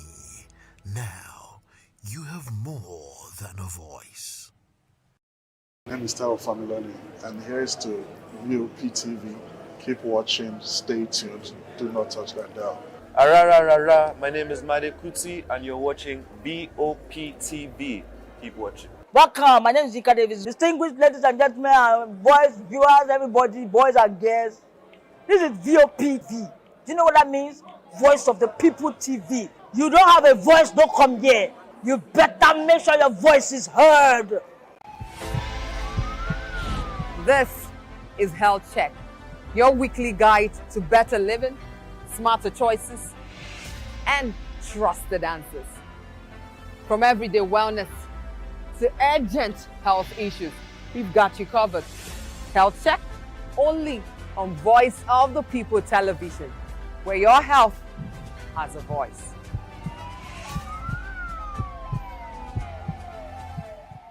Behind every broken desk lies a broken promise. Education shapes the nations. But who is asking the right questions? Introducing Edu Dialogue, the show that goes beyond the surface, exposes the cracks, the corruption, and the silence in Nigeria's education system. Edu Dialogue, Saturdays, 3 p.m., only on VOP TV. We break the biggest stories, from missing funds to policy failures. We ask the tough questions and demand real answers. Edu Dialogue, this Saturday, 3 p.m. on Voice of the People Television.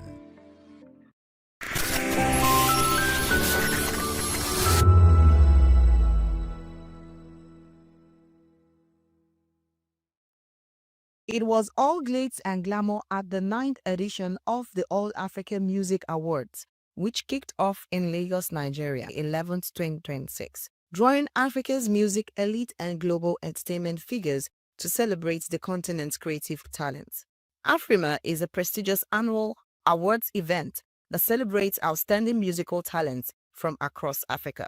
Originally scheduled for the late November 2025, the week-long event was rescheduled to January to ensure broad participation and a world-class experience, with support from the African Union Commission, the federal government of Nigeria, and the Lagos state government as hosts. The award ceremony was co-hosted by Nigerian rapper and actor Fawz the Bad Guy and French-Senegalese media personality Liliane Morne, bringing energy and flair to the red carpet and live broadcasts to audiences across Africa and beyond. I expect Charlie Poppy to win. I expect Rema. I expect Davido. I expect even Wizkid to win for best choreographed video. Yeah. Davido to win best African collaboration. Burna Boy best album or best artist. It's what I'm giving out that matters to me. Because I want to show it to them that this is Africa. Yes. You know, I have a home advantage. People like 99% of your crowd knows your songs. Yeah. You give it to them fully. Yeah. That's it. Great moment, great experience from all performers and nominees. You know, another moment to escalate or elevate African music to the world, and we're here for it. You know, shout out to all the media teams, all the bloggers who are carrying our messages outside of the continent into the world. So you don't know, Afrima 9th edition, I'm out here for it. I'm like a let's say like a pro of Afrima, you feel me? So some of us are here as enablers to the scheme, not only nominees, you feel me? Like having won 4 times in reggae dancehall category and being nominated right now as well.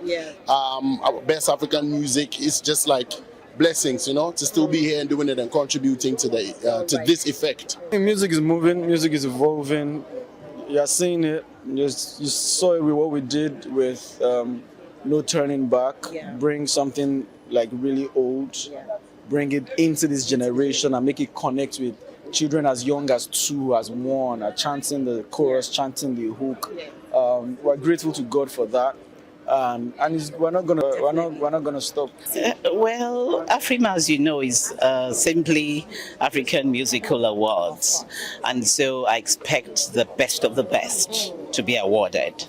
I expect a salute to hard work, a salute to tenacity of purpose, a salute to resilience, a salute to creativity, a salute to culture and tourism, and a salute to the promotion of our economy. I expect a lot.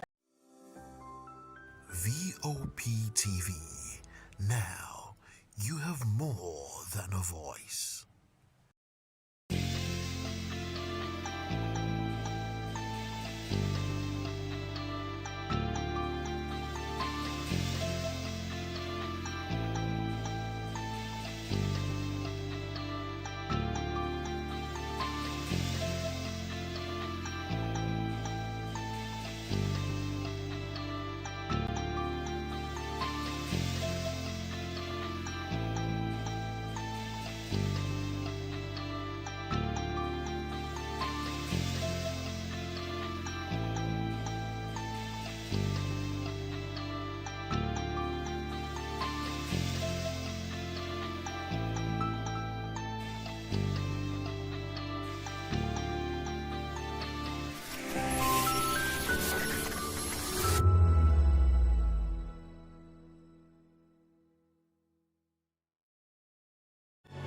encourage you to click on the like button and subscribe to our YouTube channel, TV. Also follow us on all our social media platforms. We are at VOPTV Live. Visit our website www.vop.ng for fresh and trending news. Also watch us live on SLTV channel 264, VOPTV, Voice of the People Television. Join us as we drive into the world of politics through insightful interviews with prominent political figures, both serving and former governors, ministers, senators, legislators, party chieftains, activists, and analysts. Get first-hand information into the decision-making processes that affect our daily lives. Highly engaging one-hour program that brings political discourse into focus. I am Chukwuma Okoro. Political Lens, Monday through Friday, 6 to 7 p.m. Join us.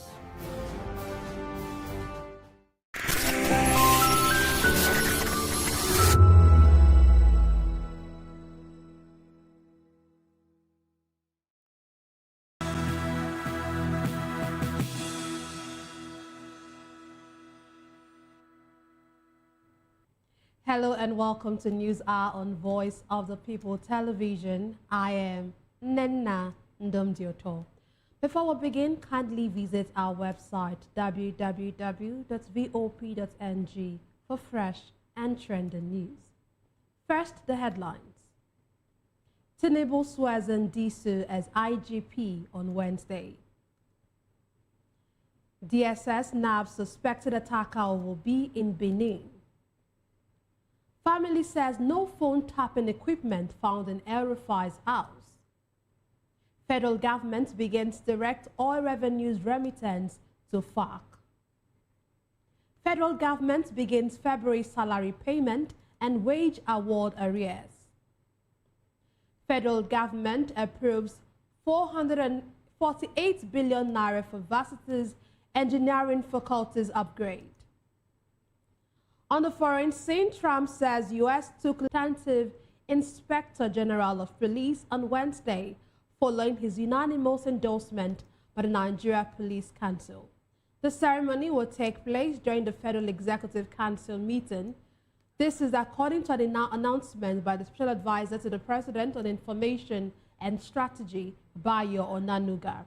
The presidency had, while announcing resignation of former IGP Kayode Egbetokun last Tuesday, indicated that President Tinubu would convene a meeting of the Nigeria Police Council shortly to formally consider the appointment of AIJ Disu as substantive IGP, after which his name will be transmitted to the Senate for confirmation.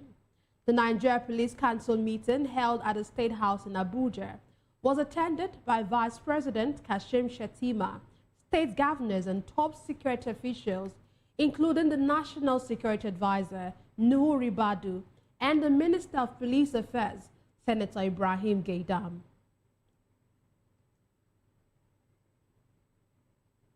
In another development, the Department of State Services, DSS, has arrested a 26-year-old teacher identified as Stephen Udeme over his alleged link to threats and the February 24 gunfire attack on former Labour Party presidential candidate Peter Obi and other opposition figures in Benin City, Edo State. The move marks the first significant breakthrough since the shoot and scare during Obi's visit to Benin. Sources said forensic analysis helped track the suspect, who was later arrested in a covert operation, adding that the outcome of the agency's forensic investigations implicated the suspect. According to reports, DSS operatives swung into action shortly after Udeme allegedly posted threatening messages on his X handle, where he claimed responsibility for the attack and issued fresh threats. In one of the posts cited by investigators, the suspect asked Obi to thank his stars, stating that they warned him against his entrance into Edo State, but that he mistook their reserve for his Obidiot online noise. He had reportedly added that he learned Obi was going to River State, which he called his own, stating that his men would handle him there and would not miss target. Still on law and order, the family of the immediate past governor of Kaduna State, Nasir El, claims by the Independent Corrupt Practices and Other Related Offences Commission, ICPC, that phone tapping equipment were found when its agents raided his home. In a statement by El Rufai's son and representative of Kaduna North Federal Constituency, Mohammed Bello El Rufai, the family accused the ICPC of weaponizing the former governor's silence by claiming that he refused to cooperate. The statement reminded the ICPC that members of the family were present when items were seized from the former governor. It emphasized that the items were only old, discarded personal mobile phones, some of which are 20 years old, and storage devices like flash drives and laptops, which are described as standard possessions of any 21st century citizen. According to the family, the claim of phone tapping equipment and other items reportedly seized by the ICPC was intended to conjure images of espionage and criminality. Meanwhile, the Federal High Court on Monday granted an application by the Department of State Services for accelerated hearing in the ongoing prosecution of 5 men accused of the August 26, 2011 bombing of the United Nations building in Abuja. Justice Emeka Nwite granted the order while ruling on an application moved by prosecuting lawyer Alex Ixenion, who noted that the case had dragged for nearly 15 years. Alex had stayed in court for about 9 years and praised the court for expeditious hearing in line with the court's practice direction on the prosecution of terrorism and related cases. He said it is in the interest of all parties that the case be promptly determined by allowing the conduct of proceedings on a daily basis where possible. In the meantime, the Chief Judge of the Federal High Court, Justice John Soho, said he has received an invitation from the Code of Conduct Bureau, CCB, and will appear before the agency. In a statement by the Director of Information of the Federal High Court of Nigeria, Catherine Christopher, the court said the Chief Judge remains fully committed to cooperating with CCB over the invitation. It added that Justice Soho would be accompanied by his legal representative, Kanu Agabi, who is currently outside the country for medical reasons, but has also indicated readiness to accompany the Chief Judge to the Bureau upon his return. The court further disclosed that Justice Soho's willingness to appear and participate in the process in full compliance with the law and established constitutional safeguards has been communicated to the Bureau.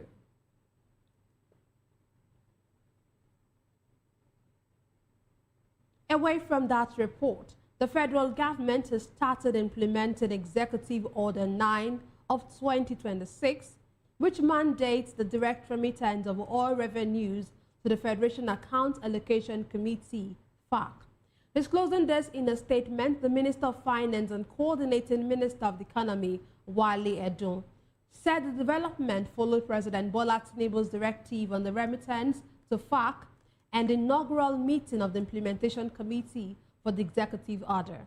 According to Edun, the committee reaffirmed the President's directive that revenues accruing to the Federation from petroleum operations must be managed in line with constitutional provisions and in a way that safeguards funds meant for the 3 tiers of government. Consequently, NNPC immediately should cease with immediate effect the collection of the 30% management fee and the 30% frontier exploration fund deductions from profit oil and profit gas under production sharing contracts. The statement added that all remittances of gas flare penalties into the midstream and downstream gas infrastructure fund are also suspended with immediate effect in line with the executive order. Meanwhile, the minister said the committee has approved a defined transition period for the operationalization of direct payments by contractors of profit oil royalty oil and tax oil into the Federation account, adding that it must respect existing contractual and financing arrangements.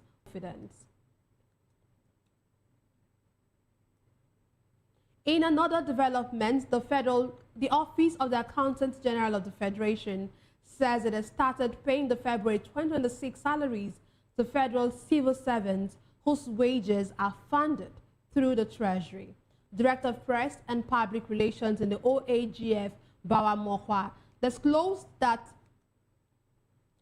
the payment began on March 2 after an initial short delay caused by a technical hitch in the payment system.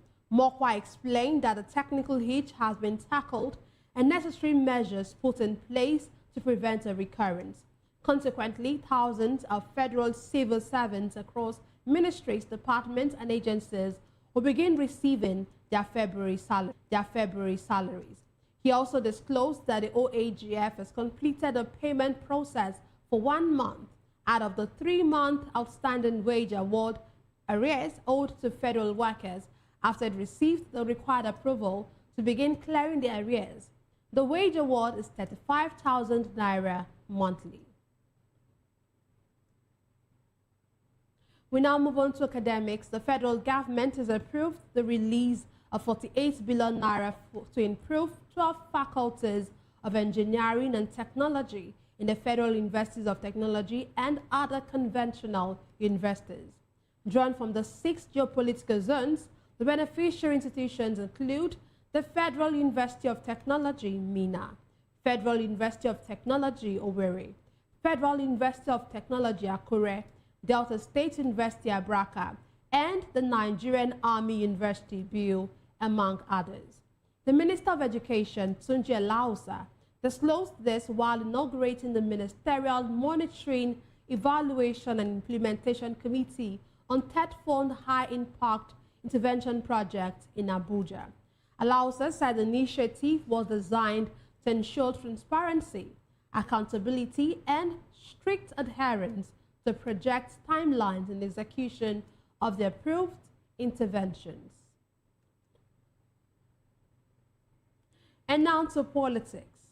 The Minister of the Federal Capital Territory, Nyesom Wike, has accused the former Minister of Transport results, reacting to opposition criticisms of the recently signed 2026 Electoral Act.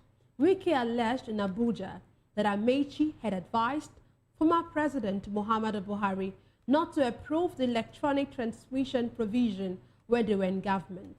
According to him, under Buhari, the issue of electronic transmission came up, but Amechi and others who were then in government told Buhari not to approve the provision, otherwise he would lose the oncoming polls.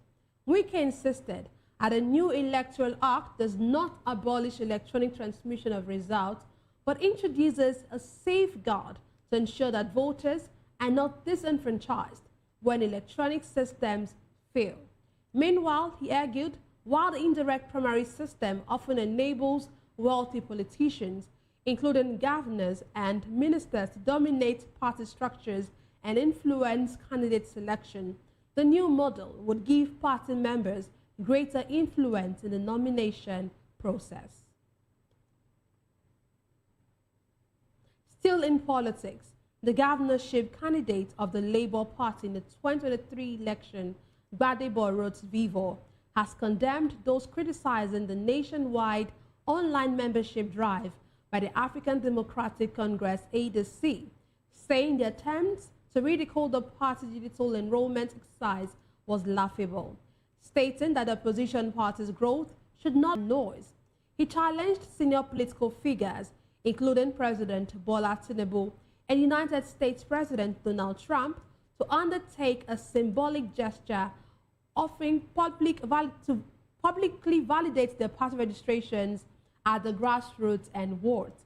In a post on X, Rhodes-Vivour said the City Boys, which is a Tinubu mobilization group, needs a coping mechanism to accommodate the frightening numbers of ordinary people registering with the opposition. He urged those who called detractors to keep tweeting while Nigerians keep registering. According to him, the online registration, which the ADC began on Sunday, represents only an initial step in building party structure and credibility, saying that the real confirmation happens at the ward level. In the meantime, Zero Discrimination Day is being observed worldwide, highlighting the need for fairness and inclusion in health and social systems. Led by the Joint United Nations Programme on HIV and AIDS, the campaign draws attention to the challenges faced by vulnerable groups, including people living with HIV. VOP TV's Praise Peters reports. Is observed globally as Zero Discrimination Day, a United Nations recognized awareness campaign aimed at promoting equality, dignity, and human rights for all people, regardless of dignity and human rights for all people, regardless of their health status, gender, race, or social background. The observance was seen by UNAIDS to address discrimination, particularly against people living with HIV, who often face stigma that limits access to healthcare, employment, and social support. The 2026 PM, People First, emphasizes the need for policies and healthcare systems that prioritize compassion, inclusion, and equitable access to treatment and prevention services. Despite significant medical progress that allows people living with HIV to lead long and healthy lives, stigma remains a major barrier to testing and care in many communities around the world, including Nigeria. Health experts continue to encourage regular testing, early treatment, and public education as critical steps towards ending discrimination and reducing new infections. These improvements, the AROT has helped a lot. And for those who have adhered strictly to the use of their drugs, what has happened again is there is this EU equals to U. Undetectable is equals untransmittable. That is to say, persons who are living with HIV, they are on their drugs and following the treatment regimen as prescribed, their viral loads become undetectable. And having that viral load being undetectable, it has also been proven that these persons whose viral load are undetectable also cannot even transmit the virus to another. So U equals to U is undetectable is equals untransmittable. So these are some of the things that the medical advancement has actually done. And so people need to know that having HIV is no longer a death sentence as it used to be. So medical advancement has gone a lot in that. And I'm talking about reduction of stigma and discrimination with respect to HIV. As it is, many persons who still discriminate against persons living with HIV, they are actually doing that because they are ignorant. They don't have an idea of what the situation is. They don't have an understanding of HIV. So that's why you see them going out to be discriminating against. Peters, reporting for Voice of the People Television. Thank you very much, Praise.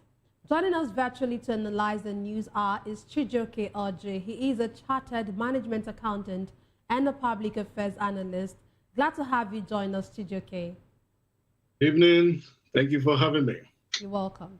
Okay, let's start with this. President Bola Tinubu has sworn in, he's going to rather swear in Olatunji Disu as a substantive Inspector General of Police on Wednesday. This is following his unanimous endorsement by the Nigerian Police Council. I'm sure you've been following this. Last week he was appointed AIGP as acting IGP. And then today the Nigerian Police Council has unanimously endorsed him. Let's start with that. What do you make of this unanimous endorsement of the Nigerian Police Council? Well, I think we now have a situation in our country where any belly face is what we're now practicing. Without trying to rubbish the person of Disu, he's a fantastic officer. I have known and related with him in the past. and he has always dealt with things professionally. But one thing we must ask ourselves is, Disu at this time, is he really prepared for the position of not being in charge of a state, but being in charge of the internal security of over 36 states of the Federation? It is sometimes usually, a need of our perspective to, generalize that once an individual has been in Lagos and has performed in certain units, yes, that they would come and become the very best and can solve the problem of the nation. No, this is where we get it wrong. And we also look at the means to how he was appointed, knowing that for this singular act, over 29 officers, professional officers whom over the years have been more exposed than Disu himself. Disu, whom had served in Lagos for a long time with the various security teams, had done creditably well. But we should not use that as the modus of operandi to judge him into, forcefully retiring men that over the years have gained the needed experiences to take over from the tired and now sent packing. Shameful that most of our people are, not considering all the various apparatuses to judging and placing an individual right fit for a certain position. Let's not forget that this same person, within just 2 years, was made a CP. From a CP, he was hurriedly promoted to an AIG, which I'm not sure he has served up to 6 months.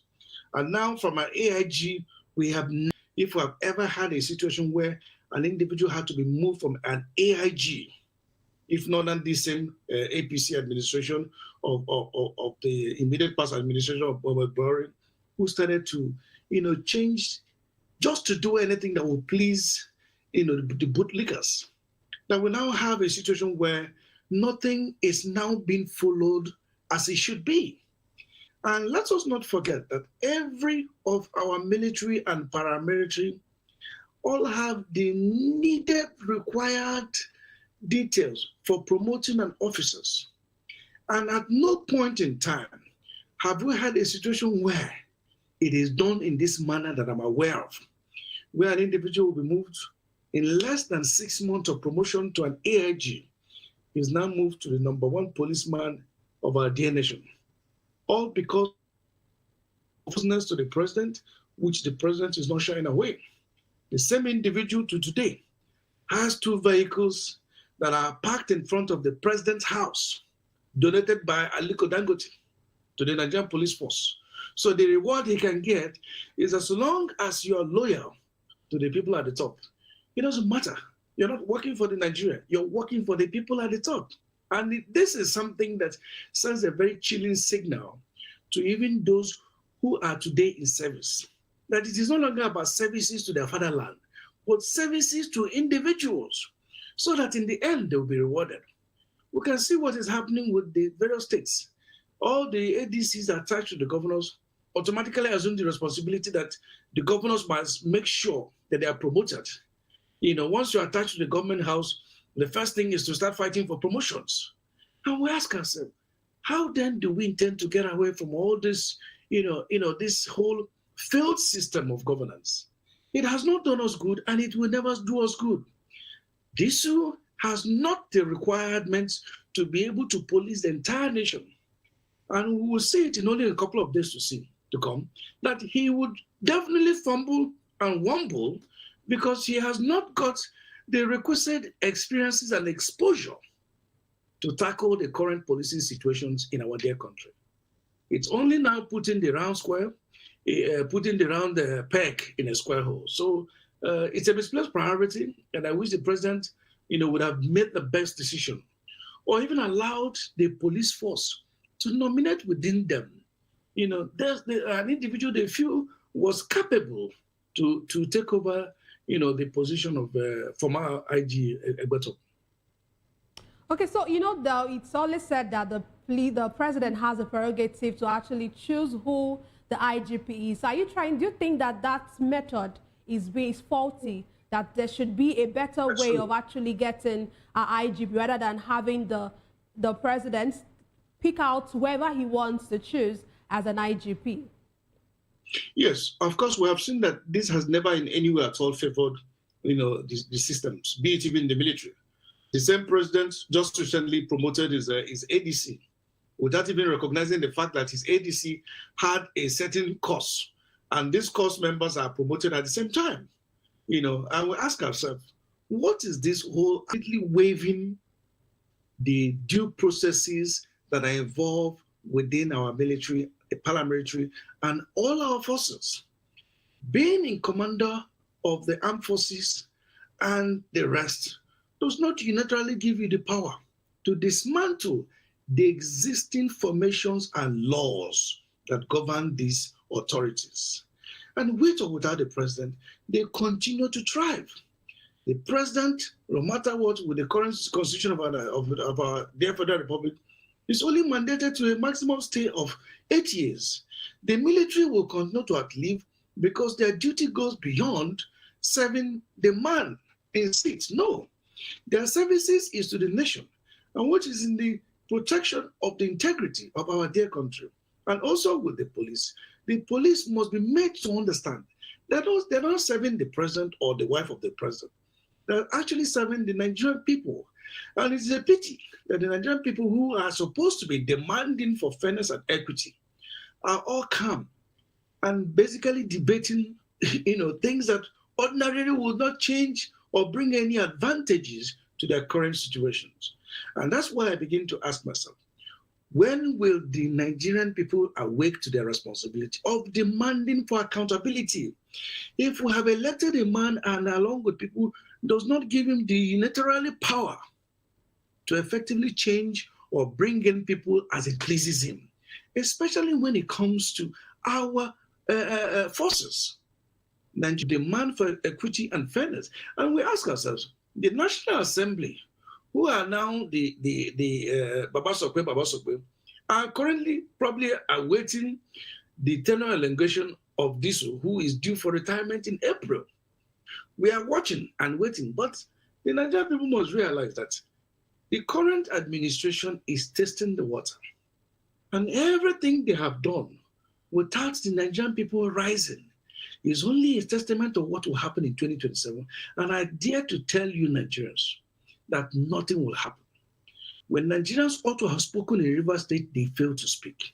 When Nigerians ought to have spoken with the various failed policies of the current administration, they have failed to stand up for that.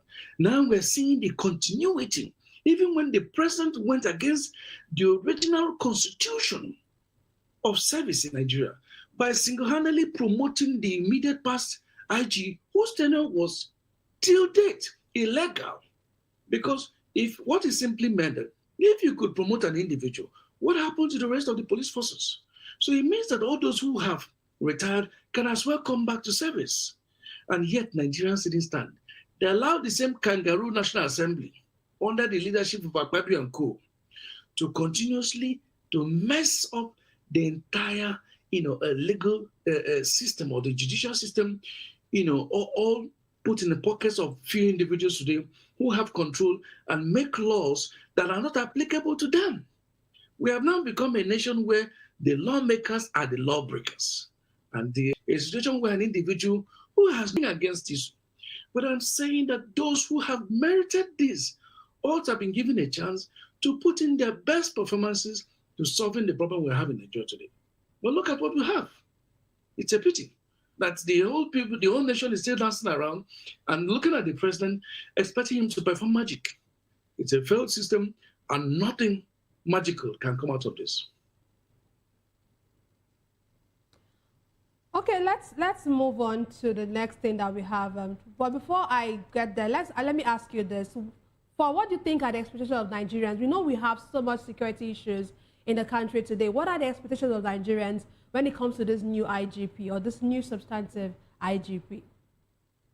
Well, first of all, we had officers. I don't want to say because he's from my own part of the country.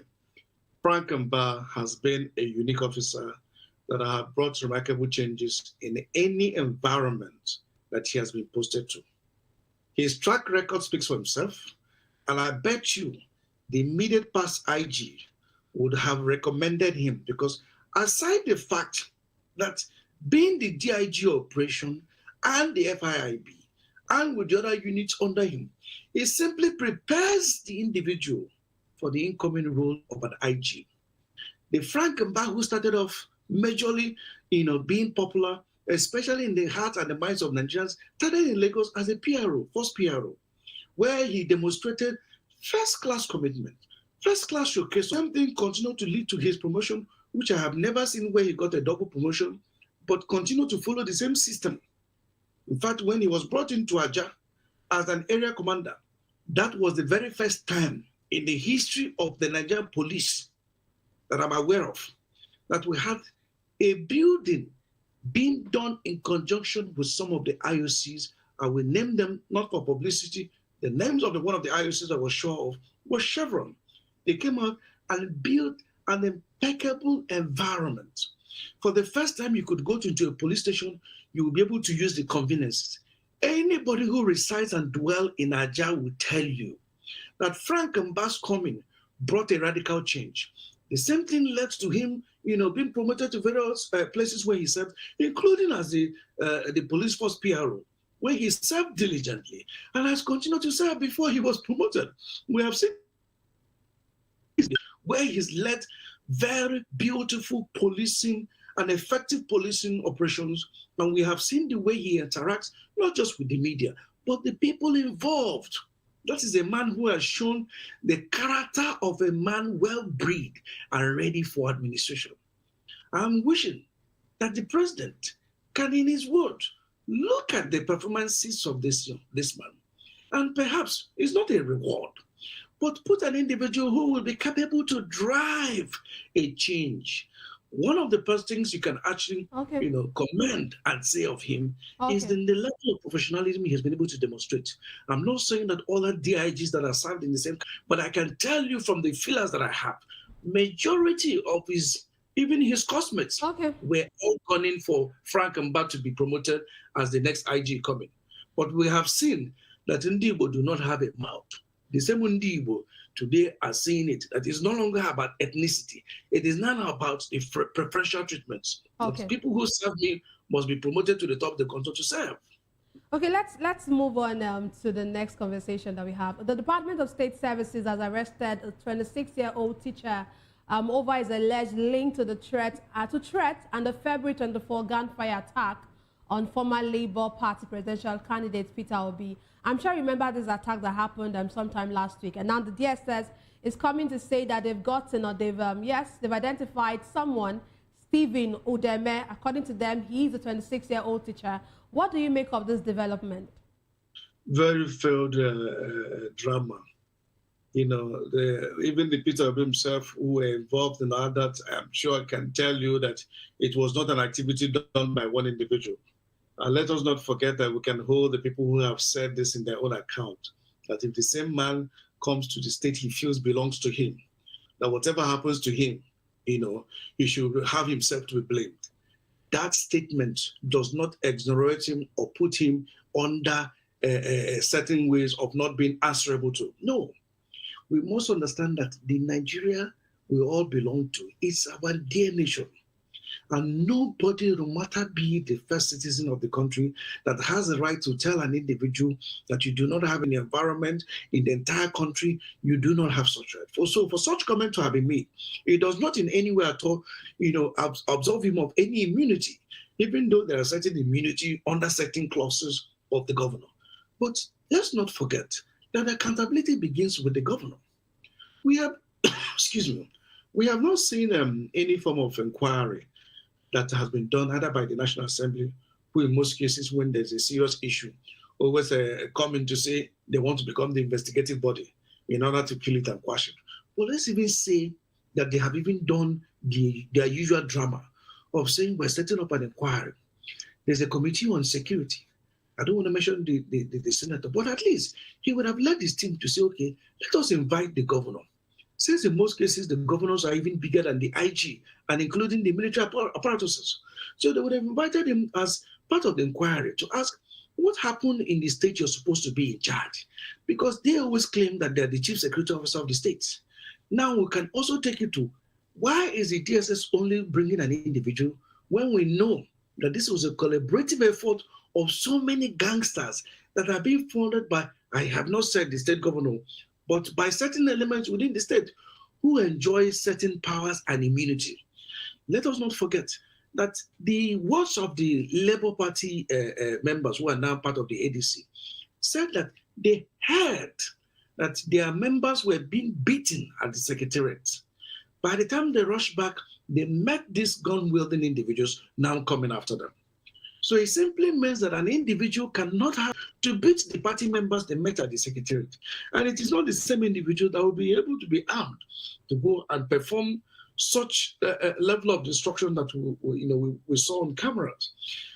It's a pity that our DSS today has been politicized. In most cases, most of these individuals do not even know their left and right. And what is even most painful about it is the level of the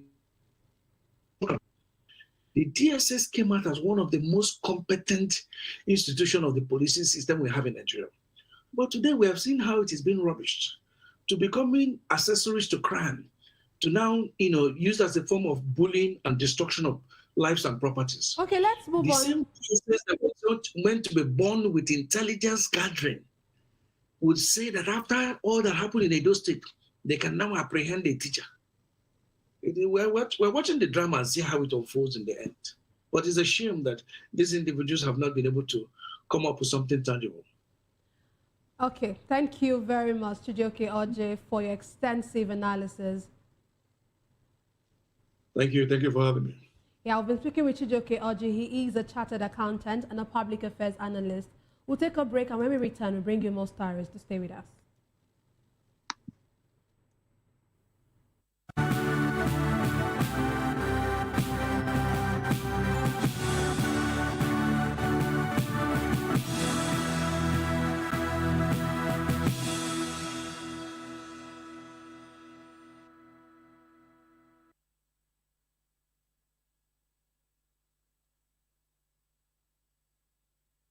In a world where truth is the ultimate power and opinions scream the loudest,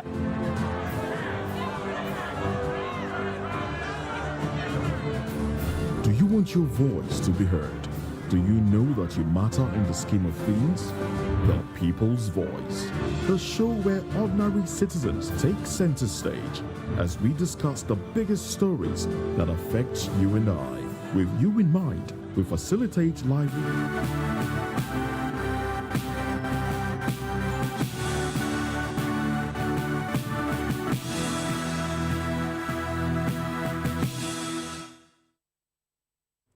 Glad to have you back.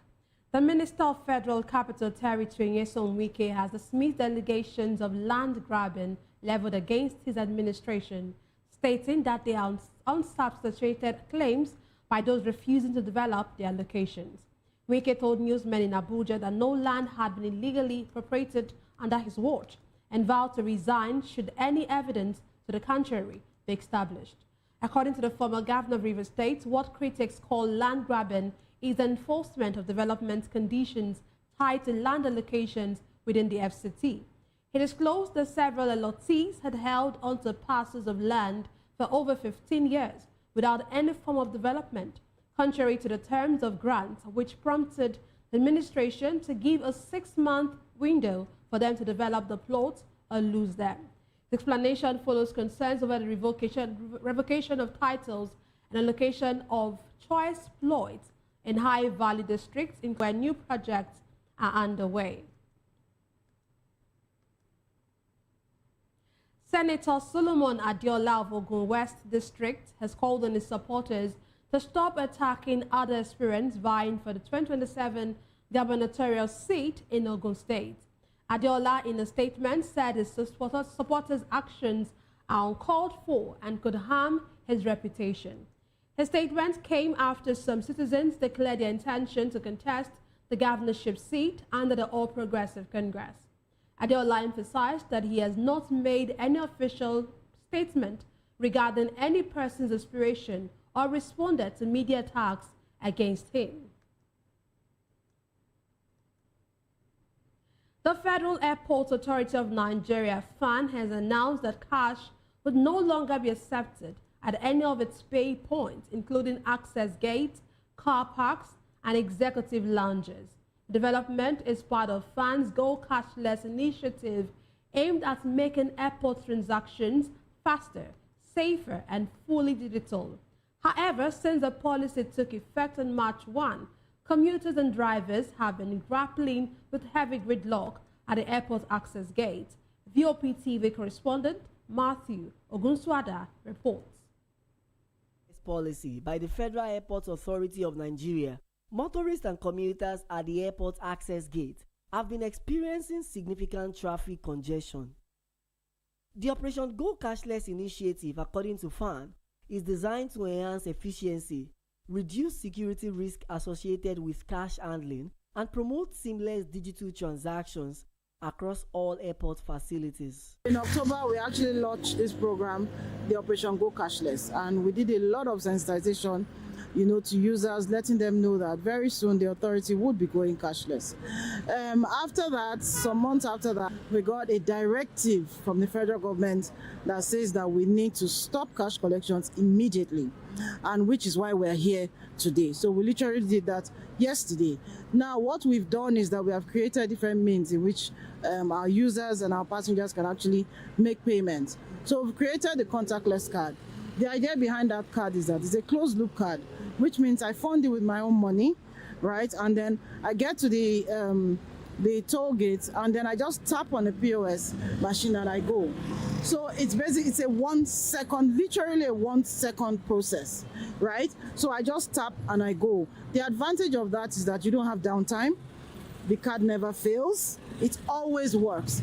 Now, despite that, the card, because we also understand that we need to have different modes of payment for our users, we also have our e-tags. We have the e-tags for those who are actually very frequent users of the toll gates. So you can buy our e-tags. It lasts for a year. It's a 1 year validity. Once you buy it, you paste it on your car. Anytime you get to the gate, you just drive away. Nobody stops you. While some commuters describe the initiative as a welcome development that aligns with global best practices, others express frustration over network failures prior to implementation. Anything that has to do with cashless is a direct point of payment, so it goes directly into the authority. I think it's an improvement over the one-on-one kind of payments, so I think it has lots of advantages than disadvantages. During we are tired. The reason why we are out today, we wanted to evaporate from this place and condense in BDC office and occupy that office, so that while those people are losing their thousands, BDC will be losing their billions. We are all youth. Is that not so? Yes. Are we not adult youth? Yes. So I've come to join you on the protest.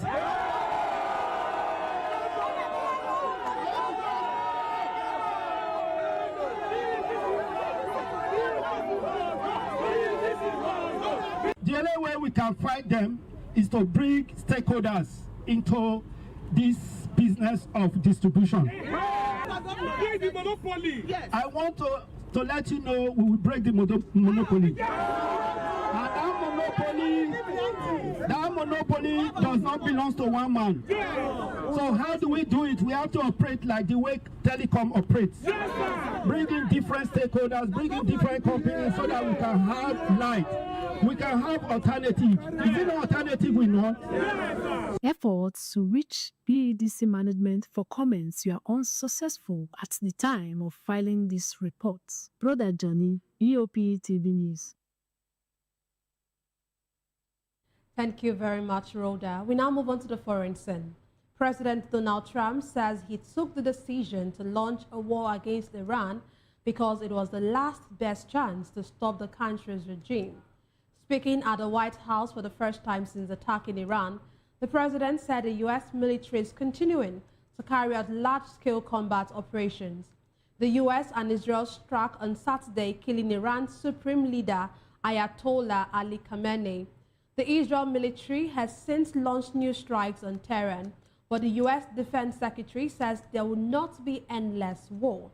Earlier, new Iranian strikes were reported at a major gas plant in Qatar, where the Ministry of Defense later said it has shut down 2 Iranian aircraft, 7 missiles, and 5 drones. Meanwhile, Prime Minister Keir Starmer said the UK's decision not to join the US-Israeli strikes in Iran was deliberate, adding that his government does not believe in regime change crushed in what the US military says was an apparent friendly fire incident. Meanwhile, a shooting outside Beaufort's backyard beer garden in Austin, Texas, left 2 persons dead and 14 injured, with a suspect, the 3-year-old Ndiaga Diagne, killed by police. Diagne, a naturalized U.S. citizen born in Senegal, was reportedly wearing a property of Allah sweatshirt and an Iranian flag shirt.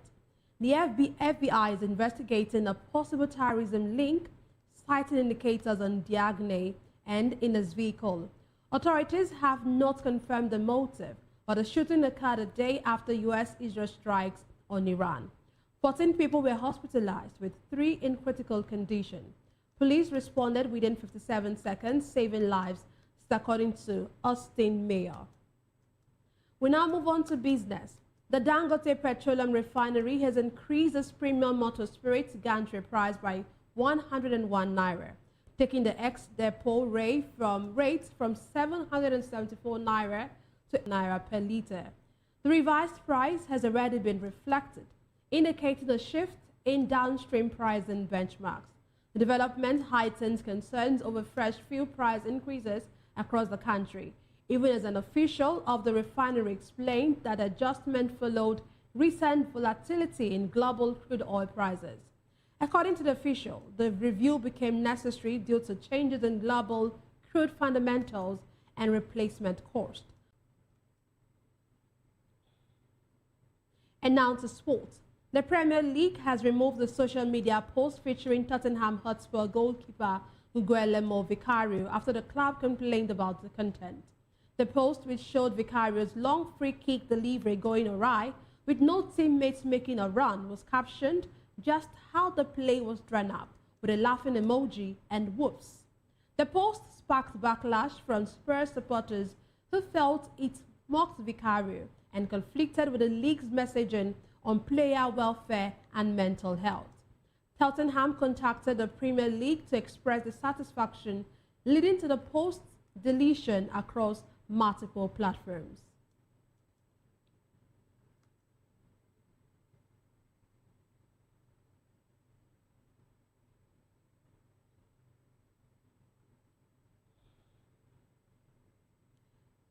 And finally, in entertainment, Nollywood actress Tonto Dike has announced she no longer wants to be addressed as King Tonto Dike, citing a major personal and spiritual transformation.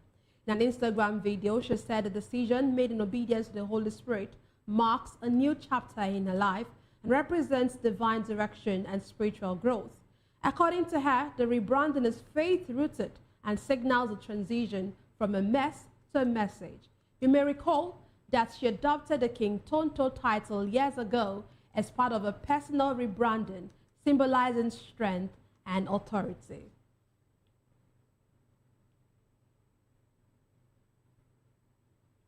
Thank you very much. I am Nenna Ndamdioto. Bye for now.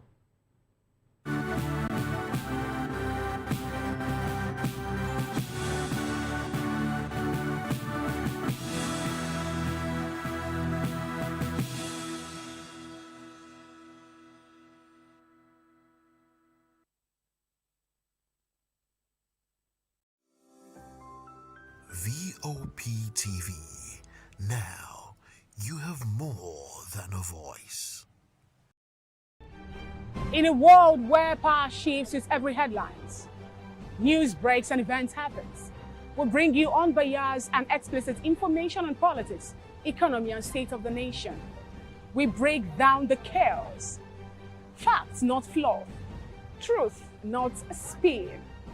We discuss not just politics, but a glimpse into the future. Voice of the People Television. Now you have more than a voice.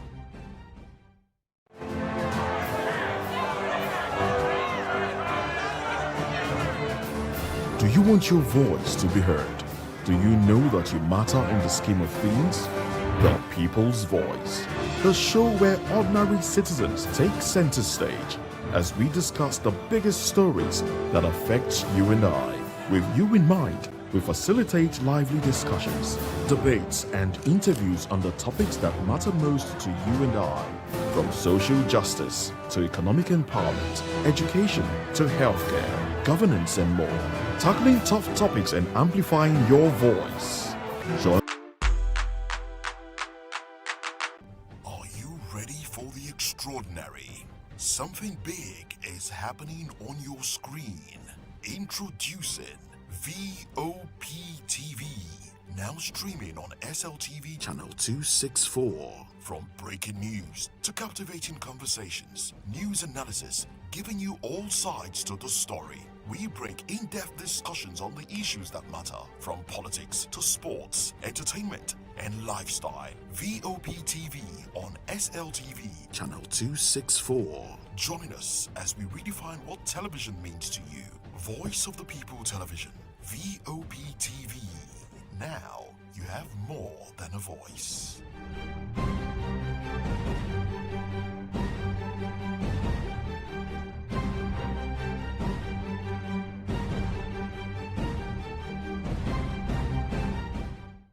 To know the happenings in the maritime sector, join us on the program MariTV as we discuss key areas in the maritime sector, from aquaculture, maritime transportation, maritime labor regulation, oil and gas exploration, ferry and passenger insurance, marine pollution and prevention, port operations, and lots more. Maritime Frontiers, exploring Nigeria's blue economy. Welcome to the locker room, the home of football talk that matters. I am Jerry Arpeon. Join us every weekday, Monday to Friday at 5 p.m. Nigerian time, as we share the hot takes and hot debates in the exciting world of football. And joining me are the usual suspects, Ikechukwu and Mayowa, as we break down all the hot takes and everything that's happening in the football. Don't just watch football, live it with us. Catch us on the locker room and Voice of the People Television at 5 p.m. Nigerian time. And like I always say, if not 20 minutes off, please discuss. Idumota Market is a local government area of Lagos State.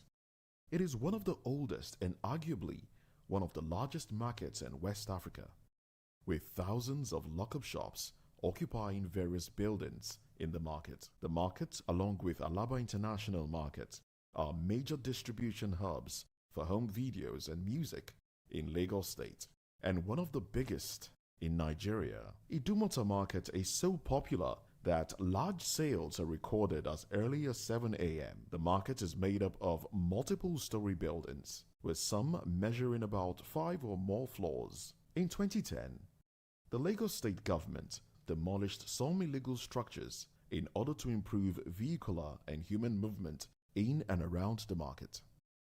During weekdays, the neighborhood of Idumota is densely populated by shoppers, traders, and bus passengers. From the Kata Bridge ascending into Lagos Island, passengers can see the neighborhood before disembarking at their final destination. Idumota was previously the location of an armed forces remembrance cenotaph called Soja Idumota, built as a monument to Nigerian soldiers.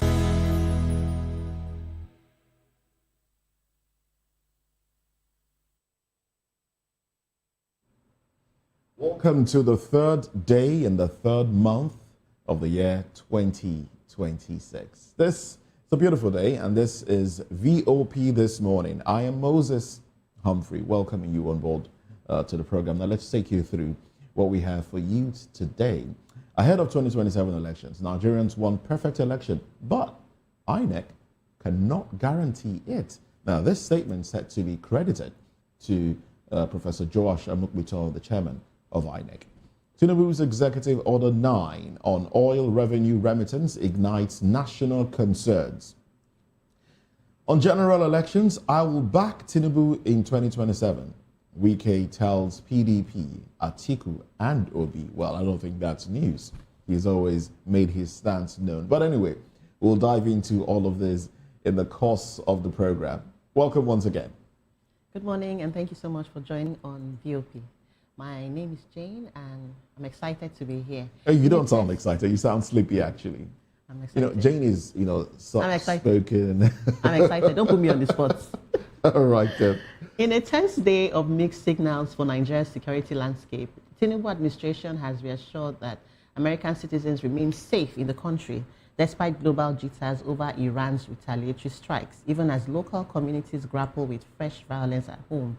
In Kaduna State, gunmen suspected to be bandits stormed a mosque during Ramadan's Tawere prayers in Azara, Kashia local government, abducting 6 worshippers, 4 men and 2 women, before demanding a ransom of 30 million naira. A chilling reminder of the country's kidnapping crisis. Meanwhile, in the northeast, the Nigerian Air Force launched precision airstrikes in Borno's Sambisa axis, neutralizing several high-value terrorist commanders and dismantling critical insurgent infrastructure under Operation Hadinkaya in what officials have hailed as a decisive blow against terrorist networks. So for me, this is just more or less like a safety paradox. I don't understand how, well, this is what countries do. You assure nationals of other countries of security, their security, safety, and all of that. But there's this paradox, because while we know that in diplomatic circles, this is what is expected, but Nigerians will be like, we eyeing you one kind, like, Americans are indeed safe. Meanwhile, a mosque, is being bombed, during Ramadan. And while, going through some of the topics this morning on my way here, I was just thinking how such grievous, heinous crimes, activities could even happen in the holy month. But hey, what do I know? Absolutely. So I think it's important that we fix our home. We fix Nigeria while we are trying to maintain the big brother.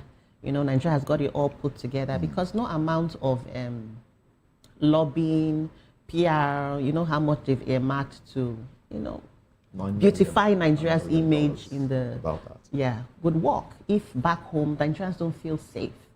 But you hit the nail on the head. I mean, if you call yourself a practitioner of a particular religion,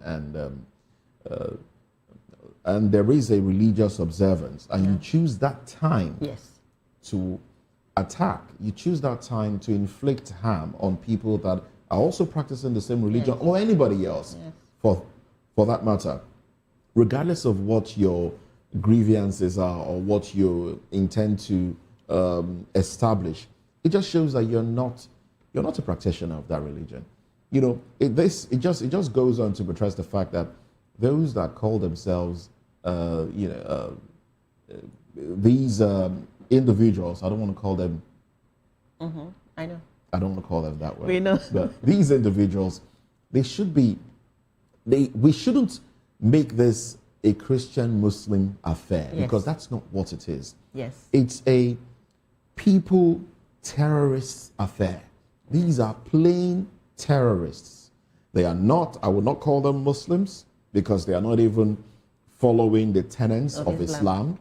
They are just the high time religious clerics, those clerics that support them, and others, understand that these guys have their own agenda, and it's not about fighting for whatever right or dipping the Quran in the high sea, in the Atlantic. No, that's not what it's about. It's just about inflicting harm, terrorizing people, displacing people.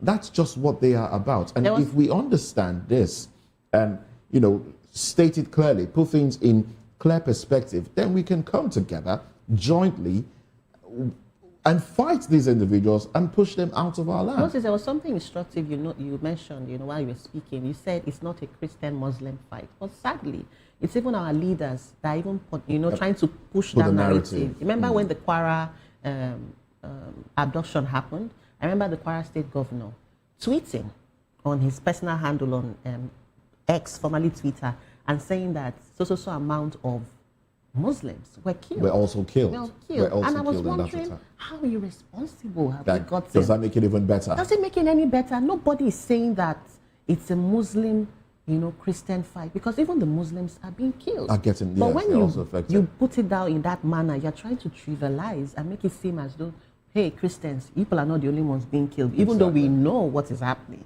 But when you put it that way, it just makes a mess of the whole thing. I think we need to really be careful about this narrative, because even America, they have a certain narrative that there's a Christian genocide that's happening. It's in the case of America, I would understand their position. Yes. America is largely a Christian nation. Yes.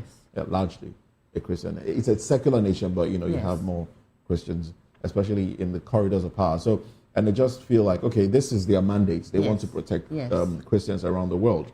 So that's their mandate. But it's our politicians, the narrative our politicians put out there. Yeah. That is what's really detrimental to the fight against terrorism in Nigeria. So we should just come together and call it for what it is: terrorists fighting Nigerians. That way we just killing might be Nigerians. able killing Nigerians. Yes, killing Nigerians. That way we just might be able to resolve this, once and for all, and push them out of our land. We've even heard government officials say these are not Nigerians. Yes. These are foreigners. Lately, not foreigners. They said it's French. They speak French. A few weeks ago, they said they speak rusty Fulani languages. Now they are French. Maybe Fulfude. Maybe next time now we hear that they speak German, Spanish or Germans. I think this is also one of the reasons why Nigeria is divided. We are divided along the religious lines, along a tribe. Yeah, tribe and religion. And I think this is one of the reasons why we have the leaders we have, and we have whatsoever it is that is plaguing us. Because, spilling into, let's talk about the, Muslim tickets. Why should it even be a debate? I'm just saying. Ordinarily, it shouldn't. But because of the... Exactly. One Nigerian here and another Nigerian. So but because we have that debate, that's to tell you that... secular state, and everyone wants ample representation. Yeah, but at the end of the day, really, is it about the Muslim tickets or the Nigerian agenda? It should be about the Nigerian agenda. Oh, well, talking about the Nigerian agenda, the Nigeria Police Council has unanimously confirmed Olatunji Disu as the country's 23rd Inspector General of Police, cementing President Bola Tinubu's grip on the nation's security architecture. Well, this is just days after Kayode Egbetokun was resigned from office. But anyway, the question here is Kayode Egbetokun, his stay was extended in office because of a particular law that was adjusted and put out there. So giving the president the liberty to appoint and extend the stay of the IGP beyond his statutory time in office. If he was supposed to resign and the president said, if he was supposed to retire, the president says, look, even if you're retiring tomorrow, I want to work with you. I trust you. I want to work with you. And he extends his stay. He can stay there for as long as the president is in office, which usually would be 4 years. But at some point, I guess some issues came up. And we were told it's to handle family issues. Mr. Kayode Egbetokun, former IGP, resigned eventually. And now there has been the appointment of Olatunji Disu. Now, he's been praised. Olatunji Disu has been praised for being the police good boy, especially when you remember events around the NSAS and how he treated protesters. Nigerians that witnessed that would say, oh, he was really kind. So there's a lot of expectation on him. But the issue also is that he's due for retirement in about a few days. I think sometime in April, he would be 60 years of age, and then ordinarily should retire. But he would have to stay for the remainder of the office. And if the president gets to return in 2027, if he wins the election in 2027, Mr. Olatunji Disu might just continue his stay in office beyond 2027. But it's been done. it's been done, and that's how that's the constitution now. That's how it affects appointments of IGP and the rest. Another sad part in all of this is a lot of young, viable hands, those that have served, have been trained, and all of that, and got to that position. A lot of them will have to resign. Yes. And a lot of them have resigned, and we just keep doing this to ourselves. We pick somebody from beneath the cadre, you make him the top person, and others will just, tender their papers. But I hear they don't really have to if they don't want to. But the fact remains, you don't want to be subordinate to Especially someone in the that military hierarchy. Exactly, to somebody that you're senior to. Yeah. You don't want to start saying yes sir to somebody that ordinarily said yes sir to you yesterday. So you just tender your resignation and leave. But then we keep losing talents. We keep losing those that have been trained with the nation's resources. And then what will be left of us if this trend continues? Unfortunately, I think it will, except something is done. And the onus to change this or rectify it rests in the leadership of this country. We've had this conversation. When you want to pick the chief judge, the chief justice of Nigeria, you look at seniority. You don't go lower and say, okay, because I feel I can work with this person, let me make this person who is years beneath the other person. I agree. And then put that person on top of. No, you look at seniority. And that should be the case in the military as well. I agree with you. And I loved what you said about how we unconsciously and unnecessarily breed bad blood. Because it's just human nature. And I know that in the military, there is hierarchy. Hierarchy, there's seniority, there's all of that, the ranks. And then I'm thinking, if the constitution can be amended to favor Egbetokun at the time, and this same constitution can also be amended to favor the new guy, Disu. So why can't that same constitution be amended to favor those who might... No, it's been amended already, so it just favors whoever is appointed. No, but he's been confirmed. Yes, he's been confirmed. He's been confirmed. Because So I'm talking about those who might lose their jobs. But like you said, they may not... I don't know if that's true, if we've confirmed that they don't need to leave if they don't want to. They don't need to leave if they don't want to, but they will leave because they will want to. Because they will want to. So anybody who stays is like, okay, you've accepted all of this. But again, I'm also looking at what will be confronting Disu. He has over 371,000 policemen who are grappling with... Which is... it's a lot.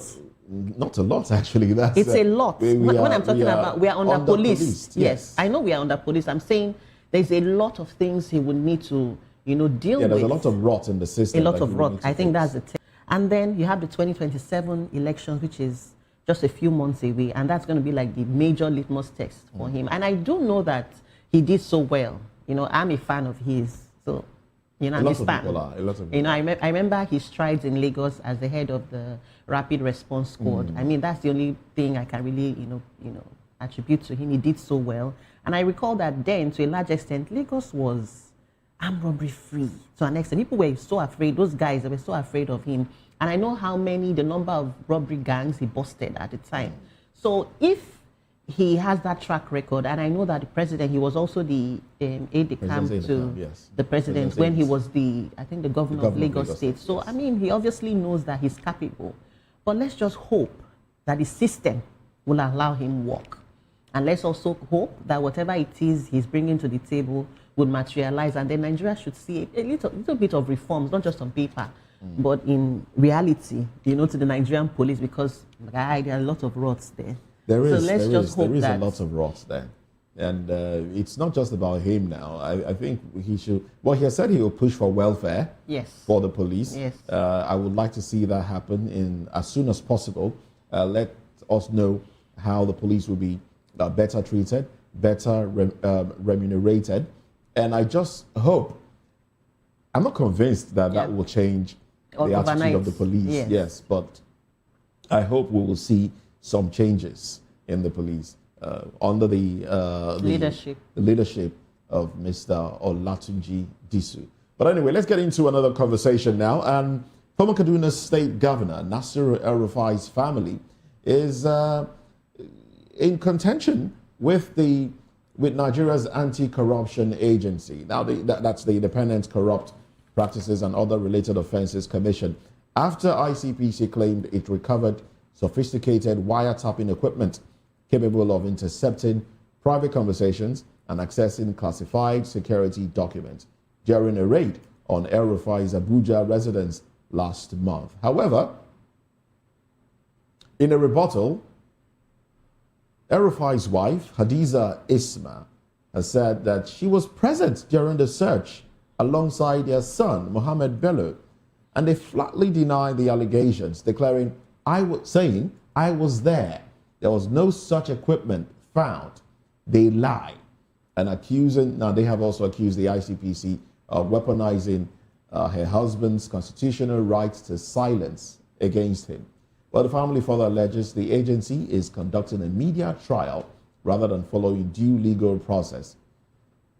Even as the ICPC maintains in court documents that the former governor refused to cooperate with investigators and declined forensic access to seized devices, while one of his aides has reportedly fled the country. Well, it's one word against the other as it stands. The case is in court, and if ICPC said, look, we searched and we found the device, I think El-Rufai talked himself into trouble in this one, because the issue he played of into their hands. Yes, the issue of listening, wiretapping, listening to espionage or whatever you want to call this one was not even on the table initially. So he basically just talked himself into trouble. Well, the family would ordinarily, do what they're doing now. I would just say, let's just wait to see how all of it